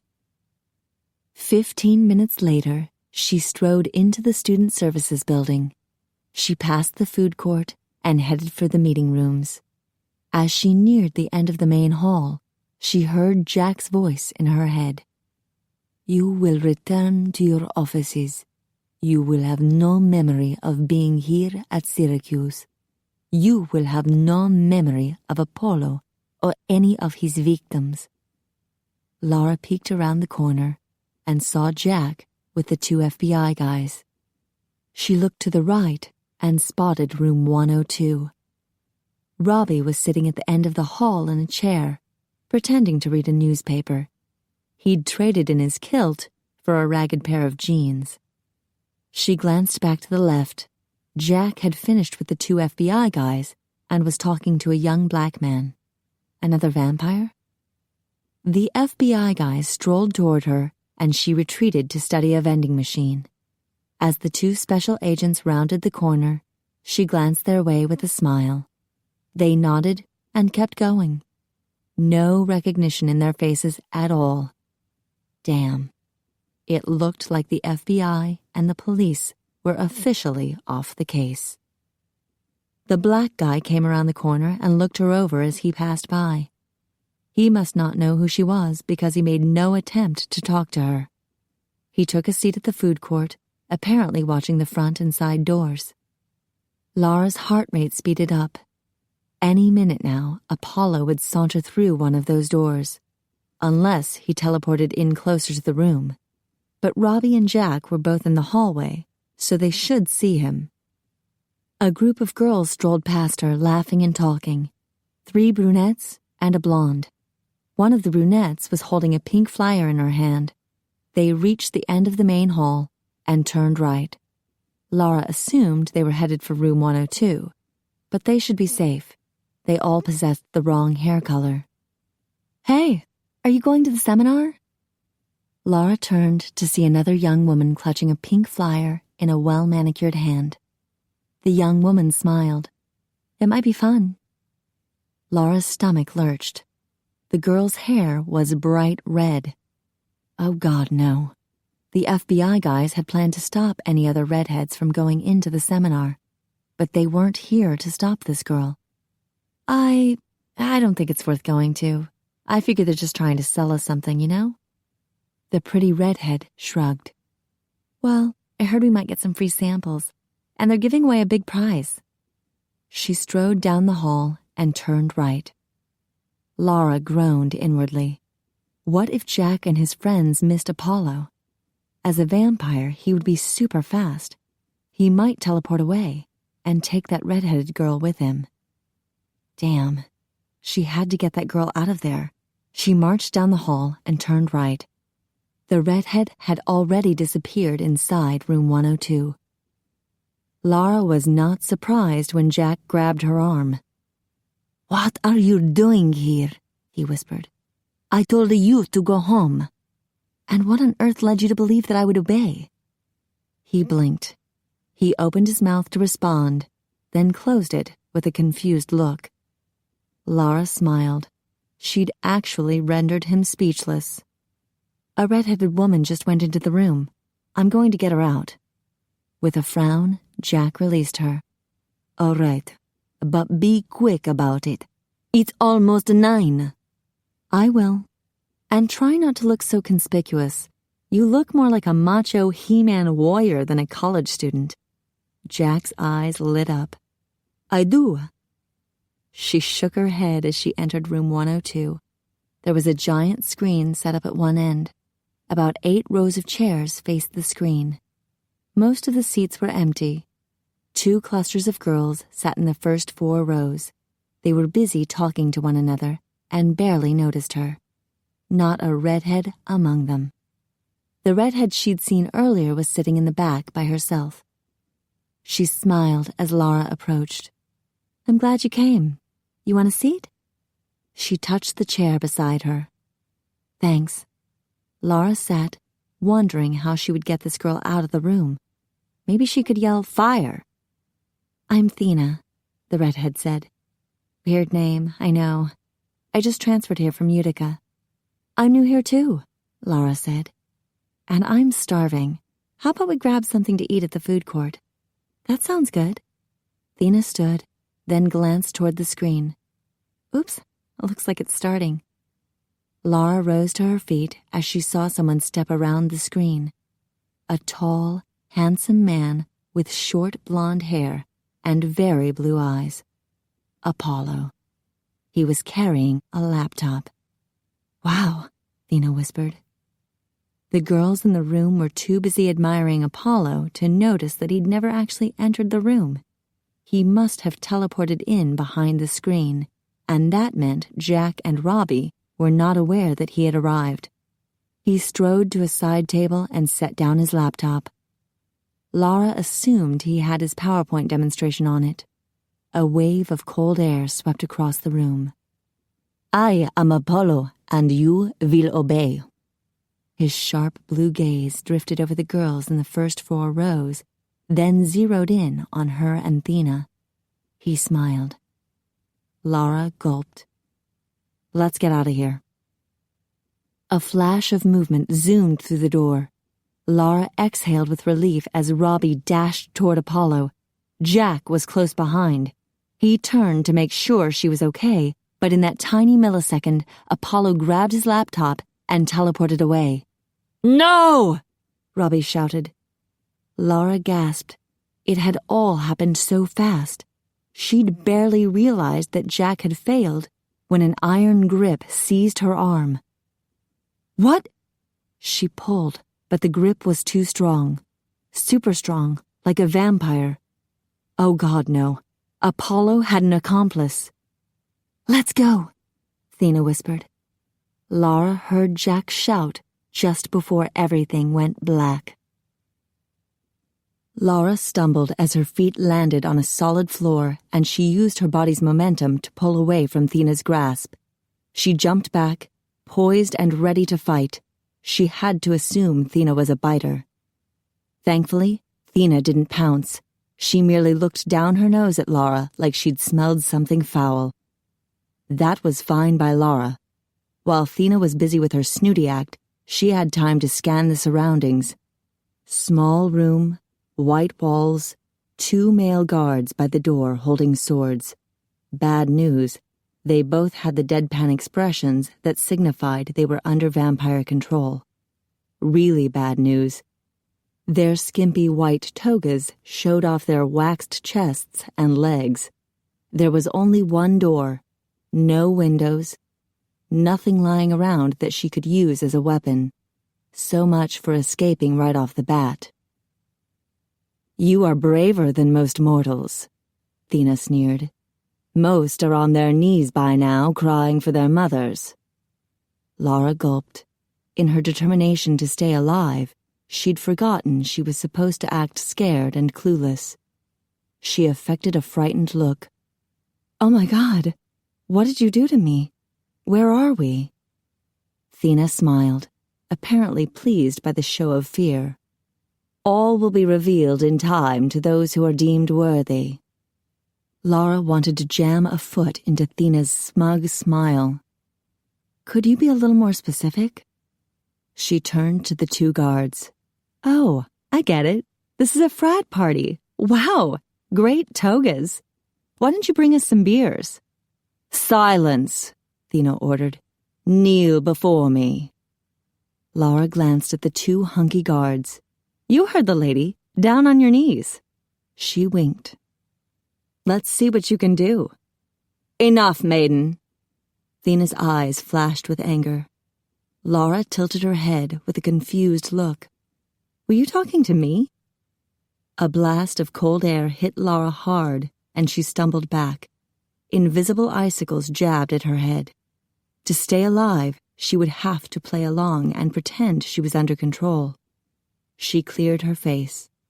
She would have to behave like the guards and not show any emotion at all. Thena walked up to her and slapped her across the face. Lara stood still, trying hard not to show any pain or surprise. Still, her eyes watered a bit. She couldn't help it. Thena smiled. That's more like it. Now kneel before me. Bow down to the floor. Lara fell to her knees and leaned forward till her forehead touched the cold stone floor. This was better, actually. Her face was hidden this way. I am Athena, daughter of Zeus and goddess of wisdom. You will address me as all-wise Athena. Lara wrinkled her nose. Was this lady serious? She certainly had a healthy ego. You will obey me in all things. Respond to me now, Athena commanded telepathically.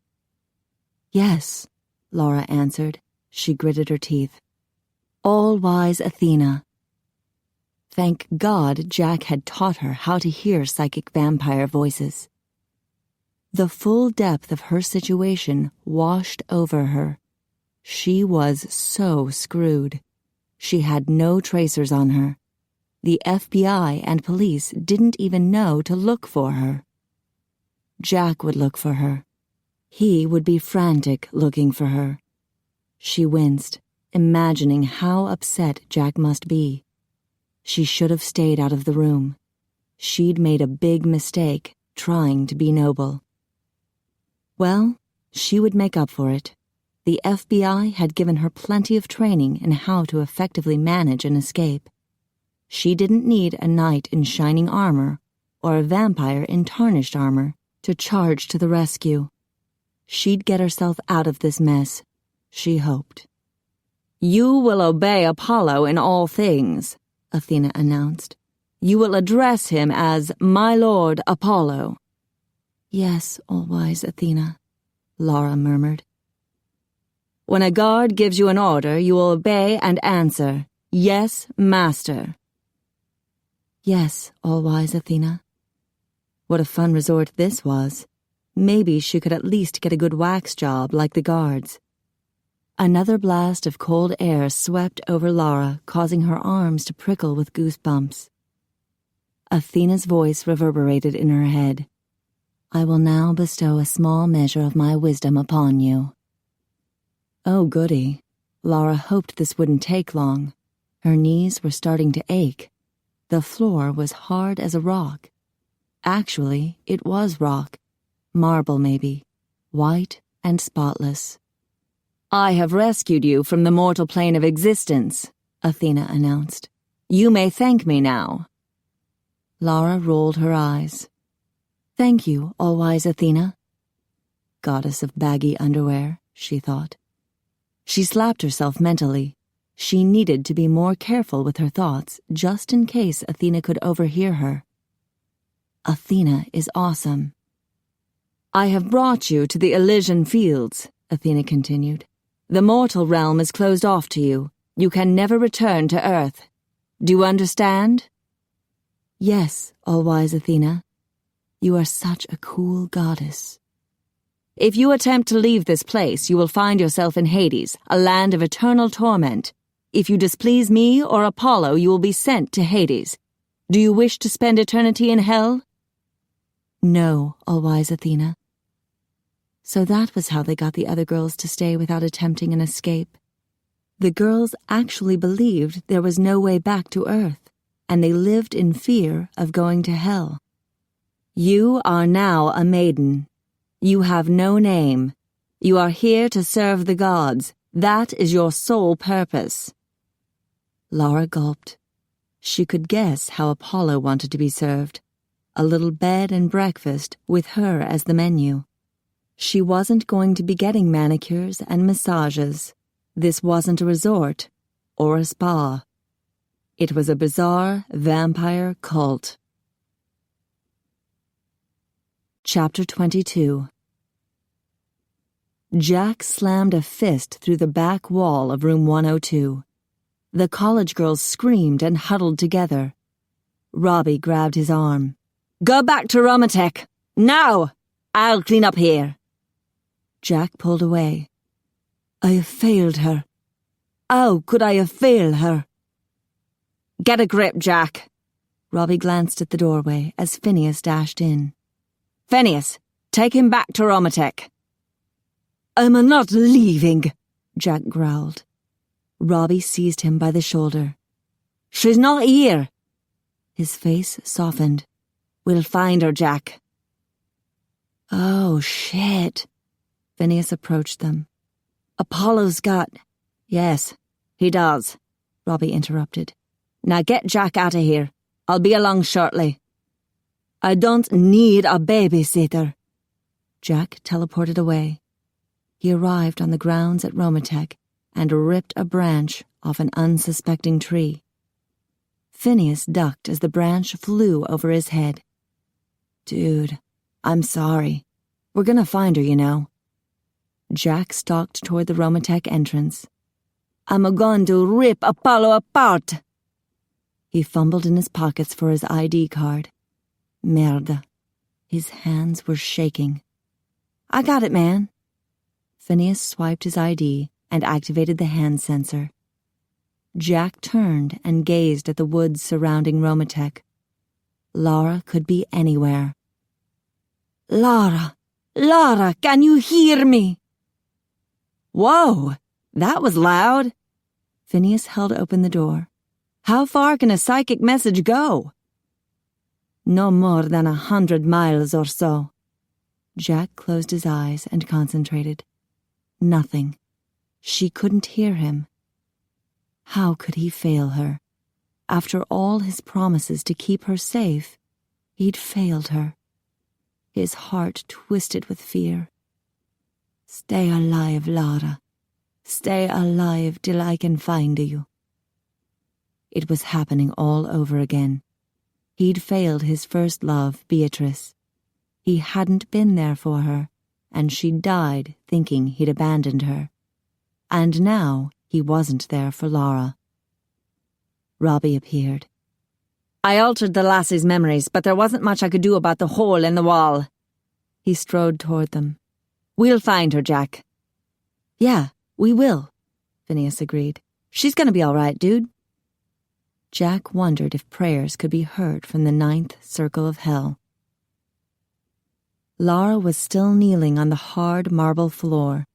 She tried to take her mind off her fear and aching knees by remembering her lessons on escape. First, she needed to gather information. She couldn't decide where to escape to until she knew where she was. She would have to stay out of trouble and hopefully remain unbitten so she could keep her strength up. She needed to look for anything that could be used as a weapon. She needed a means of communicating with the outside world. And she needed to assess the other prisoners here to see if any of them could become allies. The guards were out of the question. They looked completely brainwashed, and they were armed. "Guards," Athena spoke. "You will fetch 2 maidens." "Yes, all-wise Athena," they answered in unison. Lara tilted her head a little so she could see. The guards opened the door and left. The sandals on the taller one made a high-pitched squeaky noise with every other step. She heard different footsteps approaching. "Athena!" It was Apollo. Lara swallowed hard. She hoped he wasn't hungry. Athena glanced back at her. "Stay." "Yes, all-wise Athena. You're so wise and awesome," she thought. Athena walked outside the room. "Yes, my lord Apollo." Lara strained to hear their conversation. They didn't bother to lower their voices very much. She guessed they didn't consider her much of a threat. "Those 2 vampires nearly caught me," Apollo grumbled. "They looked really angry." "They're probably some of those stupid bottle-drinking vamps," Athena hissed. "I swear I hate them and their self-righteous attitude, like they're so much better than us. We have every right to a fresh meal." Lara grimaced. They made her feel like a whole-meat patty minus the sesame seed bun. "I think they were expecting me," Apollo said. "We're going to have to find new hunting grounds." "No problem," Athena answered. "There are colleges all over the Northeast." Now that was interesting. They must be somewhere in the Northeast. "At least this location is still secret," Apollo said. "They didn't follow us here, so they obviously don't know where we are. What about the new girl? Do you think she could be working with them?" Athena laughed. "No way. She's even more foolish than the usual ones." Lara rolled her eyes. Great. Well, she would continue to act clueless until she was ready to escape. "Good," Apollo said. "Get her ready. I'm going to do the selecting ceremony in 5 minutes." He strode away. Lara heard 2 female voices in the distance. "Greetings, my Lord Apollo." "Come, maidens," Athena called to them. She returned to the room. "Rise, maiden." Lara figured that was her. She rose stiffly to her feet and looked around. There was an electric light overhead. Fancy that. The Elysian fields had electricity. These other girls were totally messed up with vampire control if they didn't realize they were still on Earth. The room was bare except for a large wooden trunk and a bookcase filled with folded gowns. No books. Well, who needed books with all-wise Athena around? 2 red-headed young women rushed into the room. They bowed. "Greetings, all-wise Athena." "We have returned early tonight with a new maiden," Athena said. "You will prepare her for the selecting ceremony, which will begin in 5 minutes." She strode from the room. Lara recognized the 2 girls from the case photos. One was Vanessa Carlton, who had disappeared from Columbia University in May. The other was Christy Robinson, who had vanished from NYU in April. What a relief to see them both alive. "Hi, I'm Lara." They winced and glanced toward the open door. Vanessa quickly closed it. "You'll get in trouble if you use a name," she whispered. "We're maidens. We only get a name when we become a chosen one." Christy clasped her hands together, grinning. "And one of us will be chosen tonight." "Oh boy." Lara attempted a smile. "Hurry." Christy dashed to the bookcase. "Take off everything but your underwear. We have to get you dressed." She plucked a folded white gown off the shelf and shook it out. Lara inspected the 2 girls as she kicked off her shoes. They were both dressed in long, white tunics that were clasped on the left shoulder, leaving the right shoulder bare. 2 long strips of white linen were attached to the tunics beneath the arms. These strips were wrapped around, crossing the midriff in front and back, then tied off in front at the waist. Lara pulled her t-shirt off, then removed her jeans. "Do you guys know where we are?" "We're maidens," Christy repeated. "Didn't all-wise Athena explain it to you?" "She said something about the Elysian fields." Lara pulled off her socks. "I don't suppose she means the Champs-Élysées in Paris." The girls gave her blank looks. "You know, France? You don't want to die without seeing Paris." Vanessa's shoulders slumped. "It's too late for us. We can never go back." Her eyes filled with tears. "I miss my family and my friends." "Don't cry," Christy hissed at her. "If you look bad, you'll never be chosen. Besides, you'll get to see your family again someday." "Yeah," Vanessa frowned. "After they die." "Why would you have to wait?" Lara asked. "We could just leave here and go home." "We can't go home," Vanessa wailed. "We're dead." "Shh," Christy poked her. "They'll hear you. You know the gods have super hearing." She looked at Lara. "Whatever you do, don't make the gods angry." "Why?" Lara asked. "What can they do to us?" "They're gods," Vanessa whispered. "They can vanish and reappear, and they have super strength. I've seen them rip trees from the ground and throw boulders like they were pebbles. They can take over our minds and make us do whatever they want." "That's true," Christy nodded. "One time, a guard made Athena angry and she made him slice himself with his own sword. And then Apollo used his holy blood to heal him." Vanessa shuddered. "If you make them really angry, they could send you to Hades forever." "But we don't mean to frighten you," Christy said. "You must be really nice since they brought you here." Vanessa smiled. "Only special people like us get to live here and serve the gods." "And if you please them, you can become a chosen one. And they'll make you a goddess, Christy added with a grin. Hurry up! The selecting ceremony will begin soon. Lara slipped off her bra, and Vanessa tossed the white tunic over her head. As Lara smoothed it down, Christy used the bronze pin to fasten it on her left shoulder. Vanessa grabbed the linen strips, and with Christy's help, they wrapped them around Lara and tied them at her waist. A loud gong sounded in the distance. Oh no, they're starting! Vanessa ran to the bookcase and grabbed some white leather sandals. Here, put these on. Lara slid her feet inside while Vanessa helped to fasten the sandals. Christy gathered up all of Lara's discarded clothes and tossed them into the wooden trunk. What's going to happen at this ceremony? Lara asked. Apollo will select a new chosen one, Vanessa explained. It's usually a maiden who's been here for a while, so we're not likely to be picked. Christy fluffed up her long auburn hair. I can't wait until it's my turn. Lara winced. The chosen one was probably dinner. The gong sounded again. Let's go. Christy grabbed a red gown from the bookcase and opened the door. Are you sure we're dead? Lara whispered.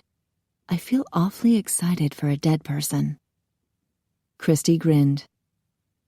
It is exciting, isn't it? We're on a whole different plane of existence, and we get to live among the gods. How cool is that? We are truly blessed. Truly brainwashed was more like it. They walked across a foyer to some ornate double doors. Christy and Vanessa each opened a door, and Lara gasped. It was like the Parthenon, but all shiny and new. Vanessa smiled.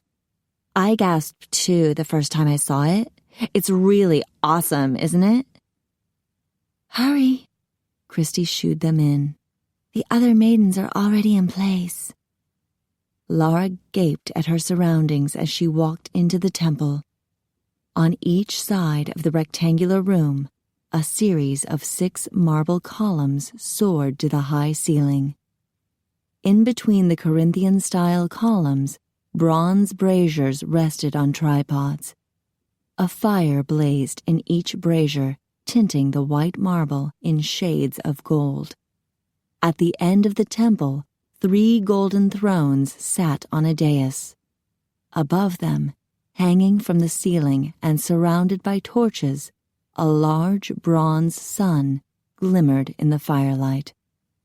To the side, a guard in a short white toga struck the gong once more.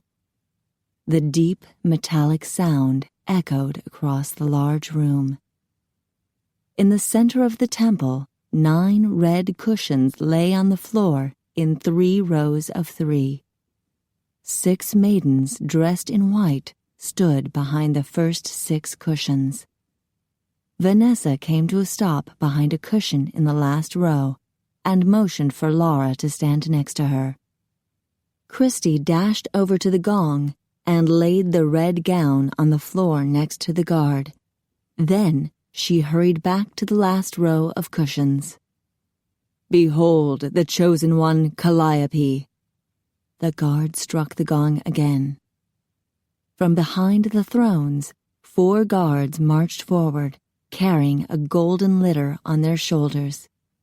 As they circled to the front of the thrones, Lara could see the young woman who lounged on the golden pillows.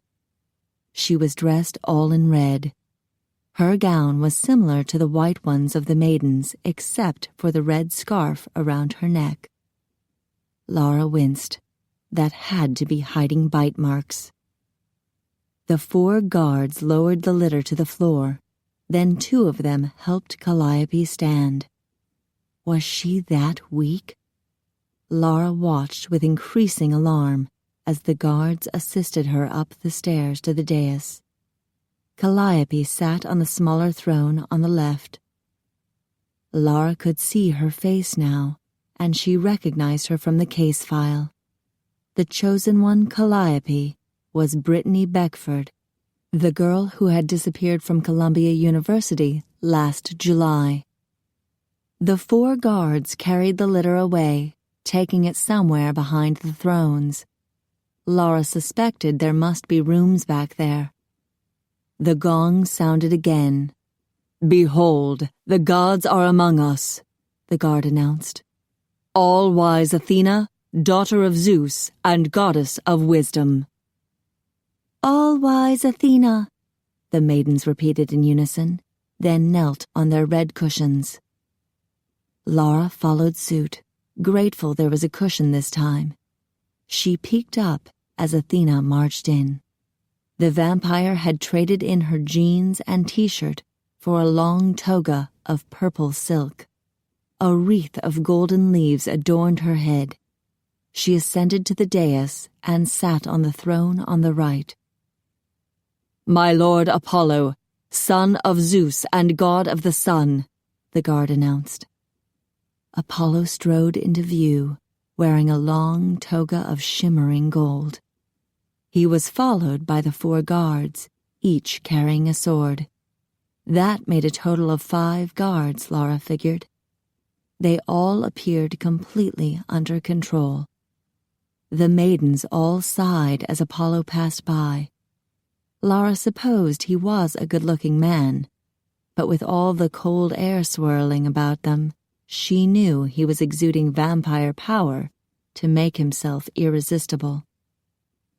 Apollo stepped onto the dais and turned to face them with an imperial sneer.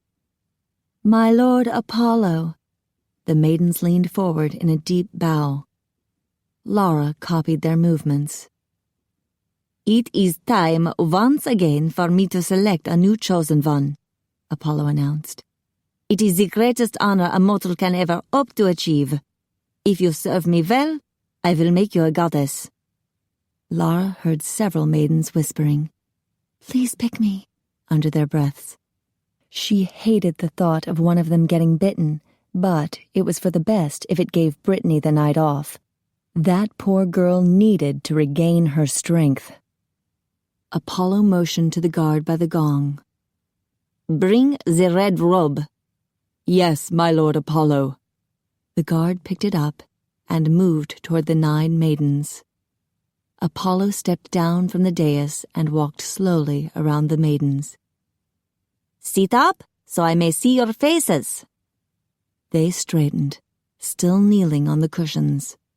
Lara tried to hunch over and look unattractive, while the others were thrusting their chests out and flipping their hair behind their shoulders. "First row, stand up," Apollo ordered. The first 3 girls rose to their feet. Apollo eyed them carefully, then stopped in front of the middle girl. "Bear yourself." "Yes, my lord Apollo," the girl whispered, and unhooked the bronze pin on her shoulder.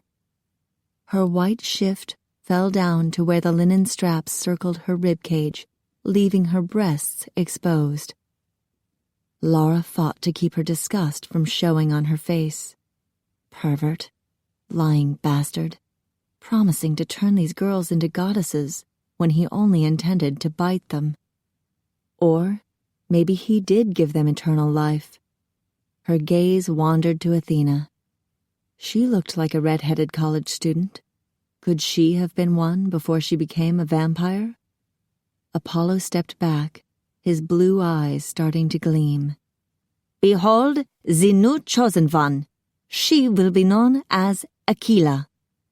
The guard marched forward with the robe in his arms. The 2 maidens in her row helped Aquila put it on. They looked bummed out, but Aquila was beaming with happiness. Lara swallowed hard. The poor girl had been chosen for dinner. Apollo took her hand and led her around the thrones to the rooms in back. Damn, there was nothing Lara could do about it. Athena followed with 2 guards. Lara wondered if they were her supper. 2 more guards assisted the chosen one Calliope from the dais and led her around the thrones. The gong sounded. "That's it," Vanessa stood. "We go to our room now?" As Lara rose to her feet, she eyed the 9 red cushions. Only 8 maidens now. She followed them toward the double door.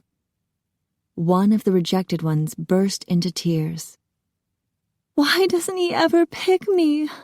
I've been serving the gods for months." "You must be patient," another maiden said. "The gods know when the time is right for each of us." They crossed the foyer and exited through another pair of double doors. Cool, fresh air swept around Lara, and she breathed deeply. There was a scent of pine in the air. It was too dark to see well, but the sky was so clear she had to assume they were in the country. The girls walked toward a smaller, square-shaped building. Behind that, Lara spied a still smaller building. She glanced back at the temple. It was the largest building on the compound. As far as she could tell, it was closed off only by a low stone wall. Easy enough to get over. A few torches illuminated the wall, but there were plenty of dark spaces where she could slip over unnoticed. She could probably escape, but where to? She had no idea which direction to go, and the compound appeared to be surrounded on all sides by a thick, dark forest. She could end up wandering for days. The maidens led her into the square building, which reminded her of a Roman villa. 4 sides enclosed an inner courtyard.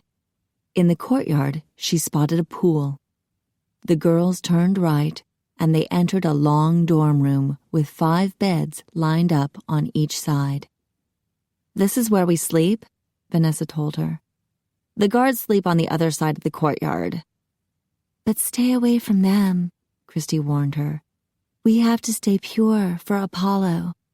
"Right," Vanessa lowered her voice. "The guards are serving Athena. She'll be furious if you even look at them."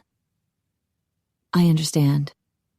Lara took a shower in the large bathroom the maidens all shared.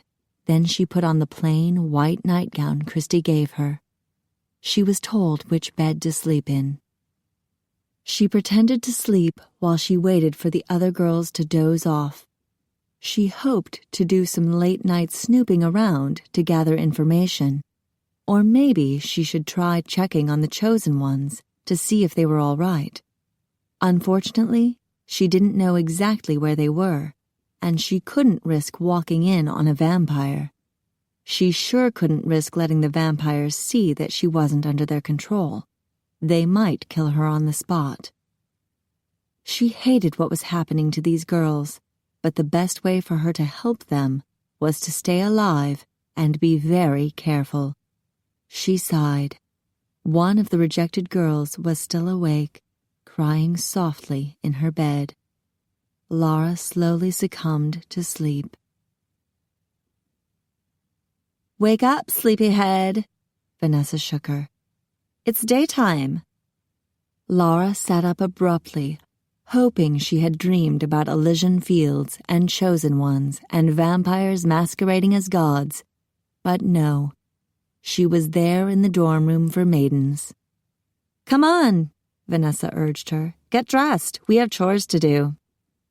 After 30 minutes of helping Vanessa and Christy clean the bathroom and dorm room, Lara was feeling more like a maid than a maiden. "Where are the other maidens?" she asked. "Some are cleaning the temple, and some are guarding Apollo," Christy explained as she tossed dirty towels and nightgowns into a wicker basket. "We take turns guarding him during the day." Lara sighed as she made up another bed. "If he's an all-powerful god, why does he need guarding?" "It's only his body we're guarding," Christy said. "He leaves his body during the day." Right, because a vampire was dead during the day. Lara wondered if she could get her hands on a knife or stake. She could stake Apollo during the day while he was in his death sleep. "Do I get to guard him?" "Of course," Vanessa said as she swept the floor. "We do it 2 at a time and sit outside his room." "You don't get to go in?" Lara asked. Oh no, the room is locked? Vanessa swept a small pile of dust into a dustbin. We're just there to honor him. He has to leave his body before dawn so he can become the sun. And when the sun sets, he returns to his body, Christy continued. He's very tired and hungry then. The chosen one helps him to recover his strength. I bet she does, Laura said wryly. I believe we're done. Christy looked about the room approvingly. Let's go eat breakfast. Laura accompanied them to the smaller building in the back. There, one of the maidens was busy cooking. Christy wrinkled her nose at the food on the table. You burned the toast again. So? The cook glared at her. You try cooking 3 meals a day for 15 people. I'm sick of this job. Vanessa gasped and glanced toward the open door. You mustn't complain. One of the guards might hear you. And it's a pleasure to serve the gods, Christy added. I hardly ever get to see the gods, the cook grumbled. I'm always slaving away in here. Laura grinned. This was the perfect place to not get noticed. I'll help you. Shh! Vanessa tugged at her gown and whispered. You don't want to work here. But I want to serve the gods, Laura insisted. And I love to cook. Seriously? The cook stared at her. You would help me? Of course. Laura strode into the kitchen and looked around. Hallelujah! There were knives here. She could serve Apollo steak for supper. The cook grabbed her hand. Bless you. I can't tell you how many times I've rushed late into the selecting ceremony with food stains on my gown. Apollo never picks me. He says I stink like mortal food and it offends his immortality. Her eyes filled with tears. Maybe now I'll have a chance. Don't mention it. Laura felt a twinge of guilt. Was she saving herself at this girl's expense? No. She had to save herself in order to save the rest of them. She opened the pantry and studied the boxes, cans, and bottles. She spotted a bottle of maple syrup from Vermont. It looked like it had been bottled locally. Maybe they were in Vermont. Where does this food come from? The cook shrugged as she scraped a heap of scrambled eggs onto a platter. It arrives every week. The gods have provided a way for it to come from the mortal plane. Right. Lara needed to be on hand when the supplies arrived. If she could get a message to the delivery man, then she might be able to save all of them. She set the bottle of maple syrup on the counter. Who wants pancakes? I do. Christy and Vanessa waved their hands. Another maiden rushed through the kitchen door with a tray of eggs, bacon, and toast. Oh my gods! She set the tray down and pressed a shaking hand to her chest. I think it's happened. What? Vanessa asked. The maiden motioned to the tray of food. I was taking Calliope her breakfast in the temple, and her room was empty. She wasn't there. Christy, Vanessa, and the cook all gasped. Are you sure? Christy whispered. She wasn't with one of the gods? No, the maiden shook her head. I asked the guards, and they said she ascended last night. There was another gasp. Lara walked toward the maiden. What do you mean by ascended? The maiden's eyes filled with tears. She ascended to a higher plane. Calliope has become a goddess. May the gods be praised, Christy whispered. Really? Vanessa added. That is so cool. I hope I can be a goddess someday. Laura shuddered as a chill skittered down her spine. She recalled how weak Brittany Beckford had looked the night before. She covered her mouth as bile rose in her throat. She had an awful feeling that Brittany Beckford was dead. Chapter 23. When the guards arrived for breakfast, the cook informed them that Lara had volunteered to work in the kitchen. The tall guard with the squeaky sandal appeared to be in charge. He carried a clipboard with him and gave out assignments. He told Lara that she would be on guard duty that afternoon from 1 to 4. After that, she could return to the kitchen to help prepare supper. "Yes, master." Lara set a plate of pancakes, eggs, and bacon in front of him and noticed the puncture wounds on his neck. As she served the other guards, she noted more wounds. Apparently, Athena didn't like to limit herself to a single chosen one. She preferred the 5-man buffet. Lara stayed in the kitchen to help prepare and serve lunch. Then shortly before 1 in the afternoon, she accompanied one of the maidens to the temple to do guard duty. It was the maiden who had stayed up late the night before, crying. As they crossed the compound, Lara surveyed the surroundings, now more visible in daylight. There was the temple, the villa-style dormitory, and the kitchen, all enclosed by a stone wall.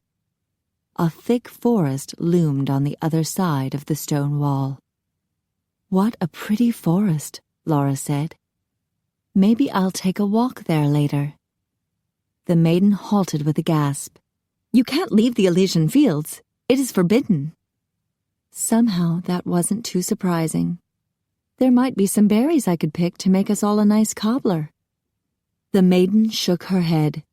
"You can't go into the forest. Apollo says there are ferocious beasts there with great gnashing teeth." Lara stifled a snort. She was a lot more worried about Apollo's gnashing teeth. The maiden shuddered. "Apollo says that if one of those beasts captures you, it will drag you to Hades."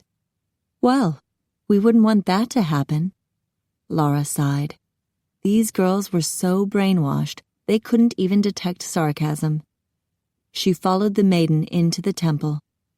The maiden led Lara around the thrones to a hallway in the back.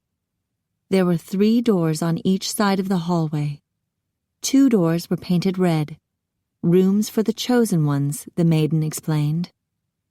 Lara noticed one of the male guards standing in front of a purple door. That had to be Athena's room. Christy and Vanessa were sitting on red cushions in front of a golden door. They stood when Lara and the maiden approached. "I hope you left us some lunch," Vanessa said. "We're starving." She and Christy headed off to the kitchen. Lara sat beside the other maiden. She pushed her cushion against the wall so she could lean back and stretch her legs in front. Her new position earned her a frown from the other maiden. She tried not to think about Apollo's dead carcass on the other side of the door. At least they were safe from him during the day. Where was Jack? In his death sleep at the townhouse on the Upper East Side? She recalled how he'd told LaToya there were usually dead bodies in the basement, and she'd thought he was kidding. That rascal. He was so different from the vampires here. Athena and Apollo considered humans nothing more than walking meals, foolish and easily controlled. Jack had always treated her with respect and kindness. He truly cared about her feelings and her safety. Had he spent the night desperately searching for her? She thought back to how he'd been with Mario and Gianetta in Venice. They were mortals, but he considered them family. He'd showed respect and affection for Father Giuseppe, and he'd tried so hard to please her that night with the ice cream, the gondola ride, and the serenade. He was such a good man, and she missed him so. He could make her laugh. He could make her hot. He made her feel beautiful and smart and cherished.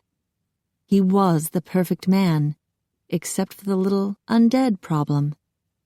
Was it crazy to fall in love with a vampire? Or was it even crazier to refuse him because he was a vampire? It wasn't Jack's fault that he'd been transformed.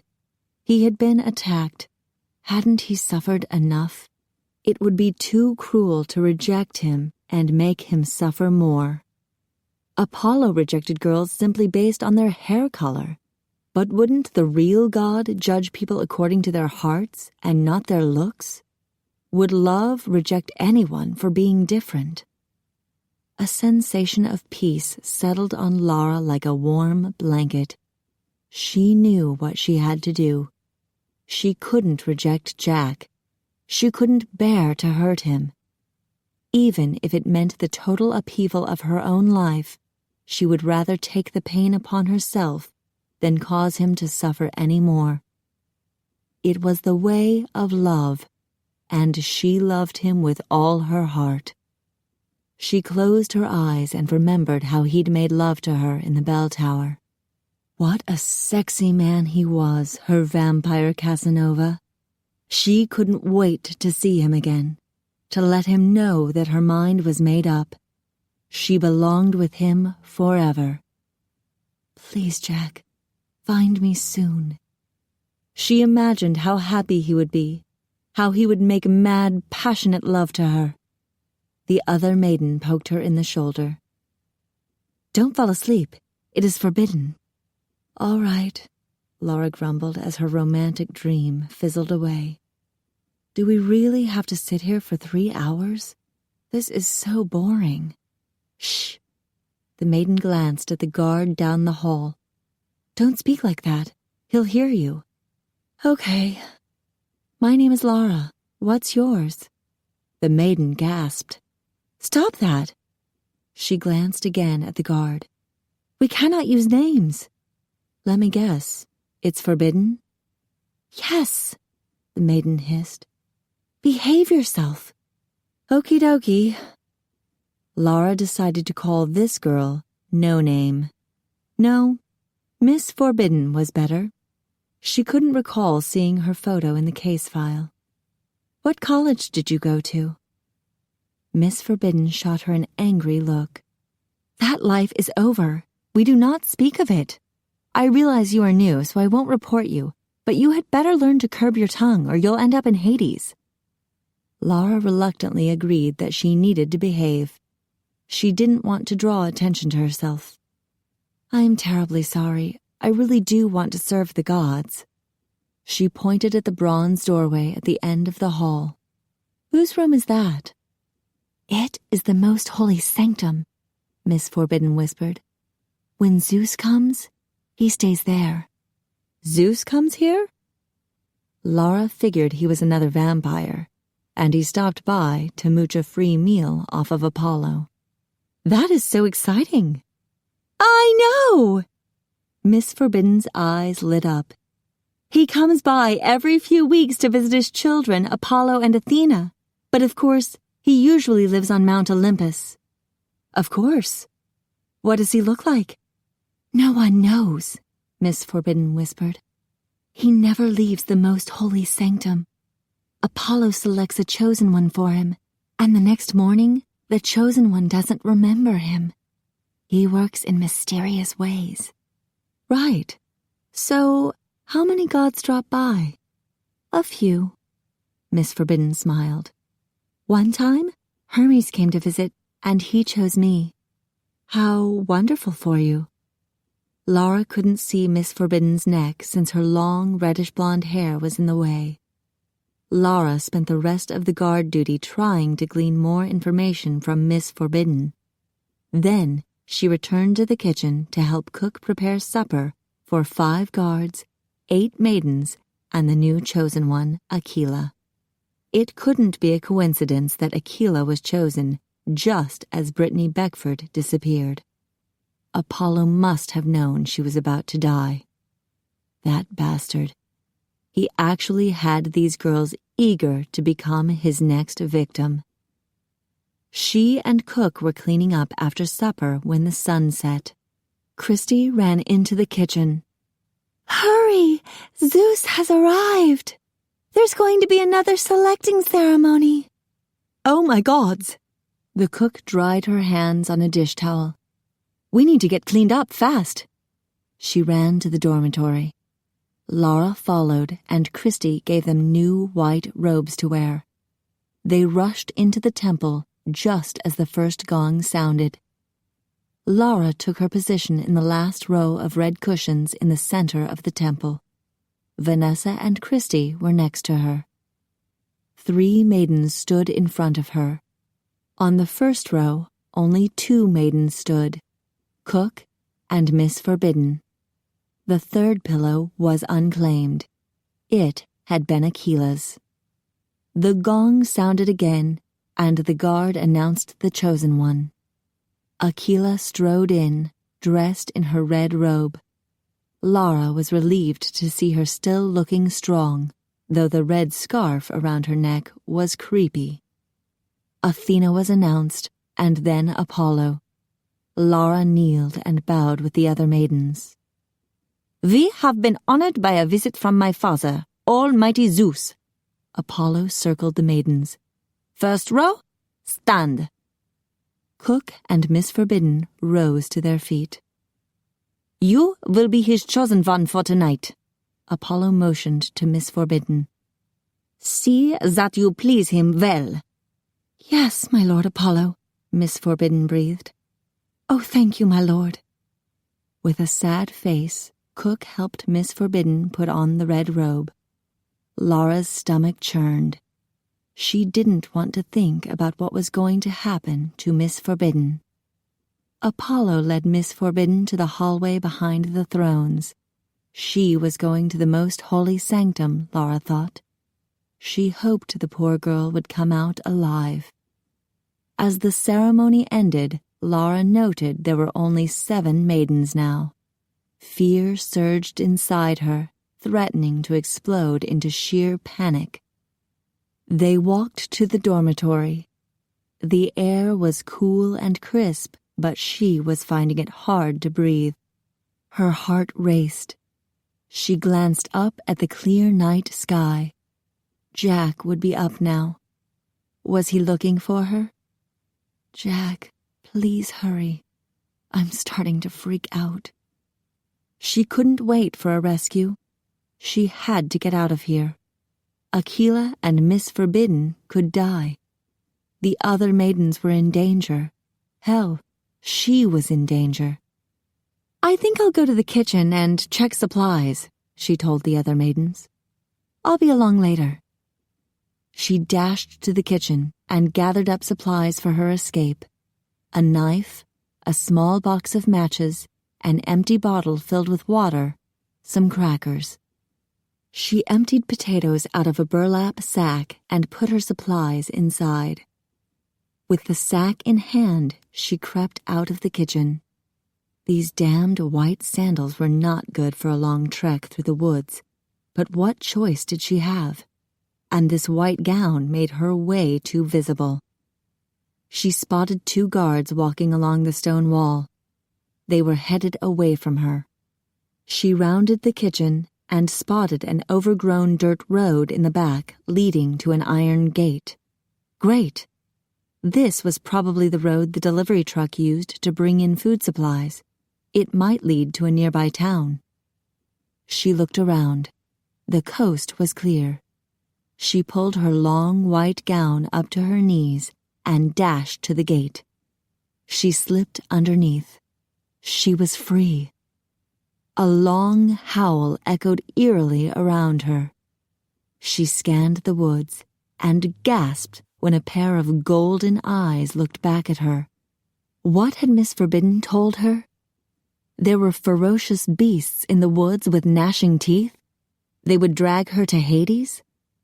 She shook her head. No, that was brainwashing. She couldn't believe that. The golden eyes moved closer. Lara pressed against the gate. Her heart thundered in her chest. Another howl came from the forest. Undergrowth swished and crackled. She fumbled in the burlap bag for the knife.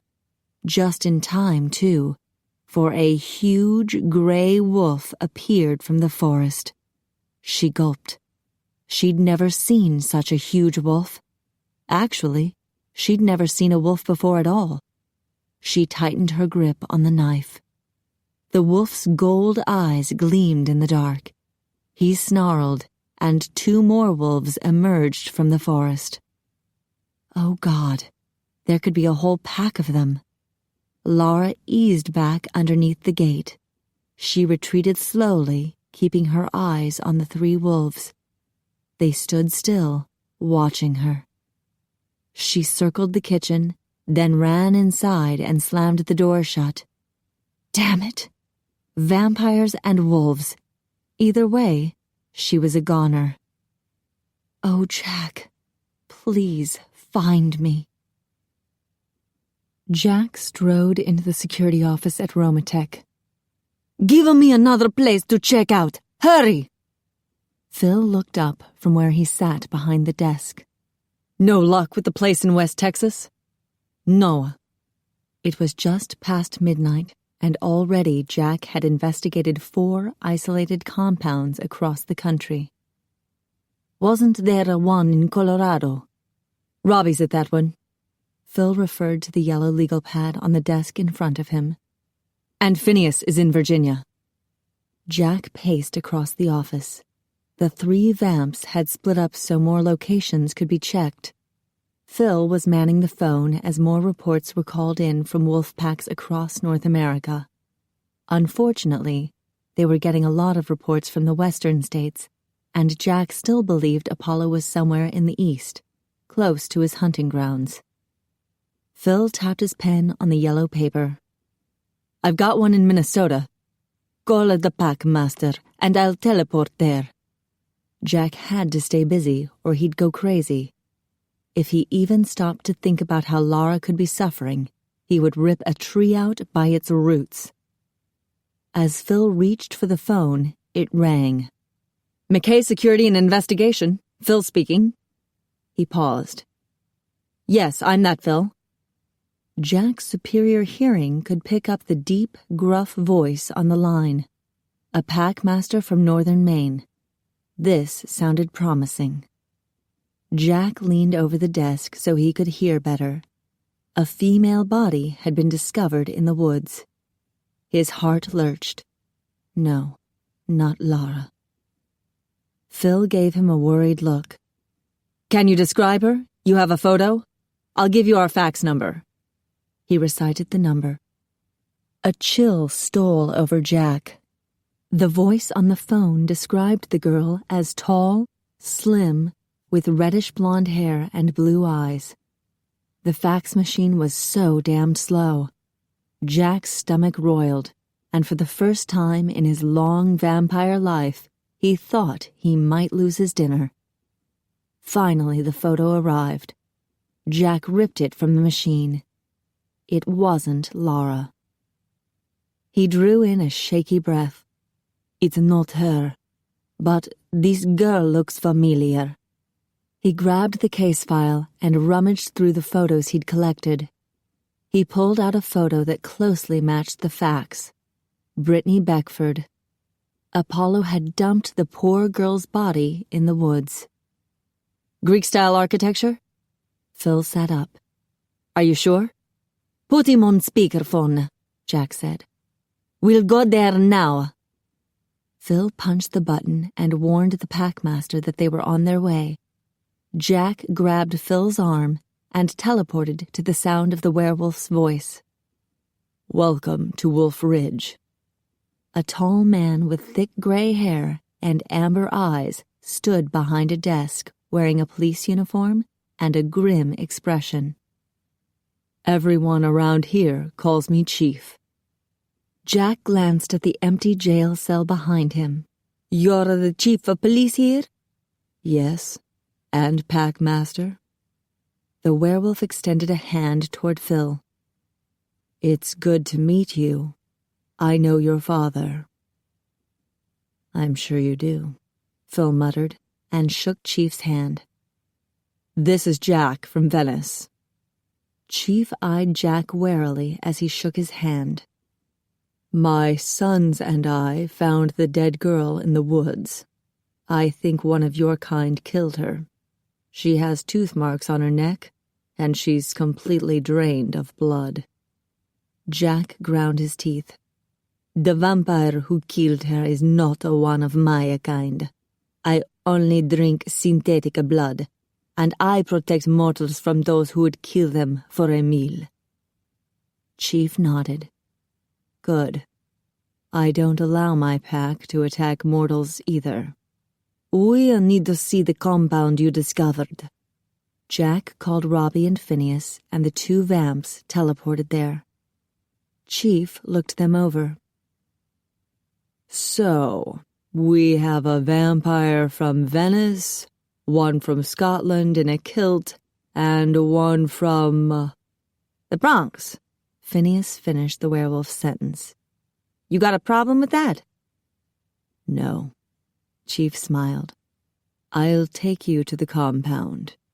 If there's a vampire there who's killing women, I want him stopped too." Chief led them out the door, and they all piled into his SUV. 30 minutes later, they arrived at Chief's hunting cabin deep in the forest. "I'll take you the rest of the way on foot." Chief stepped behind the big hood of the SUV and removed his uniform. "It'll be faster for us wolves if we shift." He glanced at Phil. "Ready?" Phil's jaw shifted. "I'll stay as I am." Chief winced. "Sorry. I got the impression that—" "Don't mention it," Phil grumbled. "I'll be right behind you all, and I'll bring your clothes." "Thanks."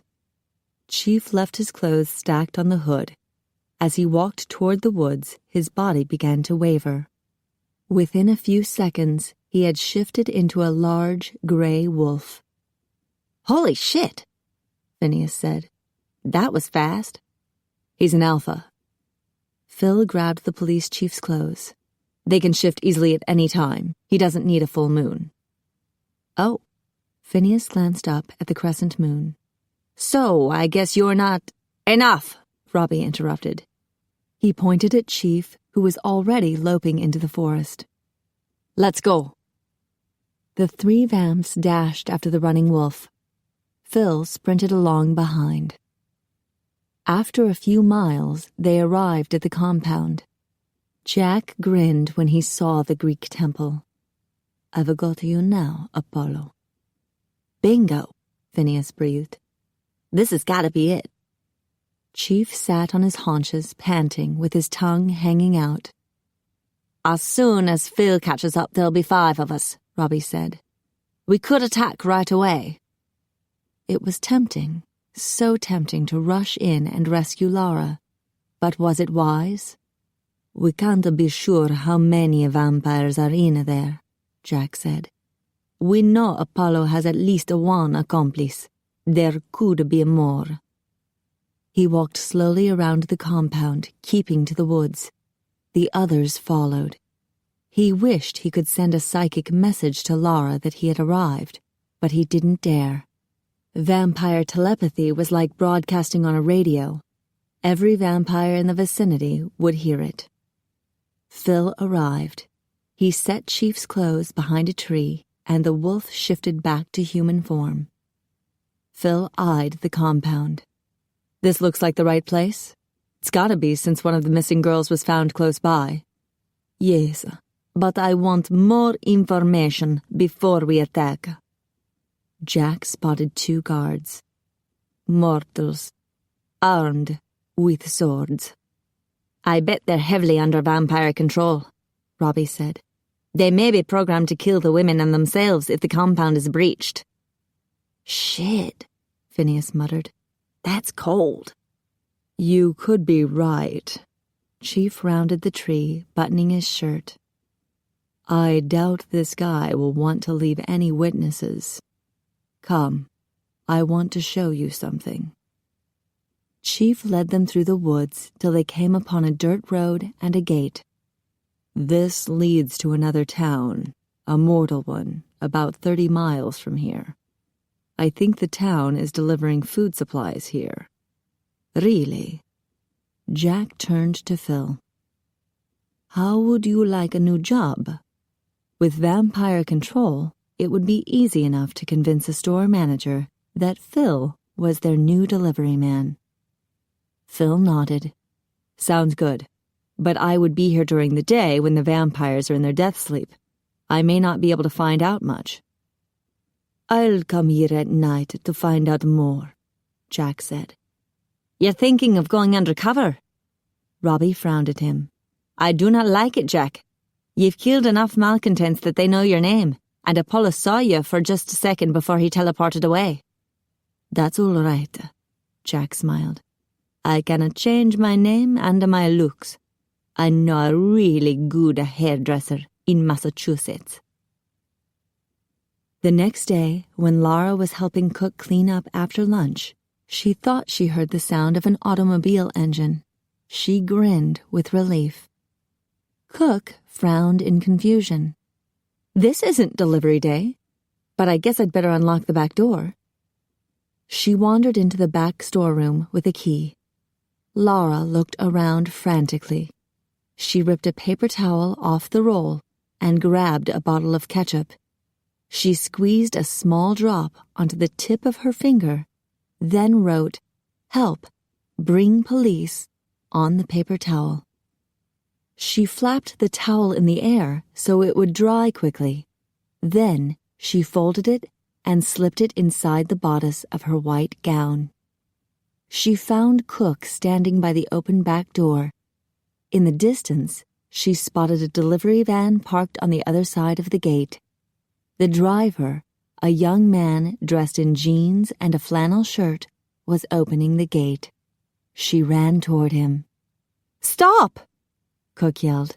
"We're not supposed to be seen." The driver moved toward her, watching her carefully with his light blue eyes. "Can I help you, miss?" "Yes." Lara slowed down and reached inside her bodice. "We need—" "Maiden!" A guard's voice bellowed behind her. She stopped short, 6 feet from the delivery man. Damn, she couldn't pass him the note without being seen. "Maiden, return to the kitchen immediately," the guard shouted. She glanced back. It was the head guard with the squeaky sandal.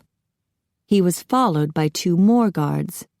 She shot one last pleading look at the delivery man. "We're prisoners," she mouthed, hoping he would understand. His blue eyes narrowed, and he nodded ever so slightly. Lara ran back to the kitchen. "Oh, no," Cook muttered. "You're in big trouble now." Squeaky Sandal marched up to the delivery man. "What's going on here? You're not the usual driver, and we're not expecting a delivery for 2 more days."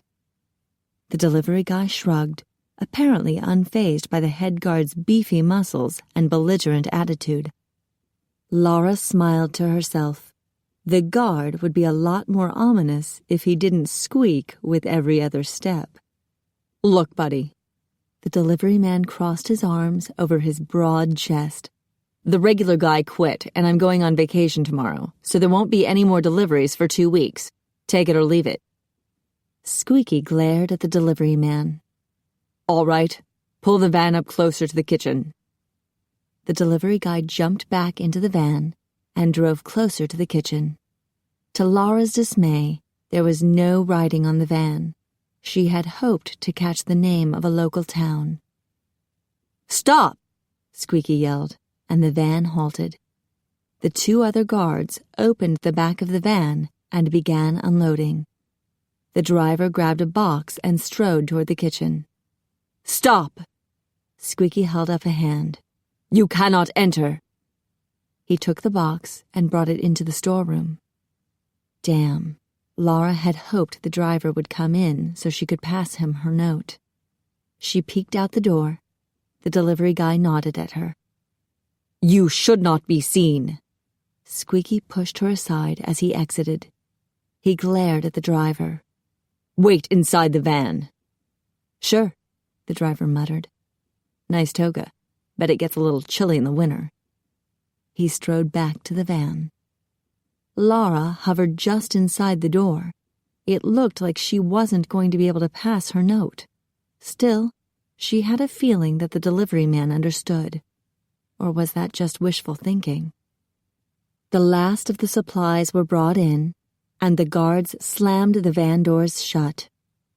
The driver sauntered toward the kitchen with a box in his hand. He spotted Lara peeking from behind the door. With a grin, he shook the box. "How about a snack?" "Give me that." Squeaky grabbed the box. "And you can leave now." The driver cast one last look at Lara, then climbed into the van and drove through the gate. Lara's heart sank. What if he hadn't understood? There wouldn't be another delivery for 2 weeks. Meanwhile, the guards inspected the box from the driver. "There might be a special decoder ring inside," one guard said.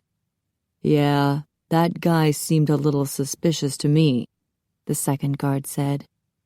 Squeaky ripped the box apart, and caramel corn scattered all over the dirt road. "There's nothing here." He tossed the box on the ground, then glared at Lara. "Clean this up, maiden." "Yes, master." Lara grabbed a garbage sack, then rushed outside. She scooped handfuls of sticky popcorn into the bag while the guards strolled away. When it looked like they'd lost interest in her, she picked up the pieces of the torn box. Her breath caught. Crackerjack. A sound, halfway between a laugh and a sob, escaped her mouth. Jack had found her. Chapter 24. Soon after the sun set, Vanessa ran into the kitchen. "Another god has come to visit. There'll be another selecting ceremony." Cook gasped and pressed a soapy hand to her chest. "This could be my night." She glanced down at her damp gown. "I need to change." She dashed from the kitchen. Lara finished loading the dishwasher. Just what the world needed. Another god. Miss Forbidden had returned to the dormitory this morning wearing a red scarf around her neck like a badge of honor. She claimed she couldn't remember anything, but the bruises on her arms spoke volumes. That Zeus had been an almighty abusive pig. "What are you doing?" Vanessa asked. "You need to get ready." "I'm coming." Lara trudged from the kitchen. "So, which god is here tonight?" "I don't know. The guards didn't say." "Well, let me think." Lara glanced up at the clear, starry sky. "Jack, this would be a good time to rescue me." "It might be Ares, the god of war." "Ooh," Vanessa shivered. "He sounds hunky." Lara snorted.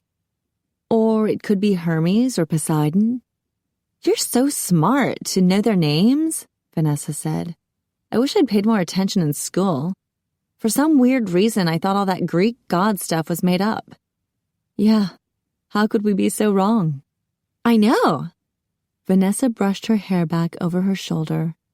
"It's just so cool that it's real. I mean, people back on Earth don't know about it, but we get to know the secret. It makes me feel really special." "You are special," Lara told her. "You don't need gods to tell you that." "But it feels so good," Vanessa gasped. "Here we are talking and you're not ready. Hurry!" She grabbed Lara's arm and dragged her through the dormitory to the bathroom. While all the maidens were primping in front of the mirrors, Lara took a hot shower. Then she put on a fresh gown and towel-dried her hair. "The first gong has sounded," a maiden called from the dormitory, and the maidens rushed from the bathroom. Miss Forbidden looked back at Lara and grimaced. "What are you doing? Your hair is still damp. You can't go before the gods looking like that." Lara tossed her towel into the wicker laundry basket. "I know this may come as a big surprise to you, but I don't want to be chosen." Miss Forbidden gasped and looked around to make sure they were alone. "You mustn't say that. It's a great honor to serve the gods." Lara grabbed her arm and pointed at a large green and purple bruise. "This is what that god did to you."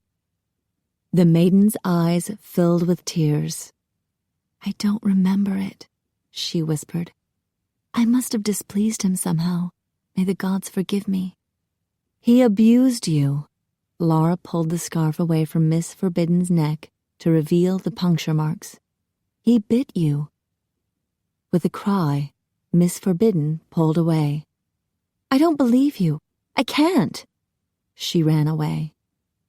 Lara took a deep breath, then put on her sandals and followed the girls to the temple. They filed inside and took their places behind the red cushions. The chosen one, Aquila, was announced. She strode into the room and sat on her throne. Lara was relieved that she still looked well. Athena was announced. Her smile looked especially malicious tonight. Not a good sign. Apollo marched in with his escort of 4 guards. The maidens bowed before him.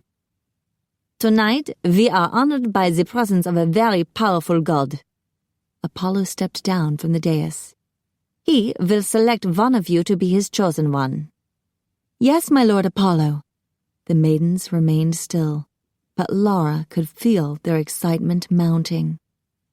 Apollo stopped in front of them. I should warn you that this is one god you must never displease. Your eternal fate will be in his hands. His name is Hades. The maidens gasped. Lara winced. This was bad. If Zeus had bruised his chosen one, what would a vampire called Hades do? Up on the dais, Athena snickered. Lara's hands curled into fists. That damned bitch enjoyed seeing them scared to death. Vanessa was shaking beside her. Cook whimpered. She probably feared she was next in line to be chosen. Footsteps approached them. Here comes Hades now, Apollo said. Lara glanced up and caught a glimpse of short, blonde hair. She tucked her head back down, not wanting to draw attention to herself. She'd already spent the afternoon cleaning the guards' dormitory and bathroom as a punishment for speaking to the delivery man. Would they give her to Hades as a further punishment? Apollo chuckled. Which one of you will attend to the god of the underworld? If he's not pleased, he's threatening to take someone to the 9 circles of hell. Lara flinched. She lifted her head. Could it be? He was dressed in a burgundy silk toga. Those broad shoulders looked familiar, but the short blonde hair was strange. He turned toward the maidens, and she gasped. Jack. His eyes met hers briefly, then looked away. She ducked her head and bit her lip to keep from grinning. Jack was here to rescue her, to rescue all the girls. She wanted to leap around the room and dance for joy. You have some lovely maidens here, Apollo. His accent was different. Lara recalled that he'd spent his first years in Bohemia speaking Czech. Thank you, Hades, Apollo said with a smug tone. I believe you will find them very accommodating.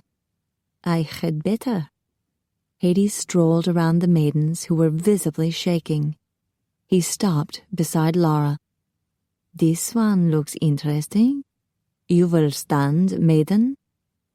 Lara rose slowly to her feet, keeping her eyes downcast and her face blank. Apollo sighed. I would suggest another. This one is new and still untrained. She did not behave well today. Then she is perfect for hell, Hades said wryly. It would please me to teach her a lesson. Very well, Apollo said. Maiden, bear yourself. Oh, shit. She was going to have to pretend to be under his control. Yes, my lord Apollo. She reached up to unfasten the brooch on her shoulder. Not necessary. Hades waved a dismissive hand. My mind is made up. This is the one. Oh, thank you, Jack. She would gladly give him a private showing later. Apollo motioned to a guard. Bring the red robe. Vanessa and Christy helped Lara slide the red gown over her white one. They looked at her with tears in their eyes. She grabbed their hands and gave them a reassuring squeeze. The gong sounded. Athena left with 2 guards, while Apollo escorted his chosen one, Aquila, to his room.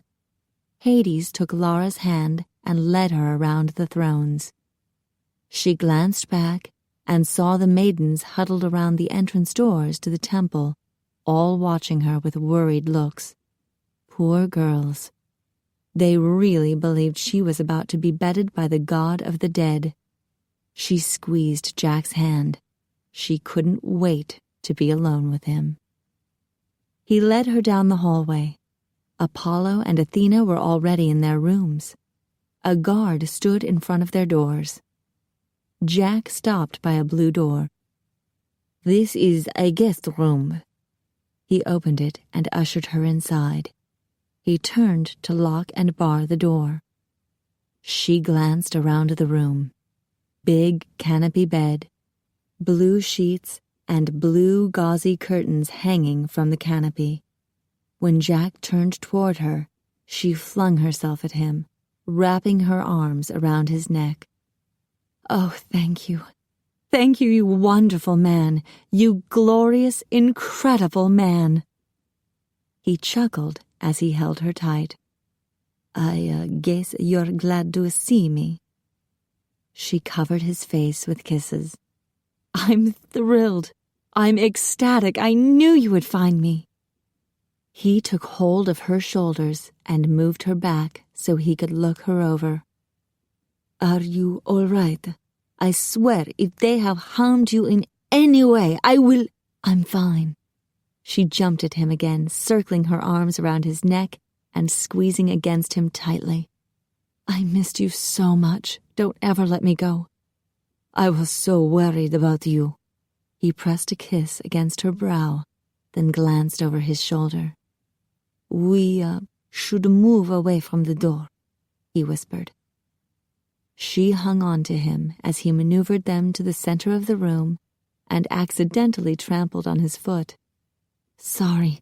I'm so glad you found me. I tried to escape, but there were wolves in the woods, and I didn't know where to go because I don't know where we are." "Northern Maine." "Oh, well, thank God you found us. I think one of the girls is dead." "Shh." He put a finger on her lips and glanced at the door. "Not so loud. There are guards in the hall." "They're probably waiting for their turn with Athena," Lara muttered. Jack glanced at the bed, which filled half the room. "These rooms do seem designed for one purpose." Lara looked at the bed, then at Jack, and a surge of longing swept through her. She wanted him to know that she'd made up her mind. "Jack." She cradled his face in her hands. A tint of red shaded his eyes, then he closed them. "We need to talk." He opened his eyes, and they were back to their usual golden brown color. "I need all the information you can give me so I can return to the guys and formulate our attack." Her hands dropped to his chest. "You're not taking me with you?"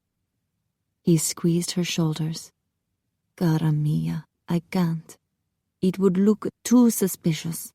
But we plan to attack tomorrow at dusk. You'll only have to stay one more day. Can you do that? Will you be all right?" "Yes, we're fairly safe during the day. We just cook and clean and do laundry." She glanced down at her red robe. "I was really tempted to wash one of these with the guards' white togas so they'd end up wearing pink." Jack chuckled. "I'm so glad you're still you, that they didn't manage to brainwash you." "Oh, there's some serious brainwashing going on around here." Lara pulled the red robe off and tossed it on the floor. "These poor girls actually believe it's a great honor to be a chosen one." Her eyes filled with tears. "Thank God you found me before it happened." "Shh." Jack pulled her into his arms. "You're all right now. cara mia. He kissed the top of her head. She wanted to tell him that he was her chosen one. She stepped back. Jack, I need to tell you. Yes, I needed to know everything. We have to come up with an attack plan that will eliminate the vampires here without causing any harm to the mortals. She groaned inwardly. Hadn't they discussed business long enough? He was here, her knight in shining armor who had charged to the rescue. And she was madly in love with him. Shouldn't they be celebrating? She glanced at the bed. Shouldn't he be ravishing her right now? You need a plan? An attack plan, yes. Okay, I'll tell you how to attack. She wrenched the bronze brooch from her white gown and tossed it on the bed. First, you should start with the breasts. Her gown tumbled down to the ties around her midriff. His gaze dropped to her bare breasts. I'm trying to do business. I mean business. She cupped her breasts. I believe you've met these before? The gold flecks in his eyes started to gleam. He halted when a noise sounded outside their door. Lara figured one of the guards was hoping for a cheap thrill. Down on your knees, woman, Jack thundered. Bow before me. Yes, my lord Hades, she called out as she dropped to her knees and prostrated herself. Jack winced and whispered, You don't have to really do that. She sat up, grinning. Oh, my lord Hades, please don't hurt me. I'll do anything to please you, anything. He gave her an annoyed look. Why, my lord Hades, look at you. You're so well endowed. Careful with that. You'll put someone's eye out. Oh, what a mouthful. She made a loud, strangling noise. Jack's eyes widened as he watched her. Oh, yes, yes, take me, Hades. She let out a long squeal, lifting her arms in the air like she was riding a roller coaster. Oh, that was good. Let's take a nap now. Footsteps moved away from the door. Jack arched a brow. Are you done now? Yes, but I feel strangely unsatisfied. He chuckled. So do I. You made a meal last about 2 seconds. Well, she glanced at the bed. I'm sure you could do better. We still needed to talk. Her Casanova was being terribly unromantic, but she'd fix that. She stalked toward him on all fours. What kind of attack plan did you have in mind? Full frontal? She rose up on her knees, rubbing her breasts against his toga. He closed his eyes with a moan. She slipped her hands underneath his toga and skimmed up the back of his bare calves, higher to his bare thighs. Lara. He opened his eyes. They were red. He gritted his teeth. This is not a good time. Oh! Her hands had reached his buttocks, and he wasn't wearing any underwear. Oh my! Tingles spread out over her skin. Her nipples tightened, her back arched, and she succumbed to an urge to press her breasts against him. She splayed her hands over his rump. Her fingers stroked the skin so smooth and soft. Suddenly, his muscles flexed, tightening beneath her hands, creating a delicious concave curve. Her knees felt weak. She struggled to breathe. Heat sizzled between her thighs. Oh my God. Talking to me. He knelt in front of her. She leaned toward him, but he held her back by the shoulders. Lara, I realize you're grateful that I'm here. Does this look like gratitude to you? She fumbled with the linen strips tied at her waist. "Then it's adrenaline and excitement. But those feelings will pass once you're back home. Don't tell me what I'm feeling, and don't you dare say my feelings are temporary." She loosened the strips, and her gown pooled around her knees. He sucked in a sharp breath. His eyes gleamed red-hot. "Then tell me exactly what you're feeling, because I can't take you just for the hell of it. If I make love to you, I will never give you up, never." She gazed into his glowing eyes. "I know that. I'm counting on that. Forever is a long time for a vampire." "I know that too." Her eyes filled with tears. "I'm in love with you, Jack. Forever. You're all I want, all I need. No matter what happens, I'll never give you up." His grip on her shoulders tightened, and his red eyes glimmered with moisture. "Are you sure?" "Yes. Now stop being so dense and make love to me."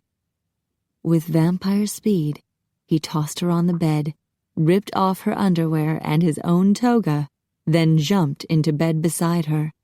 He covered her face with kisses. "Cara mia, Lara mia, I love you." She planted kisses all over his face too, till their mouths finally met in a hot, urgent kiss. Their tongues stroked, their hands groped, their bodies rolled. Lara was panting by the time he kissed his way to her breasts, licking, suckling, tweaking, pinching. She let out a long moan and wrapped her legs around him. His erection pressed against her hip. She felt hot and wet and aching with need. "Oh, God, Jack, let me have it." He chuckled, his breath tickling her damp, tight nipples. "Are you begging, cara mia?" "I'm demanding." She slapped his rump. He lifted his head to look at her. "What was that?" It wasn't very hard. Sort of playful, you know." His mouth twitched. "Now you've asked for it." "Well, duh, yes, I have been asking." She squealed when he suddenly dove between her legs. "Oh! Oh!" All that licking, suckling, tweaking, and pinching had moved to a new location. She made a mental note to slap his rump more often. "Jack, Jack," she breathed. Pleasure spiked and spiraled, growing more and more tense. She strained, lifting her hips to meet his mouth. He grabbed her bottom and pressed her against him. With another squeal, she climaxed and he groaned with satisfaction. She struggled to catch her breath. "Oh, Jack, that was..." He dragged his tongue over her with one long, slow lick, and aftershocks rocked her body. He rose to his knees, leaning over her. "Cara mia." "Hmm?" She blinked a few times to bring him into focus. The blunt tip of his erection nudged against her highly sensitized skin. More moisture seeped from her. His eyes gleamed, still red. "I'm going to enter you now." Like she wouldn't have noticed? She gasped when he drove into her with one swift stroke, and he kept coming. Wow! He was big. Her inner muscles spasmed with another aftershock. He winced. "I won't last long with that kind of torment." Was he actually worried about his performance? "I'm not keeping time. We have our whole lives together." He kissed her brow. "I love you, Lara." "I love you too, just the way you are." He smiled. "Then I'm home." He started slow, but soon they lost all semblance of control. It was as if he couldn't get close enough. He rose onto his knees and grasped her hips, grinding himself against her. She screamed as another climax jolted through her. He let out a long groan, then suddenly threw his head back as his fangs popped out. Lara screamed again. He released her and collapsed on the bed. "Sorry. Didn't mean to scare you," he grimaced. "Merda." She sat up. He looked like he was in pain. "Are you all right? Are you hungry?" He shook his head. The fangs were already starting to recede. "I drank plenty before coming here. I just lost control. I'm sorry I scared you." "It was just a bit dramatic, that's all." She decided not to let the fangs bother her. He couldn't help having fangs. He actually had good control since he hadn't made any attempt to bite her. And he couldn't help being a vampire. She loved him the way he was. She smoothed a hand over his chest and down his belly. He was a beautiful man. Well-defined muscles. She trailed her fingers down the line of hair that led to his groin. "You're magnificent." She stroked the length of his manhood. Even relaxed, it was long and thick. She traced a vein. "How did it happen?" "What?" He lifted his head to look, then dropped his head back onto the bed. "I was born with that." She snorted. "I meant, how did you become a vampire?" She moved her hand down and cupped his balls. "I'd rather not talk about it." "Oh, come on." She squeezed his balls gently. His mouth curled up. "Are you threatening me?" "No, of course not." She tickled him. "I'm just trying to persuade you to talk." "Playing with a man's balls does not lead to conversation." She stretched out beside him and rested her head on his shoulder. "I want to know all about you. Please." "I'm a bastard." "That's a given." He snorted. "My father was a terrible womanizer." He stroked her hair. "I'm not anything like him." "One woman is enough for you?" "Definitely." He smiled at her, and his eyes had returned to their warm golden brown color. "Tell me more." His smile faded. "I inherited my father's personal papers, things that he didn't want included in his memoirs. Imagine a 12-year-old boy reading about his father's struggle with the pox and his search for a cure." "Ew." Lara wrinkled her nose. "Exactly. Now you know why I don't like to speak of it. My father was in Paris when an attempt was made on the French king's life, and he met the man responsible for saving the king. There were some rumors about Jean-Luc Echarpe, rumors that he had super strength and was invincible. My father asked him what his secret was, hoping to find a cure for his syphilis, but Jean-Luc refused him." "This Jean-Luc was a vampire?" Lara asked. "Yes. My father didn't give up. He suspected Jean-Luc knew a way to defeat old age and disease. Eventually, my father's investigations led him to Transylvania. He took a job nearby at the Castle Dux in Bohemia. That's where he seduced my mother. I never knew her, but I heard she died years later in an insane asylum." "Oh, Jack, I'm so sorry." "So was I. I feared my mother had died from syphilis given to her by my father, and I feared I could have it too. I was determined not to pass it on, so I decided to become a monk. My uncle persuaded me to go to the University of Padua first. Then, when I was 24, something terrible happened." Lara sat up. You were attacked? He smiled. I fell in love. She swatted his arm. That's not terrible. It is if you think you have a disease that could kill. I wanted to keep Beatrice safe, so I used my father's notes to try to find a cure. A year later, my travels took me to Transylvania. I was riding toward a small village as the sun set. 3 beautiful women appeared on the road. And they were vampires? Lara asked. Jack nodded. I introduced myself, and when they heard the name Casanova, they jumped me. The next thing I knew, I was in an old castle with the women biting me. I tried to fight back, but they were very strong, and I grew weaker as they drained every drop of blood from my veins. That must have been terrifying. I woke up in a dungeon with a horrific hunger. He grimaced. I wanted blood.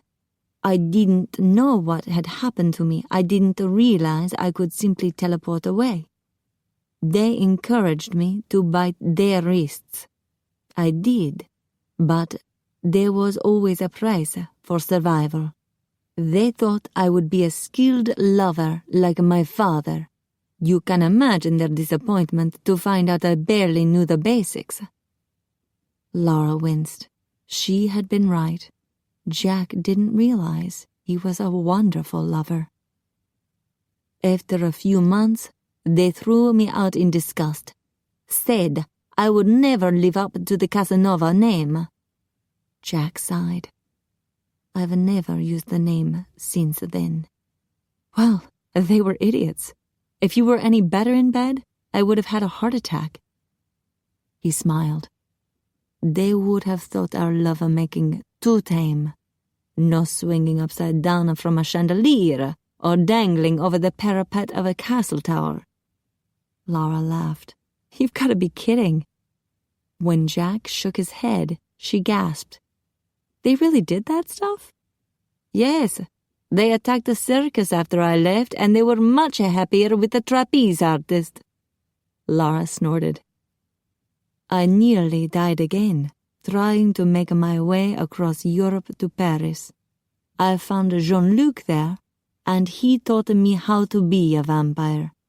Then, finally, I went back to Venezia hoping that Beatrice could still love me. What happened? Jack sighed. She had died a month earlier during an outbreak of typhoid fever.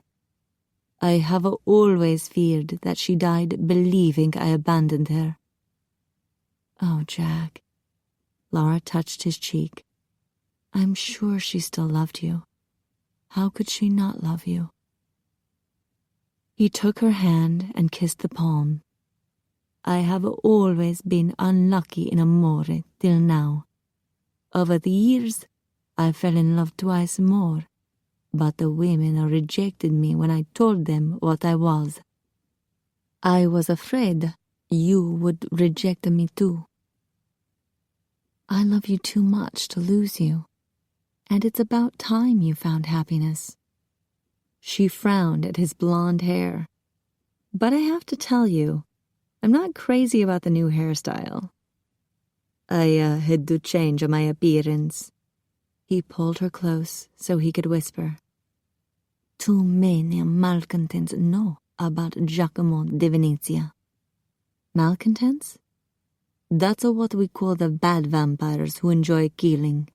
They call themselves the true ones, since they believe they are following the true nature of the vampire, hunting and killing. They were cruel, violent mortals, and becoming vampires has only magnified their brutality. So you and your friends are fighting them? Yes. I've investigated so many of them over the years that I know how to act like one. I came here with my new look, speaking Czech and calling myself Henrik Sokolov. Which is your real name? She whispered. Yes. I pretend to be an old friend of Yedrikyanov who died last December, so he can't confirm it. I dropped some other names, and I knew so much, like the location of this place, that Apollo bought it. Thank goodness. She raked her hand through his short blonde hair. You took a big risk. The others are close by. They would have charged in if I'd put out a psychic message for help. Robbie wanted to attack tonight, but I wanted to make sure you were all right first, and I wanted whatever information you could tell me. Of course. Lara explained the routines and how many maidens there were, how many guards, and how many vampires. There was a guest vampire last night called Zeus. We never saw him. A maiden was chosen for him, and this morning she had no memory of him, but she was covered with bruises. Jack shook his head, frowning. When I first arrived, the chosen one was Brittany Beckford. The next morning, she was gone, and I'm afraid she's dead, Jack said quietly. Her body was found. Oh no. That poor girl. The wolves found her body in the woods. Lara winced. I saw the wolves. They scared the hell out of me.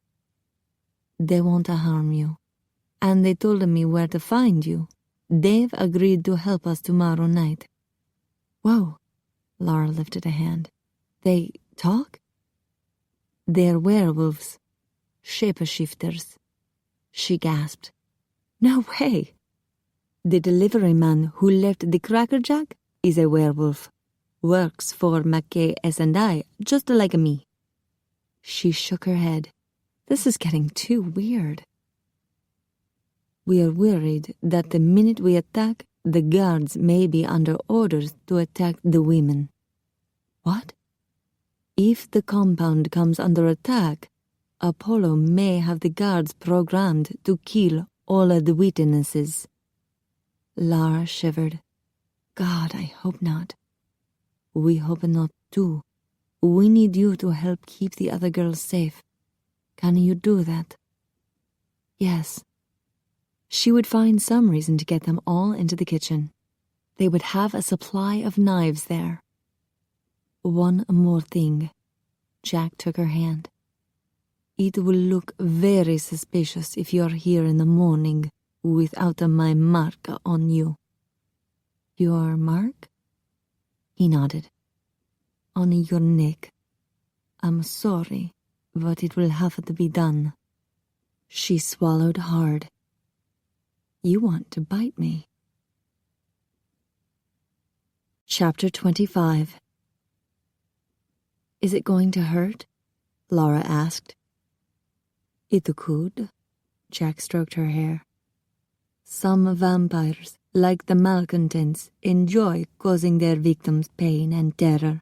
But if a vampire takes the time and effort, he can make it very pleasurable. I vote for the second option. His mouth curled up.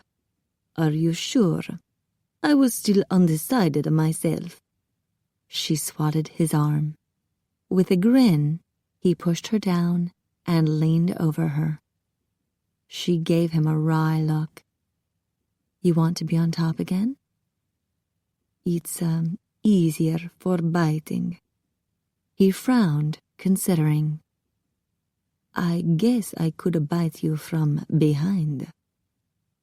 Or you could hang upside down from the canopy. He chuckled. I knew I shouldn't have told you that story. Lara gave him a weak smile. She was joking around in a sad attempt to delay the inevitable. Surely it wouldn't hurt too badly. Jack had said he could make it pleasurable. Are you going to feed from me? Just a little. I don't want to leave you weak. Okay. She turned her head to expose her neck and squeezed her eyes shut. I'm ready. She waited. Any minute now. sharp fangs jabbing into her neck. She curled her hands into fists, and she waited. She opened her eyes and glanced his way. He was propped up on an elbow, smiling as he leisurely inspected her body. "What are you doing?" "Admiring the view." He touched a spot close to her left hip bone. "You have a little mole here." He leaned over and kissed it. "I thought you were going to bite me." "I am." He skimmed his fingers across her belly, then circled her navel. "I'll have to use vamp power to make you conceive pain as pleasure and heighten your senses." "Oh." He dragged his fingers up to her breasts and circled them. "You'll need to open your mind to me." "Okay." He looked at her, and she suddenly felt herself caught in the intensity of his gaze. A wave of cold air swept around her. Her skin chilled. The gold flecks in his eyes expanded, turning the entire iris gold and glittering. She was mesmerized, unable to move or think. "I am with you," his words whispered in her head. Heat surged through her and her skin turned pink, flushed with rushing blood. Her heart pounded. It felt like her blood was racing toward him, on fire with the need for him to take it. It was bizarre. She actually wanted him to bite her. "Jack." She reached for him. "This is so strange." He brushed a thumb over her nipple, and she cried out as a jolt sizzled through her. All her nerve endings were extra sensitive and burning for his touch. She wrapped a leg around him. "Jack, I need you." "It's the vamp power." He stroked her cheek. "It's just an illusion. It will pass." "I don't want it to pass." She gritted her teeth. "I want you. Now. I'm only going to leave my mark. It will be over soon. I promised I would never use my powers to trick you into sex." "You're released from that promise." She held his face in her hands. "And this isn't sex. It's love. I love you. I love everything about you, even this strange thing you're doing to me." His eyes turned red. "Then hang on, cara mia." He grabbed her hips and thrust deep inside her. She shattered with a powerful orgasm. He arched back, and his fangs jutted out. He fell on her, and she shivered with pleasure as his fangs gently scraped her neck. Her blood was throbbing in her veins, desperate to be released. He licked her neck, and she felt the same sensation magnified between her legs. He eased in and out of her vagina. She was swirling, drowning in pleasure, and barely felt the pop on her neck as his fangs slid into her. He continued to rock in and out as he sucked on her neck. "I love you," his voice echoed in her mind. "I love you too." He pulled away from her neck. She had a glimpse of blood on his lips before he licked it off. "You're still bleeding a little. I can stop it." He leaned over to nuzzle her neck. Every lick of his tongue caused a shudder of pleasure. Tension coiled inside her, begging for release. He scooped her up into his arms and sat back, settling her on his thighs. She wrapped her arms around his shoulders and pressed herself against him. He seized her hips, supporting her and pulling her to him with each powerful thrust. The room spun around Lara, and she held on tight. He slid a hand between them and tweaked her clitoris. A strangled moan escaped as another orgasm ripped through her. He pumped into her, his eyes flaming red hot. Then, with a long groan, he tumbled onto the bed with her. They held each other, still breathing heavily. "Oh, Jack." She stretched, still lingering in a lovely, sensual daze. "You're so good. You're going to kill me someday." He flinched, then rolled onto his back and stared at the ceiling. She winced. What a stupid thing to say. She hadn't meant it literally. She hadn't even been thinking properly. A chill stole over her. If she wanted to stay with Jack forever, and she did, then he would have to turn her into a vampire. He would have to kill her someday. She sat up. "I'm sorry. I didn't mean it the way it sounded." The look he gave her was so full of pain it wrenched her heart. "You know, I never want to hurt you. If there was any other way." He grimaced. "If you want to change your mind about me, I won't stop you. I would never force you." Shh. She placed her fingers over his beautiful mouth. "I'm not going to leave you." She lay down beside him and nestled her face in the crook of his neck. He held her tight. She relaxed against him and grew drowsy. She drifted off to sleep. "Lara," he said softly, "it's getting close to sunrise. I need you to wake up." She blinked awake. She was still in bed with him, and at some point during the night, he'd pulled the covers up over her, and he'd dimmed the light. "I didn't mean to sleep." He smiled. "It's all right. I enjoyed holding you." "I guess you don't sleep?" He shook his head. "I need to go and finalize the plans for tonight." "I understand." "Try to keep the girls safe. See if you can get them to leave the compound. The werewolves will be waiting in human form about half a mile down the road with a few SUVs. They'll take the girls to town. We'll come later to alter their memories." Lara sat up, frowning. She had serious doubts she could convince the girls to cross the gate. He touched her shoulder. "I hate to leave you here." "I'll be fine. The girls will be amazed that I'm still here and not getting punished in Hades. They'll think I served you really well." "Oh, you did." He chuckled when she made a face. "I'll see you tonight." Fear gripped her as she envisioned him fighting armed guards and Apollo. She threw her arms around his neck and hugged him tight. "Please be careful." "I will." He kissed her brow. "You be careful too." They shared one last kiss, then he vanished.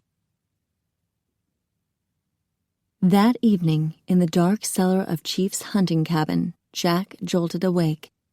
He heard the quick intake of air as Robbie and Phineas also woke from their death sleep. The sun had just set. This was it. The night Apollo would pay for his crimes against humanity.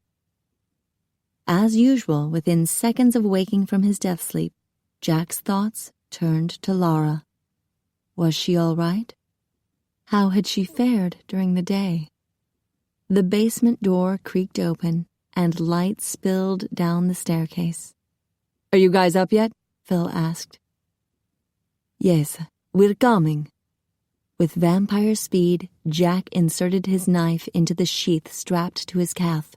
He'd put on some jeans and a t-shirt when he'd teleported back to the cabin before dawn. He'd been so worried about leaving Lara behind that he hadn't realized he was teleporting naked. He'd taken some ribbing for that. He slid a longer dagger into the sheath underneath his left arm, then put on his leather jacket.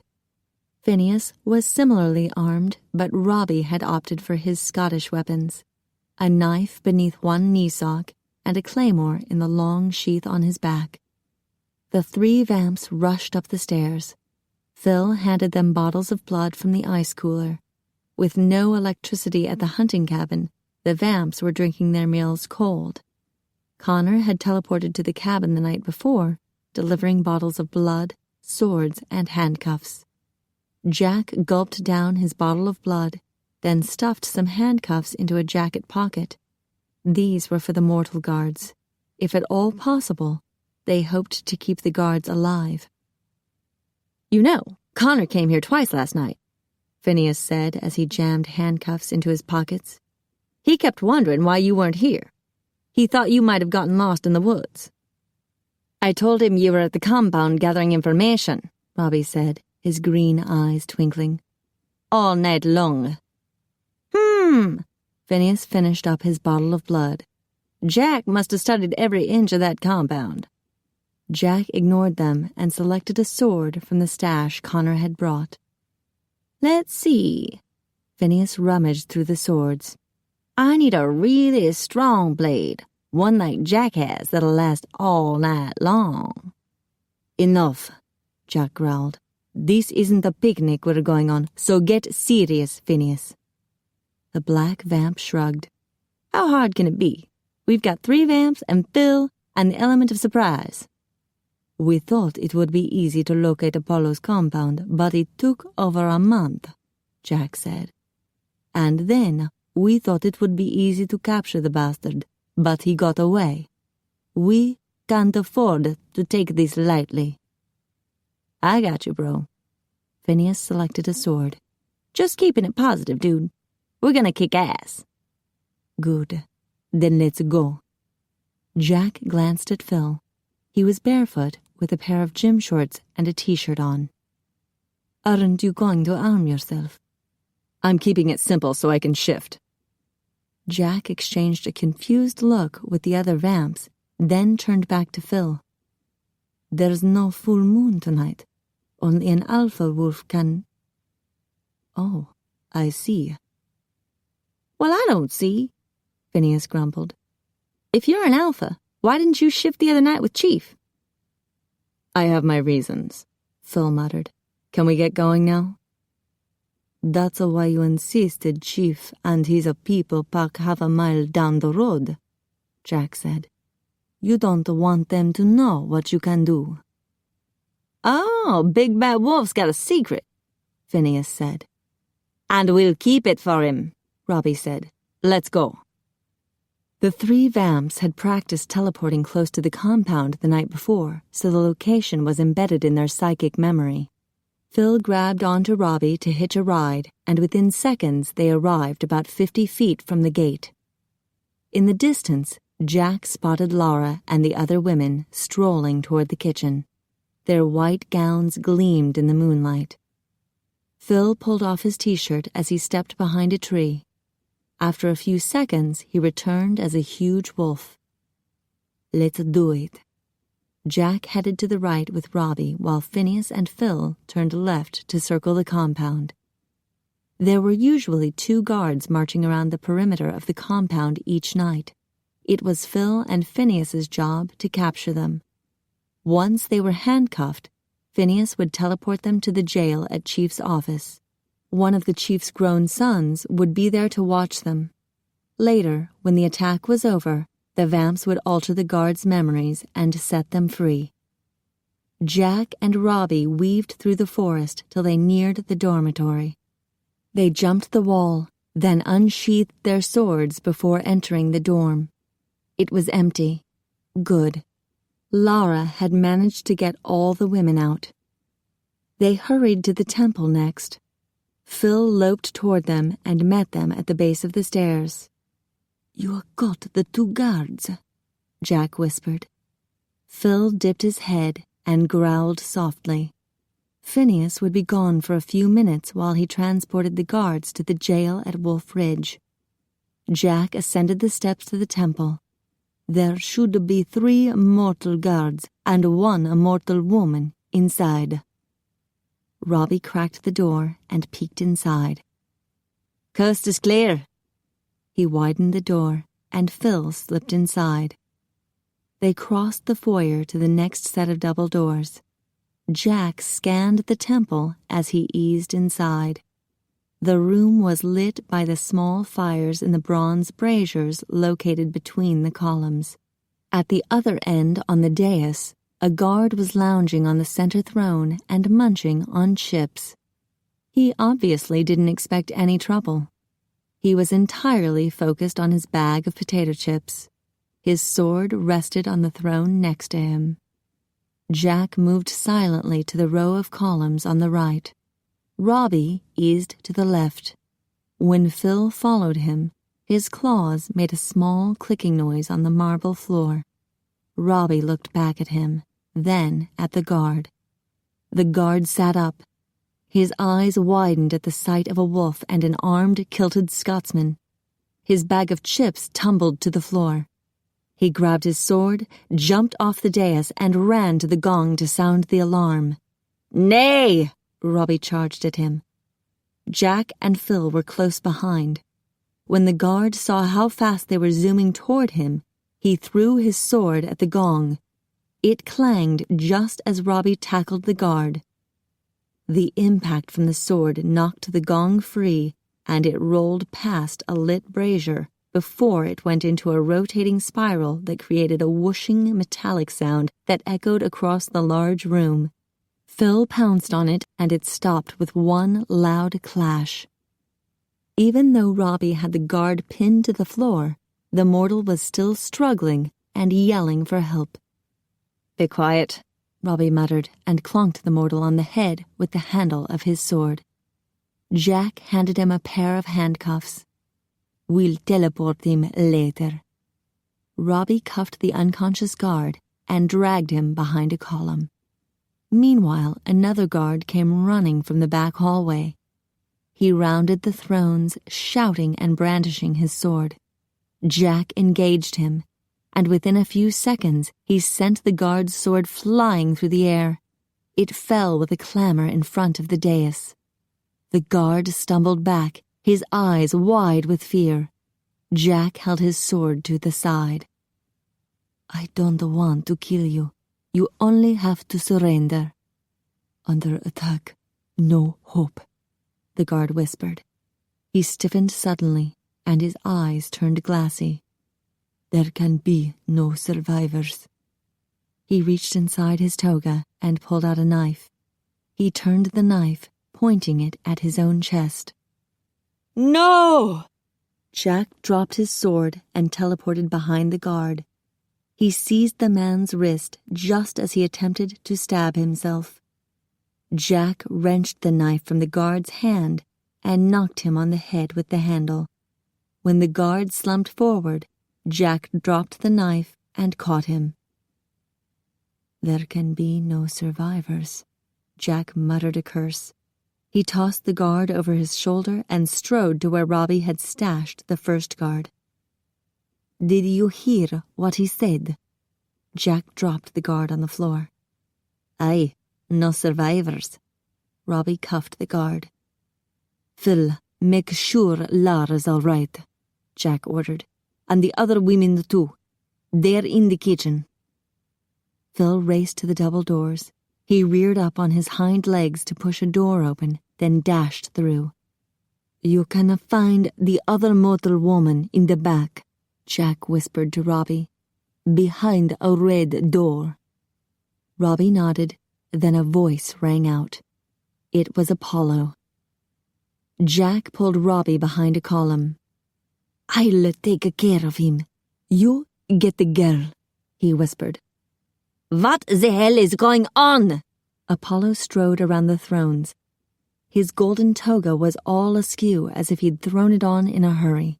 He stopped when he saw the sword on the floor and the bag of spilled chips on the dais.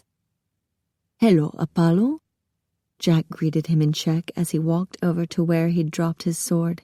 He'd discovered the night before that Apollo was actually Anton from Prague. "Henrik, what are you doing here?" Apollo answered in Czech. "You've got these stupid guards thinking we're under attack." Jack needed to say the right things to make Apollo stay, or the bastard would simply teleport away. He picked up his sword.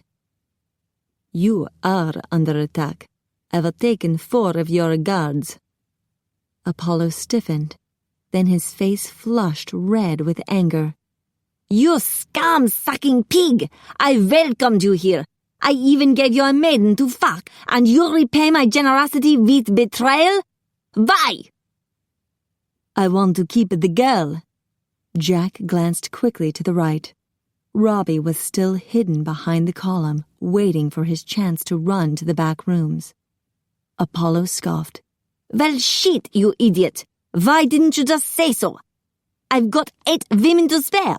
If you want one of the bitches, just take her." He gave Jack a disgusted look. "But you'll need to hurry, 'cause my head guard just left to kill them all." A chill crept across Jack's skin. Lara had to be all right. Phil was there, and Phineas should be back by now. Apollo leaned over to pick up the sword in front of the dais. "You screwed up my whole operation, you bastard! I should kill you!" "You're welcome to try." Jack retreated, hoping to draw Apollo away from the thrones and make it easier for Robbie to sneak to the back rooms. "You asshole!" Apollo stalked toward him. "I'll have to start over and completely restock." "No." Jack switched to English. "You're not starting over. You're finished." Apollo's eyes narrowed. "Your accent is different tonight. Who are you?" "I am Giacomo de Venezia." Apollo's face turned red, and he visibly shook with rage. "You're one of the butchers from the DVN massacre." "Yes, I killed 6 of your friends that night, and I saw Yedrik Yanov die. He was so pathetic and weak that a mortal killed him." "No!" Apollo ran at him, swinging his sword. From the corner of his eye, Jack saw Robbie zoom toward the back rooms. Jack jumped to the side and parried Apollo's attack. He spared one last prayer that Lara was safe, then focused all his attention on staying alive. Chapter 26. "You make the best cookies ever." Vanessa stuffed another chocolate chip cookie into her mouth. "Thanks." Lara stacked more on a plate and set it on the table. She'd spent all afternoon baking so she could lure the girls to the kitchen. "More milk, anyone?" Several hands went up.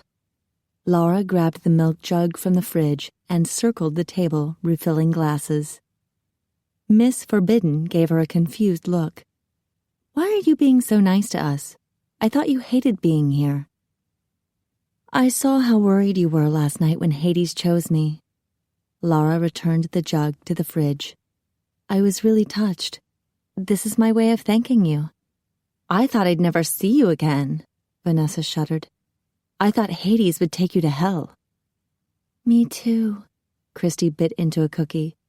How was he?" All 7 maidens turned to Lara, eager for her answer. "He was great. Hades is a real gentleman." "I don't think Zeus is," Miss Forbidden muttered as she glanced at her bruised arms. "Shh." Cook hushed her. "Someone might hear you." Christy finished her cookie and reached for another. "I swear I'm going to gain 5 pounds tonight."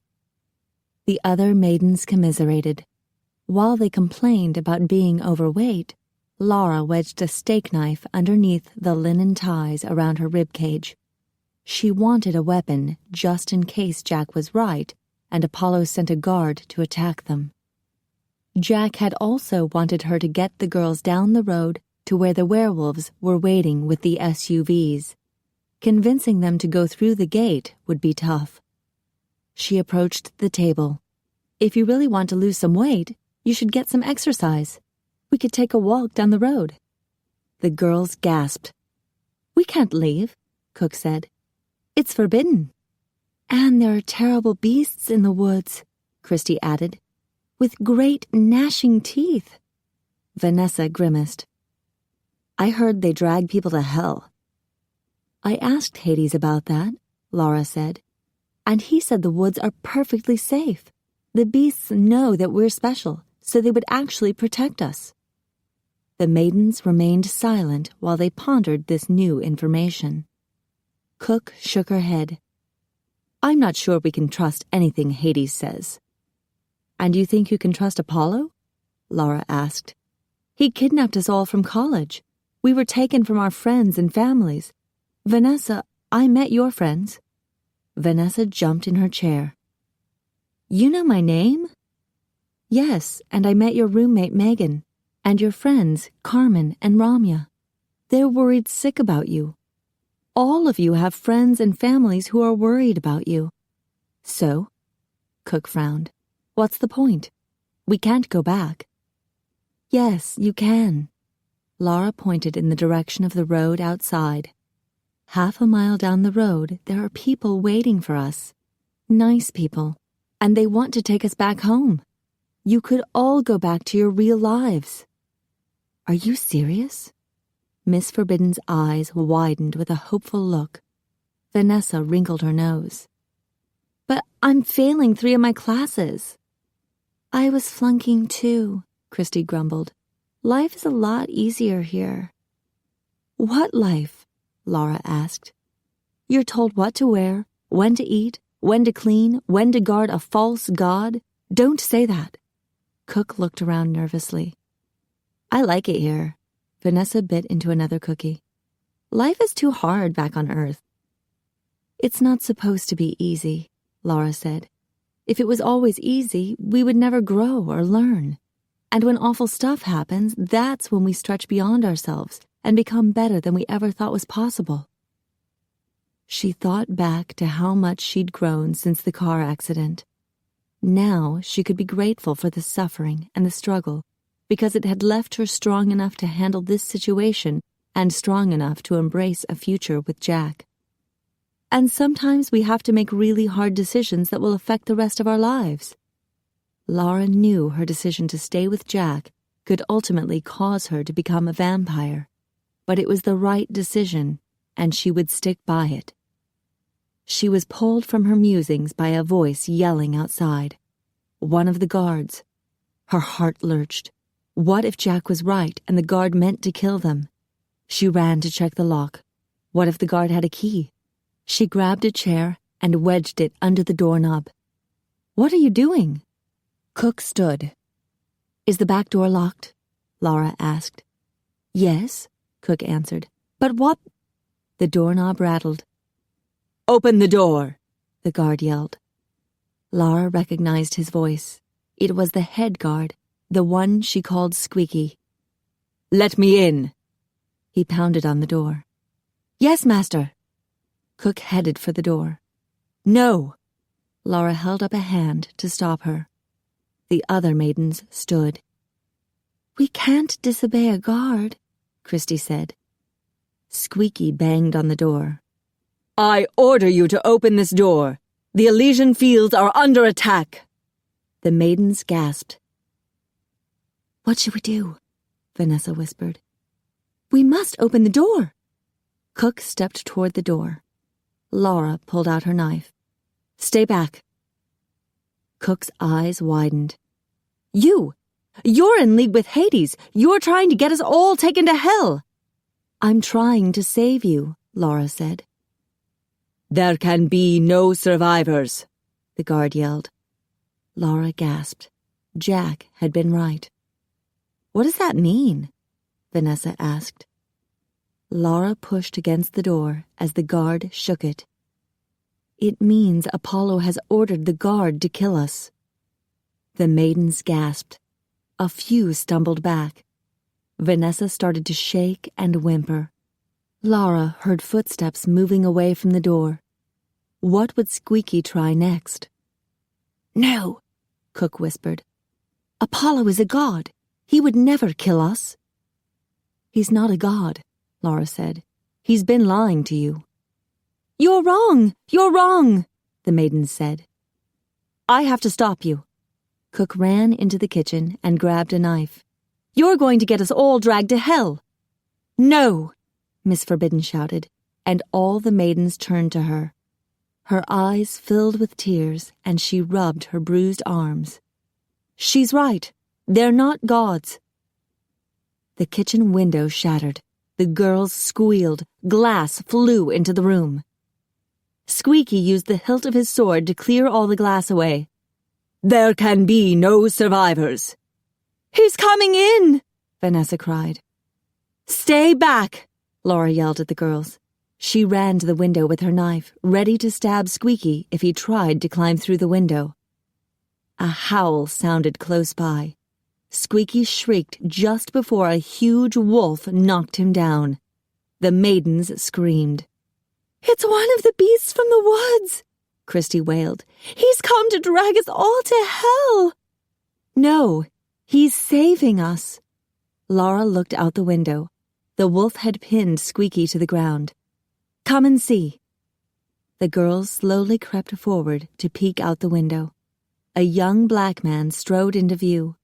He was dressed all in black and carrying a sword. Laura recognized him as the vamp she'd seen before at Syracuse. Oh my, look at him, Vanessa whispered. He's as handsome as Denzel.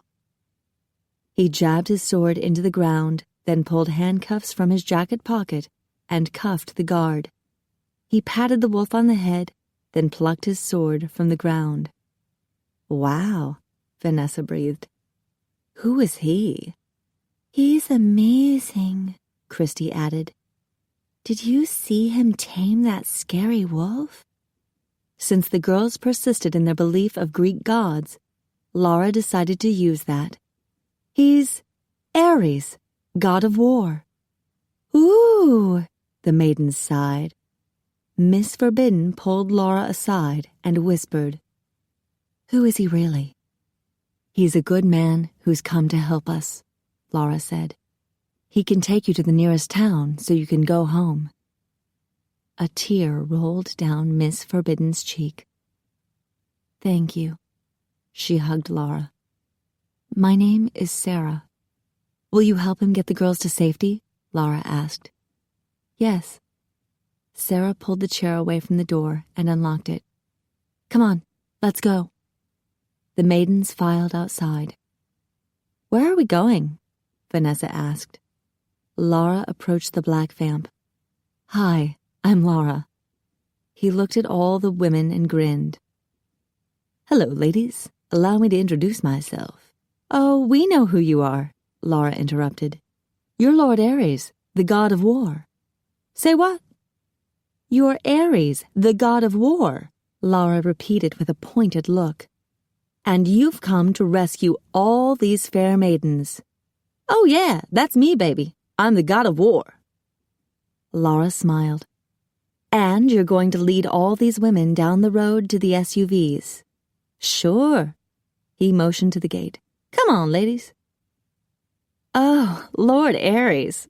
Vanessa fluttered her eyelashes at him. You're so brave. I love the way you tamed that horrible wolf, Christy added. The wolf grunted. The black vamp grinned at the wolf.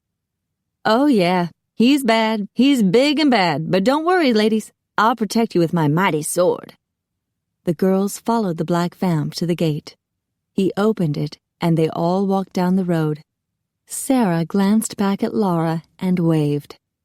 Laura waved back. The girls were safe. Squeaky was on the ground with his hands cuffed behind his back. There can be no survivors, he whispered over and over. Laura shuddered. Apollo had intended them all to die. With a jolt, she realized Jack could be fighting Apollo right now. She grabbed Squeaky's sword and started running to the temple. The wolf dashed in front of her and stopped with a growl. Laura moved to the right, but the wolf moved too. She ran to the left, but the wolf blocked her again. Oh, come on, she yelled. This had to be the werewolf Jack had told her about. Did he understand English? Are you the delivery man who left the box of Cracker Jack? The wolf grunted and dipped his head. I need to get to the temple. The wolf growled low in his throat. We can't just stand here all night glaring at each other. The wolf sat on his haunches and regarded her with his pale blue eyes. Look, I want to help Jack. He might need us. What if something happens to him while we're standing here? How could we live with ourselves? The wolf cocked his head. Then he turned and loped toward the temple. Thank you. Lara ran after him. Where the hell was Robbie? Jack asked himself for the 10th time. Apollo was a surprisingly good swordsman. Still, Jack could have defeated him 5 minutes ago if Athena hadn't arrived. First, the female vampire had shrieked at him, calling him a dozen foul names. Then, she'd tried to free the 2 guards in handcuffs. When that failed, she'd picked up the sword from the first guard. She was obviously ignorant about fencing, didn't even know how to hold the sword properly. But she was able to be a dangerous nuisance. While he parried with Apollo, she dashed behind him to try to stab him in the back. He spun, knocking the sword from her hand, then continued his fight with Apollo. Where the hell was Robbie? He was supposed to teleport the mortal chosen one to Wolf Ridge, then come right back. Jack lunged at Apollo, forcing him to retreat. Then suddenly, in his peripheral vision, he saw something flying at him. He ducked as a knife flew over his head. That damned Athena. The doors opened and Jack saw Phil slip inside. Good. Maybe he could take care of Athena. Then Jack did a double take when Lara came in carrying a sword. Merda. She was supposed to be safe with the other girls, not putting herself into danger here. Athena spotted her. You bitch! Kneel before your gods! Go to hell. Lara moved toward her, holding her sword in both hands. Athena flung her knife at Lara. Jack froze a second in fear, then jumped to the side as Apollo took a swing at him. He glanced back. Lara had ducked in time, thank God. With a ferocious growl, Phil charged at Athena, but she dashed with vampire speed to pick up her sword. She retreated around a column, swinging the sword wildly to keep the wolf from pouncing on her. Athena squealed as Phil chased her around another column. She passed by one of the tripods holding a lit brazier. Lara kicked the tripod over, and the brazier crashed onto the floor next to Athena. Athena screamed as the fire leaped onto her long purple toga. The flames spread quickly. She fell on the floor, rolling and screeching. Her body writhed, then went still. Athena! Apollo roared with rage. He charged at Jack, abandoning all form in a wild quest for revenge. This was exactly the opportunity Jack had been waiting for. He knocked Apollo's sword aside and skewered him in the chest. Apollo's eyes widened just before his body disintegrated into a pile of dust. Jack turned to Lara. Are you all right? Yes. She looked at the floor and grimaced. Is that what happens when you... Look out! Jack ran toward her. She spun around. Athena was charging at her, her body blackened and burned. She lifted a sword with her charred arm and bellowed with rage. Lara held her sword steady. With a growl, Phil leaped on Athena from behind. The force pushed her right onto Lara's sword. Athena crumbled into a pile of burnt ash. Lara dropped her sword and stepped back. Jack grabbed her in his arms. Her body was trembling. It's all right. He tossed his sword down and held her tight. It's all right. It's all over. She wrapped her arms around his neck. I was so scared for you. I was scared for you too. Jack rubbed her back. You should never try to fight a vampire. It's too dangerous. I had help from the wolf. What's his name again?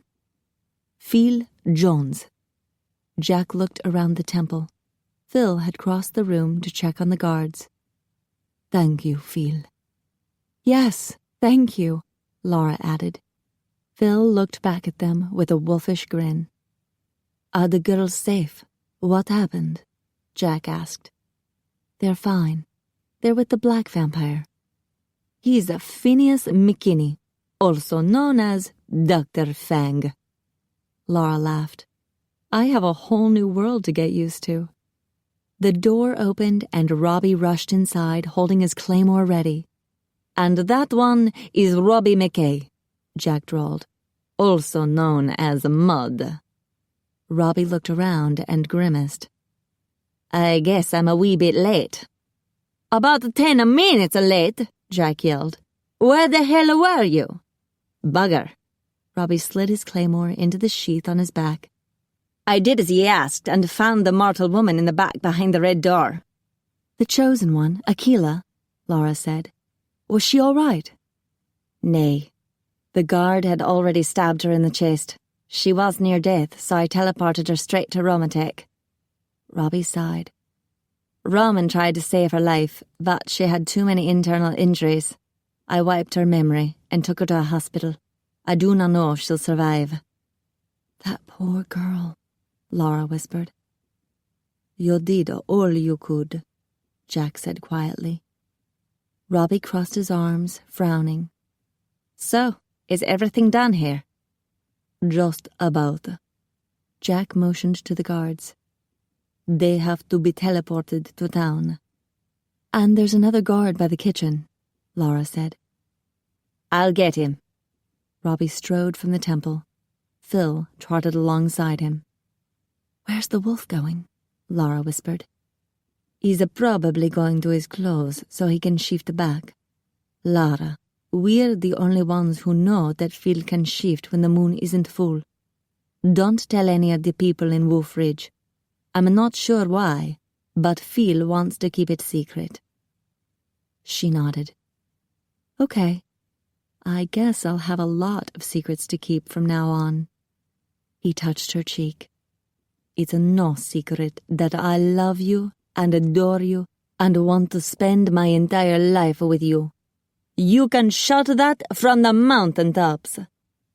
She grinned. I'll just shout it from the top of a certain bell tower I know in Venice. Jack laughed. It's a date. Lara sighed as hot water sluiced down her body. She hadn't wanted to spend one more minute in that white gown.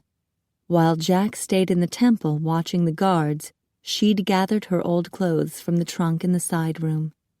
Then she'd run back to the dormitory to shower and change. It was all over, she thought, as the last of the soap and shampoo spiraled down the drain. No, it was actually just beginning. Her life would be an exciting adventure with Jack. He'd assured her that he just wanted her to be happy. She could return to her job as a police officer on the night patrol. She could continue to work toward her detective badge. Or she could start as a detective right away, working for McKay Security and Investigation. It was tempting. Very tempting. She already knew about vamps and malcontents and shapeshifters. How could she go back to her regular job when she knew about this strange new world? She would have to find a way to explain it all to LaToya. She turned off the water and stepped out of the shower stall. Hello, bellissima. She gasped. Jack. He was standing across the bathroom, leaning against the vanity with his arms folded. His reflection didn't appear in the mirror behind him. How long have you been here? Long enough. His golden brown eyes twinkled. She snorted and grabbed a towel to dry off. I thought you were going to stay in the temple to watch those guards. Robbie just teleported the last one away, and I was there all alone, getting worried about you. I wanted to make sure you were all right. He smiled slowly. You are definitely all right. All over. She grinned as she towel-dried her hair. You should have joined me in the shower. I seriously considered that. I also considered using one of those beds in the dorm room. But they're expecting us to teleport to Wolf Ridge. If we don't show up in a few minutes, they'll come here looking for us." "Oh, I'd better get dressed." She pulled on some underwear. Jack watched with a wistful look. "Well, it was nice while it lasted." She grabbed her bra. "Thank God I can wear this again. I was so tired of flopping around in that gown." "Yes, it was a very sad thing to watch." She scoffed. "I was afraid my breasts would start sagging." "They look perfect to me." His gaze focused on her chest. "They perk right up when I see them." She laughed and put on her bra, then her jeans. "Jack, are you here?" Robbie's voice called from the dormitory. "Merda," Jack grumbled. "Coming." He strode into the dormitory. Lara quickly donned her t-shirt, then her socks and shoes. She ran into the dorm room. Robbie nodded at her. "I was just telling Jack that we've altered the memories of the guards and most of the lassies. There was one, though, who wanted to retain her memory. Her name is Sarah." "Oh, right." Miss Forbidden. Somehow, Lara wasn't that surprised. Sarah was starting to figure things out. She was given to some creep who called himself Zeus, and he abused her. "Aye," Robbie frowned. "She couldn't remember Zeus, so I helped her regain those memories. It was very hard on the poor lass. She knows now that he raped her and bit her." "Then she knows about vampires," Jack said. "Aye. We'll have to be very careful with her. I'm teleporting her straight to Romatech where we can keep an eye on her until we decide whether or not to let her keep her memory." Robbie turned to Lara. "You know her better than we do. Do you think she can be trusted?" "Yes, I do." Lara had to admire Sarah. She'd made a tough decision to keep those awful memories. It would have been so much easier to have them simply erased. "Normally, I would just erase her memory anyway," Robbie continued. "But she's studying to be a school teacher, so I thought I'd let her talk to Shanna first." Jack nodded. "I heard she needs more teachers." "Teachers for what?" Lara asked. "A school for special children," Jack said. "Shapeshifters or kids like Constantine who have some vamp DNA. I'll tell you about it later." "Please do." Lara was really curious about the possibility of having children with a vampire. "One more thing," Robbie said. "When I brought back her memories of Zeus, she was able to describe him. Tall, dark eyes, Russian accent, and a left arm bent at a strange angle. He wore a glove on his left hand." Jack stiffened. 9 circles of hell." "What?" Lara asked. "Do you know him?" "We've been hunting him for several years," Robbie explained. "The most recent reports had indicated he was in Eastern Europe." Jack gave Lara a worried look. "He's a Casimir, the leader of the malcontents, and he's here in America." Lara gulped. This had to mean more battles, more deaths, more mortals in danger. "I'm going straight to Romatech to alert Roman and Connor," Robbie said. "Then I'll call Angus. He'll want to transfer every available man here." Jack nodded. "Go. I'll take Lara to Wolf Ridge." Robbie vanished. "Let's go." Jack wrapped his arms around Lara. "Wait." She pressed her hands against his chest. "Just how bad is this? What does Casimir want to do?" "He's building an army of vampires who were criminals in their mortal lives.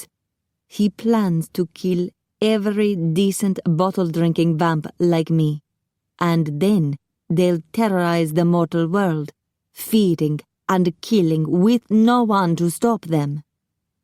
Lara shuddered. Jack brushed her damp hair away from her face.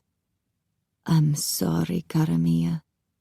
I didn't mean to drag you into this." "It's all right." She touched his face. "After the car accident, I wanted to do something really important. Something that made a difference in the world. This is it. I can't think of anything more important than this. You are so brave, cara mia. He kissed her brow. But I have to disagree with you. There is something much more important than Casimir and all his nasty followers. Lara smiled. Are you talking about love? He nodded. Amore. With love on our side, we can never be defeated. Epilogue. 3 nights later, Lara was standing in the campanile of the Piazza San Marco, gazing over the moonlit rooftops of Venice. She leaned back against Jack's sturdy chest, and he wrapped his arms around her. It's so beautiful, so peaceful, she whispered. He rubbed his chin against her hair. This is where I first told you that I love you. It was very romantic. She jumped when music started below. What's that? She peered down from the bell tower and laughed when she saw Lorenzo playing his accordion. The strains of Bella Notte drifted up to her. Oh, Jack. She touched his face. You're so sweet. I wanted everything to be perfect. She gave him a wry look. Are you trying to recreate that first date? He winced. Not really. You left me at the end of that date. Well, yes, but you did make me scream. I'm afraid I permanently traumatized the pigeons.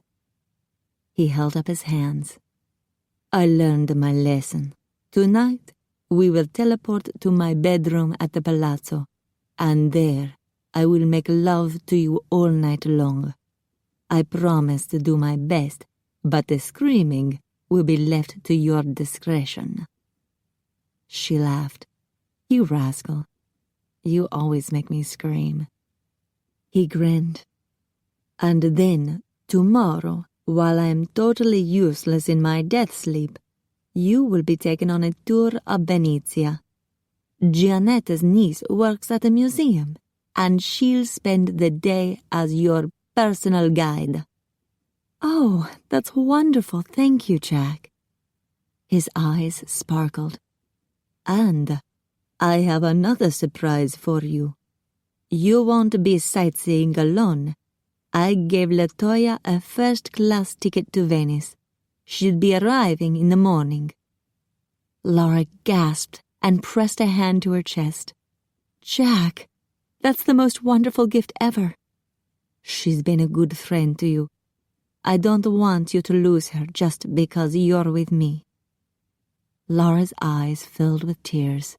She hadn't told Latoya everything yet, but it shouldn't be difficult to convince her best friend that Jack was the most wonderful man in the world, because he simply was. She leaned from the bell tower window.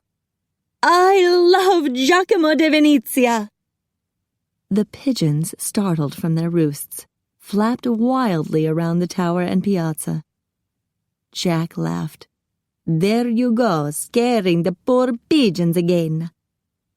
She flung her arms around his neck. I do love you, Jack. I will always love you. He held her tight. You are my angel, Lara. I have another surprise for you in my pants. She snorted. He placed her hand on the bulge. She glanced down. I seem to remember you being a lot bigger than that. She moved her hand to the center. Oh, yeah. Now we're talking. He chuckled and removed the smaller bulge from his pocket. I think you'll like this, too. At least, I hope so. He opened the small black box. Lara gasped. It was a beautiful sapphire surrounded by glittering diamonds. I know it's not exactly traditional, but this sapphire reminded me of your lovely blue eyes. She stepped back. Her skin prickled with gooseflesh. She knew this was a moment she would cherish for as long as she lived. She would remember the cool night air blowing through the campanile and the sound of Bellanota drifting up from the piazza. And she would remember Jack, standing there with a ring and so much love glimmering in his golden brown eyes. He knelt before her. "Lara Boucher, will you marry me?" She fell to her knees in front of him. "Yes, yes, I will." She wrapped her arms around his neck. He held her tight. "Well, that's a relief." She leaned back. "I do have one condition, though." He looked worried. "What is it?" She smiled and caressed his cheek. "You have to stop saying 9 circles of hell." "Oh," he looked surprised. "I can do that." He stood, then pulled her into his arms with a grin. "You are right, cara mia. You have brought love into my life, and we have found our way to Paradiso."